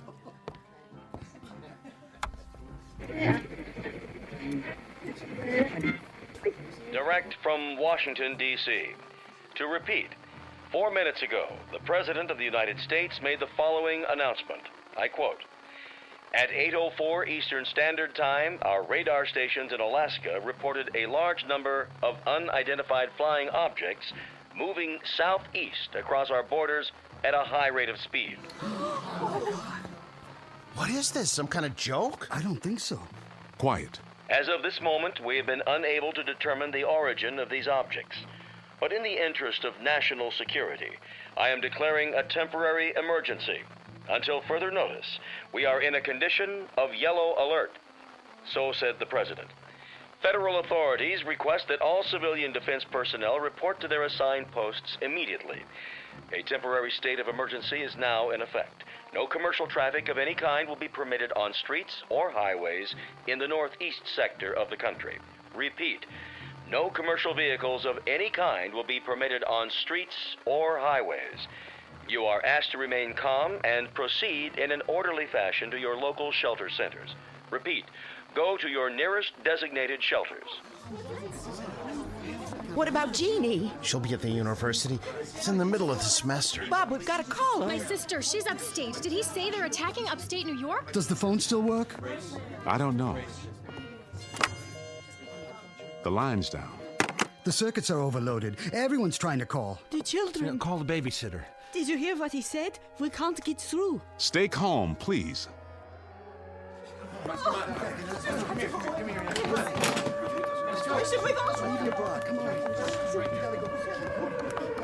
Careful.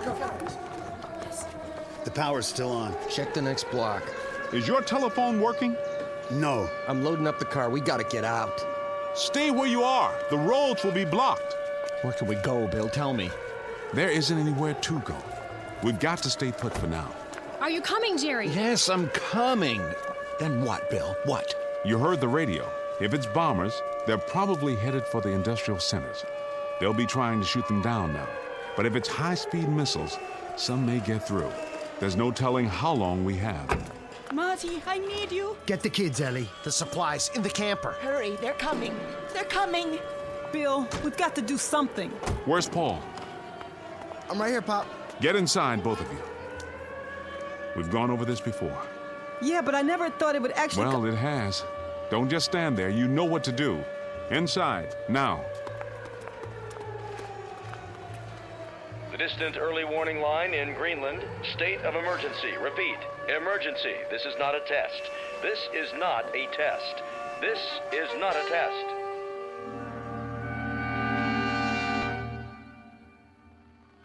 This is the Emergency Broadcast Network.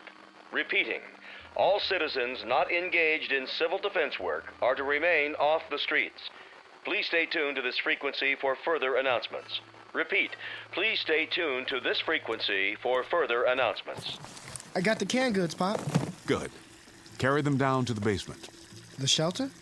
Of course, the shelter. Hurry. I'm filling the water bottles, Bill.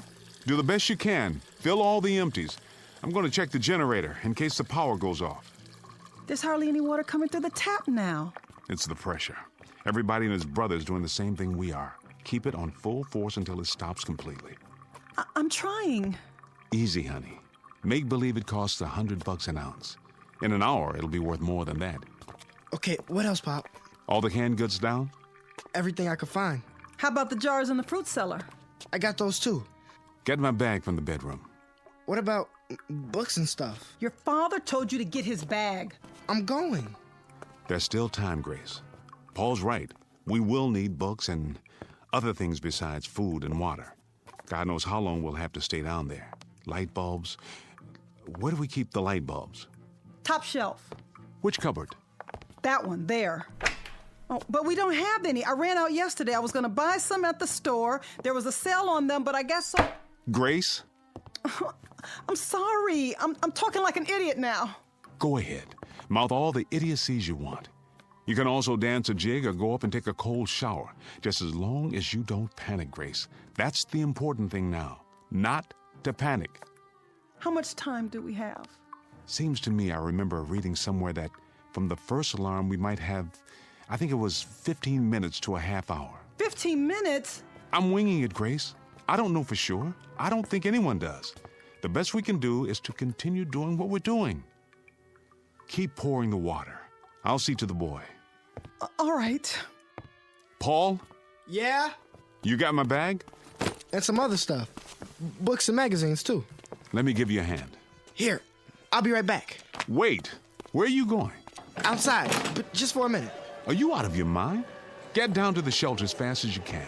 But my bike's out there. You won't need it. I said go down to the basement. Why? What? Why should we even bother? If they drop a bomb or something, it will burn everything up. I saw it on TV. If it's an atom bomb, there won't be anything left. Nothing. It'll just be... Don't even think that. Don't let yourself think it. But it's true, isn't it? We don't know. Nobody knows. We may be out of the danger zone. We might be 200 or 300 miles from where it hits. Out here, we may not even know when it happens. Dad, we're 40 miles from New York. We'll get it too. If we do, we do, that's all. But for the time being, our job is to stay alive. And you're not going to do that by running around in the night trying to find a bicycle. Now, give me some help here. And don't say anything like that in front of your mother. She's frightened enough as it is. Yes, sir. Bill, there's no more water. I think we've got enough. I filled every container we could find. Bring a full one with you. Paul and I'll get the rest in a minute. We're going down now? That's right. Down to the shelter.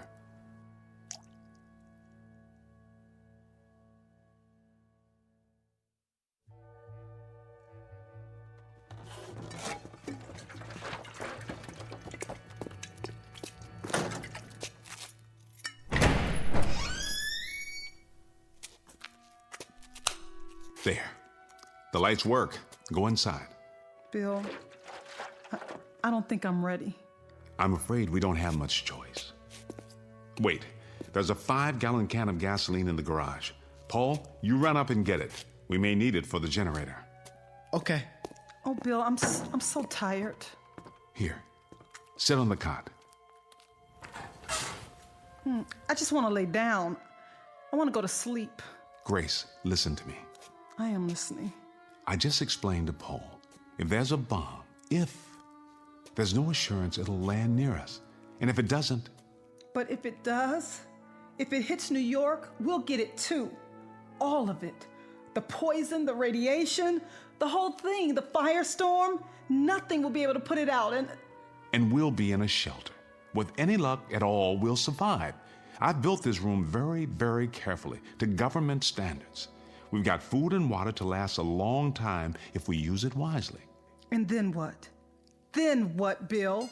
We crawl out of here and tiptoe through all the rubble up above, the rubble and the ruins and the bodies of our friends? Why is it so necessary to survive anyway? What's the point? Bill, admit it. Wouldn't it be better? Wouldn't it be quicker and easier if we just... I got the gas can. Is that all you need from up here? Do you hear that? Whose voice is that, Grace? That's why we have to survive. He's 12 years old. It's too early, much too early to think about a boy dying when he's done so little living. For him, Grace. Paul? Yeah. Set it there, next to the generator. I'll go up and get the rest of the water.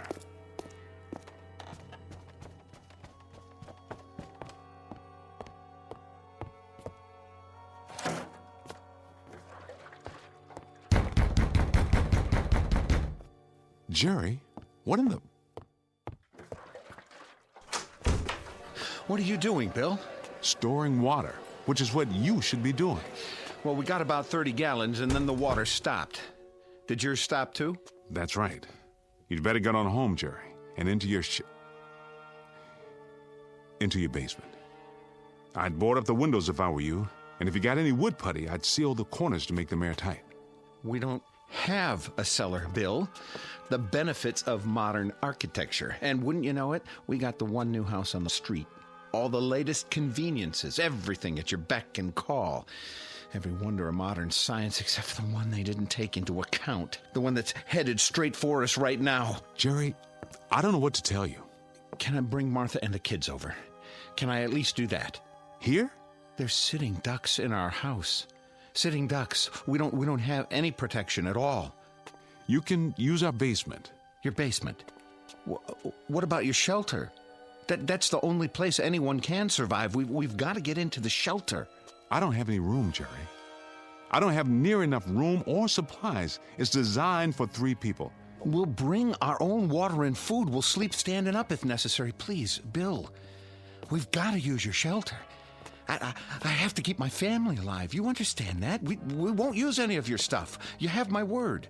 What about air? It's a 10 by 10 room with an air filter to supply 3 people. Will you bring your own air? 24 hours, Bill, and then we'll get out, I swear, just so we can have a chance. No. When that door gets closed and locked, it stays closed and locked. I'm not breaking the seal. There'll be radiation and heaven knows what else. I'm sorry, Jerry. As God is my witness, I'm sorry, but I built it for my family. And what about my family? Don't they matter? Of course they do. I'll have to ask you to get out of my way. What do we do? Just rock on the front porch until we get burned to cinders? That's not my concern. At this given moment, it's my family I have to worry about. I am not going to sit by and watch my wife and children die in agony. I am not going to do that. Do you understand me? I am not going to... Let go of me.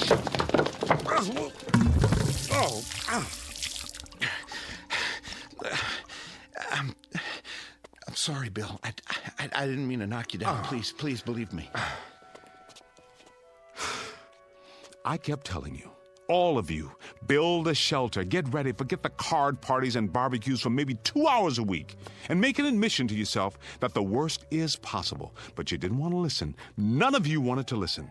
To build a shelter was to acknowledge the kind of age we live in, and none of you wanted to face that. So now, Jerry, you got to face something far worse. Reality. May God protect you. It's out of my hands. It's simply out of my hands.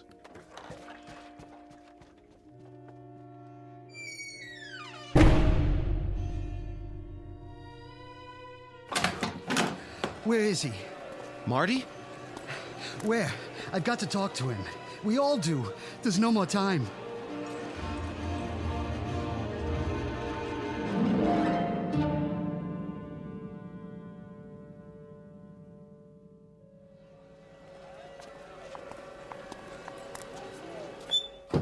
I tell you, there's no more time. Bill, I have to talk to you. I want to go home. Just a minute, honey. They're already down in the shelter. I told you they'd be there. They locked themselves in. Your wife's right, Marty. It's no use. He slammed the door in my face. He's got to let us in. We have windows in half our basement. I don't have anything to board them up with. At least you have a basement. Let's go, Marty. The baby's getting a chill.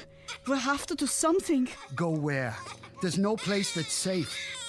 Where's the shelter? Downstairs? No, I told you, he won't listen.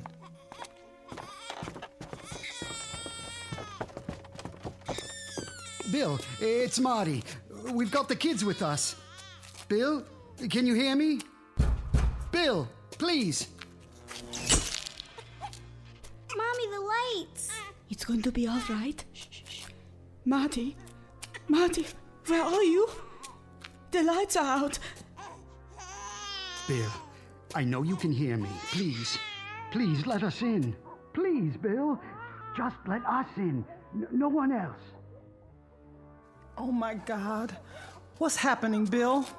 I'll start the generator. How can you in the dark? I know how to work it. Over here. Dad, I found the switch. All you have to do is pull the cord.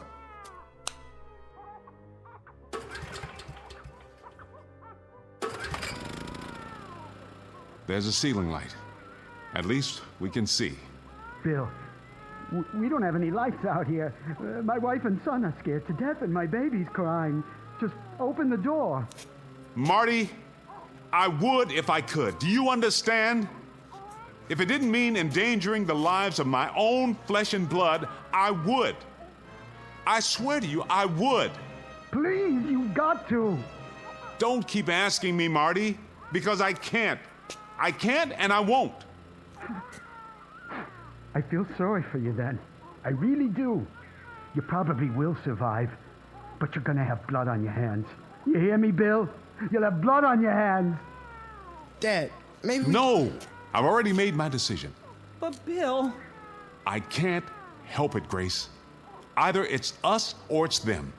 All my life, I tell you, all my life, I've only had one function. That was to end suffering, to relieve pain, to cure and do no harm. But the rules are different now, don't you see? Now there's only one purpose, and that's to survive. Nothing else means anything. We can't afford to let it mean anything. Marty, get out! Do you hear me? Just get out!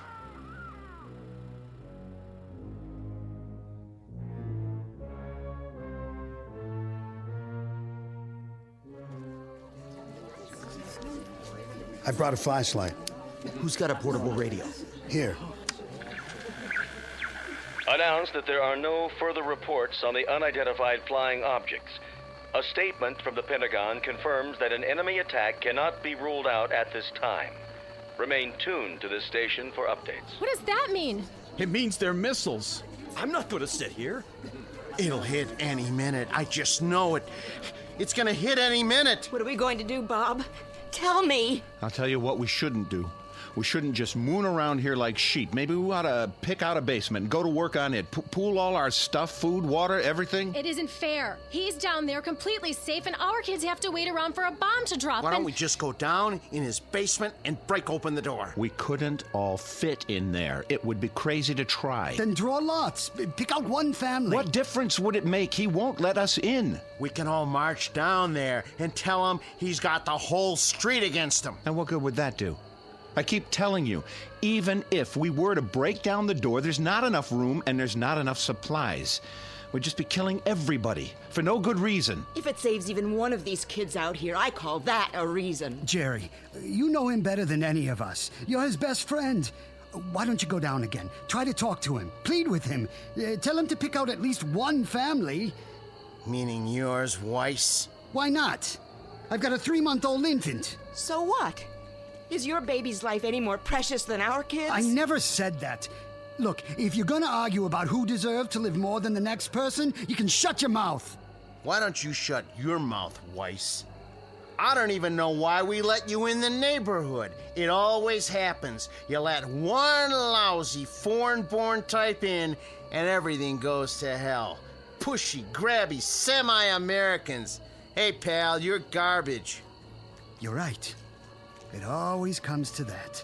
There's always one person, one rotten, unthinking fool like you, who suddenly becomes the big straw boss and decides who's acceptable. I mean it, Weiss. If we've got to start hunting around for people to disqualify, you and yours are at the top of the list. Well, you stupid son of Keep it up, both of you. We won't need a bomb. We can slaughter each other with our bare hands. Marty, go down to Bill's shelter again. Ask him. What's that? The 2-minute warning? That means they're almost here. Look at the sky. What are those lights? Searchlights. It's gotta be close. Anything new on the radio? No. I'm going down there, and I'm gonna get him to open that door. I don't care what the rest of you think. That's the only thing left. He's right. Come on, let's do it.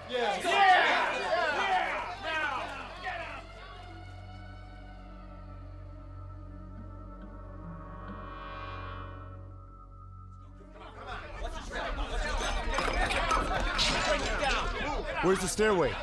Over here.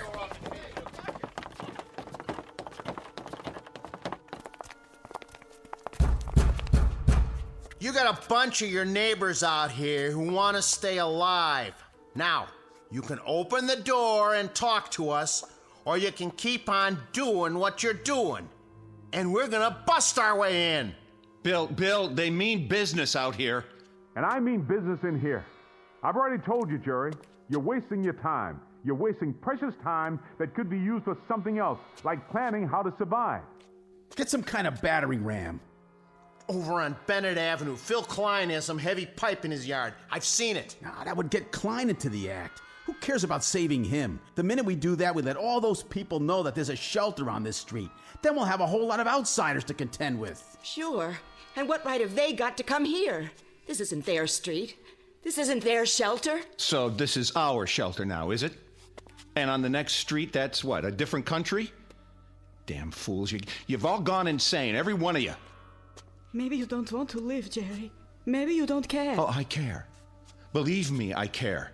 I'd like to see the morning sun, too, but you're turning into a mob, and a mob doesn't have any brains, which is exactly what you're proving. Well, I say let's get the battering ram, and we'll just tell Klein to keep his mouth shut. And if he doesn't keep his mouth shut, what? Will you shut it for him? I agree with Jerry. Let's get hold of ourselves. Stop and think for a minute. Hey, nobody cares what you think. You or your kind. I thought I made that clear. I think the first order of business is to get you out of here. Why did you have to hit him? Marty, are you all right? Easy, Marty. I'll help you up. You had your chance, Bill. Just remember that. You had your chance. Now, come on. Let's get something to smash this door down. Yeah.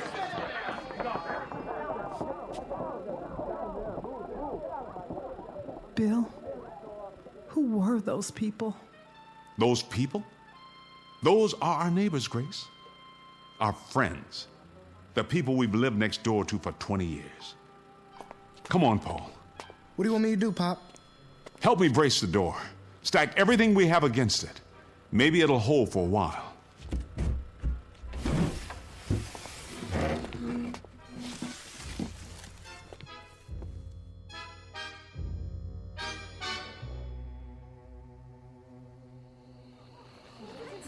All citizens are reminded to stay off the streets. Authorized vehicles must have the right of way. Please remain calm and stay off the streets. You heard what he said. Let's get inside.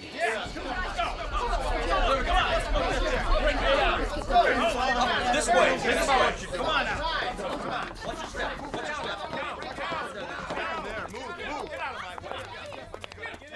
Try the battering ram. Yeah, let's see what it can do. Yeah, knock it down.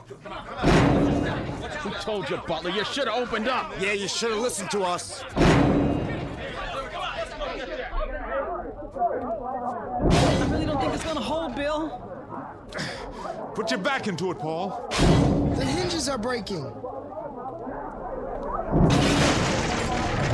Go aside, Butler. We're coming in. Remain tuned for an important message.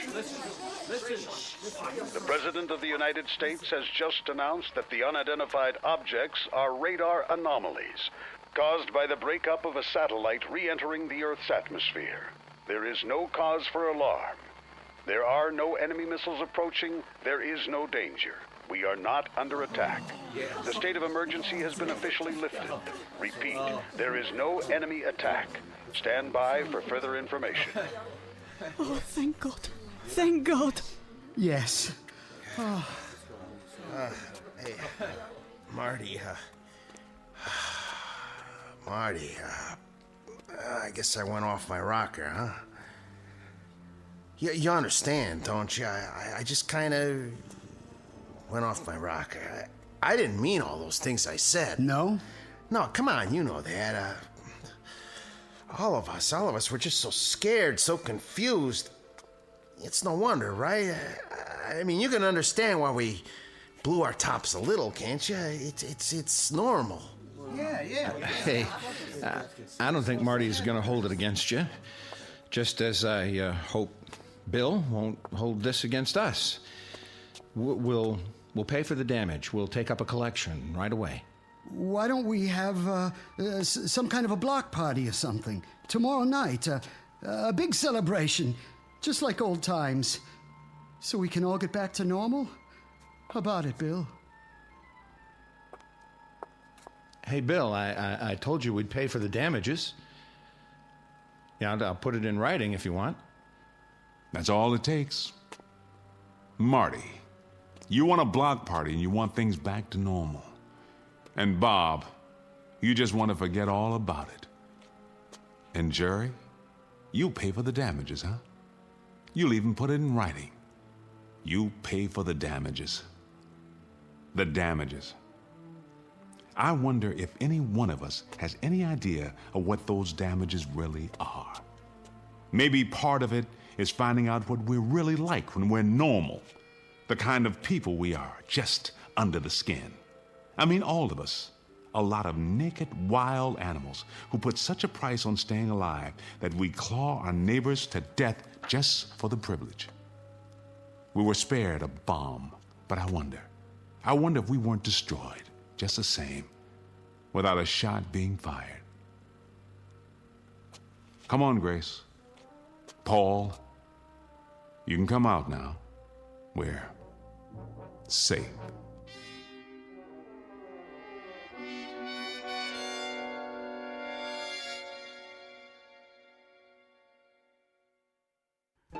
No moral, no message, no prophetic tract. Just a simple statement of fact. For civilization to survive, the human race has to remain civilized. One very small exercise in logic from the Twilight Zone.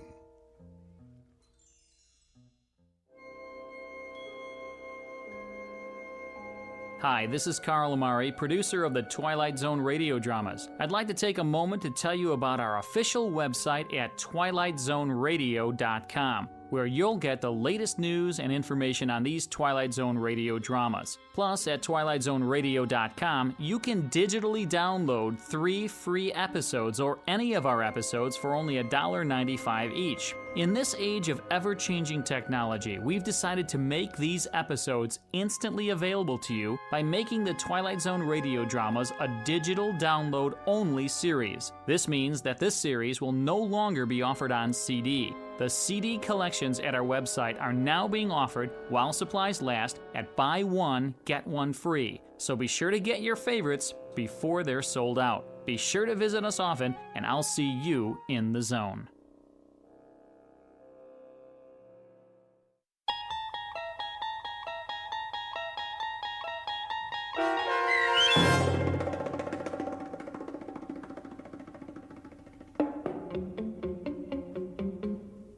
The Shelter, starring Ernie Hudson with Stacy Keach as your narrator, was adapted for radio by Dennis Etchison and written for The Twilight Zone by Rod Serling. Heard in the cast were April Williams, Damon Williams, Tom McElroy, Renee Domenz, Jamie Barron, Anna Sferza, Joby Cerny, Linda Ryder, C.J. Amari, Norm Woodell, Kurt Nabig, Doug James, Rick Vargas, and Jeff Lupetin. This copyrighted radio series is produced and directed by Carl Amari for Falcon Picture Group and Westwood One. Sound design and custom Foley effects for The Twilight Zone by Cerny American creatives Bob Benson, Craig Lee, Matt Sorrow, Tim Cerny, and Todd Beyer. To learn more about The Twilight Zone radio dramas and to contact us, visit our official website at twilightzoneradio.com. Doug James speaking.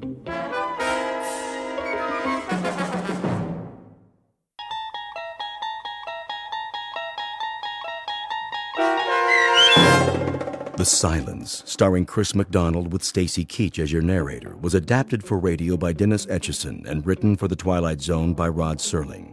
Heard in the cast were Craig Brawley, Christian Stolte, Jeff Lupetin, James Schneider, Derek Purcell, Turk Muller, Kurt Nabig, Carl Amari, Roger Wolski, and Vince Amari. To learn more about the Twilight Zone radio dramas and to obtain audio cassettes and CDs of these programs, visit our website at twilightzoneradio.com. The producers of The Twilight Zone wish to thank CBS Enterprises, Carol Serling, Dennis Etchison, Dick Brescia Associates, Claire Simon Casting, Terry Jennings, XM Satellite Radio, Sirius Satellite Radio, our sponsors, and our radio affiliates for helping make this series possible. This copyrighted radio series is produced and directed by Carl Amari and Jason Mallow for Falcon Picture Group. Doug James speaking.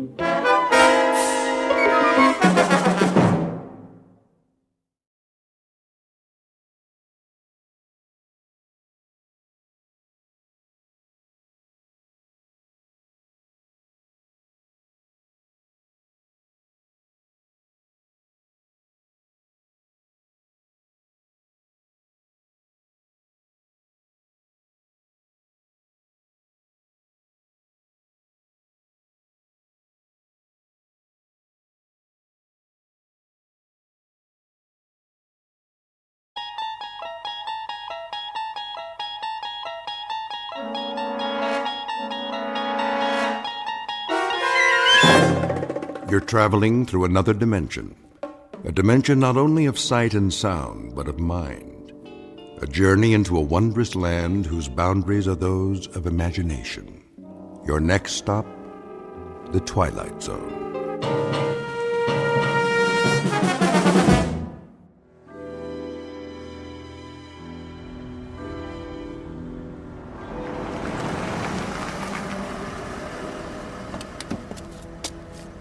Good evening, Colonel Taylor. Evening, Patrick. Has Mr. Alfred arrived? Not yet, sir. Warm for this time of year, would you say? I would. Quite balmy, in fact.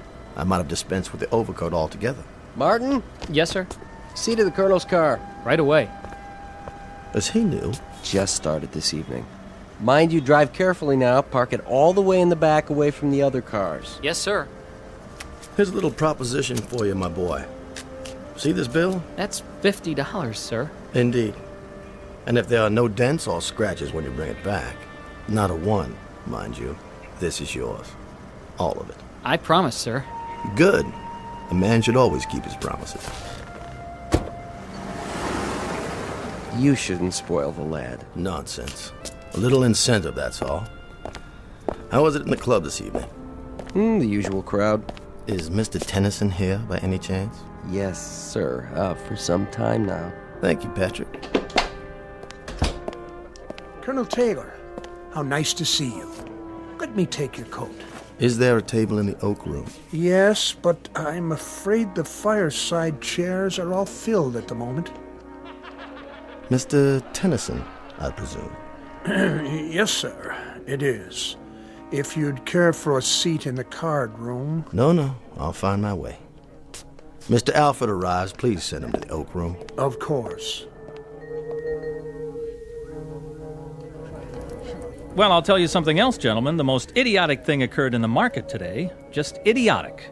I've been doing a little dabbling in the syndicate. It still has some oil holdings in the western part of Texas. Well, anyway, Jack Brewer, he handles our New York operation for us. He comes in on the floor, and I happen to be there. This was, about 10:30 this morning, and he waves to me, and he's got a sheaf of papers in his hand, and I can assure you, if there's anyone I don't want to see before noon on any given day, it's Jack Brewer. Raucous sort, a little crude.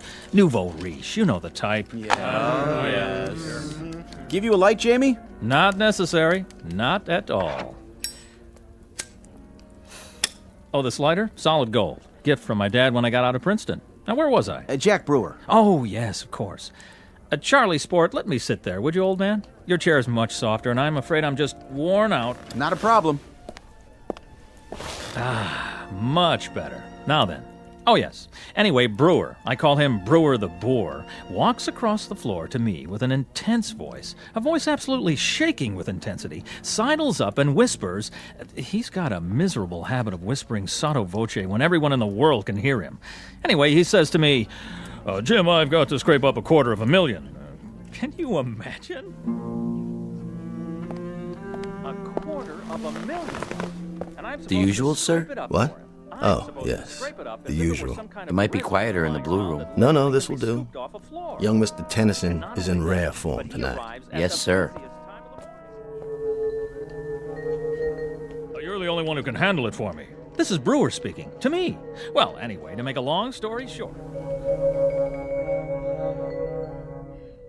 Mr. Jamie Tennyson, who at best is a dapper, albeit articulate ne'er-do-well. He is glib but shallow, well-groomed but worthless. His every gesture is studied, obvious, planned. He is a mannered dandy, devoid of character, and his presence in this gentleman's club is a social condescension on the part of the members. For this man's credentials are an accident of birth and nothing more. And across the room, a gray-haired ramrod of an ex-army officer, rock-hewn and coldly unemotional in his appraisal of others, but who was no longer able to conceal his distaste in an altogether gentlemanly fashion. And that distaste is about to take the form of a proposed wager. But it's the kind of wager that comes without precedent. It stands alone in the annals of bet-making as the strangest game of chance ever offered by one man to another. In just a moment, we'll learn the terms of the wager and what Mr. Tennyson does about it. And in the process, we'll witness all parties spinning the wheel of chance in a very bizarre casino called the Twilight Zone. And now, the Twilight Zone and our story, The Silence, starring Chris McDonald with Stacy Keach as your narrator.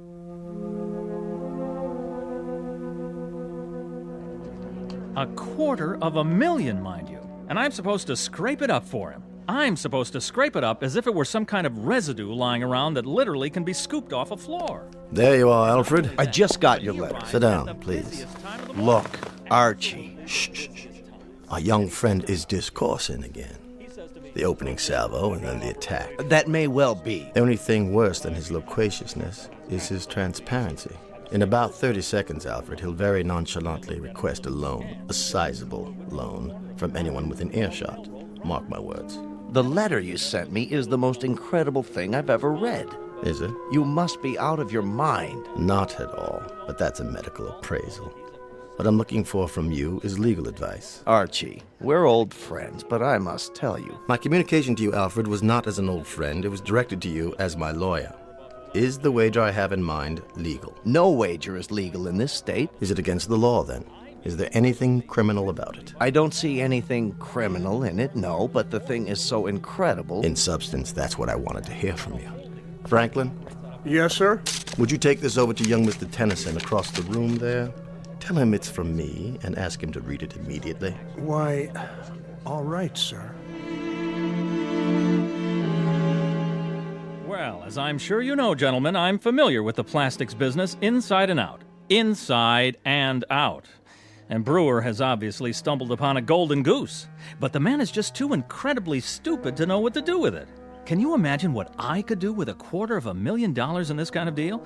Well, I'll tell you this. I can treble it. I can quadruple it. With an initial investment of $250,000, I can take this plastics thing and I can... Excuse me, Mr. Tennyson. A note for you, sir. From Colonel Taylor. Just put it down there, Franklin. Now then. Excuse me, sir. The Colonel's instructions are that you read it immediately. I beg your pardon? The Colonel, you say? Across the room, sir? Yes, the Colonel. He's waiting, sir. Oh, all right. Let's see what he has to say.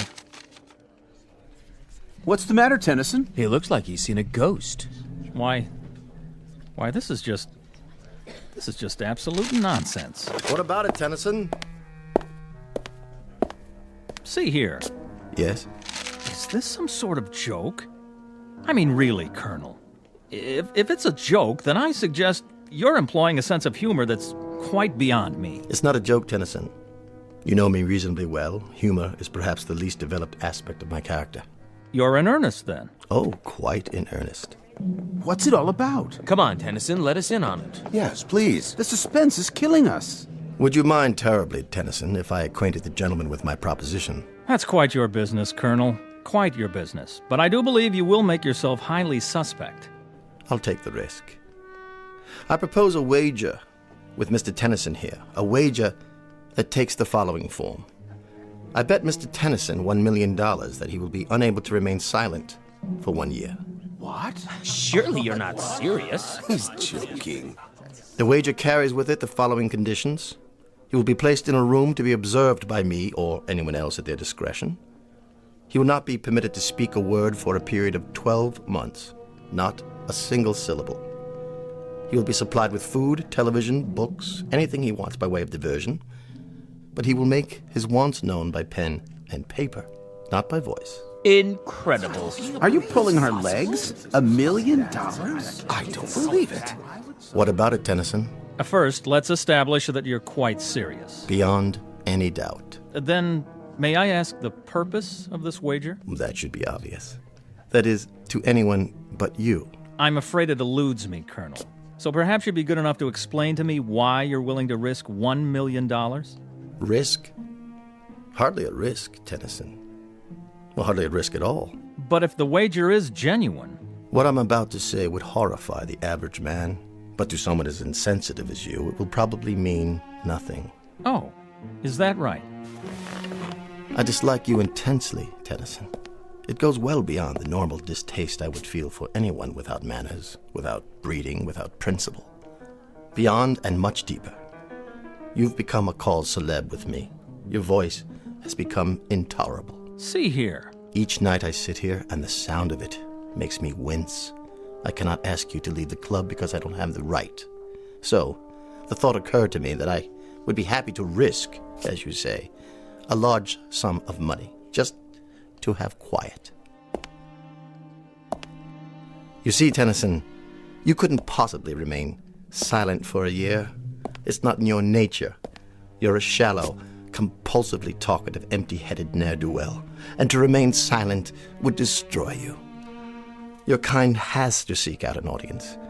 So what I assume will happen, what I more than assume, I fully expect, is that you will very likely be able to withstand the pressures for 3 or 4 weeks, perhaps a couple of months. And then you'll have to succumb. Again, that's your nature. So you won't cost me anything. But what I'll derive from it is a month or 2 of delightful and very precious silence. What about it, Tennyson? Appeal to your sporting blood? Oddly enough, it does. It does appeal to my sporting blood. And that, of course, is patently ridiculous. There's nothing sporting about you, Tennyson. But I happen to know you're rendering your nightly financial folderol because you're in desperate straits. You've run out of your inheritance, and your debts are insurmountable. In short, you're a desperate man, and you do just about anything for money, except, of course, to remain silent for 1 year. Colonel, if this were Europe and the company were a bit more sophisticated, I should be forced to invite you outside for the things you've just said. Would you now? Yes, but the ground rules here are somewhat different. As it stands, I can either ignore you or call your bluff. I'm going to do the latter.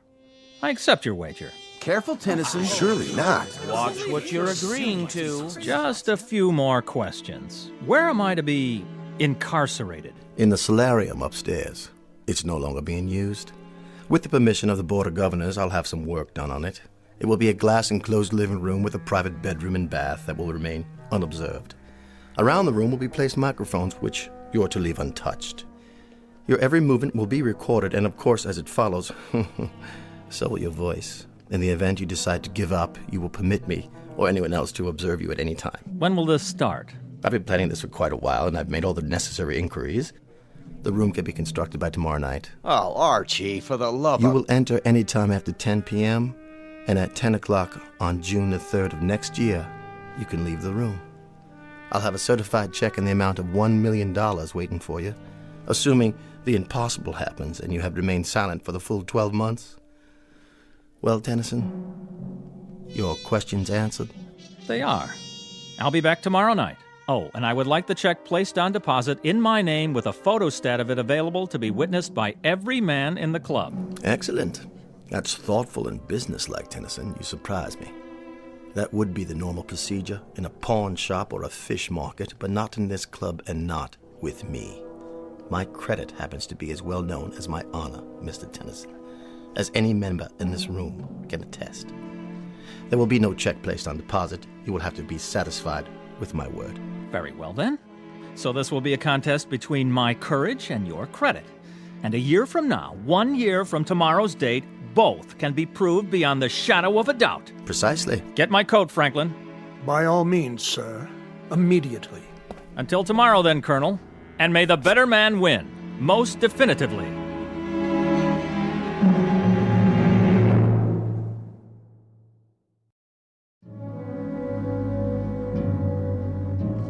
Listen, Tennyson. What is it? This is none of my business. You're right, old man, it's not. But I've known Colonel Taylor for a long time. This is not a capricious man. He's dead serious. Do you know my wife, Charles? We've met. Her name is Doris. A lovely thing. Frail, beautiful, fragile, like a cameo brooch. Oh, yes, she certainly is that, and more.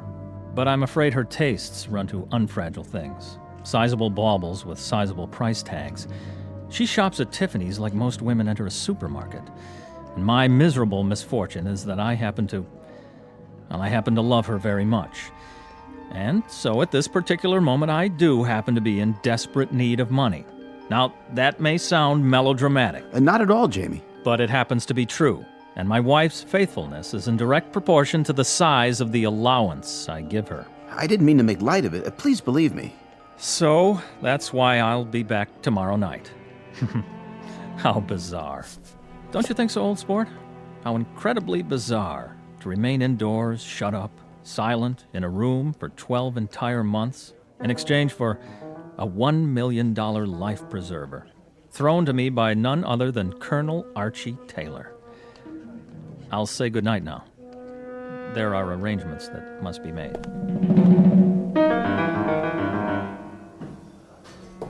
How's it coming, gentlemen? Right on schedule, Mr. Taylor. Almost finished. And the plumbing, the electrical outlets. Everything works. We'll give it one more inspection, but I'd say everything's about ready. What about the microphones? They're in position? Yep, all around the room and plugged into this tape recorder. If he says one word, we'll know about it. You turn it on like this. Test 1, 2, test 1, 2. In that case, give the crew my thanks and my check for the agreed-upon amount. Thanks, Mr. Taylor. Will do. Anytime now, Mr. Tennyson. Anytime.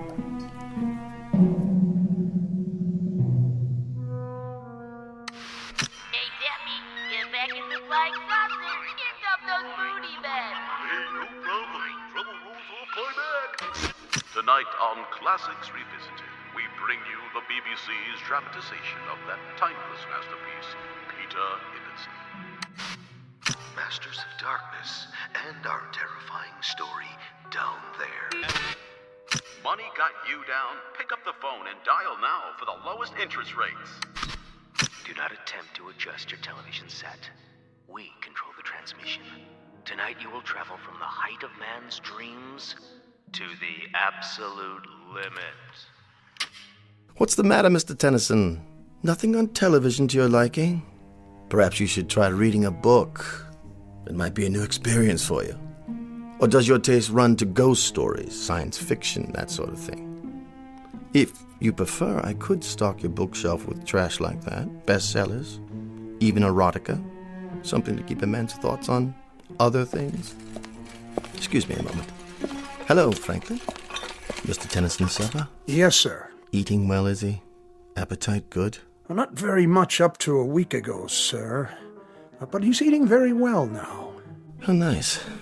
I'd like him to remain as healthy as possible. My conscience simply couldn't stand it if this experience damaged him in any way. Quite the contrary, sir. He seems in excellent spirits. And it's 9 weeks now. 9 weeks that he's been in there. 9 weeks. Really quite incredible.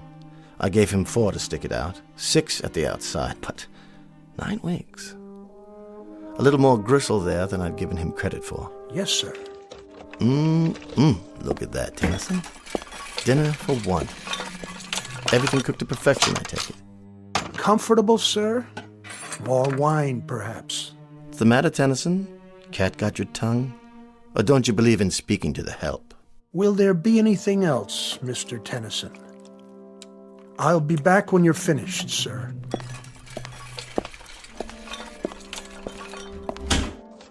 Enjoy your meal, Tennyson. Sorry I can't stay, but I have another engagement with friends.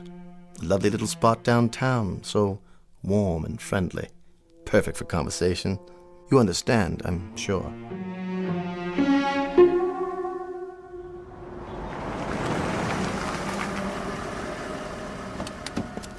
Good afternoon, Colonel. Patrick. I'll take care of your car, sir. I know you will, boy. Mr. Alfred inside, is he? Yes, sir.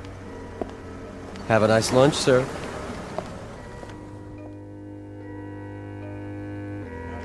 There you are, George. I reserved a table for us, a quiet one. Good. But then they're all quiet nowadays, aren't they? Franklin called to say you wanted to see me. Only to pose a question to you. What sort of question? Very succinct, Archie. Very brief. Yes? How long? How long what? How long are you going to keep this up, this prolonged practical joke? Not much longer. What exactly does that mean? You should see our boy up there. 4.5 months and not a sound from him. That's what I wanted to talk to you about. Incredible. I've just been wondering how my fortune might accommodate the loss of a cool $1 million. For the sake of argument, of course, quite theoretical. That fop couldn't take it another month. This, I'm certain of. For your sake, I hope that's the case. My sake? You have the money, of course. I find that insulting. I'm sorry if it is, but I think he's going to beat you, Arch. Especially from you, George. I'd say you owe me an apology. How are your holdings? What are you talking about? It's no longer theoretical. You might want to double-check your holdings now in preparation. My holdings? They're solid, dependable, 100-year-old firms. Why should I rearrange anything? You're insane. Merely careful. Look here. There isn't one chance in a million he'll last out the year. Not one in a million. I've watched him every day. He's beside himself. He's becoming bored to the point of irrationality. A week longer, 2 weeks, 3 at the most, he'll be crawling up the walls. screaming for us to let him out. I hope so. I sincerely hope so, but I think that boy up there will remain silent for the entire year. And I think you're going to owe him that cool $1 million. Nonsense. I just hope you've got it. That's all. I'm not going to sit here and listen to this abuse. It's not in the least personal, only something I feel you need to hear from someone you'll listen to. The voice of reason, a word to the wise, that sort of thing. Then from now on, I'll thank you to disperse your wisdom elsewhere. Oh, for the love of... Consider yourself discharged. What? As of this hour and this day, you are no longer my attorney. But Archie... Goodbye, George. Goodbye to you, old boy, and good luck. Because by the look of things, I'd say you're going to need it.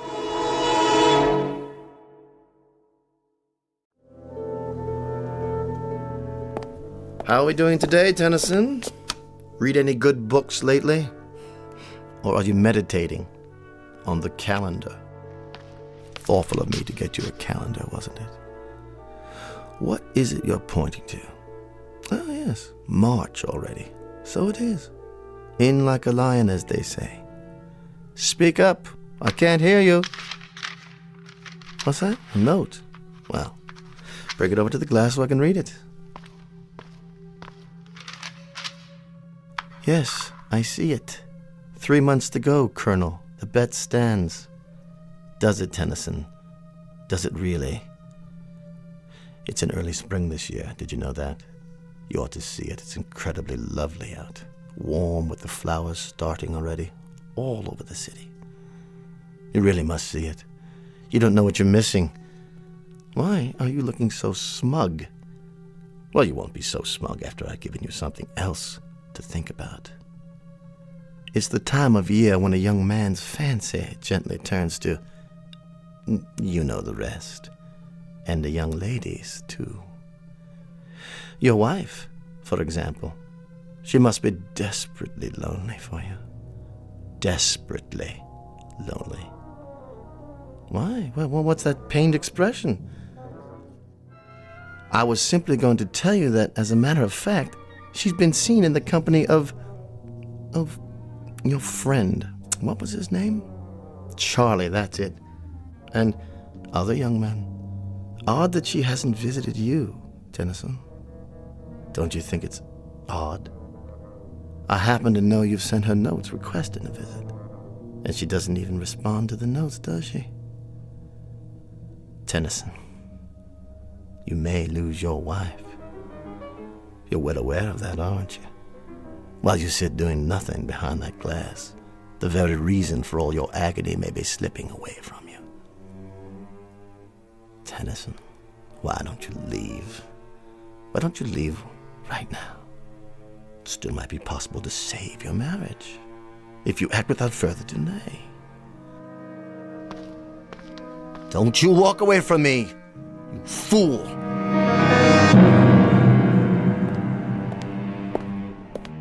Tennyson, I know you can hear me. I saw your wife again. She's with that polo player fellow now. You know the one. The tall, attractive, blonde youngster. It's incredibly beautiful out today, Tennyson. Oh, it's incredibly beautiful. Birds and flowers and color. Absolutely lovely. And by the way, I saw your wife. She was getting into a little European sports car. Some young man was driving it. And here's Franklin with yet another meal. You must be quite bored with the club's menu by now, aren't you, Tennyson? Oh, Franklin? Yes, sir? Chilly up here, isn't it? I hadn't noticed, sir. Perhaps. The thermostat, does it control the temperature in Mr. Tennyson's room as well? I believe it does, sir. Then I'll just turn it up for a while. I don't want you getting chilly, Mr. Tennyson. Certainly not. I want to warm it up for you. Nice and warm.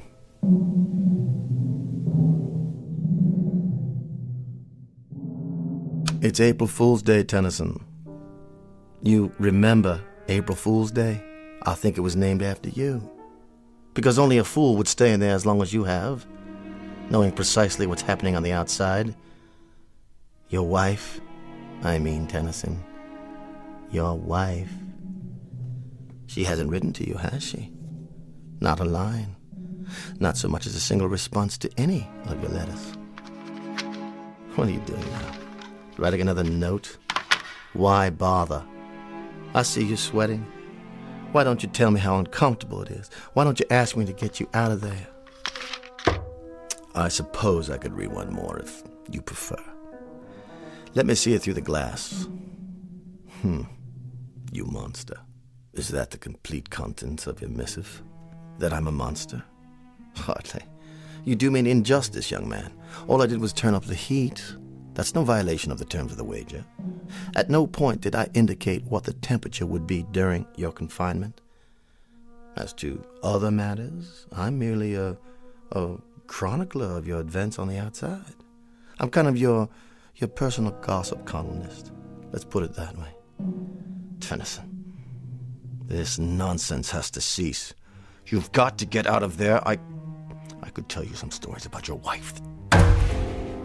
Please don't strike the glass. You might have hurt your hand. Anyway, it's non-breakable. A kind of plastic, actually. But of course, you know all about plastics, don't you? Now, how about it, Tennyson? I might see my way clear to giving you $10,000. That would pay off a few of your debts and a little bracelet for the wife. Something to compensate you for months of loneliness. How about it, Tennyson? $10,000, man. $12,000. Say one word and I'll let you out. You're an idiot. You know that? You're losing your mind in there. I know you are. You're ready to crawl up the walls. Tennyson, listen to me. Make it $75,000 in cash. If you'll give up this ridiculous game and speak. Make it 100. No, 200. 250,000, Tennyson. Time is running short, boy. You can't stay in there another hour. Not another half hour. I swear to you, $250,000 in cash if you'll speak now. You accept? Hold it up. Let me read your decision. Go to... How dare you? You go there, boy. You! You will, I swear, if you don't act at once. I'm about to withdraw my offer. I'm counting down.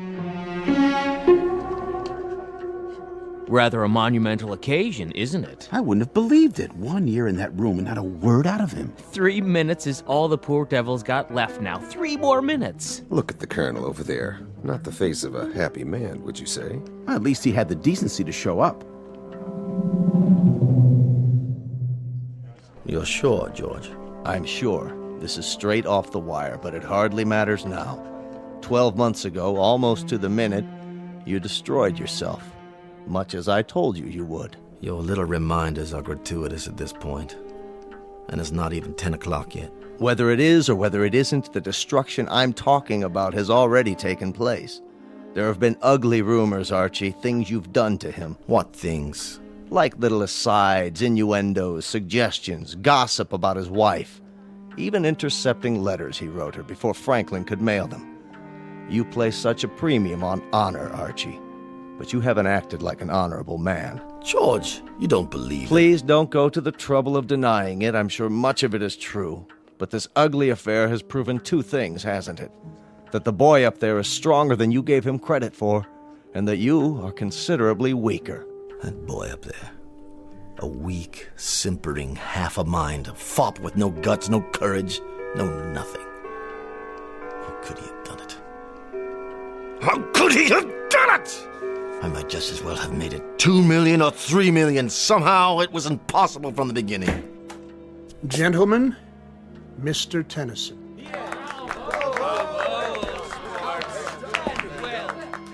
He's so pale, thin as a rail. But he's done it. You hold out your hand to me, Mr. Tennyson. Not to shake it, I presume, but to receive payment. Well, sir, you have me at a disadvantage, a rather compromising situation. You forced me into a position of rather unpleasant candor, because it happens to be a fact that I'm a fraud, I don't have any money. I offered you $10,000 and then 12. The truth is, I would have had to go out on the streets to beg even that amount, let alone $1 million. I received a cable from London. Both the Birmingham Tool Company and Edinburgh Motors have filed suit for bankruptcy. Blue-chip companies. Every nickel I had was invested with them, and they no longer exist. In short, I'm busted. Broke. Yes, it happens also to be a fact that I have pride, bearing, taste, and exceptional breeding. But I've lost. Proving, Mr. Tennyson, proving that you are by far the more substantial of the two of us. I will naturally resign. You have both my resignation and my apologies. I will not ask you to suffer my presence any longer. Look at Tennyson. They won't let him walk out like this. He'll demand satisfaction. Talk to him, Tennyson. Tell him whatever you like. Your time's up. You can talk, gurgle, sing, chortle, anything you want. You've won the bet, son. What's he doing?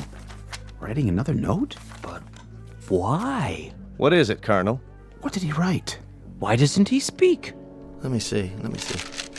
It says, 1 year ago, I had the nerves to my vocal cords severed. Good Lord.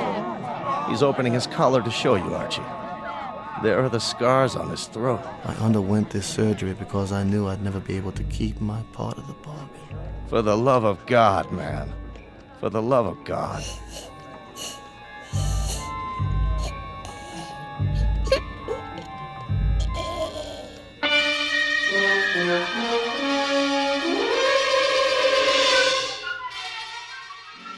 A bizarre and unlikely bet with two losers.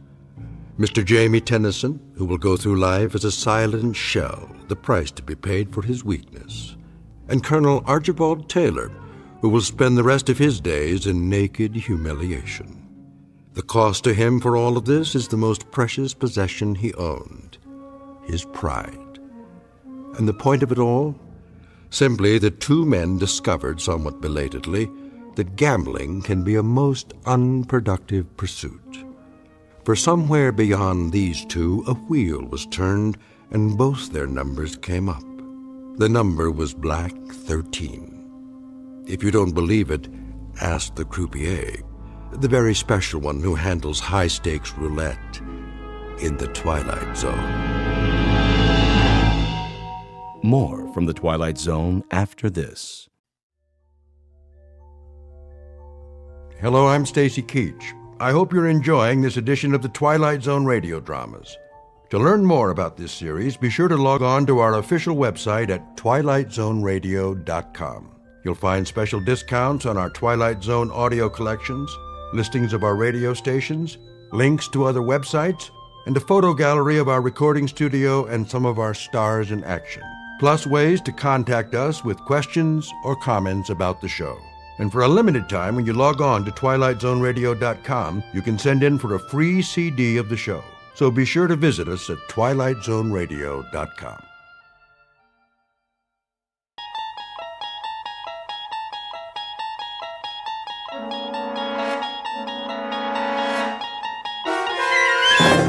There is a fifth dimension beyond that which is known to man.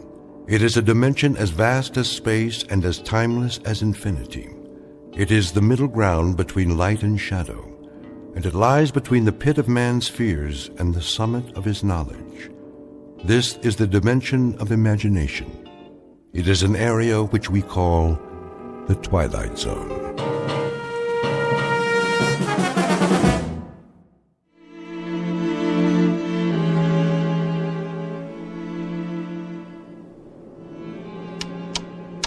Hey, Magellan, how about a progress report? Coming up, Skipper. We'll be about 4 minutes behind flight plan at 30 degrees west. That all? I can pick up 4 minutes easy, Hatch, with or without the jet stream. That's what I like to hear, Captain. Early ETA. Leave it to Captain Farver, Craig, when you've flown as long as he has. Captain? Yes, Wyatt? Gander wants to know if you intend an altitude change after we pass 30 west. How are the numbers? Got him right here. Look okay, Purcell? Check.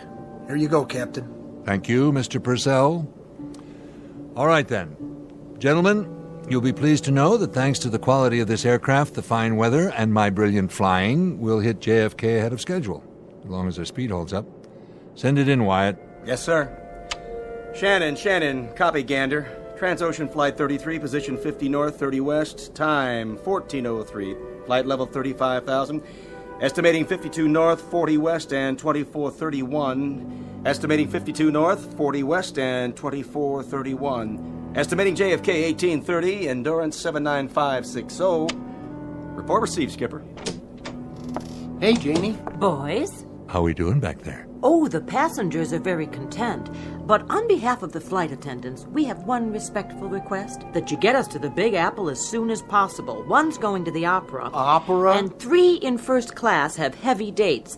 And a 4th, well, she just might be free for dinner with a polite and single crew member, assuming there's anyone like that on board. Hold it a minute. What is it, Captain? Did you feel anything? Feel? What do you mean, Skipper? I don't know. Thought I felt something. Something funny. Like a sensation of speed. I can't put my finger on it. Guess it's my bones. I must be getting old. True airspeed 440, Skipper. We're level. Do you suppose we picked up a tailwind? Maybe. Those jet streams are tricky, but it's that crazy feeling I can't shake. You can't feel a tailwind. But I feel something. Checking the instruments. Everything looks fine. Magellan, give us a speed check with your Loran. Right. I'd better do it again. What's going on? Skipper, Loran indicates a ground speed of 830 knots. I've never heard of a tailwind like that. Check it again. Wyatt, see if you can raise OSV Charlie air defense radar. Ask them to give us a fix and check our ground speed. Magellan, you sure about the Loran? Skipper, I'm not only sure, but we're still accelerating. 980 now? 1120? 1500? God in heaven, I can't keep up with it. Wyatt, anything from air defense? No, sir. 2100. I hope the wings stay on. They will. Don't worry about the wings. Just watch that true airspeed. Ground speed means nothing. We must be in one lulu of a jet stream. Magellan, my needle just reversed on Gander Omni. How could we get past Gander? Give me a fast position check. Skipper, we are past Gander. We must be doing 3,000 knots. Try to raise Harmon control. If you can't, try Moncton or Boston. At this speed, you might as well try Kennedy. Transocean 33, Harmon Control, come in, please. Harmon, please acknowledge. Transocean 33, Moncton. Transocean 33, Boston Control, come in, please. Transocean 33 to Kennedy Control. Can you hear us, please? No soap, I can't raise anyone.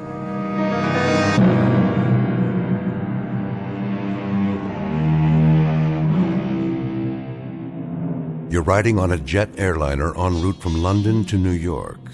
You're at 35,000 feet atop an overcast and roughly 55 minutes from John F. Kennedy Airport. But what you're witnessing inside the cockpit of this plane is no reflection on the aircraft or crew. It's a safe, well-engineered, perfectly designed machine. And the personnel you've just met are a trained, cool, highly efficient team. The problem is simply that the plane is going too fast, and there is nothing within the realm of knowledge or logic to explain it. Unbeknownst to passengers and crew, Flight 33's Odyssey will carry it to an uncharted region, well off the beaten track of commercial travelers. For you see, it's moving at record speed now, and heading straight into the Twilight Zone. And now, the Twilight Zone, and our story, The Odyssey of Flight 33, starring Daniel J. Travante, with Stacy Keach as your narrator.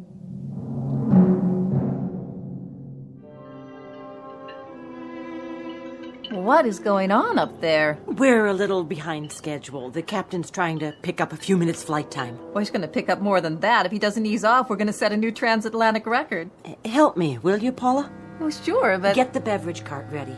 Again? Yes, again. But it's going to roll all over the place. If it does, you'll just have to lock the wheels. Well, maybe we should wait. For what? Well, till the captain turns off the seatbelt sign. He hasn't turned it on yet. Well, why not? He's got other things on his mind. Like? Do as I say. Please. Oh, okay, Jane. Just the beverage service? And peanuts. Got it. I guess you must have told them. What? Delivered my message to the Flyboys. I've got 8 o'clock tickets for the Met tonight, the ride of the Valkyrie. I told them. Oh, thanks! I've always had a thing about Valhalla. Looks like I'm going to make the curtain after all. Come with me for a minute. Where? Back here, where it's private. We have to talk. About? In the galley. Listen to those engines. Oh, maybe you shouldn't have said anything. The guys are really showing off. They are showing off, aren't they? Let me put it to you this way. I just hope the Valhalla you're talking about is strictly at the Metropolitan Opera on 7th Avenue and 57th Street in Little Old New York, and not the real thing. Are we in trouble? Paula. Oh my God, we Listen are. to me. How bad? They don't know yet. That's the truth. Is the cart full? Oh, yes, but... Go ahead and begin serving. Just like that? Coffee, tea, or milk with a smile. Oh, I should have gone to acting school. You can do it. I'll be right there with you.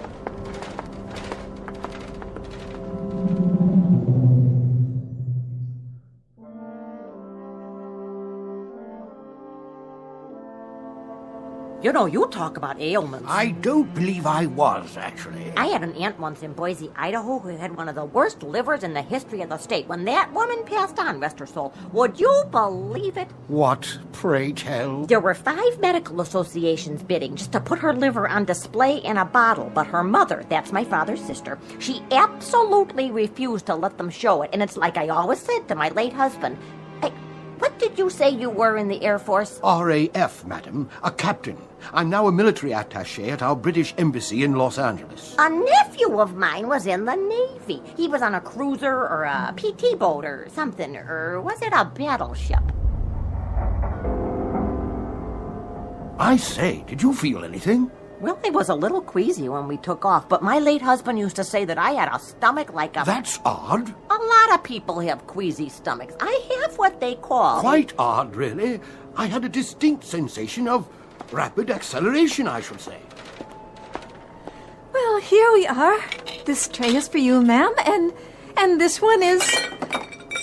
Got a case of the nerves, miss? Oh, I'm meeting someone in New York. My boyfriend. I don't want to be late, so I'm kind of, nervous. One lucky fella, that's all I can say. You got another one of those cute little trays for me? I just ran out. Well, I see one more underneath. Well, I have to go back to the galley. Excuse me.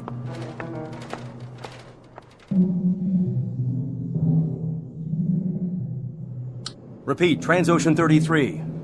Anybody? What about it, Wyatt?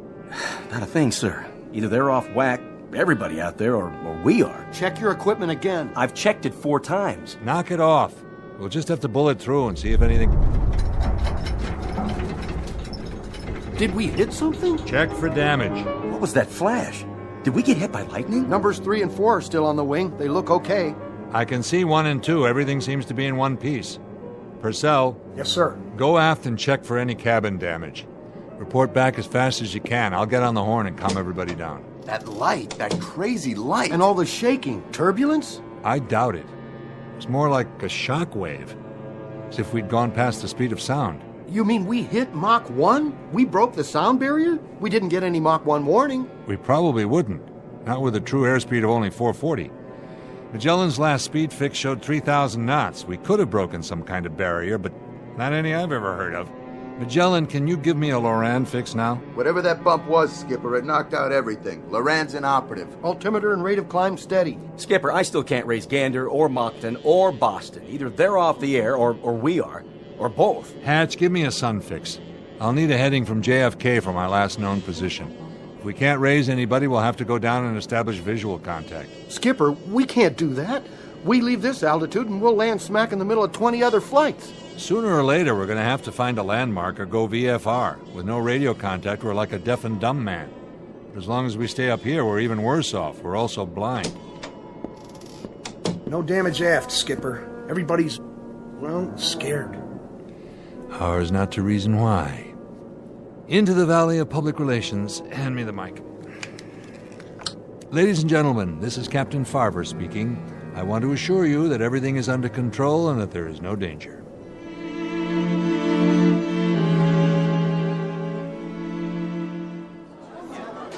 what a relief. The captain knows what he's doing. Do you think we're going to be late? I have a connecting flight. Oh, thank God. We encountered a little clear air turbulence back there, along with some kind of atmospheric phenomenon. Miss, I need another glass of juice. I spilled mine. Yes, of course. I just got this dress for the trip, and now... Dear lady, will you kindly listen to the captain? There's been no damage to the aircraft except for some temporary malfunction of our radio. We'll have that fixed in no time. Is it true? Paula, would you get the lady a new glass of juice, please? I repeat, there's no cause for alarm. We'll keep you posted. In the meantime, sit back, relax, and enjoy the rest of the flight. Answer me, will you? Is what he said true or not?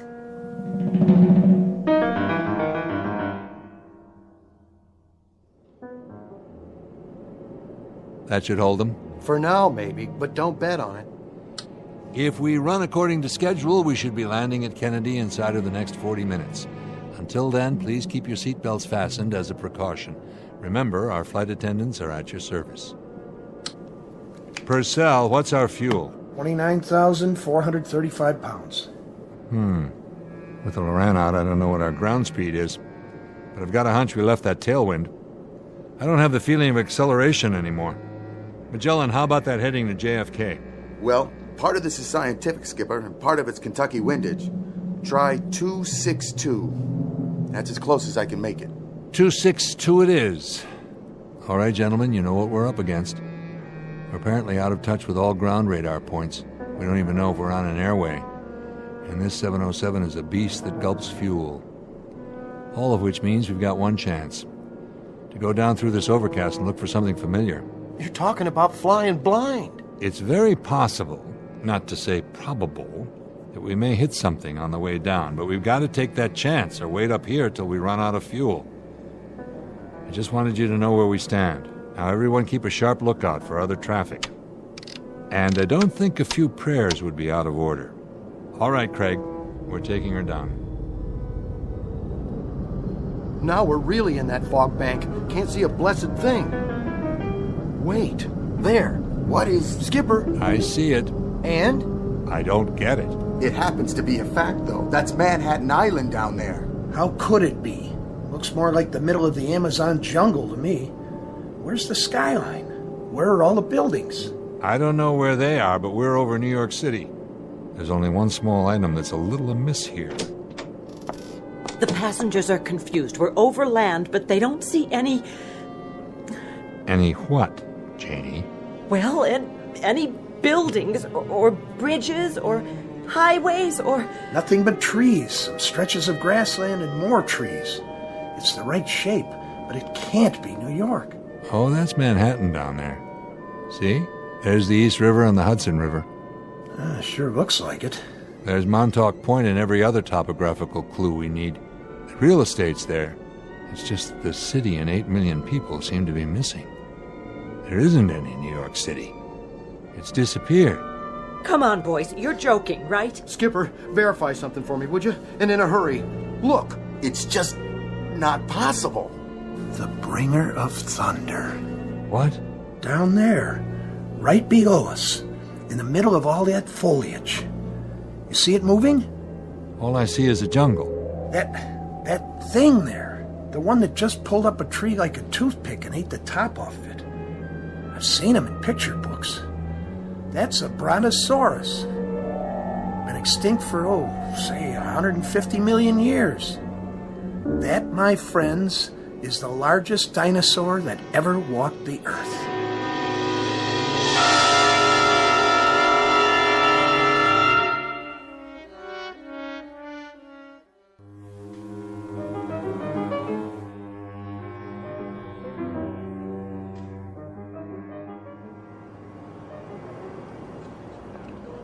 Here's that sandwich and some extra cookies for the boy. Oh, why, thank you.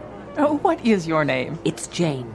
Well, Jane, when we land all safe and secure, I'm going to write a letter to Transocean Airlines and tell them how nice you were to everyone on board. That's very kind of you, but it's not necessary. I'm only doing my job. Oh, more than that. Much more. You remind me so much of my daughter-in-law. She's a nurse and... Miss? Yes? You got a drink on that cart? Of course, sir. Would you care for coffee, tea, soda? No, ma'am. I mean a drink. Anything you like. Scotch, rocks? Certainly. Yeah, make it a double. All right. How much owe you? Nothing, sir. You sure? I mean, this ain't first class. It's on the house. Everything's on the house today. Here, I'm giving you 2 drinks, 2 doubles. How come? Because you've been such a perfect passenger. We'll be landing soon. Not that soon. I don't see the city yet. You should buckle up anyway. Yeah, sure. Hey, you know what? You're all right. You know that? We're all right. Isn't that great? So what's the score? I mean, we've been circling for 5 minutes now. They said they'd let us know not to come in. Well, that sounds promising, doesn't it? At least we're back to normal speed. That's something. Something? Captain Farver's a pro. So's the rest of the crew. Yes, they are. Definitely. So there's no reason to panic. No reason at all. We just go on like a normal, ordinary flight.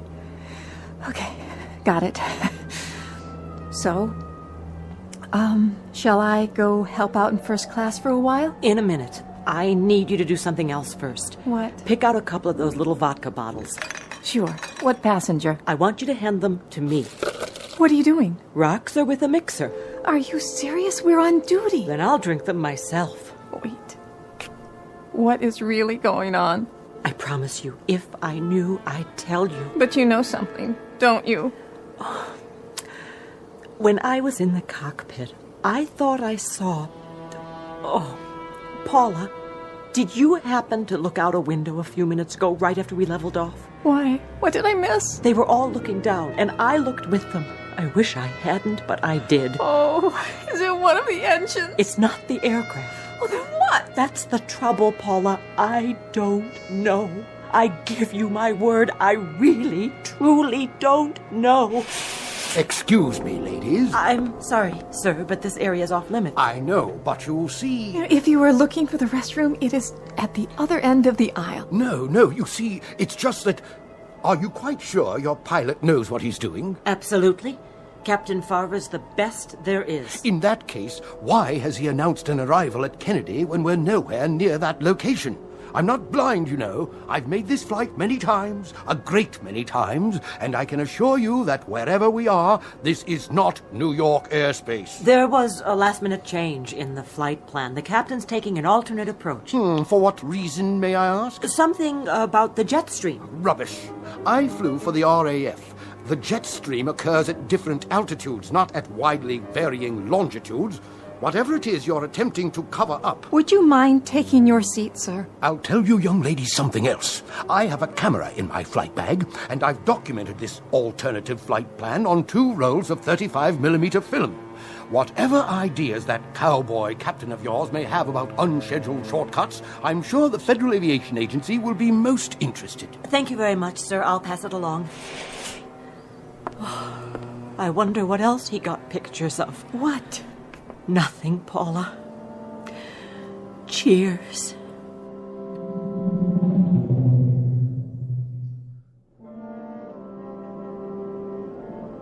What do you think now, Skipper? Well, we've flown over what should be Schenectady, Albany, and points north. That's what you and Craig keep saying, but personally, I don't get it. Take a look. There's the topography. You can make out the coastline, the mountain ranges. But it's not any New York state I've ever seen, and neither have you. Admit it, Captain.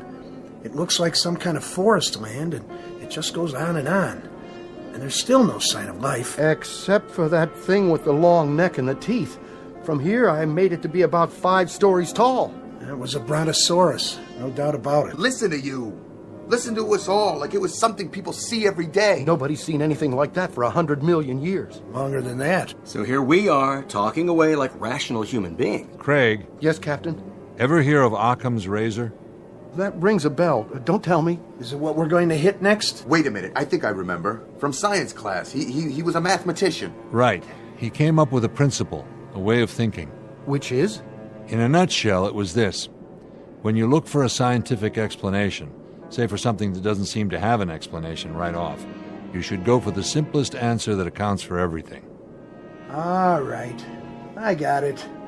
This is all a dream. I'm dreaming. I'm in a hotel room in New York with a big soft bed.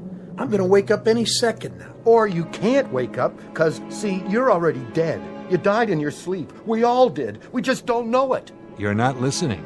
I said the simplest answer that accounts for all the facts. That means everything that's happened. There is no way to account for it. All right. What if I said we were swallowed by a whale like Jonah? Would you buy that? No, because whales live in the ocean, not the air. Unless we already crashed in the Atlantic and didn't notice. Pretty big thing not to notice. Exactly.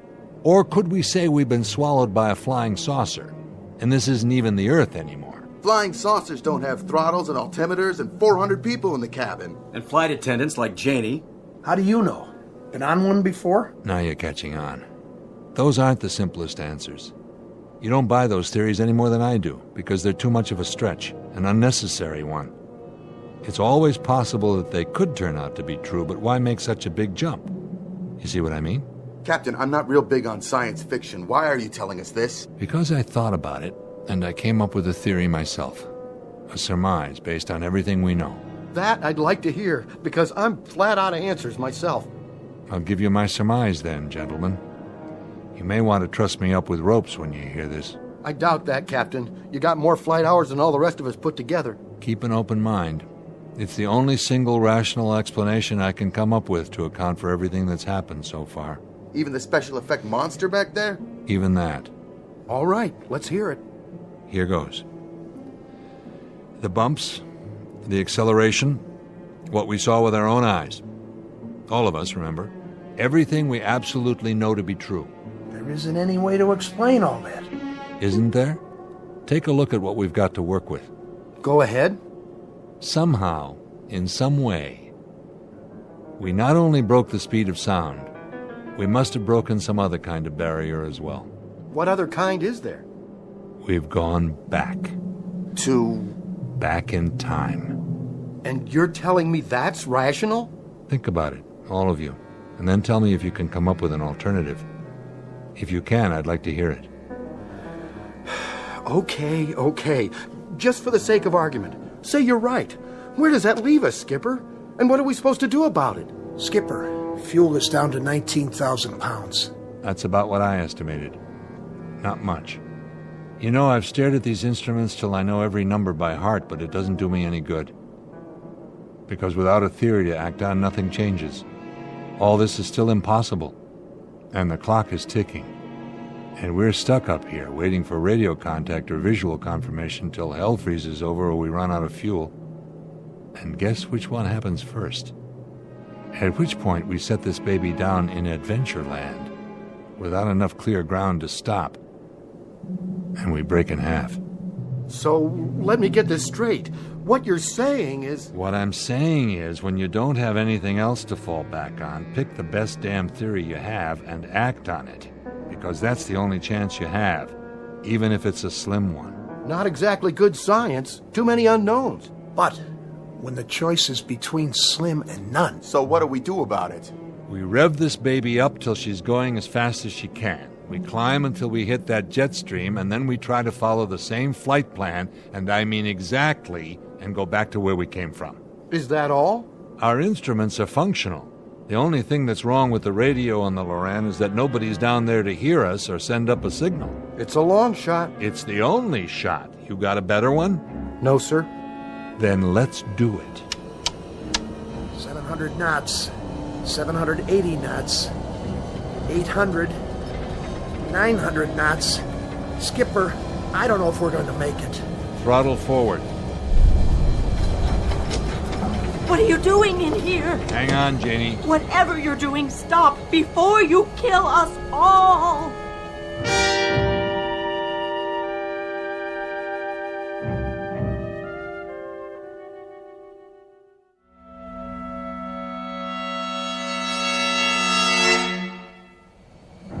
What was it? And the flash of light, Captain. Just like before. Look, I know you've got your hands full, but somebody get on the pipe. I have at least 3 passengers close to hysteria. Skipper, we made it. We're back. Look! What? There she is. Where? I can't... Over here. You know, I never thought the Empire State Building was that great, if you want to know the truth. Is that it? Yes, it is. But right now, it looks downright beautiful. Don't you think so, Captain? Where's the mic? Right here.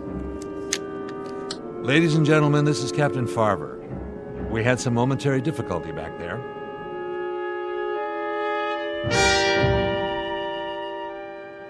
But as you can see, we're now over New York. We should be landing in just a few minutes. Thank you all for bearing with us. Bravo! He did it. I haven't prayed since... Down on my knees and Hey, look, the Statue of Liberty. It's right down there. Kiss the ground.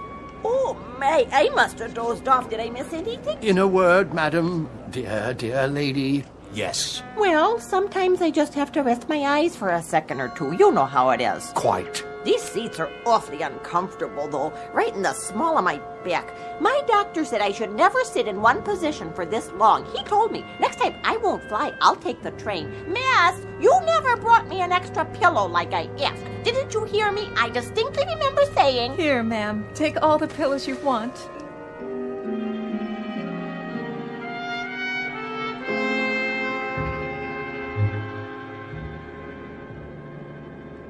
How about Kennedy? Nothing doing. Our VHF is still out. Maybe Kennedy's is too. Try high frequency. I did already, Skipper. Nothing from JFK. How about LaGuardia? Keep using high frequency. Somebody should hear us. LaGuardia, this is Transocean 33. LaGuardia, Transocean 33. This is LaGuardia.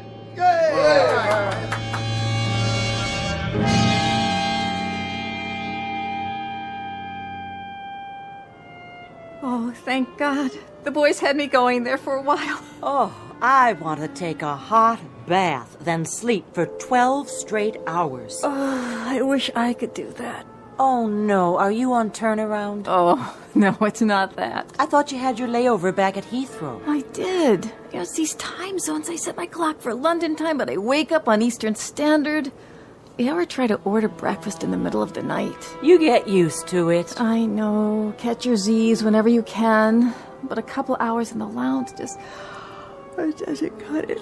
Not for me. There's always the taxi ride to the airport. That's good for a little shut-eye. Oh, 30 minutes in the backseat of a taxi in traffic?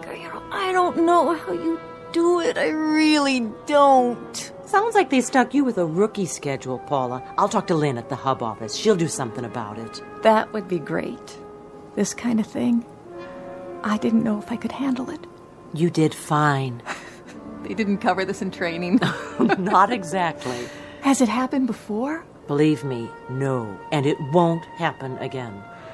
Should I collect the trays now? I don't know what the captain will say about this, but I'm going to break out the champagne splits for everybody.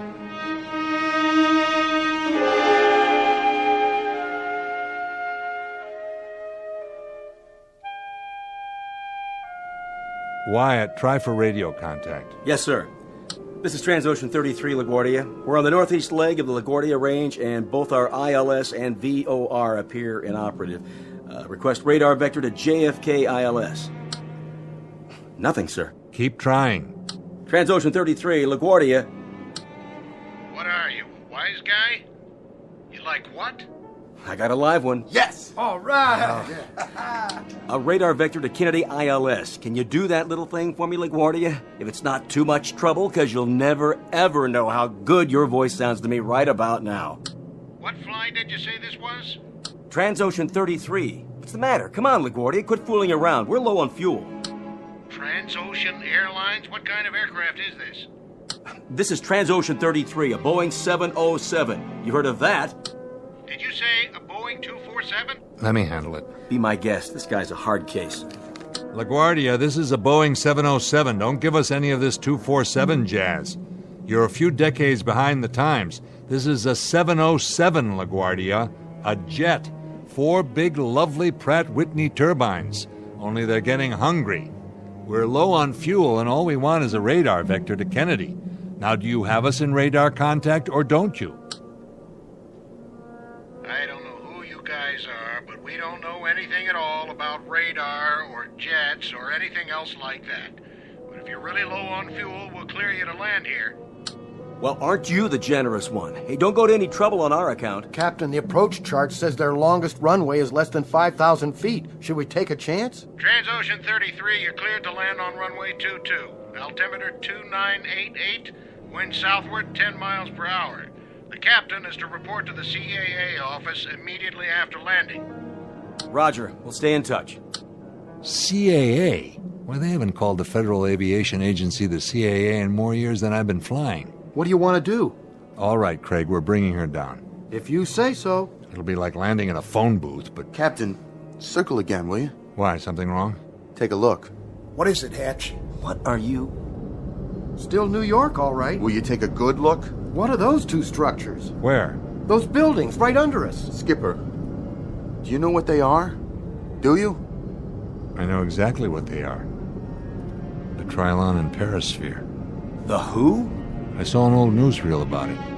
They built it all and tore it down a long time ago, before I was born. But there's no doubt. That's the New York World's Fair. The 65 World's Fair? They must have left some of it standing.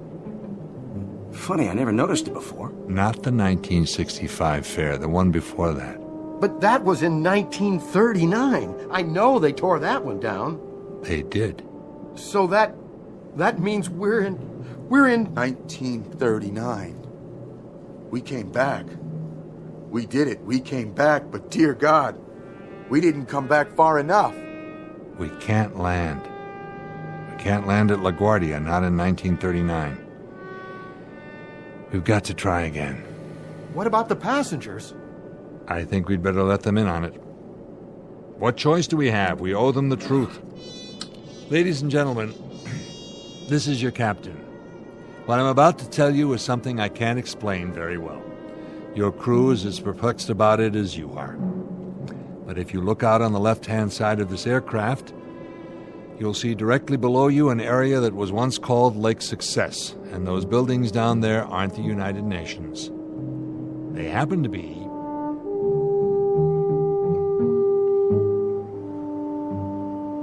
What is he talking about? Shh! Listen! They happen to be the New York World's Fair. That man's gone crazy. He shouldn't be flying an airplane. Madam, would you kindly not? What I'm trying to tell you is that somehow, some way, in some manner, this aircraft has gone back in time, and it's 1939. We're going to try to increase our speed and go through the sound barrier, or time barrier, whatever it is, the same as we've already done twice before. I don't know if I can do it. I don't even know that we have enough fuel, but I ask you to remain calm and pray.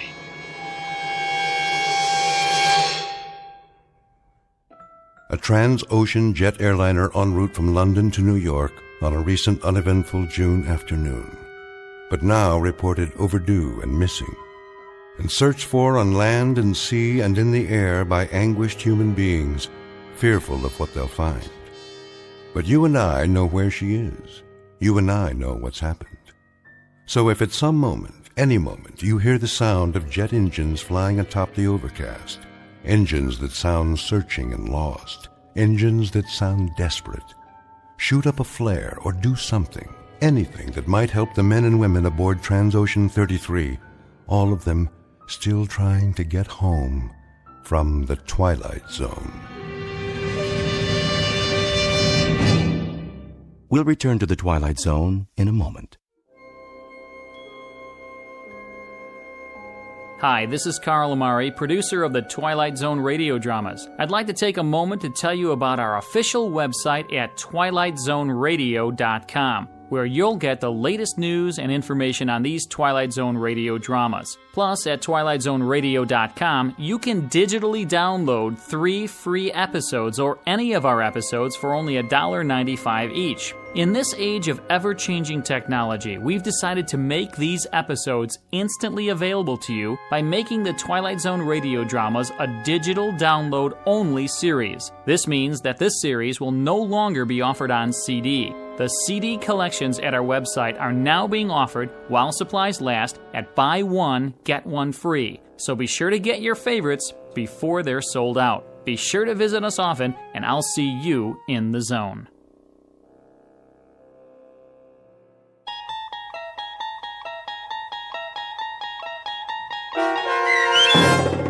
Odyssey of Flight 33, starring Daniel J. Travanti, with Stacy Keach as your narrator, was written for The Twilight Zone by Rod Serling and adapted for radio by Dennis Etchison. Heard in the cast were Taylor Miller, Peter DeFaria, Richard Hensel, Turk Muller, Doug James, Peggy Roter, Carl Amari, Roger Wolski, Vince Amari, and Roderick Peoples. To learn more about the Twilight Zone radio dramas and to obtain audio cassettes and CDs of these programs, visit our website at twilightzoneradio.com. The producers of The Twilight Zone wish to thank CBS Enterprises, Carol Serling, Dennis Etchison, Dick Brescia Associates, Claire Simon Casting, Paul Patch, Terry Jennings, the American Forces Radio and Television Service, our sponsors, and our radio affiliates for helping make this series possible. This copyrighted radio series is produced and directed by Carl Amari and Roger Wolski for Falcon Picture Group. Doug James speaking.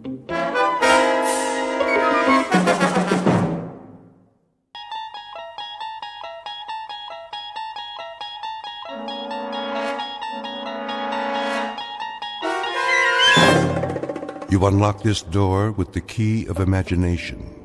Beyond it is another dimension, a dimension of sound, a dimension of sight, a dimension of mind. You're moving into a land of both shadow and substance, of things and ideas. You've just crossed over into the Twilight Zone.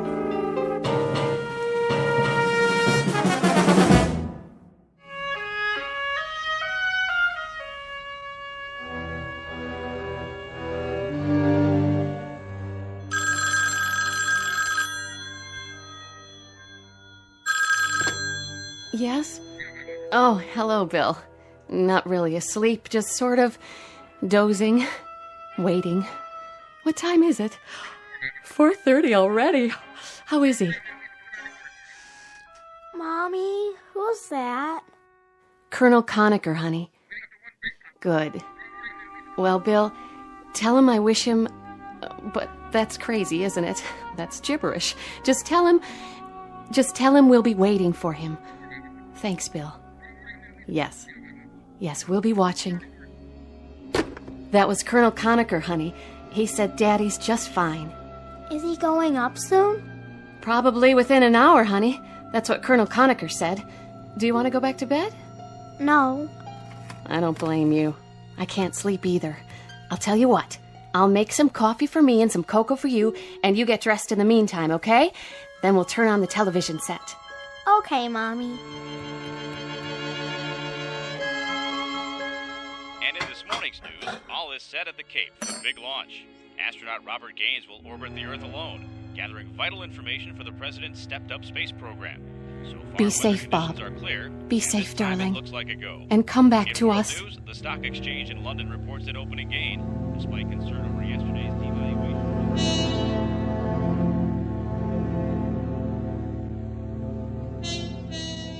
The year is 1963.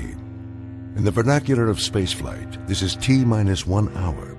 60 minutes before a human being named Major Robert Gaines is lifted off from Mother Earth and rocketed into the sky, farther and longer than any man ahead of him.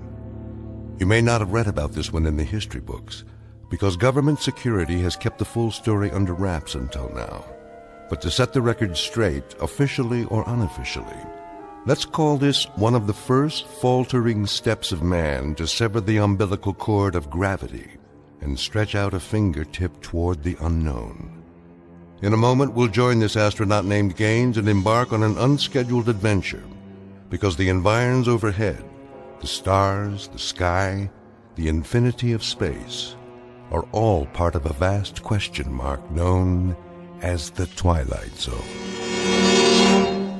We now continue with The Twilight Zone and our story, The Parallel, starring Lou Diamond Phillips, with Stacy Keach as your narrator.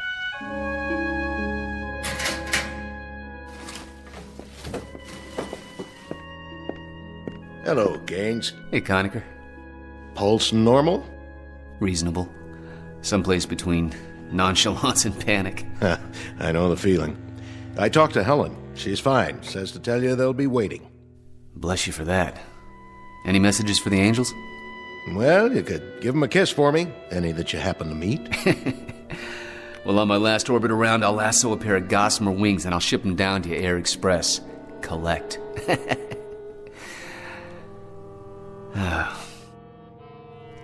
It's kind of an odd feeling. To know that I'll be off the Earth for a week. Well, that's progress. Gus Grissom went 302 miles. John Glenn made 3 orbits. Wally Schirra handled 6. You're going to go round and round. And when you come back down, Bobby, we'll be that much closer to filing a claim on some more sky. Good luck, buddy. Thanks, Bill. Thanks a lot.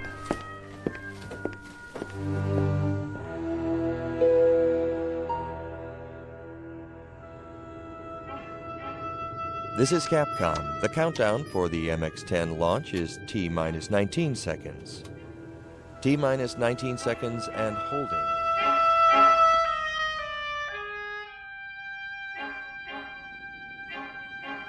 T-minus 8 seconds. 7. Is that Daddy's rocket ship? 5. Yes, Maggie. Don't worry, honey. He's going to be all right. 2. 1. 0. Ignition. Main stage. Liftoff. Godspeed, darling. Godspeed.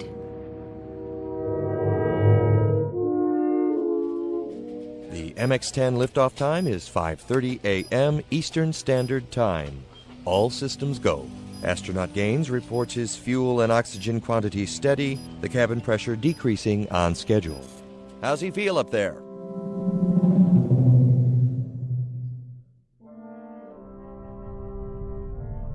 Go ahead, 10.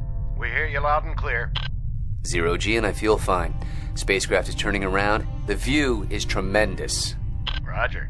Turnaround has started. Roger. The spacecraft is turning around, and I can see the booster just a couple of yards behind me. It's beautiful. Roger, 10. You have a go. At least 40 orbits. Roger, this is Phoebus 10. Understand, go for 40 orbits. Can see clear back across the Cape. Quite a sight. Roger. Still reading you loud and clear. Next transmission, Bermuda. Roger. Understand. Next transmission, Bermuda. Spacecraft did damp okay and turned around. Scoping is extended okay. Phoebus 10, Bermuda. Capcom Tech on HF. Phoebus 10. Phoebus 10. This is Canary, Capcom. Read you loud and clear. Over. Phoebus 10, this is Zanzibar Captech. We have solid telemetry contact. Report your status. Over. Phoebus 10, this is Kano, Capcom. I read you loud and clear. How do you read me?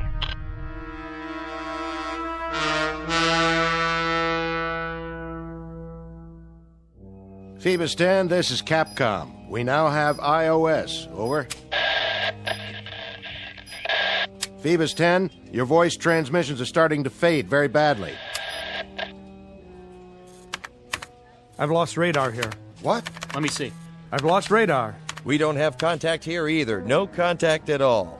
Capcom Tech calling Phoebus 10. This is Capcom Tech. Capcom Tech calling Phoebus 10. Come in.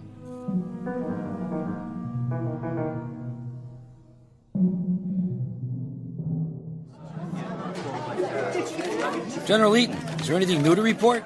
Gentlemen, you know it is not our policy to conceal information. But the situation as it stands now is that we have suddenly lost radar and radio contact. Until we discover the cause of the sudden loss, possible explanations are not available at this time. General, you've lost complete touch with Gaines. There's no contact whatsoever. Unfortunately, that's true. We hope that something had just gone wrong with this tracking signal transmitter.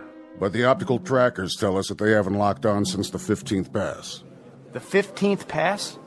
I mean, they haven't been able to pick it up with their optical equipment. In the hour before the signal went dead, we established it. Then it just disappeared. There's been nothing on radar. And even the solar cells, which should supply power for tracking for years, if necessary, have failed somehow. The batteries are obviously gone. But even assuming that the solar cells could have failed somehow, the optical sighting should have continued. But they haven't. Any other hypothesis? How about a meteor? The statistical possibility of a meteor hitting a satellite is fairly low. Very improbable. What about the capsule leaving its orbit and coming back down to Earth? That's hardly possible. There'd be no foolproof means of making it spiral in. The trick, once it reaches denser layers of atmosphere, is to slow it up enough so that it wouldn't burn like a meteor, and then have some means of depositing it on the ground. I don't think I'm violating any security by saying that Major Gaines's craft had no such equipment. You'll have to excuse me.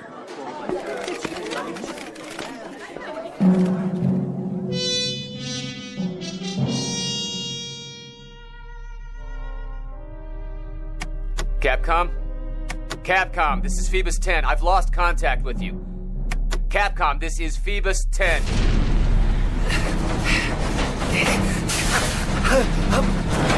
I'm blacking out!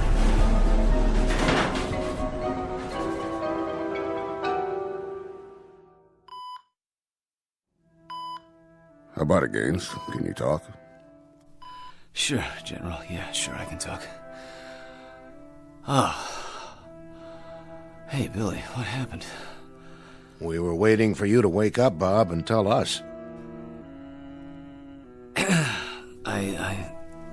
I don't know what to tell you. I blacked out. We lost you on radar and radio. We had no contact at all. It boils down to this, Gaines. You're the only one who can explain it. I can't explain anything. I had an odd, sensation. The last thing I remember is a 15th orbit, then I don't remember anything except this bed. I couldn't reach the Cape at all. I kept trying. Why don't you let him sleep? I think he'll be a little clearer later on. I won't be any clearer than I am right now. Bill, how could you lose me on radar? You mean to say that every single tracking station blacked out? Really, gentlemen, I think he ought Just to... one last question, Bob. There was only one way you could head back toward Earth. That was simply to spiral in and head for water. Your spacecraft was found intact 46 miles from where you were launched. Intact, Bob. On the ground. No evidence of any damage, not even a dent. Somehow, some way, you brought that spacecraft in and you landed her. How, Bob? Explain to me how you did an absolutely impossible act. I didn't. I had nothing to do with it. I blacked out, General. I simply blacked out. There was some factor up there, something that I had no control over, something that must have taken over for me. We'll talk about it later on. This entire thing is temporarily classified, gentlemen. I mean everything about it. Simply say that he regained entry and landed. That he's shaken up, but not seriously hurt. That's the feed. No enlargements, no extensions beyond that simple statement. After we probe this thing a little while, we may come up with some answers that we can let out. But for the time being, it's a one-sentence release. Quote, he came back down. Unquote. Yes, sir. Yes, sir. Now get some rest, Gaines.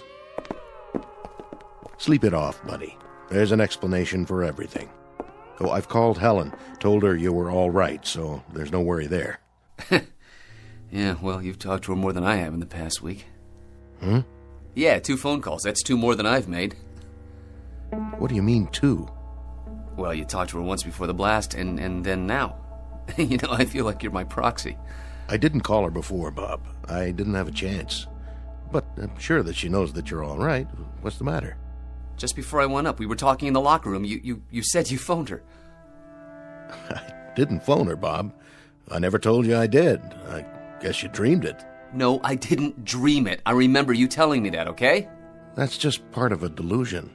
Maybe it's part of the whole pattern here. But why worry about it now?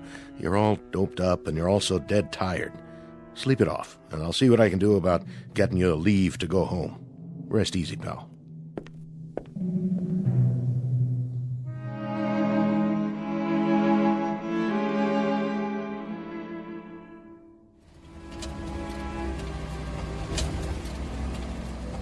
Need a hand with your bag? Nope, I got it. Now give Helen my love. And do me a favor. All your concerns, all your question marks, keep them in abeyance for a while. Stick them in a drawer someplace and bring them out one by one. But do it gradually. Give yourself time. And that's supposed to mean what? That's supposed to mean that all the mysteries of the universe don't have to get settled by one man in one morning. Those stars have been up there for a long time. I'll keep it in mind. Thanks for the services rendered. I'll talk to you later. No question about it.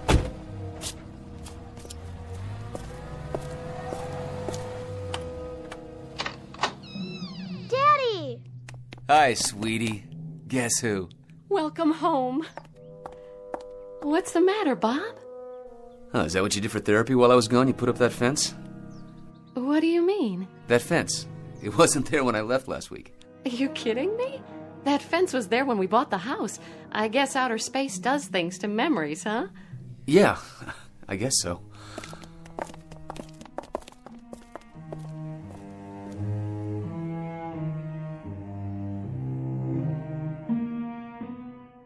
America's latest manned orbital flight into space ends on a note of mystery today, with a cloak of secrecy placed over the entire process. Got any more coffee out there?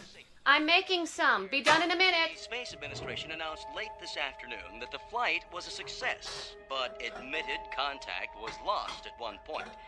Gaines landed safely, but as to where and how, that is what the Space Administration censored, and no further information has been forthcoming. I'm going to go up and put on a bathrobe, okay? I'll be right down. Do you want Maggie to get it? Both of you have been treating me like a cross between a millionaire eccentric and a piece of Dresden china, okay? I'll be right back. Millions of Americans watched the orbital flight when suddenly the pictures were interrupted and all major networks went back to their regular broadcasting schedules with an announcement that there would be no further coverage of the historic flight. General Stanley Eaton announced late this afternoon that for the moment all aspects of astronaut Gaines's flight would continue to be. Bob, your coffee's ready. Want us to bring you a cup? I'll be right down. Look at that. What? Here's your coffee. Thanks. What are you laughing about? Oh, there's going to be a chicken colonel back at the base running around in his undershirt. What do you mean? Look at this collar. The insignia. I walked off with somebody's shirt. A full colonel's, no less. But, Bob, you are a full colonel. Helen? What, darling? What's the matter? All right, honey, tell me the truth. The absolute truth. No games. When I left, when I walked out of here, what was my rank? Your rank? Wasn't I a major? Haven't I been a major for 13 months? Bob, don't. You're scaring me. Well, without trying to scare you, honey, and without trying to make you wonder whether I still have all my marbles, I'd like you to answer my question. Are you serious? I'm not playing games, Helen, please. You've been a full colonel since last March. Last March? March. I want to say something to you now. I don't know what happened up there. I know you don't want to talk about it yet, and that's why we haven't said anything. But something must have happened, Bob. That's just it. I don't know what happened. Believe me, Helen, I have no idea at all.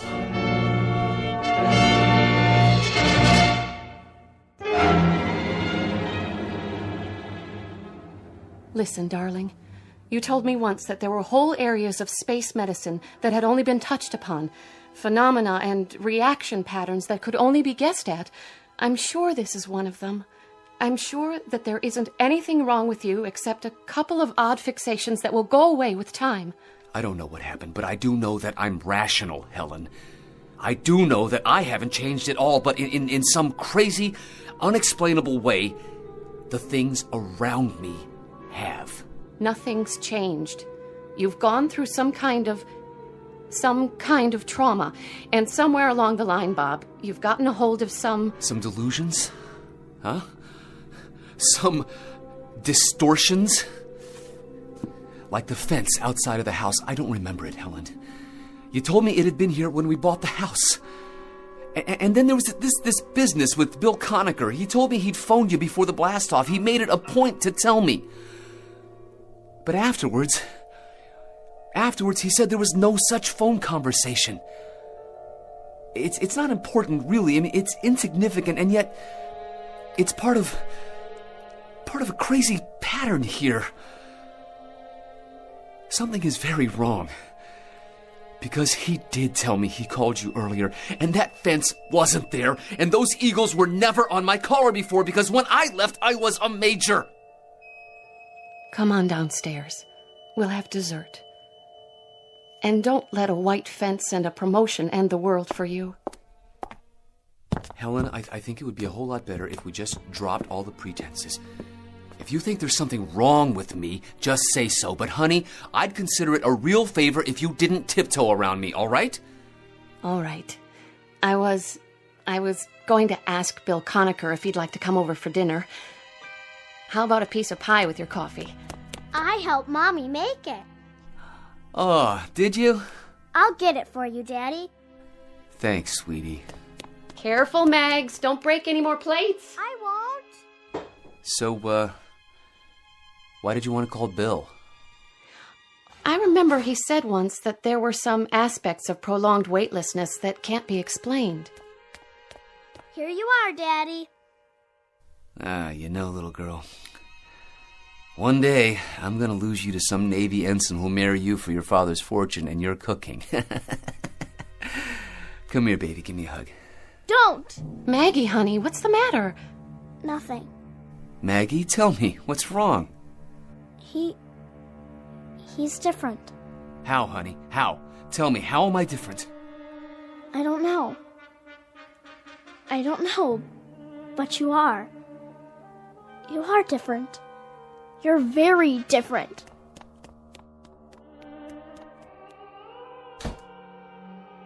What does she mean? I don't know. Yes, you do. What does she mean I'm different? Am I? Am I, Helen? Have I changed that much? I can't explain it, Bob. I don't know how. But I have changed, haven't I? There's something different about me. The child sensed it, and you sensed it too, Helen. Yes, I have. How? I don't know. It's just that you're not the same somehow. You didn't have to call Bill Conacher. That wasn't necessary. Tomorrow I'll report in, for psychiatric help. I don't know what it is that's happened, but something did.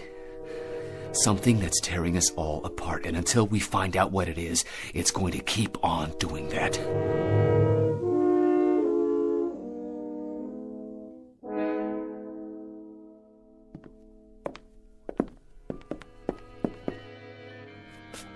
Helen, how is he? How do you do, Mrs. Gaines? Bob's still in with the doctor. They should be about finished. Well, Doctor? If you're looking for a very specific label, I'm afraid I'll have to disappoint you, sir. We're looking, Doctor, for some memory that might explain a re-entry and landing of a spacecraft that absolutely defies physical laws. I can't help you there, sir. That's physics. This is psychiatry. Mrs. Gaines. Yes? Your husband is suffering from a collection of very odd fixations. I say odd because there seems to be no pattern. The conversations he recollects that never occurred. The idea that he's a major and not a colonel. The fence around the house that he claims was never built. You put all these things together and they don't add up. They're totally unrelated, at least after a fairly perfunctory examination. I'll need more time with the patient, General. There was nothing he could tell you about what happened up there? Nothing that he could relate to me. Then we're back to where we started. I don't mean to sound callous, Mrs. Gaines. He's an exceptional officer, that husband of yours. I think he'll be out of the woods in no time. My concern happens to be the space program. I understand, sir. Come on, Helen. I'll walk you out. Mrs. Gaines, what about that fence? It was there when we bought the house. And when did he seem surprised that it was there? The moment he came back. Yesterday morning. Really? A very strange collection of delusions. A white picket fence, his rank, and the last thing he said was he doubted very much if President Kennedy would pin any medals on him. President who? Someone named John Kennedy. Who's John Kennedy? Someone who Colonel Gaines has decided is the President of the United States. And I share your bewilderment. I never heard of him either.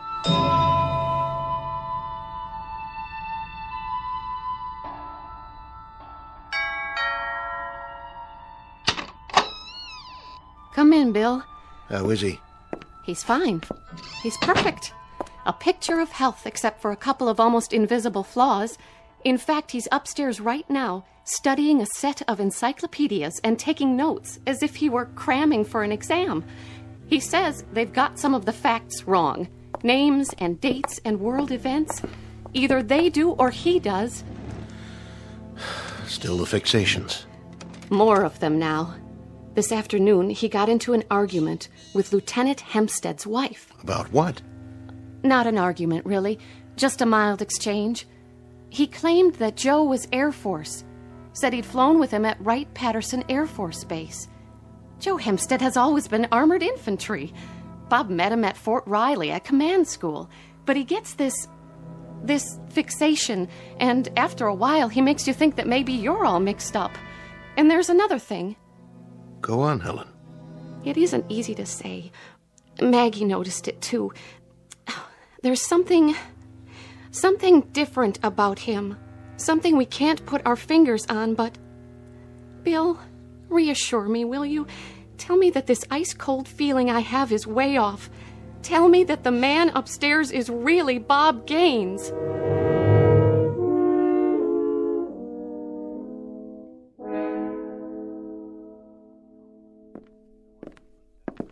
I'm sorry, General, but that's what we came up with. And you expect me to believe it?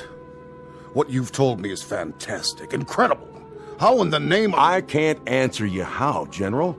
This hypothesis will have to come from someone else. I'm only the project manager. But I can tell you what we've just seen. And it's not the same capsule that we sent off. It's almost a twin to it, down to the very last nut and bolt. But it's simply not the same spacecraft. It's a different vehicle. It's made as if it came out of the same mold. But every now and then in the wiring, in the control panel, in the structure, you come up with one very irrevocable fact. Colonel Gaines went up in one spacecraft, but he came back in another. Which leaves us with two alternatives. One, Colonel Gaines actually blacked out and has no knowledge of what occurred. Or two, that Colonel Gaines is not who we think he is. But then, General, who is he?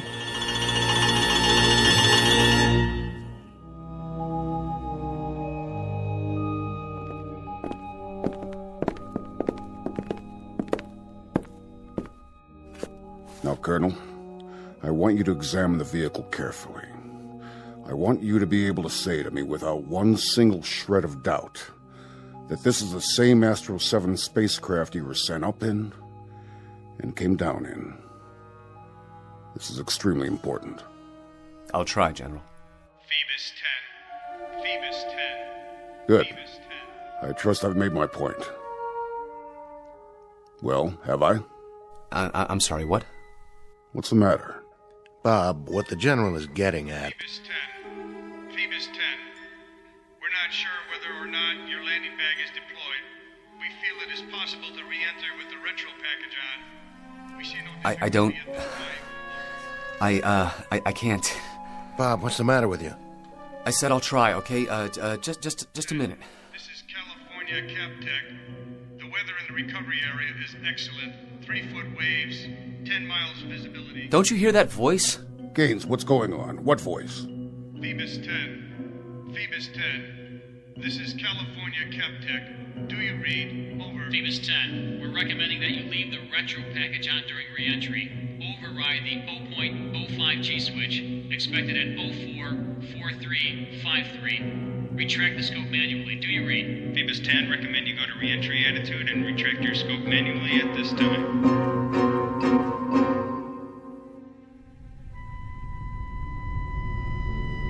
We have you on that. We'll give you the countdown for retro sequence time, Bob. You're looking good. We have only 50 seconds to retrograde. I'll give you a mark. 45. Mark. I'm on ASCS and backing it up manual. Good, Bob. Leave your retro pack on through your pass over Texas. Do you read? Roger. 15 seconds to sequence. 5, 4, 3, 2, 1, fire. Roger, retros are firing. I am starting my re-entry now. I'm I'm going to fly-by-wire, down to about 50% on manual. There's a real fireball outside. How are you doing? What's your condition? I'm feeling fine. Condition is good. But listen, there's a lot of fire out there, an awful lot. Capcom, just one question. Go ahead, Bob. Who is the President of the United States? Say again, Bob. We don't think we got that. Who is the President of the United States? Sounds like you're asking who the President is. Roger, that's the question. Bob, the President of the United States is... I sure hope you said Kennedy.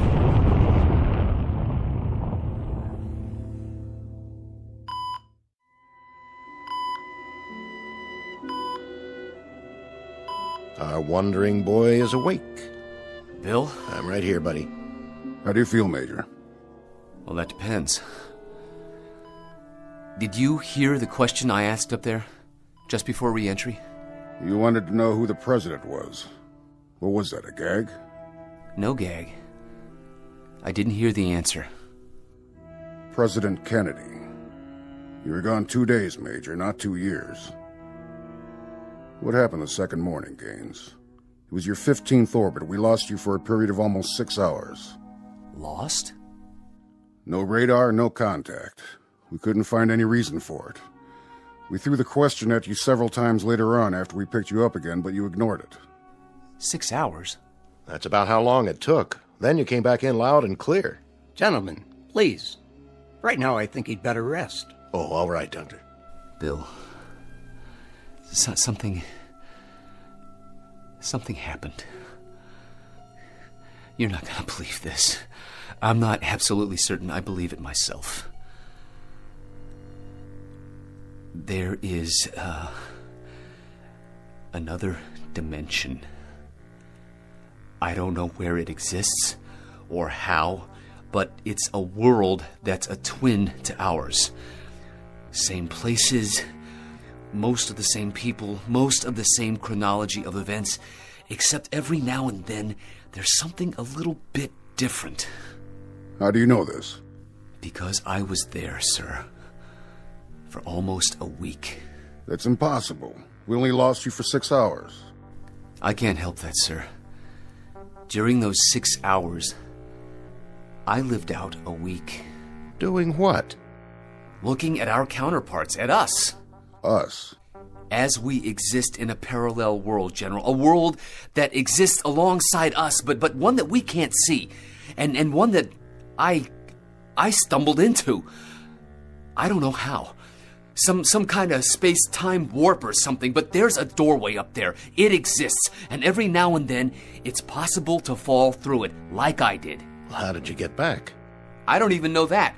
All I remember is standing by the spacecraft in the hangar, and then I was up there again, and now I'm back here. Bob, sleep on this for a little while, will you? Why?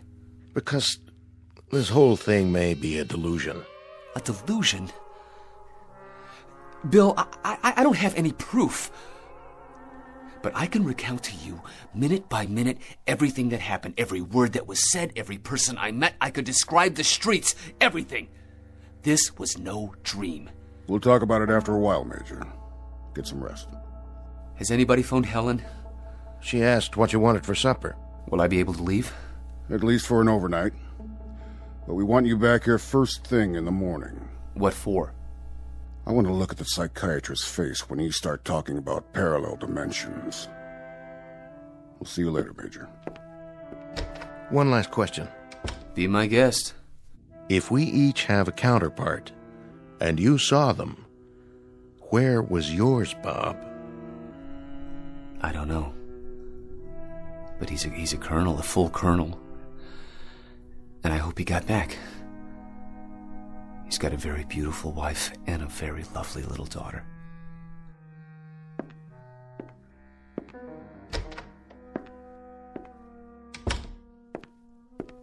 What do you think? I don't think. Not on this one, sir. Some kind of trauma. What else? Another dimension? Another world that's parallel to ours? Does that sound rational to you? Up there, who knows what's rational and what isn't? We don't even know the rules, sir, let alone the facts. We're little ants that have just made it to the desert, and now we say we've conquered the Sahara. But we haven't conquered anything. We're only starting to find the mysteries, General. We haven't even begun to solve them. We're going to do a lot of groping through a lot of dark nights, through a lot of space, before we find the answers. We've got a long way to go, sir. Sir. Yes? There's a message from Capcom, sir. It doesn't make much sense. I'll judge that. Capcom reports telemetry with an unidentified space vehicle. What? They had voice communication for about a minute and a half.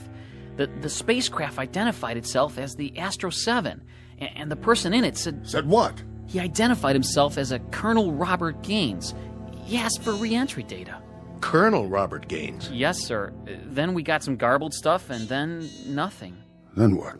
Well, then nothing, sir. We lost the visual sighting, and we lost all voice. The thing just disappeared. Get a transcript of everything that was said.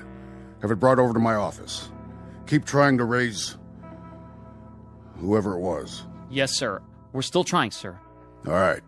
Keep me in touch. Yes, sir. You're so right, Colonel Conacher, when you say that we've got a long way to go. A lot of questions to answer. And you are so right when you say that we haven't even begun. Anything on your mind? One thing. I'd like to tell astronaut Gaines that his proof just showed up on a radar screen, however briefly. Be my guest. Yes, sir.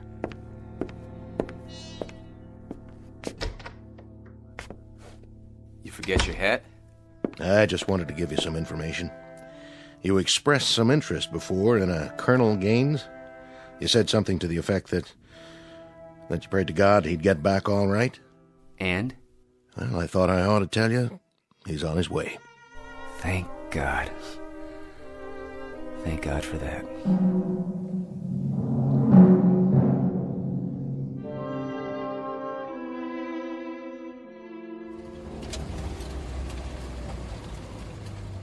Hey, thanks for the ride. My pleasure, Bobby. I really mean that, you know. I do. I do know it, Bill. Daddy! Hey, sweetie. Do me a favor. What? Who am I? Why, you're my daddy, silly. Thank you, honey. That's all I wanted to know. Hey, where's... Mommy, come here. Bob? Yes. Oh, Bob, darling, welcome back. You don't know how glad I am to be back.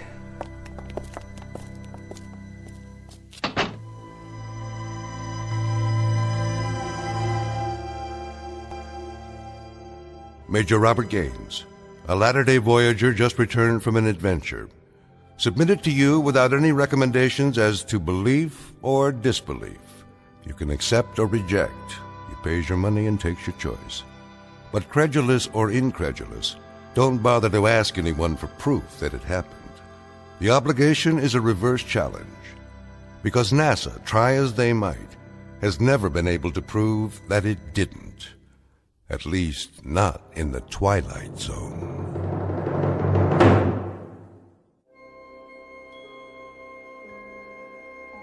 Hi, this is Carl Amari, producer of the Twilight Zone Radio Dramas. I'd like to take a moment to tell you about our official website at twilightzoneradio.com, where you'll get the latest news and information on these Twilight Zone Radio dramas. Plus, at twilightzoneradio.com, you can digitally download 3 free episodes or any of our episodes for only $1.95 each. In this age of ever-changing technology, we've decided to make these episodes instantly available to you by making the Twilight Zone Radio Dramas a digital download-only series. This means that this series will no longer be offered on CD. The CD collections at our website are now being offered while supplies last at buy one, get one free. So be sure to get your favorites before they're sold out. Be sure to visit us often, and I'll see you in the zone.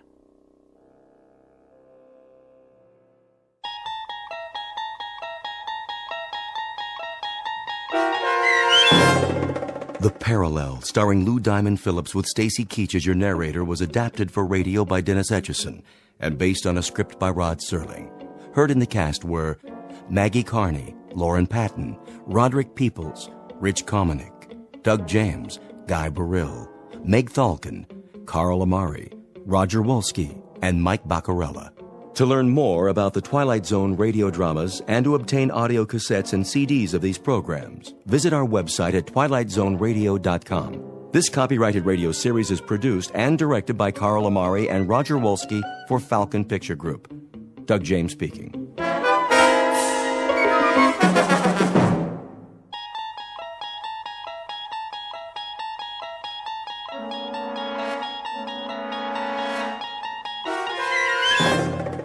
You're traveling through another dimension. A dimension not only of sight and sound, but of mind. A journey into a wondrous land whose boundaries are those of imagination. Your next stop, the Twilight Zone.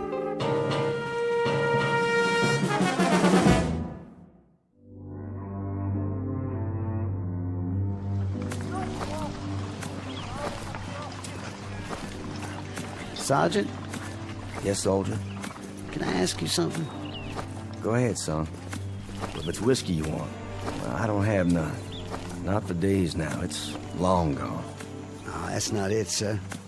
Oh, I thought maybe you wanted something for the pain. Your arm. You'd best change that bandage. I don't have anything, Sergeant, except my uniform, and there ain't much of that left. Here, take my kerchief. Oh, no, I can't. Sure you can. Come on now. Get that sling off. Make yourself a new dressing. You need it in the heat.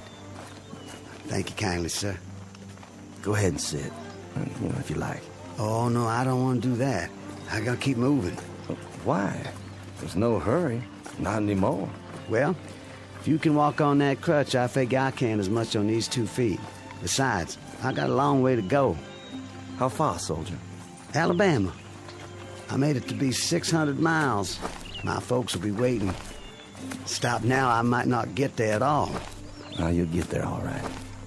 We all will, one way or the other. Because we have to. No place else to go. Yes, sir. Going home. That's what I wanted to ask. You know the date today? I'm sorry, son. I lost track. I don't know, still April or thereabouts. Hey, Willie. That you? You know that boy? Sure I do. Sounds like Willie from Birmingham. We was together at Appomattox. You go on ahead. I gotta take it slow for a while.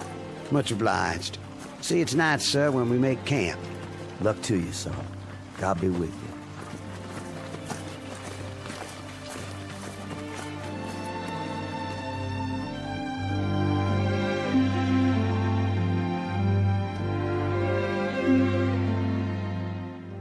This is the year of our Lord, 1865, and these are Confederate soldiers not long after General Robert E. Lee handed over his sword to General Grant. Lee's troops have been released from duty, and for most that means traveling on foot, carrying with them the last vestiges of dignity and defeat. They walk these roads by the thousands, by the tens of thousands, with one goal in mind, to get home. They survived a war that cost more than 1 million lives, and those left are the walking wounded, bandaged, dirty, bearded, and exhausted, moving past burned-out homes in a burned-out land that now relinquishes a burned-out cause. But in a moment, the dusty road that began at Fort Sumter, South Carolina, and ended at Appomattox, littered with the residue of broken battles and shattered dreams, will terminate in a strange province that knows neither north nor south, a place we call the Twilight Zone.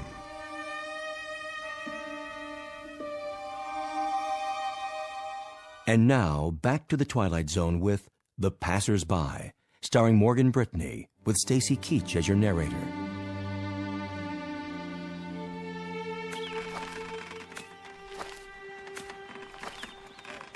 Miss? Yes? I was wondering. Come closer to the porch so I can see you. Mind if I take some of your water, miss? The canteen's run dry. Please. The well's just there. Have all you like. Thank you kindly.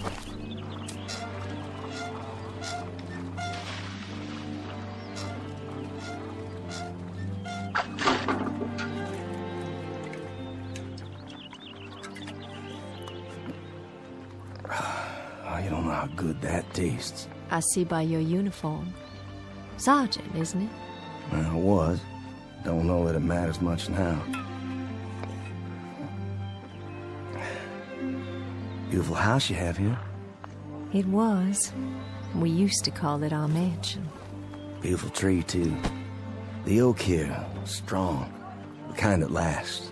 Yes, it survived. It was here before the house was built, and now it's the only one left. War claims a lot of victims. Different kinds.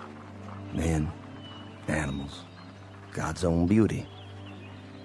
You mind if I sit here a spell? Not at all. It's nice to talk to someone. I feel as if I haven't had a conversation in years. What if I strum my guitar a bit? You have a guitar? Carried it all through the war. Would it bother you? Oh, it would be lovely. My husband used to play a guitar. Did he? Oh, he played so well. He's where, ma'am? He was killed at Yellow Tavern with General Stewart. I'm sorry. You have a wife back home? No kin at all. It was just my father, but he died the first year of the war. I'm sorry. Ah, it's all right. It's been a while now. I mean the crutch. I didn't see it. You've lost your leg. No matter, ma'am. Didn't exactly lose it anyway. I know just where they buried it. Outside of Chickamauga. It must be hard walking for you. Do you have a long way to go? Why, I guess I do. I kind of lost track. Have you been on the road long? Reckon I have. Since the beginning of time. Leastways, that's the way it seems. I don't quite remember when I wasn't moving down a road someplace. Like all those men passing by day and night. Oh, I got plenty of company. But it's different now. There isn't anything in the world sadder than a defeated army crawling home. And how different it was when they marched off. Brand new gray and gold braid and 1,000 flags. With trumpets and drums. Nothing but trumpets and drums. I thought it sounded so wonderful. I remember. Gonna lick the Yanks in a month. That's what they said. In a month. How wrong they were. And we stood by in our summer dresses and cheered them on and threw flowers and felt so grand. Just a few tears. Not many. Because we were so sure they'd all be coming back just as they left. And how wrong we were.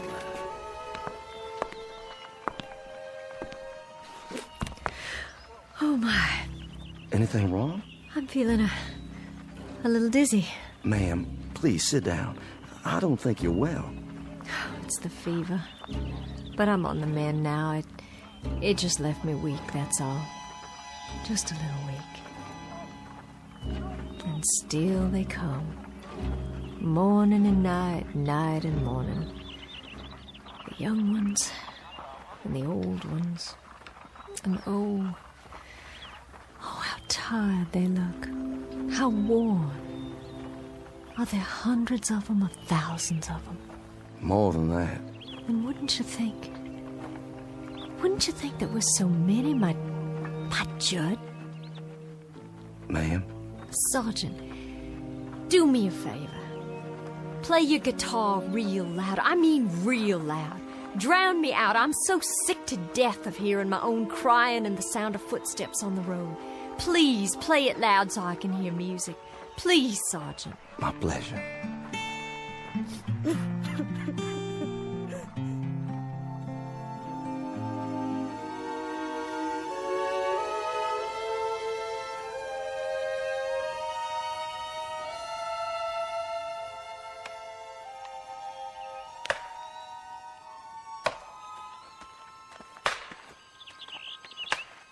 Charlie? Charlie Constable, is that you?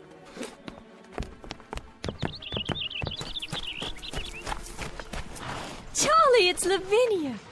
Charlie, we thought you'd been killed. That's what everyone said. They said you'd been shot in the head at Gettysburg. Afternoon, ma'am. Sorry to disturb you, ma'am. Good day to you. It's Charlie I want to talk to. Can't you hear me? Couldn't you stop a minute, Charlie? Couldn't you stop a minute and talk? I'm so glad you're all right. I'm so glad you got back. I'm almost there, Lavinia. Almost there. I don't think I'll need all this weight.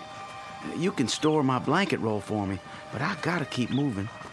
I'm almost there now, you see. I'll be there by nightfall. Oh, Charlie. Your wife will be so glad to see you. So very, very glad. Goodbye, Lavinia. Will you give Susan my best, Charlie? Tell her when you get settled to please come over. Would you do that for me? No, I'll expect she'll want to keep you to herself for some time.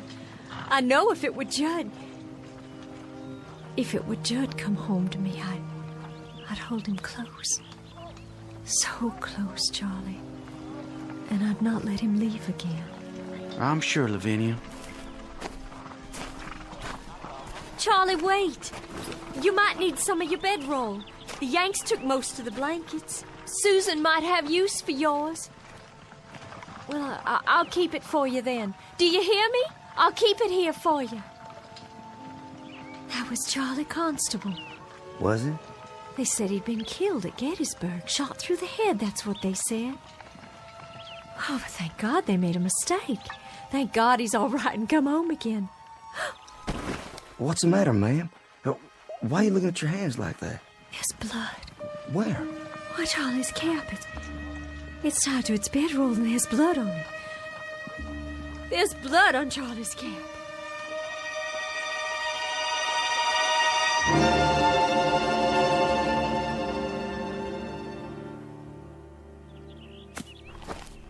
Ma'am? Yes? It's Sergeant Baxter, ma'am. Well, I know that. Who else would it be? You finished so soon? I got a feeling for wood, carving it or chopping it. I got enough cut there so you can at least start the winter. Well, I thank you sincerely. You don't know how much that helps me. No, I thank you. I'm obliged for the dinner. Such as it was. It beats salt pork and hardtack, which is what I've been used to for as long as I can remember. I was hoping you'd play your guitar one more time. Would you? Made this myself. You didn't. You know how to make musical instruments. After a fashion, not as good as the ones I made at home. I had more time then. You have to pick the right tree, a good solid one with character. You cut a branch and strip off the bark and take the wood in layers, but carefully, just right. Then you soak it and bend it into the shape you want. Well, there's plenty to it, believe me. And then after it's dry, it has to be planed and glued and whittled till it's perfect. And then comes the tuning. You know, they say a good guitar takes on the voice of the man who made it. If he has a voice to start with. Seems some men don't. No matter what they play, it just comes out flat and dead. I'll bet all your guitars sound beautiful. Just like this one. My old man used to say that I'd wind up nothing but a bum troubadour. Did he? My old man. But he was a proud one when I marched off. Proud as an old rooster, because his son was going off to war to become a man. And I come back, half a man. That song of yours. Black is the color? Judd, my husband, he used to sing that. Oh, I wish you could have met him. I wish so, too. A very gentle man. A very nice and decent man. And I can remember nights he'd sit out on this porch and play and sing. Even the crickets would keep quiet. And the bullfrogs down at the pond. It was just as if they'd stopped their noise so they could hear the music. And then the Yankees came. Like blue locusts who had to eat away the trees and the land and everything on it. I owe them for much. For our house, our lawn, our trees, for everything that was. Including my husband's life. I owe them for very much. Ma'am? Why don't you leave here? This place is no good for you. This place is all I have. Just an empty shell of an old house. in a burned-out field. But it belongs to me, and it's all I've got. You need something else, something different. Being here alone and sick and staring out toward that road, that ain't gonna cure anything. Fever, sadness, heartache. It won't cure nothing at all. What do you suppose happened to him? Your husband? The Yankee who killed my husband. Do you suppose he's marching home now, back to his own kin? Do you suppose he's laughing and singing and telling all his neighborhood about the rebels he killed? All the bullets and the heads he shot them through? I don't reckon that at all. You shouldn't either, ma'am. There's been a lifetime of suffering on both sides. I got a gun inside the house. An old shotgun. And I keep thinking about how someday, some moment, a Yankee will ride by, and I'll take out that gun, and I'll aim it at him. I'll aim it steady. But first, I'll tell him. I'll tell him that he can consider this the last shot of the Civil War. A bullet in exchange for the one my husband took. You let that kind of poison sit on your mind, you'll die from it, I swear. Who's coming? Can't see yet. It's him. Who do you mean? The Yankee. Well, hold on now. It's a hot night. Hot indeed, Lieutenant. Couldn't see if anyone still lives here. They do. You traveling a long way? Oh, just up the road. But I've been on it a long time. You too, Sergeant? Long time. I've got a half-full canteen, but my horse is running dry. Well, there's water in the well. I don't think they'd mind. Much appreciated. I know you, don't I? That's possible. I mean, I've seen you before. I seem to remember. Go on. What is it you remember? You'd best heed the sergeant's answer, because it's the last thing you'll ever hear. No, ma'am. Put the gun down. You don't understand. The last thing you'll hear on this earth. This I promise you.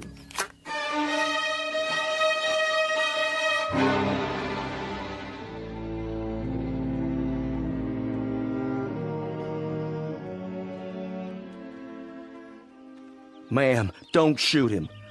The lieutenant here tried to save my life. Stand aside. Hear me out first. I was lying on the side of a road. A mini ball had landed amongst us and took off my leg, and I laid there bleeding. And then he come by, a patrol of Yanks, and he propped me up, and he tried to stop the bleeding. I remember looking straight at him and saying, I said to him, "Danged if you ain't the most changeable breed in the world. First you do your best to kill me, then you call off the war long enough to try and save me." You remember that, Lieutenant? I thought to myself then that if General Lee had many more of your kind, we'd take a lot of lumps before we could lick you. Well, we sure give you some. That you did. Lieutenant, this is Lavinia Godwin. You've thanked him, Sergeant. Now be so good as to step out of the way so I can thank him for a few other services. Ma'am, the lieutenant here, he stood out on the open road and tended to me while both sides were shooting up a storm over his head. And yet he stayed there, and he tried to save my life. I've got this shotgun leveled straight at his head, and my hand is steady. I've waited a long time. I aim to blow his head right off his shoulders. This your pleasure, ma'am? And duty. A little bit of both, perhaps. Well, then you'd best get on with it. Ma'am, I can't let you do that. I just can't. You can't stop me with that guitar. I've got the gun. Then I'll stop you with my hands. You'd better stand down, Sergeant. I've got my finger on the trigger. And this is for you, Yankee.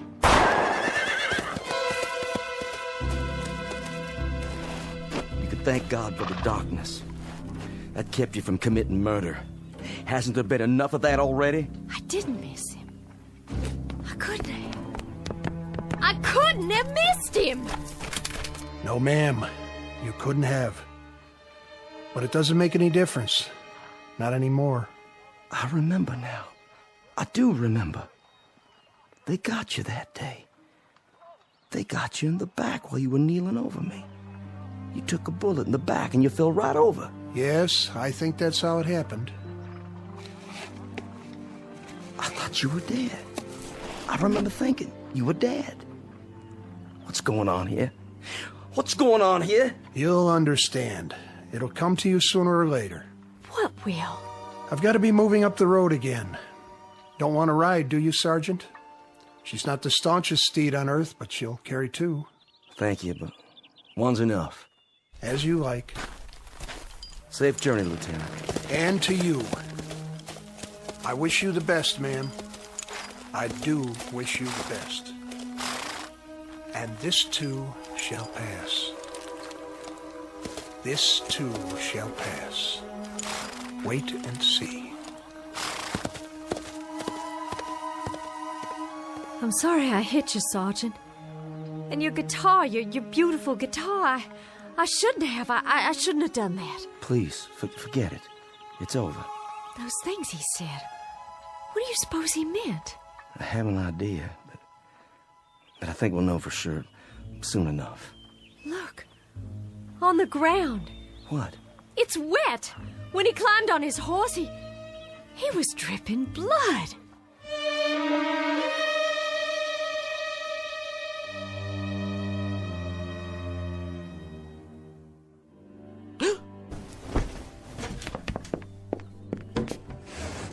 Sergeant! Sergeant Baxter! Ma'am? Would you come in the house, please? Can I help you? Do you hear that, Sergeant? Hear what, ma'am? That's just it. There's no one on the road anymore. They're all gone. They stopped coming during the night. It's been quiet ever since. Real quiet. Why are you carrying your bedroll? And your cap? Are you leaving? Yes, ma'am. I'm leaving. It's time for me. But where will you go? You told me yourself there's no one waiting for you at home. To wherever that road leads. I can tell you where that road leads. Past 50 miles of places like this. Past houses that were burned out and abandoned after the Bluecoats got finished with them. Burned out yards and crop fields. Some by Union soldiers, some by us. So there'd be no use. Past a few hundred tired, sick people like me. No worse off than I am. Well, that's what I'm telling you. If you're looking for a change of scenery, Sergeant, you won't find it out there. Along that road. Mrs. Godwin, I was up most of the night. I was up and I was thinking about lots of different things, thinking it through. What did you decide?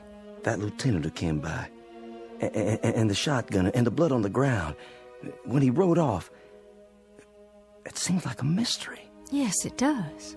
And that young friend of yours, Constable. Charlie Constable. Yeah, with the bloody cap.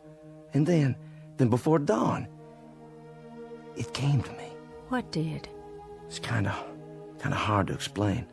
Please try. It has to do with that road out there, and the men who were walking on it. What about them? Last night, after you'd gone to bed, I stood by the gate and I watched as they went by. There was Union soldiers, too. Yankees, many of them. Some helping our boys, some of our boys helping them. But all of them moving down the road, just as if... Just as if what? Just as if that road led someplace where they all had to go.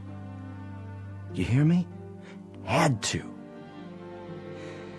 So wherever it leads, Mrs. Godwin, that's where I have to go, too.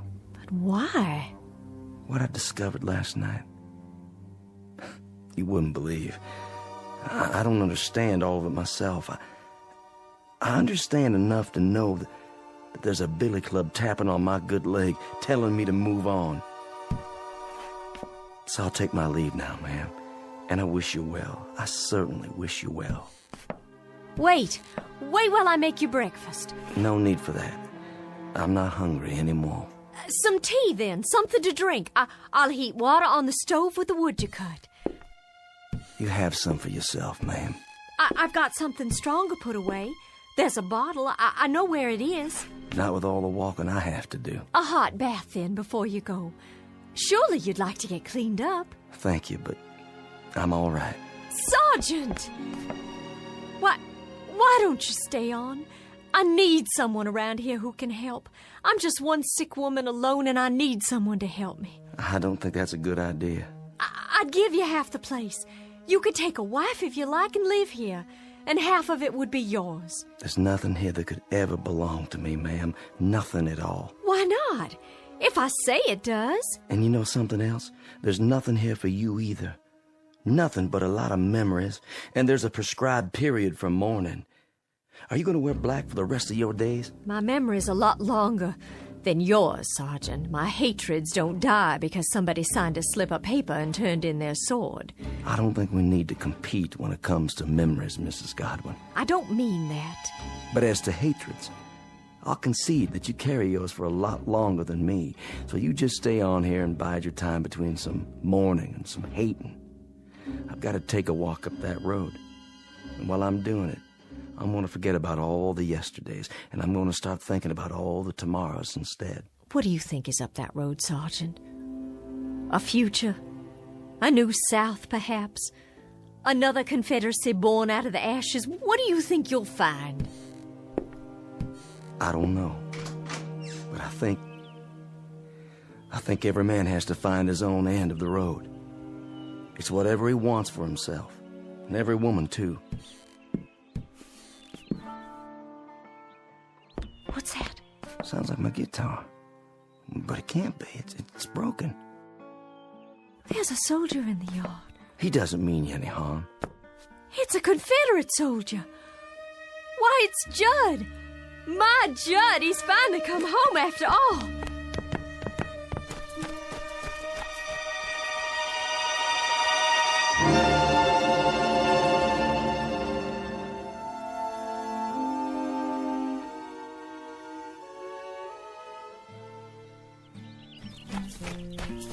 Oh, Judd, it is you. Lavinia? Hello, my dear. Oh, Judd, hold me. Tell me it's really true.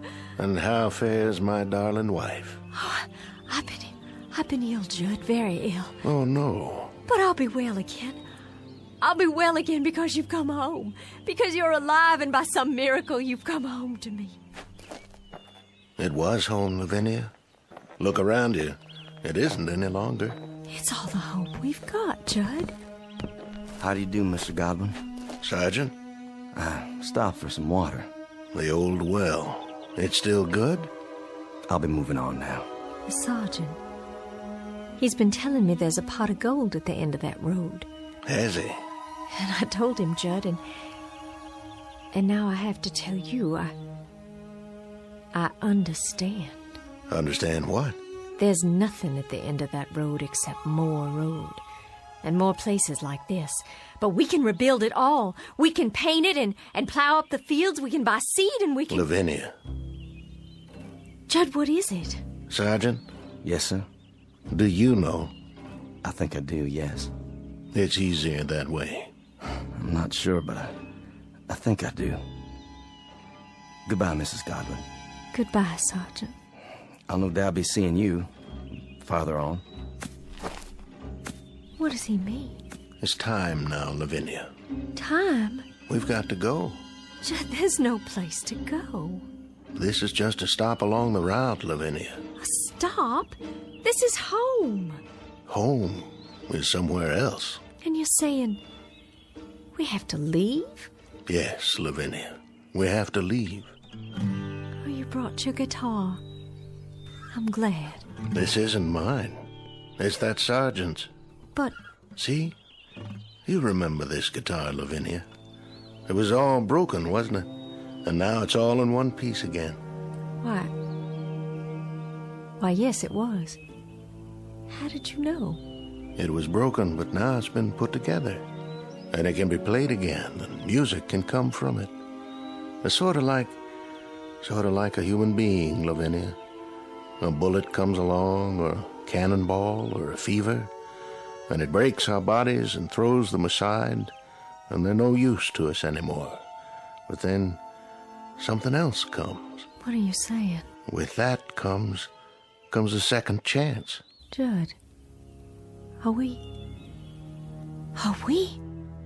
Yes, dearest.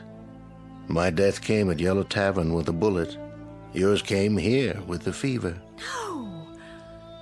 Then you mean all those men? All those men are heading to the end of the road, to whatever it is that each of them yearns for. Yearns? To a place or moment that is their heart's desire, theirs and theirs alone. Are you ready? I'm alive, Judd. I have to be. I can feel it. I'm alive. And I don't want to leave here. I'm not ready. I don't want to leave here because if I do, that means I'll have given up. There's nothing to give up anymore, Lavinia. There's nothing at all. Yes, there is. There's the house and the field and the crops we planted that we'll plant again. And the trees and the leaves that rustle when there's a breeze all night long. And the livestock to replace. And sometime one day, the child will have, you and me. And he'll grow strong and healthy. And he'll help you tend the fields. And then he'll move on to a life of his own. His life and his children. Our grandchildren. And we'll grow old together on the piece of land that's our own. And in that way, life goes on. Oh, there's so much life still left. So much living still in me, I can't give it up. Don't you feel it? If you don't, I have enough for both of us. It's all I ever wanted, to be here with you. I'll see you later on, then, when you've made your peace. I'll wait for you, just as you waited for me. Oh, Judd, please. Please don't leave me. I'm not leaving you, my darling. I told you, I'll meet you at the end of the road, unless... Then you'll come back? You will. You'll find out what I already know. There isn't anything at the end of the road. There isn't anything at all you can't see right here. You'll come back, Judd. I know you will. That's as it may be, but I'll be waiting for you. Judd!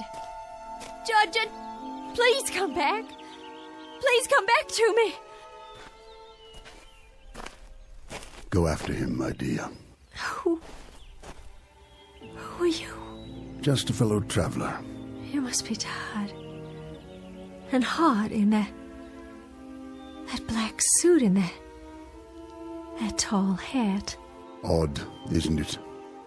Passing strange how it doesn't seem to bother me now. I have some water if you like. That would be a most extraordinary kindness. Over here, there's a well. The water's cool and sweet. Here, drink your fill.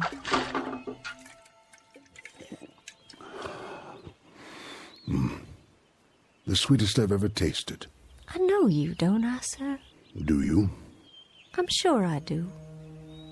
I've seen you, but not in these parts. In town? No, I don't think so. Don't worry yourself. Not on my account. But your face and that beard. May I tell you something, my dear? Please. Go after him. You must. Oh, but he'll be back. I know he will. My Judd will be back. Wait no longer. There's no reason. He's going someplace that you'll like, I promise you. Someplace where you'll find peace. But how do you know? How? It's something we learn about death. Something we all come to understand. You see, my dear lady, this road, it isn't the end. It's the beginning. There's peace up there, serenity and freedom for all, from anguish. It's whatever you want most, what you have always sought but could not name. You sound so sure. I am. Go to him, my dear. Go to your loving husband. Go there with him. I can see him on the road, can't you?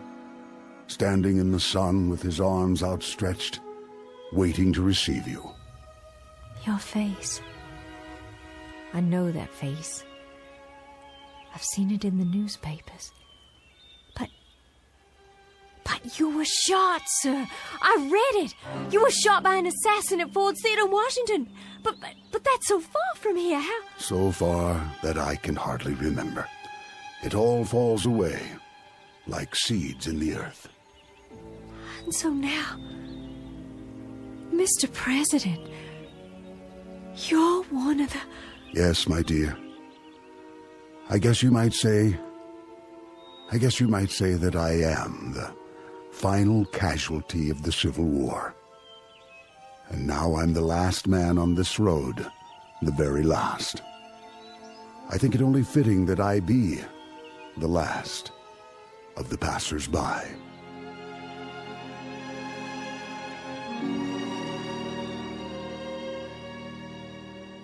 Judd?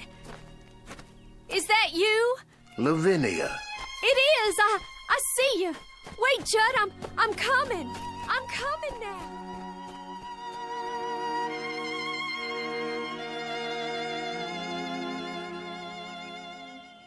Lavinia Godwin, the mistress of a burned-out home, the image of woman in the aftermath of war, all women in all wars, suffering the final wound and the deepest, and now, at last, ready to be healed. Incident on a dirt road during the month of April 1865.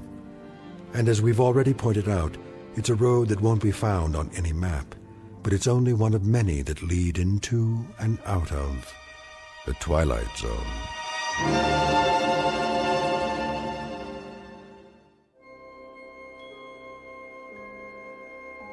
Hi, this is Carl Amari, producer of the Twilight Zone Radio Dramas. I'd like to take a moment to tell you about our official website at twilightzoneradio.com, where you'll get the latest news and information on these Twilight Zone Radio dramas. Plus, at twilightzoneradio.com, you can digitally download 3 free episodes or any of our episodes for only $1.95 each. In this age of ever-changing technology, we've decided to make these episodes instantly available to you by making the Twilight Zone Radio Dramas a digital download-only series. This means that this series will no longer be offered on CD. The CD collections at our website are now being offered while supplies last at buy one, get one free. So be sure to get your favorites before they're sold out. Be sure to visit us often, and I'll see you in the zone.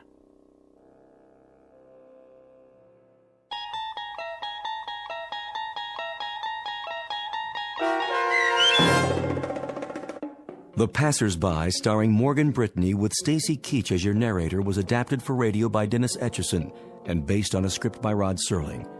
Heard in the cast were Doug James, Jeff Lupetin, Turk Muller, Roderick Peoples, Norm Woodell, Carl Amari, Roger Wolski, Paul Patch, Don Longo, and Lynn Foley. To learn more about the Twilight Zone radio dramas and to obtain audio cassettes and CDs of these programs, visit our website at twilightzoneradio.com. This copyrighted radio series is produced and directed by Carl Amari and Roger Wolski for Falcon Picture Group.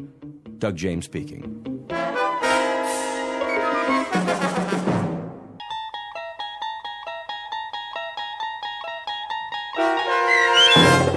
The Purple Testament, starring Michael Rooker with Stacy Keach as your narrator, was adapted for radio by Dennis Etchison and based on a script by Rod Serling. Heard in the cast were Mike Starr, Joe Forbrick, Nick DiGilio, Todd Manley, Peter DeFaria, Turk Muller, Doug James, Kurt Nabig, Carl Amari, Deb Dotzer, Vince Amari, Paul Patch, Roger Wolski, and Meg Falcon. To learn more about the Twilight Zone radio dramas and to obtain audio cassettes and CDs of these programs, visit our website at twilightzoneradio.com.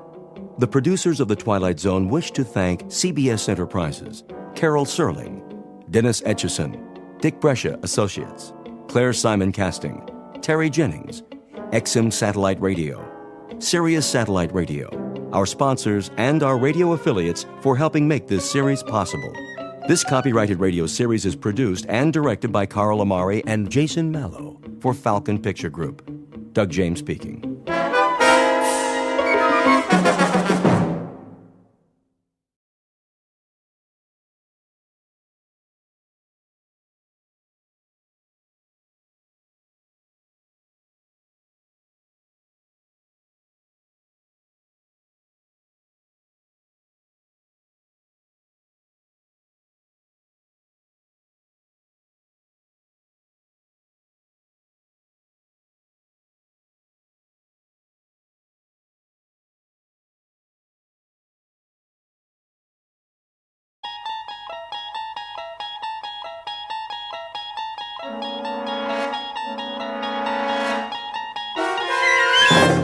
there is a fifth dimension beyond that which is known to man.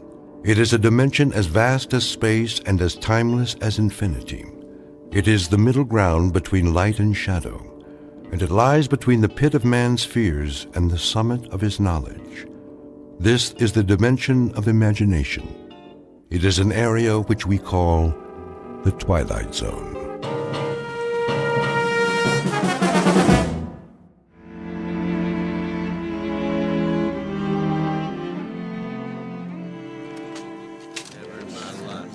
All right, men, listen up. Get your gear together. We're moving out. Moving where, Lieutenant? Yeah, what's the word? We going home? Not today, Morgan. Good, because I got me a date with a certain little nurse tonight. Gonna teach me the mambo. Is that what they call it? Now, don't you go talking about my fiancée. Can it, fellas? The trucks will be here in a few minutes. Oh, I get it. We're going to Manila for some R&R. Ain't that right, Lieutenant? Man, those nightclubs. Hey, they still got nightclubs in Manila? I hear they do. But first, we're gonna have to secure the road. Enemies dug in pretty good. Ain't that something? Just like they own the place. Weapons check. Extra clips, grenades. If you need more, tell the sergeant. You heard the man. Right here.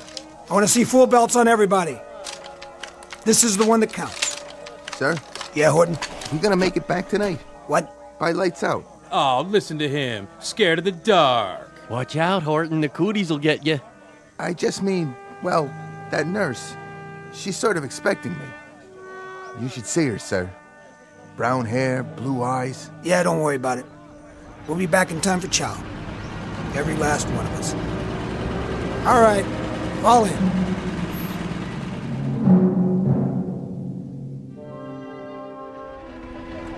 Lieutenant? That you, Levy? Would you hold on to this for me? What do you got there? It's a letter to my mother. See that she gets it? What's the matter? Can't you mail it yourself? Yes, sir. I just thought you could take care of it for me if anything happens. Nothing's gonna happen to this company, soldier.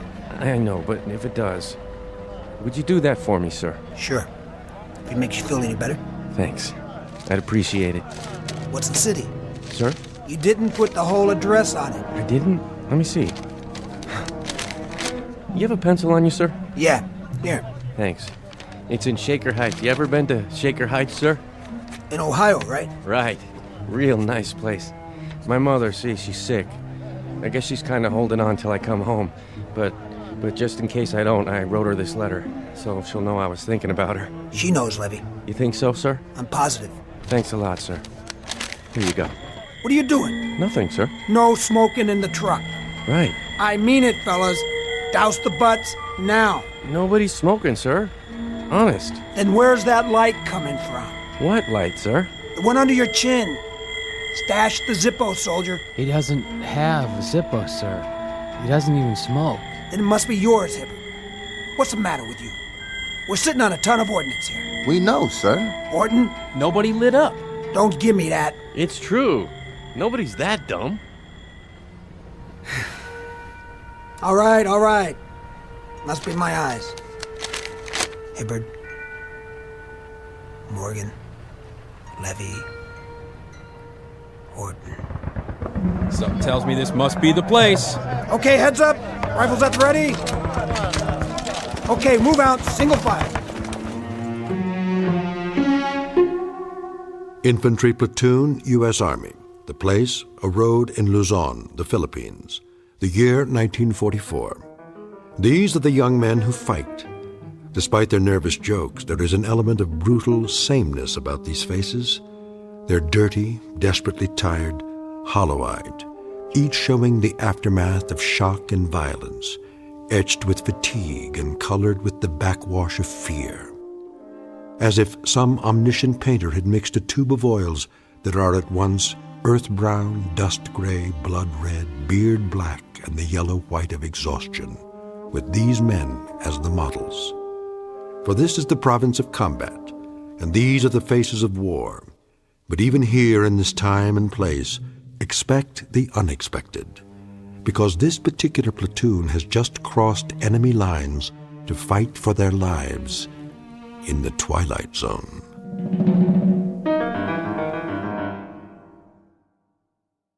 And now, The Twilight Zone, and our story, The Purple Testament, starring Michael Rooker, with Stacy Keach as your narrator. Captain. What is it, Private? Here they come, sir. How many trucks? Looks like all 4. One of them's been shot up pretty bad. Tell the medics to stand by. Let's go, one at a time. Give me a hand, will you, Sarge? Oh, my leg. Easy, son. I got you. Rough out there, Sergeant? Yeah. Ain't it a crummy night? Smoke? Why not? How's the road? Open all the way now. The bridge? We got the bridge. Whatever they wanted it for. They got naval guns stuck in the ground and they're zeroed in on the town. But that bridge, it gets it every 3 minutes. If the general wants to know where the enemy fleet is, tell him it's dug in on the road to Manila. Excuse me, sir, I gotta see to the wounded. Sergeant? Yes, sir? How many did we lose? Lots of wounded. Maybe 10, 12. 4 dead. Who? Hibbard, Orton, Morgan, and Levy. Sergeant, bed the men down. Right, sir. And check with the mess sergeant. Make sure there's hot coffee and a meal for everybody. If they're not hungry, make them eat anyway. Hey, company. First platoon. Inside. Fitz. Sir. I got a bottle of Philippine tuber in my tent. It ain't Johnny Walker, but you'd be surprised what it does for a man's outlook. Come on. Pull up an orange crate. Okay. Take the cup. I'll drink out of the bottle. Thanks. Cheers. Cheers. Bum day, huh, Fitz? Yeah. 4 dead in 2.5 hours. 12 wounded. And the 4. Anything special about the 4? Special? How do you mean? Just that, well, we've lost that many before, and we've lost 8 and 10. I know. But you're taking it hard this time. It's always hard. Oh, harder than usual. I thought there might be something special about them. There were 4 kids, all under 22. Does it have to be any more special than that? No, it doesn't. This time it really got to you. More than I've ever seen. I'd like to know why. You're a perceptive man. It's the mark of a good officer, isn't it? Warding off trouble by anticipating it. You gonna give me trouble? I don't think so, Fitz. You're a good officer. You got guts and brains. But something's gotten to you. I told you I'd like to know what it is. Why don't you start with this? What do you have there? Something I wrote down. Read it. Hibbard, Horton, Morgan, and Levy. So? You tell me. Who are they? 4 KIAs. Yeah. That's what they are. Or were. Killed in action. Luzon PI, 13th June, 1944. I still don't get it. You want to know what's gotten into me? Well, I'll tell you, Captain. What's gotten into me is that I... You what? I wrote those names down today. This afternoon. I wrote them down before we left. So? Why'd you write their names down, Fitz? We had a weapons check. Then we got on the trucks. We were on our way to the bridge, and I looked at their faces. Those 4 faces.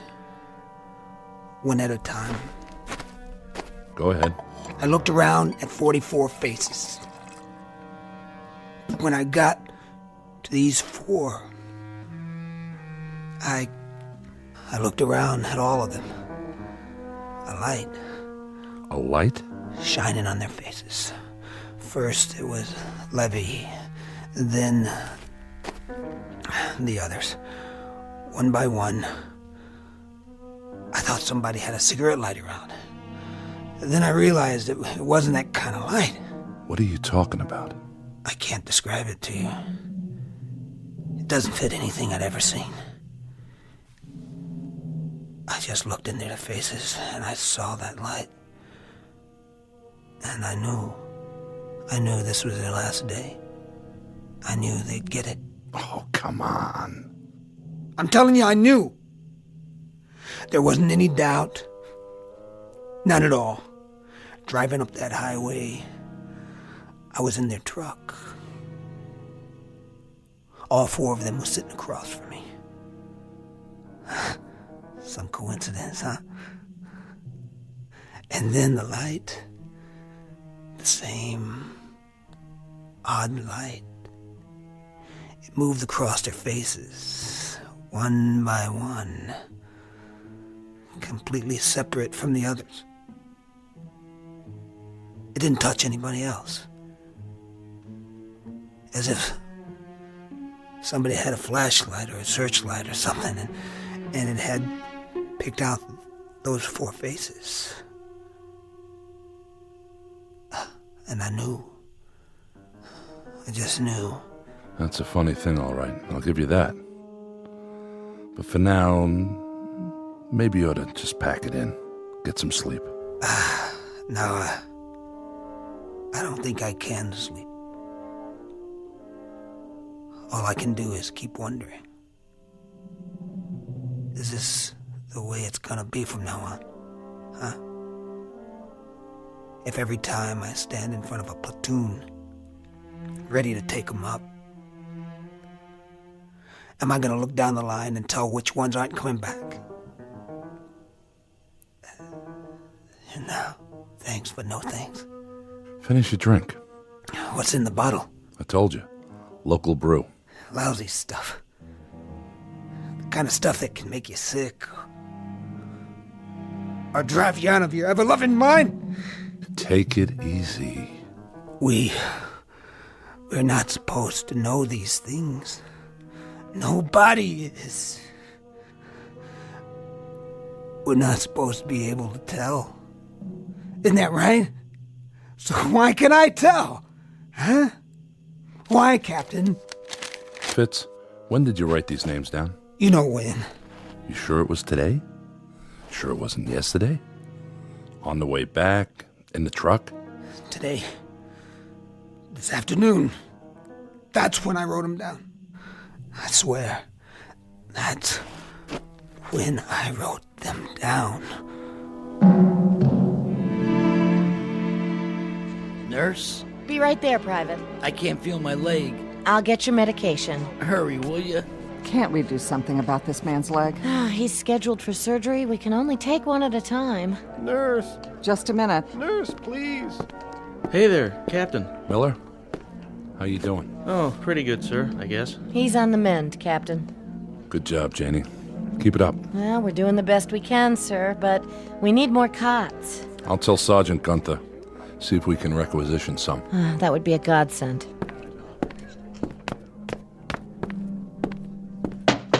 Come in. You could use some more beds out there. You noticed. Any more coming in? Not from this island. I suppose we can make pallets if we have to. Break down the desks. I'd say you have to.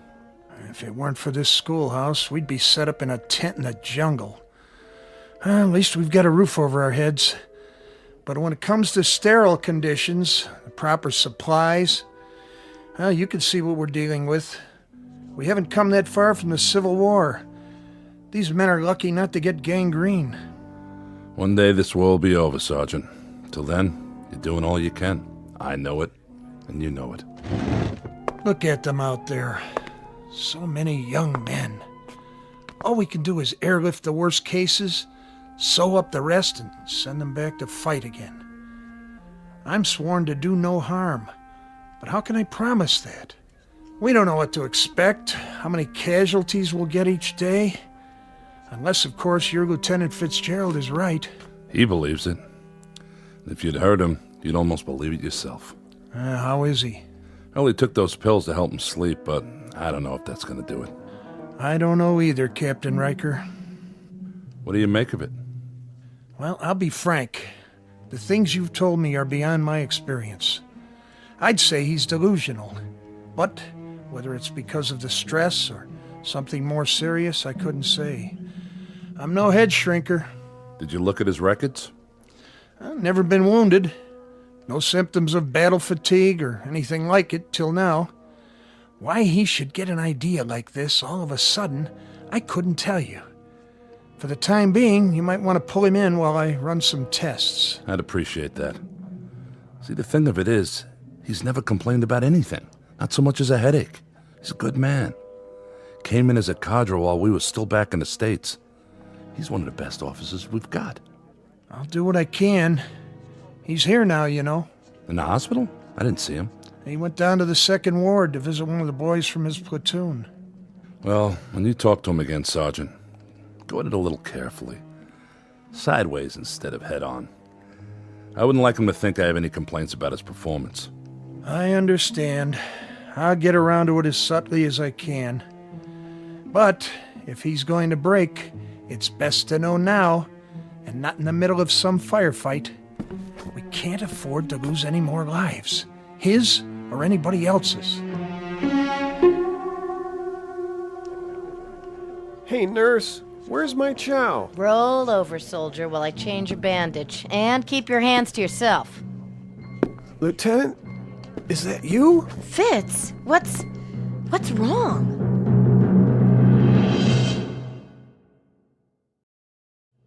What's wrong, Fitz? Nothing. But you look so pale. Where's Smitty? Down here, Lieutenant. He's gonna be all right. We put his arm in a cast. It should heal just fine. You gonna be here for a while, Janie? Are you kidding? I want to talk to you before I leave. Well, just holler like everybody else. I'm not going anywhere.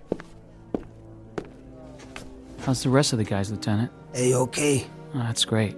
Yeah, well, Porky took a piece of shrapnel in his finger. But you know Porky. That's about as bad as he ever got. I'll bet he belly ached a lot, though, didn't he? Just a little. That's one lucky kid, huh? Yeah, that he is. And you didn't come out so bad yourself. I guess not. Except I can't scratch myself with my arm up like this. Then you'll just have to call the nurse.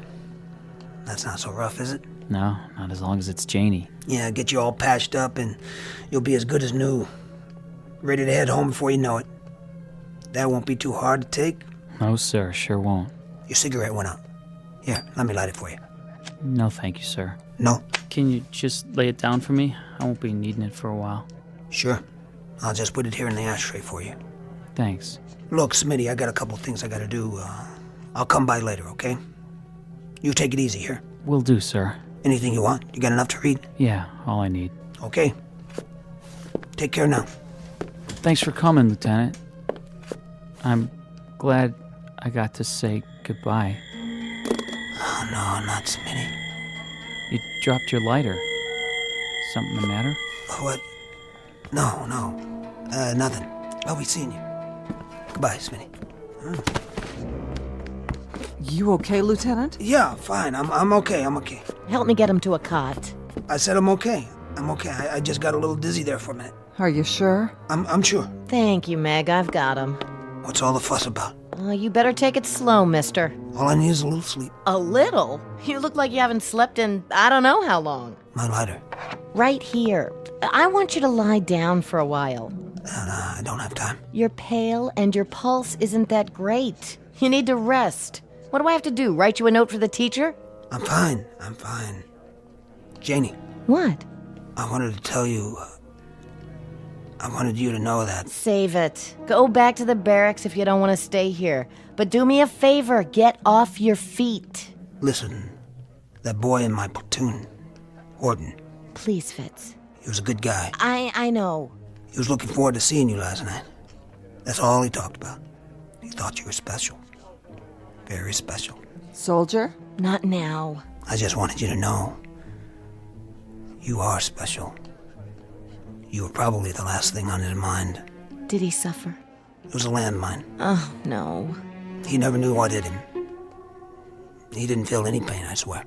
Soldier, I got your pill. Wake up. Oh, Fitz, that poor sweet kid. Get the doctor. This man does not have a pulse. Smitty. Bring me a shot of adrenaline. It's too late. No, it's not. What do you know about it? I said get me. Forget it, Janie. He's dead. No, he can't be. Oh, not another one. Please, God. They go awful quick sometimes, just like that. Awful quick.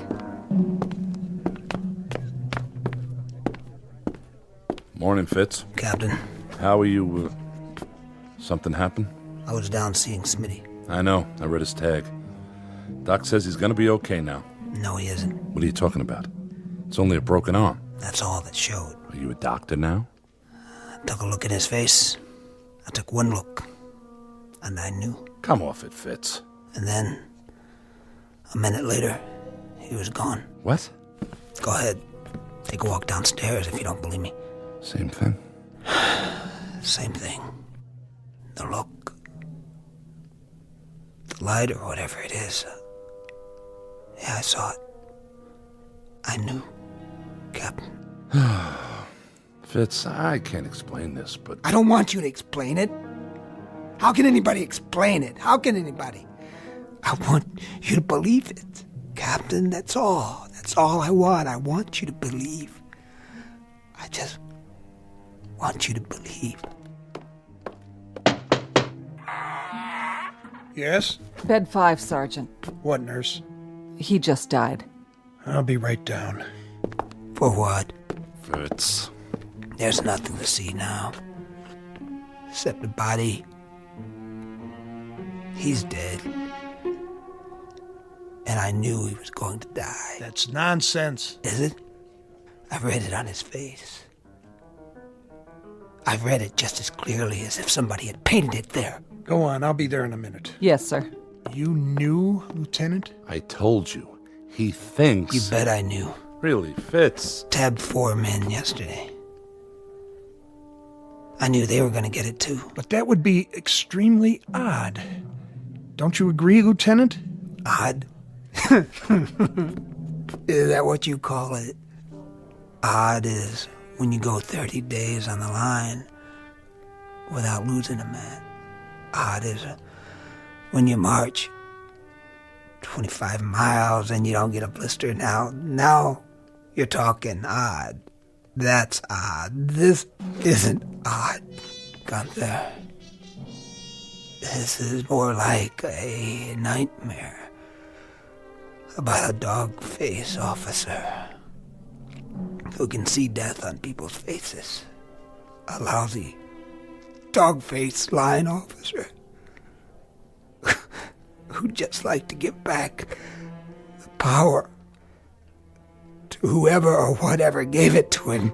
Or a dog-face line officer who's cracking under the strain of having seen too much and done too much and felt too much and finally starts to crack from the weight of it.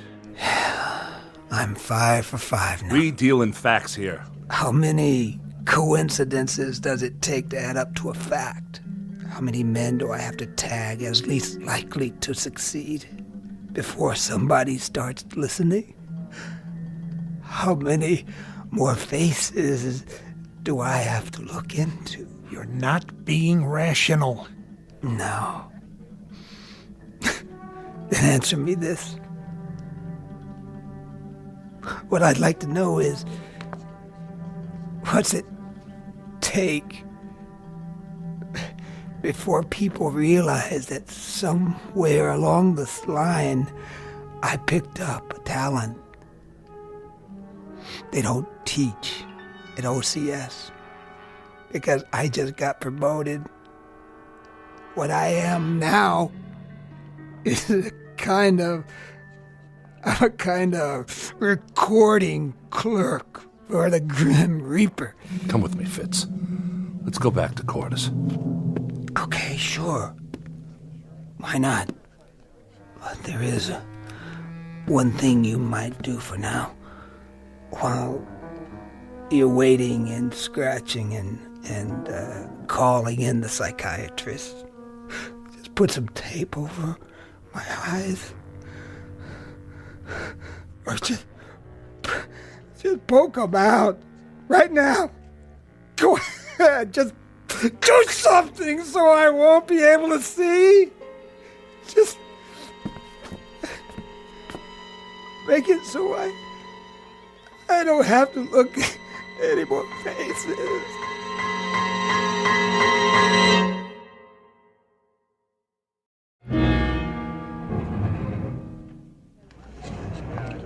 Everybody here?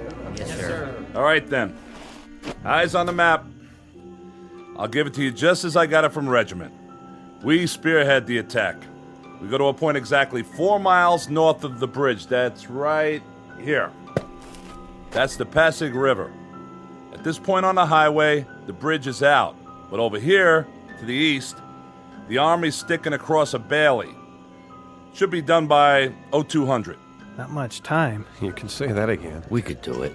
We'll spearhead the operation and move across the bridge as the point. All by ourselves? Baker and Charlie companies follow us. What's the enemy doing all this time? There'll be some Filipino guerrillas up here crossing by boat. We hope unobserved.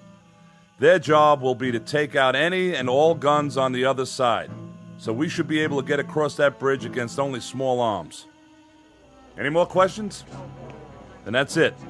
We've got 22 minutes before we load up on the trucks. Give each one of your platoons a good briefing. Belts, 5 grenades apiece, 6 clips of ammo, no backpacks. Got it, Captain. And let's get moving. And good luck. Yes, Fitz? Nothing. Think you're well enough to lead a platoon? Well enough, yeah. I'm well enough. Gunther thinks you'd be better off with 3 weeks back at division. You agree with him? Matter of fact, I do. This one won't take more than a few hours, but it could be messy. Captain, Something? What are you staring at? You, sir. I asked you. Captain, don't go. Did you see something, Fitz? Is that it? Yeah, I saw something. Something like with the others? Yeah, it was on your face. Just for a few seconds, but it was there. Sure it was. If you go... Say it. You won't be coming back. You can't go out there tonight. I have to. You have to stay here. Don't do it for me, okay? Don't even do it to save yourself. Look at the picture on your desk. Put that down. Your wife. And those 2 children. They must be your kids. Do you love them? What? Do you love them? Do it for the gold band on your finger. But don't go out there. Give me that. But, sir... Get your platoon set, Fitz. Sir, please. Now. You've only got a few minutes. But what about... I'll tell you what about it. We'll have a nice long talk about it when we get back. We'll have a drink to it. We'll drink to an illusion, to coincidence. And you know what then? We'll laugh. Both of us. That's it, Fitz. I'll see you outside at the trucks. You won't be drinking to anything. Because you won't be coming back. Damn fool.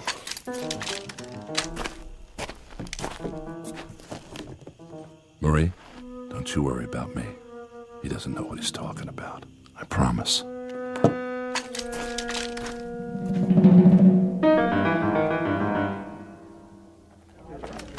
Lieutenant Fitzgerald, sir? What is it, Freeman? Well, sir, everybody says you can tell. Who says that? All the guys. They say you know who's gonna get it and who isn't. Well, how about it, Lieutenant? Give us a break. Come on, Lieutenant, please. Come on, Lieutenant, please. It ain't fair, you knowing and not telling us. Freeman, knock it off. Forget about it, okay? Somebody started a wild gag. Somebody's gonna get burned for it, but good. Take it from your captain, nobody in this company's a mind reader, including Lieutenant Fitzgerald. Isn't that right? That's right, sir. Okay, boys. Let's hop.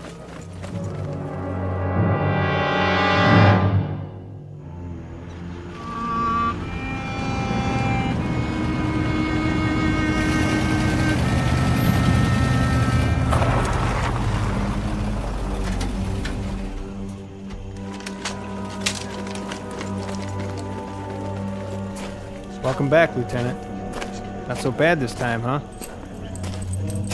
What's eating him? Sir? At ease, Fitz. I just came around to congratulate you boys on a good job. Thank you, sir. Cigar? Not for me. All the odds fell in on our side. Those guerrillas did a right handy job on the guns. You just walked right across, didn't you? Right across. Well, that's fortunate. You know, there must have been at least 6 or 7 25s that the Air Force picked out. If those guns had been operational, that would have been the longest bridge you've ever been on. Or the shortest. Sniper fire, that's all you had, wasn't it? Yes, sir. Sniper fire. We lost 1 man. I brought his dog tag back. A pity. That was one good man. You were good friends, weren't you, Fitzgerald? Yes, sir. Nice picture. Well, so much for Mrs. Riker's lovely wedding and 7 happy years and 2 fine sons. To have it come to this. God, but war stinks. It sure does. Stinks worse than you know. Much worse. Why, what do you mean? Lieutenant? Yes. Sergeant Gunther? Some orders have come through on you, Lieutenant. You're to go back to division. Back to division? That's correct. They'd like to look you over. It'll be a nice couple weeks' rest. Well, he looks like he could use it. Better pack up your gear. Take it with you. Okay. One question. Yes? Who's going to pack Captain Riker's things? I'll have someone take care of it. Don't forget his wedding ring. Looks like he took it off. Set it down here before he left.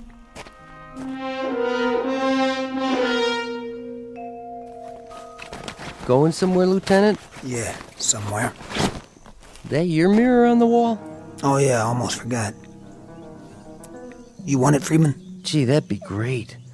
I broke mine, you know? Mighty hard to shave without a mirror. Go ahead. Here. You sure you don't mind? Sir. Listen, if you want to keep it, that's okay. Honest to... Look. Huh? In the mirror. What do you see? Well, I see your face. Yep. That's you, all right. And nothing else. This is important. You don't see a light on my face, do you? Light? No, sir. That's funny. Because I do. Sorry, Freeman. Gosh, what'd you do that for? This one's no good. Take my word for it. Whatever you say, sir. Get yourself a new one that works right.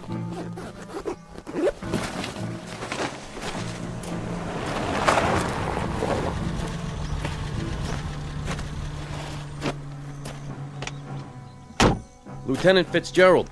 Yeah. Ambulance is leaving now, sir, for division. Oh, right. This your bag, sir? What? Yeah. Yes, that's my bag.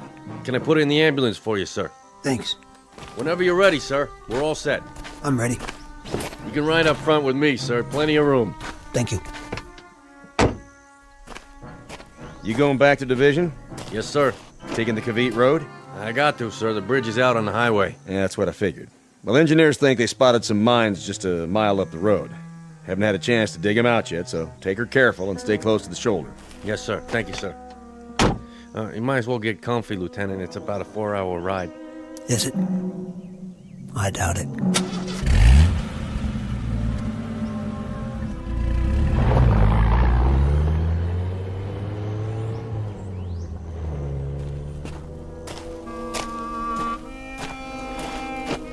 You play that pretty good. Thanks, sir. Thank you very much. You hear that? Thunder? I don't think so. It sounded like an explosion. Maybe. Maybe it was thunder. Yeah, that's what it was. Probably thunder.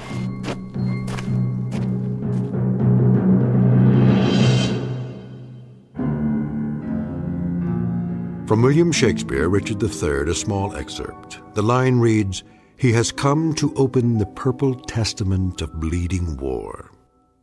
And for Lieutenant William Fitzgerald, A Company, 1st Platoon, the testament is closed in the Twilight Zone. More from the Twilight Zone after this. Hello, I'm Stacy Keach. I hope you're enjoying this edition of the Twilight Zone Radio Dramas. To learn more about this series, be sure to log on to our official website at twilightzoneradio.com. You'll find special discounts on our Twilight Zone audio collections, listings of our radio stations, links to other websites, and a photo gallery of our recording studio and some of our stars in action. Plus ways to contact us with questions or comments about the show. And for a limited time, when you log on to twilightzoneradio.com, you can send in for a free CD of the show. So be sure to visit us at twilightzoneradio.com.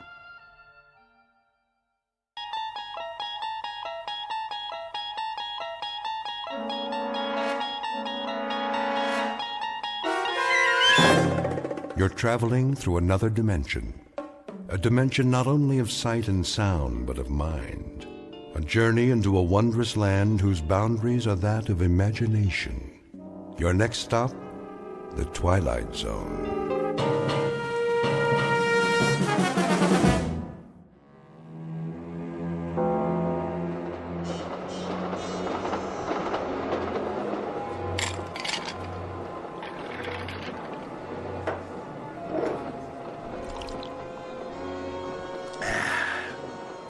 Sure make a smooth whiskey sour on this train. Another one, sir? Sure, make it a double. Coming right up. And you, sir? No thanks. Very good.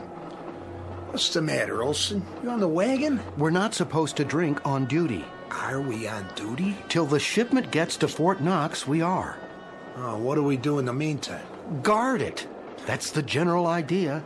What's the guard? Gold's locked in the freight car and we're in the middle of the desert. Time to take a nap. You never know. Know what? What can happen when you're sleeping? Didn't your mother tell you? What's my mother got to do with it? You go to sleep, and when you wake up, you're safe and snug in your bed. The world's just like you left it. Nothing changes. Trust me. Long as nobody tries to rob the train. Nobody knows what's on this train except us. All we have to do is file a report. One in L.A., one at the other end. In between, we got 2 days. Easiest duty I ever pulled. Here's that drink, sir. Thanks. We should get some chow. One question. Yeah? Are you two cops? Of course not. Well, that bulge under your coat, are you packing heat? Well, if you really want to know, I'm Special Agent Martin.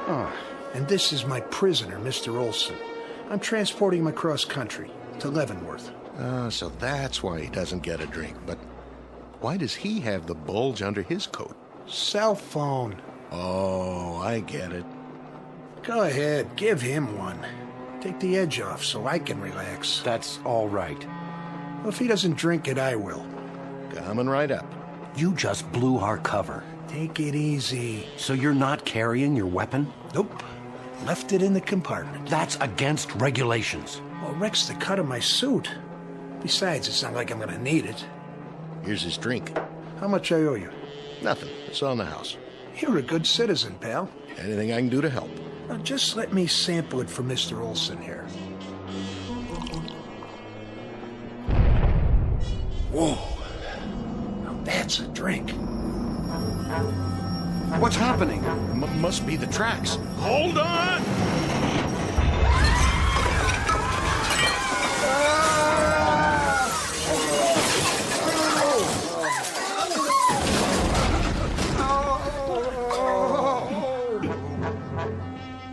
Olson, you okay? My arm's pinned. Here, take the gun. I can't reach it. Some kind of gas. Hold your breath. Give me the gun. Keep your gas masks on.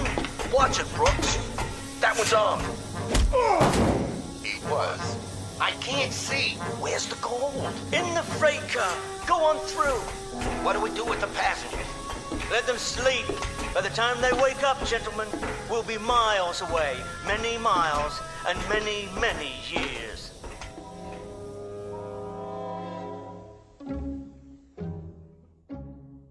Exit 2 hapless federal agents and enter 4 experts in the questionable art of crime. Mr. Farwell, expert with noxious gases, former professor with a doctorate in both chemistry and physics. Mr. Airbay, expert in mechanical engineering. Mr. Brooks, expert in firearms and other weaponry. And Mr. DeCruz, expert in demolition and various forms of destruction. The time is now. The place? Death Valley, USA, where at this moment a train has just been derailed and nearly $10 million in gold bullion en route to Fort Knox, Kentucky, is about to be commandeered by these 4.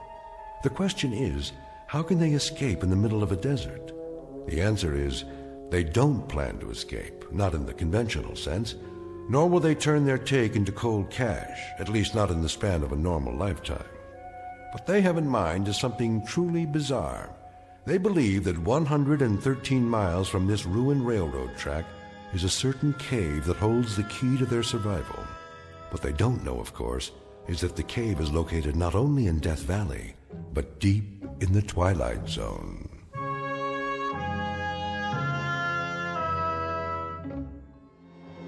And now, back to the Twilight Zone and The Rip Van Winkle Caper, starring Tim Kazurinsky, with Stacy Keach as your narrator.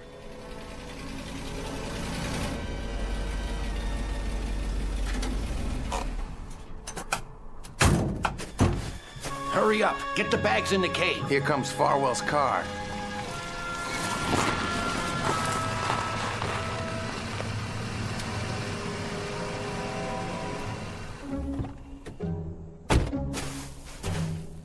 Clockwork, gentlemen. Just as I said. Apples in a barrel. So far, but we ain't spent nothing yet. Brooks is right. $10 million worth of gold bullion, and I've still got $1.20 in my pocket. That's this year, Senor de Cruz. Today this, but tomorrow. Tomorrow, gentlemen, like Croesus, Midas, Rockefeller, and J.P. Morgan all rolled into one. Perfection, gentlemen, that's how you performed with perfection. Man, did you see that engineer when he hit those brakes? Looked like he thought the world was coming to an end. Sure he did. When I blow up tracks, I blow up tracks. Point out a foundry for me, de Cruz. I'll forge a metal for you.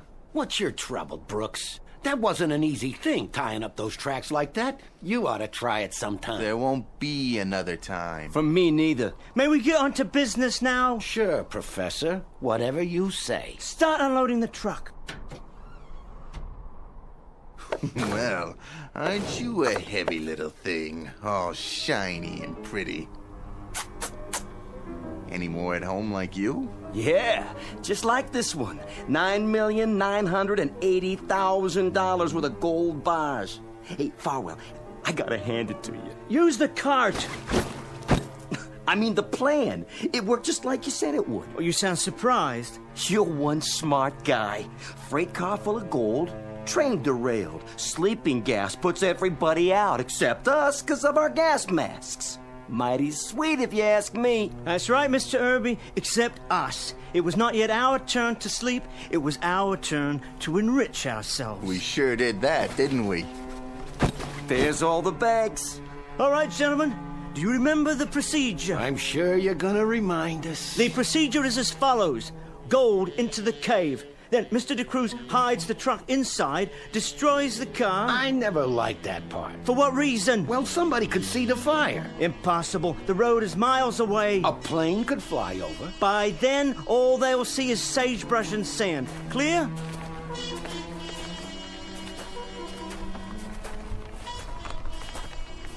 Man, I wouldn't have even seen a cave if I didn't know it was there. If you didn't tell us where it was. No one would. That's because it's perfectly camouflaged. The opening fitted with a reinforced door, and the door designed to match the cliff face. And now? I better give you a hand, Professor. Yeah, let me do it. Oh, all right. Open sesame!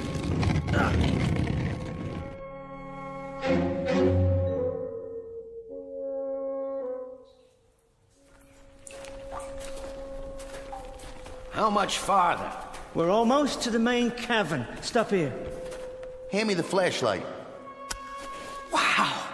How'd you ever find this place, Professor? One of my colleagues at the university, a devoted spelunker. A what? Who cares? Let's get this over with. In a hurry, Mr. de Cruz. Sure I am. I drove the truck in, got rid of the car like you said. We've done our part. Pretty soon, this whole state's gonna be crawling with cops. It's not like we got all the time in the world. Then you may divide the gold bars. Ooh, yeah.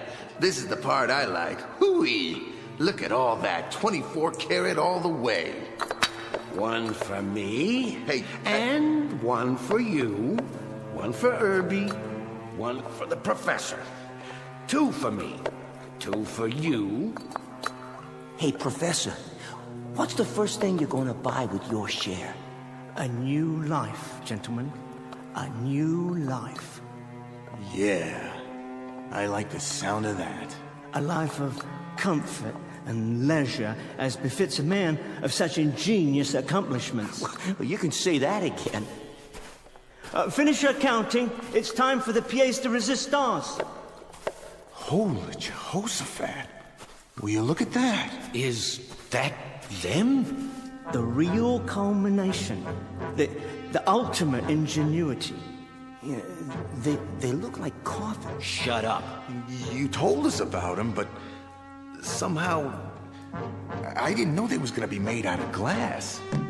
A new type of plastic, actually, manufactured to my specifications. A completely inert material with no chemical interactions.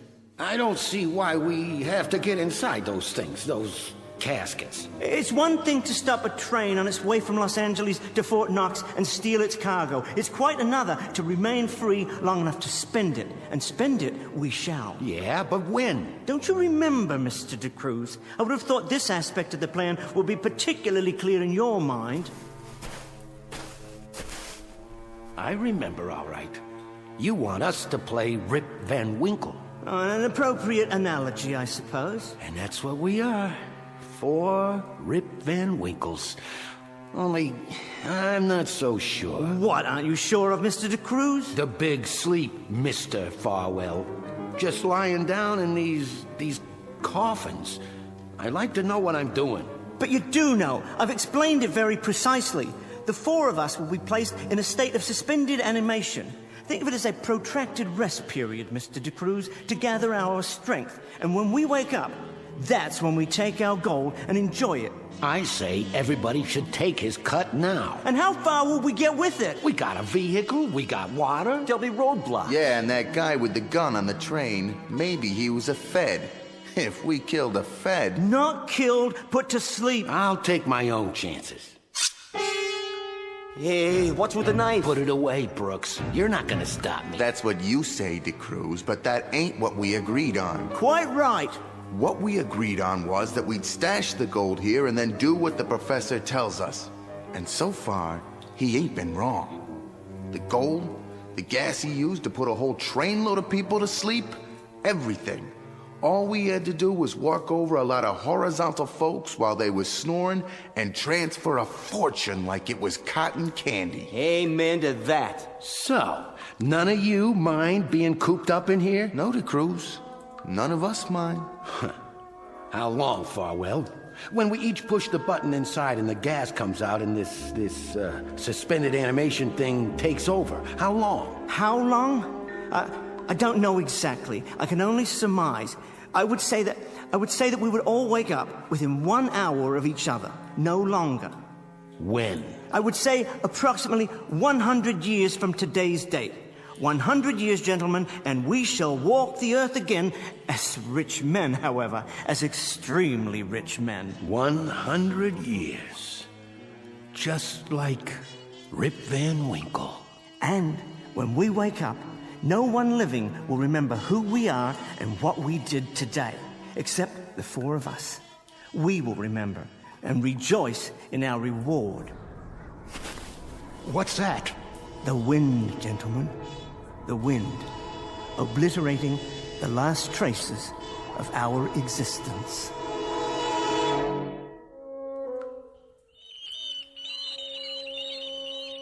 What are those things on the ceiling? Bats, Mr. De Cruz. They're quite harmless. I hate bats. Merely flying rodents who prey on insects. You got a phobia about bats, De Cruz? Of course not. I just don't like them, that's all. Then all the more reason to proceed. Open your sleep chambers and lie down. Wait a minute. Quit stalling. There's one more thing. Yes? The truck. How do we know it's going to start when we wake up? Well, that's why I had you cover it so thoroughly. The engine operates on self-generating energy without gasoline or oil-based lubricants. I've prepared it in every detail. Yeah, but what if it still doesn't start? Then we walk to the highway and follow it for approximately 28 miles. We have more than enough water and provisions to reach any of several towns. Enough already. I'm going in. After you, Mr. Irby, and Mr. De Cruz. All right. Here goes nothing.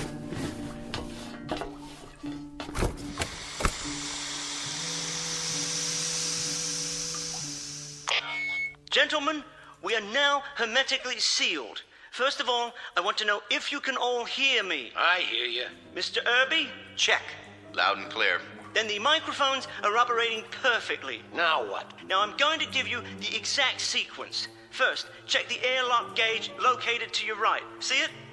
You mean the dial? The red arrow should be pointing towards closed and locked. Once it is, you're to count to 10 very slowly.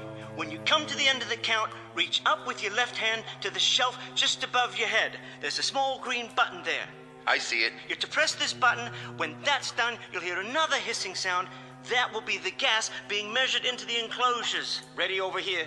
Next, take 3 shallow breaths, followed by a long, deep one. After a moment, you'll begin to experience a heavy, drowsy feeling. Don't fight this. Just continue to breathe regularly and try to remain as still as possible. Now, begin to count, and on 10, release the gas. You shouldn't mind it. It's quite odorless. Good night, gentlemen. Pleasant dreams and a good sleep. I'll see you in the next century. And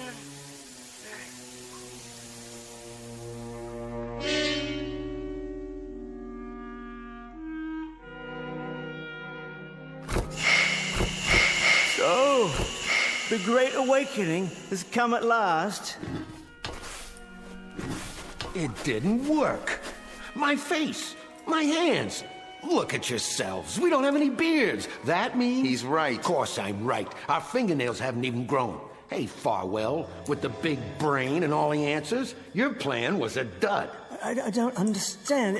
It was foolproof. It must have worked. Wait, yes, of course. All the bodily functions stopped.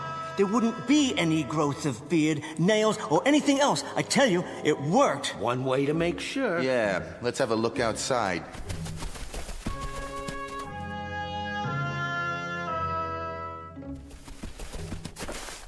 Put your backs into it. Oh, the sun. It's so bright. Cover your eyes until they adjust. I can't see a thing. Well, take a look. A real good look. There's the highway out there across the sand. Same as always. Exactly the same. Doesn't that tell you something? Like what? It hasn't changed one bit. And neither has anything else around here. So the highway still exists unchanged. That's no proof. Mastermind. Big brain. So instead of 100 years, it's maybe an hour later. A lousy hour, which means every kind of cop you can think of is still after us. Thanks for nothing. A big fat zero. You don't know that... And all that gold in there is just so much garbage to us. Because everybody and his brother's gonna be looking for it. Hold on. Where's Irby? Huh? We forgot about Irby.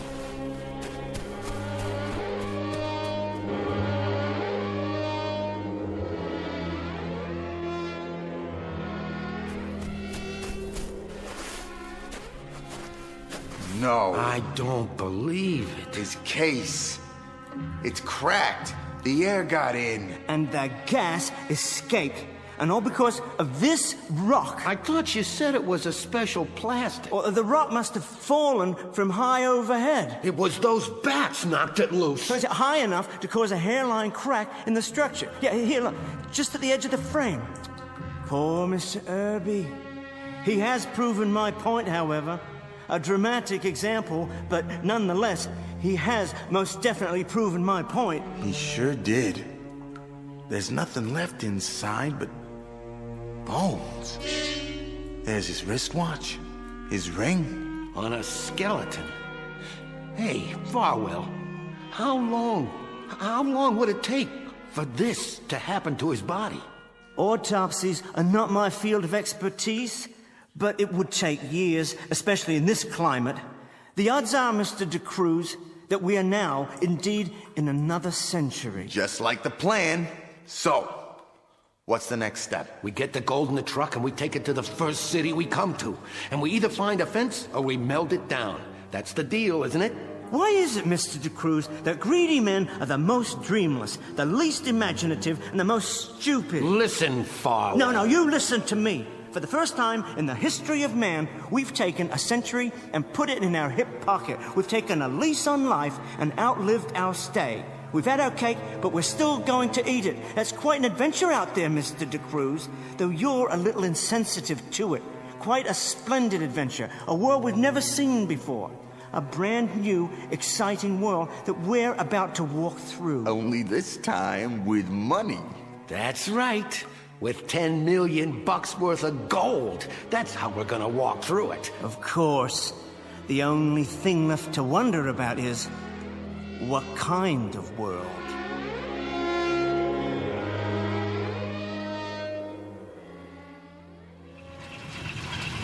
How's it sound? Perfect. Leave it running. Is she all loaded, Brooks? All in. Where's the water can? We have to load that too. By the grave. Mr. Brooks kindly dug it up for us when he buried Irby. Then I'll put it in and we can get going. You drive, Brooks. Farwell in the front seat next to you. Where will you be? I'll stay in the back and be sure none of the gold drops off. Well, aren't you the most thoughtful little bugger that ever come down the pike? You stay in the back and watch the gold, huh? Yeah. I wouldn't trust you with the gold if it was a filling in your mother's own tooth. No, buddy boy, no. You drive, I'll ride in the back. Soon as I get the water can.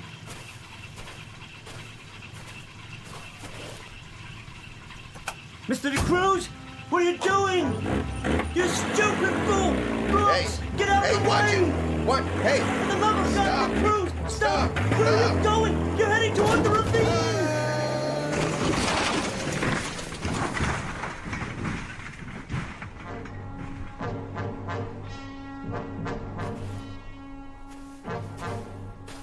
DeCruz? But I don't understand. I saw you drive over the edge. You didn't see me jump out the other side before it went over. I also see that Mr. Brooks had an accident. Is that what you'd call it? Yeah, a fatal one. Don't know how that could have happened. Guess the truck ran over him. Those brakes, they must have been bad. A man's got to keep his eyes open out here. He should have got out of the way. Yes, he certainly should have. And I'm sure he would have if you'd given him the chance. Well, the upside is, I guess there's more gold now for the two of us, you and me. I keep underestimating you, Mr. DeCruz. We do it my way now, huh? And which way is that? Take all the gold we can carry in 2 backpacks and hit the road. I suppose. I can't think of any other alternative at the moment. You know, I sure can't either. The obvious, the simple, idiotic, ridiculously obvious. Look, even if you hadn't wrecked it... What? The license plates are 100 years old. We would have been picked up the moment we hit the highway. Yeah, that's right. So load up what we can. It's going to be a very warm walk. Very warm. You could always wait here till I come back for you. No, you're quite right, Mr. DeCruz. Your point is well taken. I suggest we hit the road.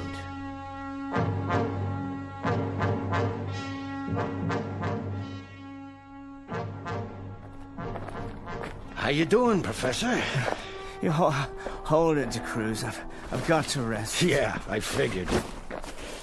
The map said 28 miles to the next town. At this rate, we won't reach it until tomorrow afternoon sometime. At this rate, you may never reach it. No, I just have to take it a bit more slowly, that's all. You didn't have to come. You could have stayed back there and watched the rest of the gold.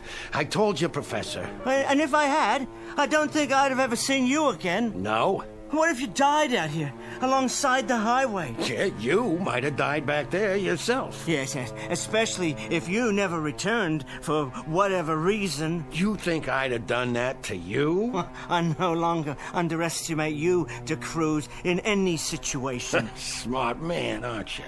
Real smart. But there's only 2 of us now. We must cooperate in order to survive. Of course we must. There hasn't been a car yet, not a single car. Yeah, I noticed.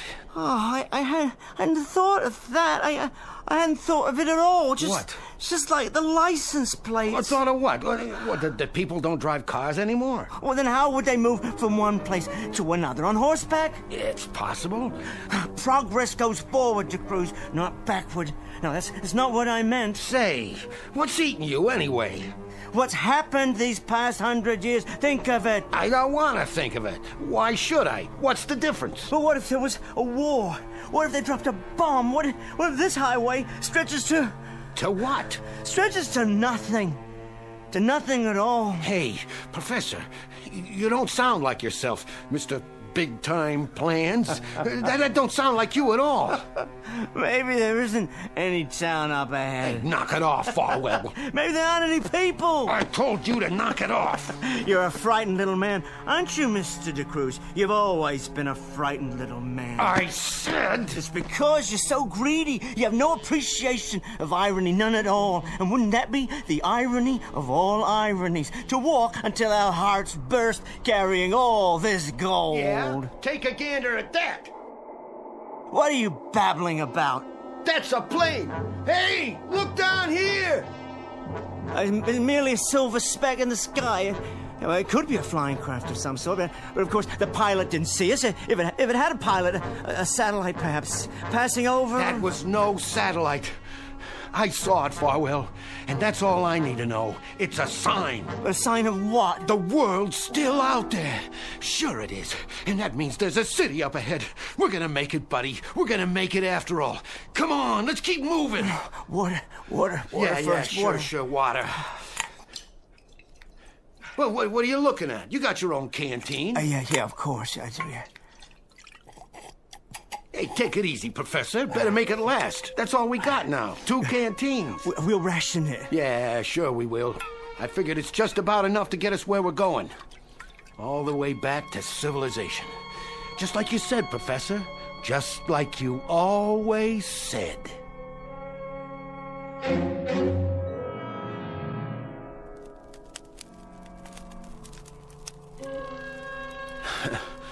Too bad we don't have nothing to eat tonight. The fire will keep us warm, though. I thought I told you to bring the provisions. I only had room for a couple of freeze-dried packs. But you need to add water, and we don't have any water to spare. Well, at least you know how to start a fire. Didn't I tell you? I used to be a Boy Scout. Oh, you were never a Boy Scout, Mr. De Cruz. They'd have thrown you out. Hey, that's no way to talk, seeing as how we're partners. Soon to be very wealthy partners. We could go into business. Call it the Rip Van Winkle Company. Yeah, if it's all the same to you, De Cruz, I've got plans of my own. I know. For a life of leisure. Well, we're sure gonna have that, even with inflation. Oh, beyond question. If there is one constant in the world, it's gold. Currencies come and go, but there's never been an adequate supply of precious metals. The course of history changed because of gold, the only irreducible commodity. How much do you think our stash is worth now? Oh, that's hard to say, but whatever the currency, gold retains its value. Scarcity, De Cruz, that's what makes it valuable. And there's never been enough to satisfy human greed. We better get some shut-eye. Yes. Funny. I'm not even sleepy. I had plenty of that already. Oh, we need to preserve our strength. But first, another ration of water. We're seriously dehydrated. I can't recall ever being so thirsty. Yeah, me too. Wait. Well, where's my canteen? On your belt, same as mine. No, it's not there. I must have left it behind when we stopped this afternoon. Now, that's tragic, Mr. Farwell. That's just about the saddest story I've heard all day. I must have water, Cruz. I need it desperately. Water, Mr. Farwell? Why, I believe there's some water around here somewhere. Yeah, sure. In my canteen. Give it to me. Okay. For a price. What are you talking about? 1 drink, 1 bar of gold. Oh, you're out of your mind. Hey, that's the price. I continue to underestimate you, De Cruz. You're quite an entrepreneur. Ain't it the truth, Farwell? Quickly, please. That's enough. Wait, I'm not finished. 1 drink, 1 bar of gold.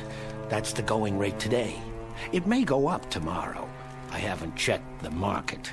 But for tonight, it's 1 for 1. You better lie down and get your rest. We got a long day ahead of us.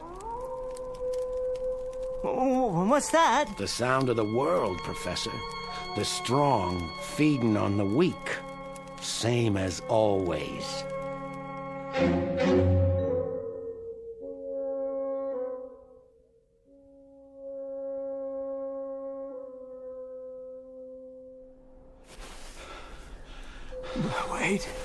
Wait. What's the matter, Farwell?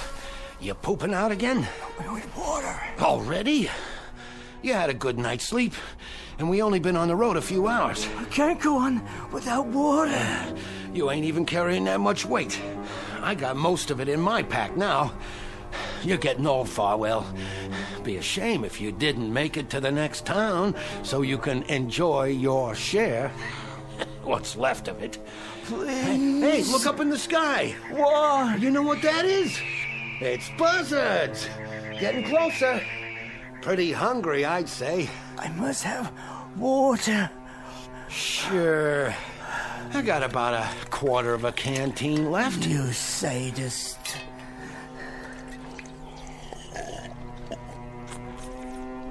That's mighty good. Not cold, of course, but it's nice and wet. Nothing but a sadist. The rate of exchange just changed a little bit, Farwell. Now it's 2 bars of gold for 1 swallow. Worse than a sadist. A tormentor. An extortionist. If you don't want it. Yes, all right. Glad to see you're still a smart man. I'll just put these in my bag. No, DeCruz, those are yours. What? The ones in my bag. I'll hold on to these 2. That's all you got left? 4? Well, aren't you the generous one? Just give me my water. As soon as I pick up your bag. I guess I can carry both from now on. I'm sorry I can't help you. I'm afraid you'll have to bend down and get it. No problem.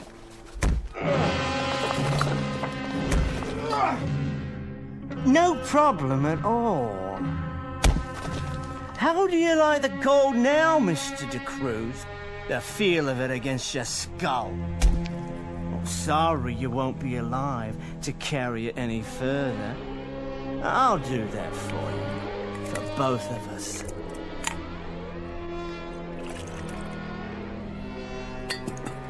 And now, time to go.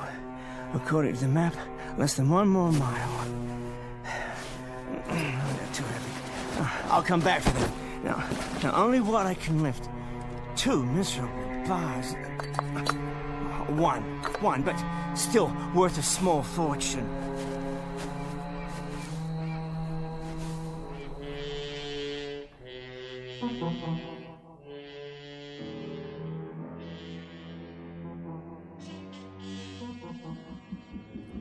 I don't know why we have to leave the city, George. A simple drive in the country, dear. The country? Well, the only undeveloped land within range. I thought it'd be nice to get away. If only for an hour or 2, but... But this is desert land. No one goes here anymore. That's exactly my point.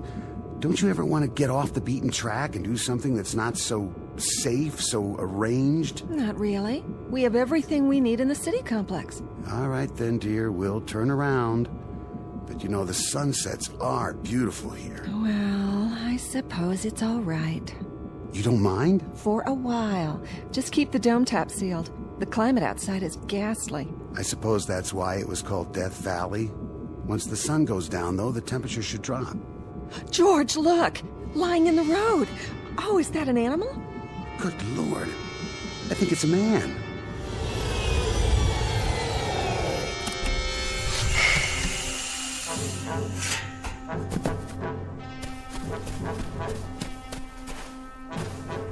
Hey, buddy, are you... Mister... He's alive! I'll call the med unit. Mister, this There's gold here in my hand, real gold. I'll give it to you if you drive me into town. Sure, fella. If you give me water, I must have water. I've got some in the ion car. I'll bring it to you. Don't leave me here. No, I won't leave you. This is solid gold. 0.999. I swear it is. I want you to have it, and there's more nearby. I tell you where. You can have it all if you just give me some water. Poor guy. Poor guy. I wonder where you came from.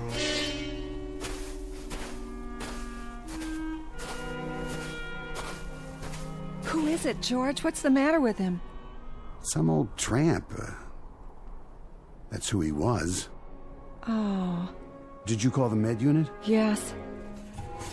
Oh, then they'll pick him up. Now, shouldn't we wait? And no reason to. They can take our statement over the Tri-Vid. What's that? Gold. That's what he said it was. He wanted to give it to me in exchange for a ride into town. Gold? What in the world was he doing with gold? Oh, I don't know, off his rocker. I guess anybody walking in the desert would be. Can you imagine? He offered that as if it were worth something. Well, it was worth something once, wasn't it? Didn't people use gold as money? Well, sure, 100 years ago, before they found a way to manufacture it. I'll keep it as a souvenir. Worth a couple cents anyway. I don't want any more clutter in the house. Please, George, let me toss it. Oh, all right. Can we go now? I don't feel well. Of course, dear.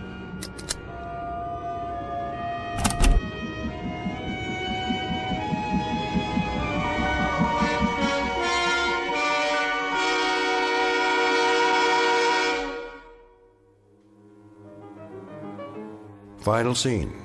Final act for 4 Rip Van Winkles, whose lives were a protracted cheat and who ultimately had to die in precisely the same way they lived, chasing an idol across the hot, yielding sand of a miserable, valueless, and preordained life.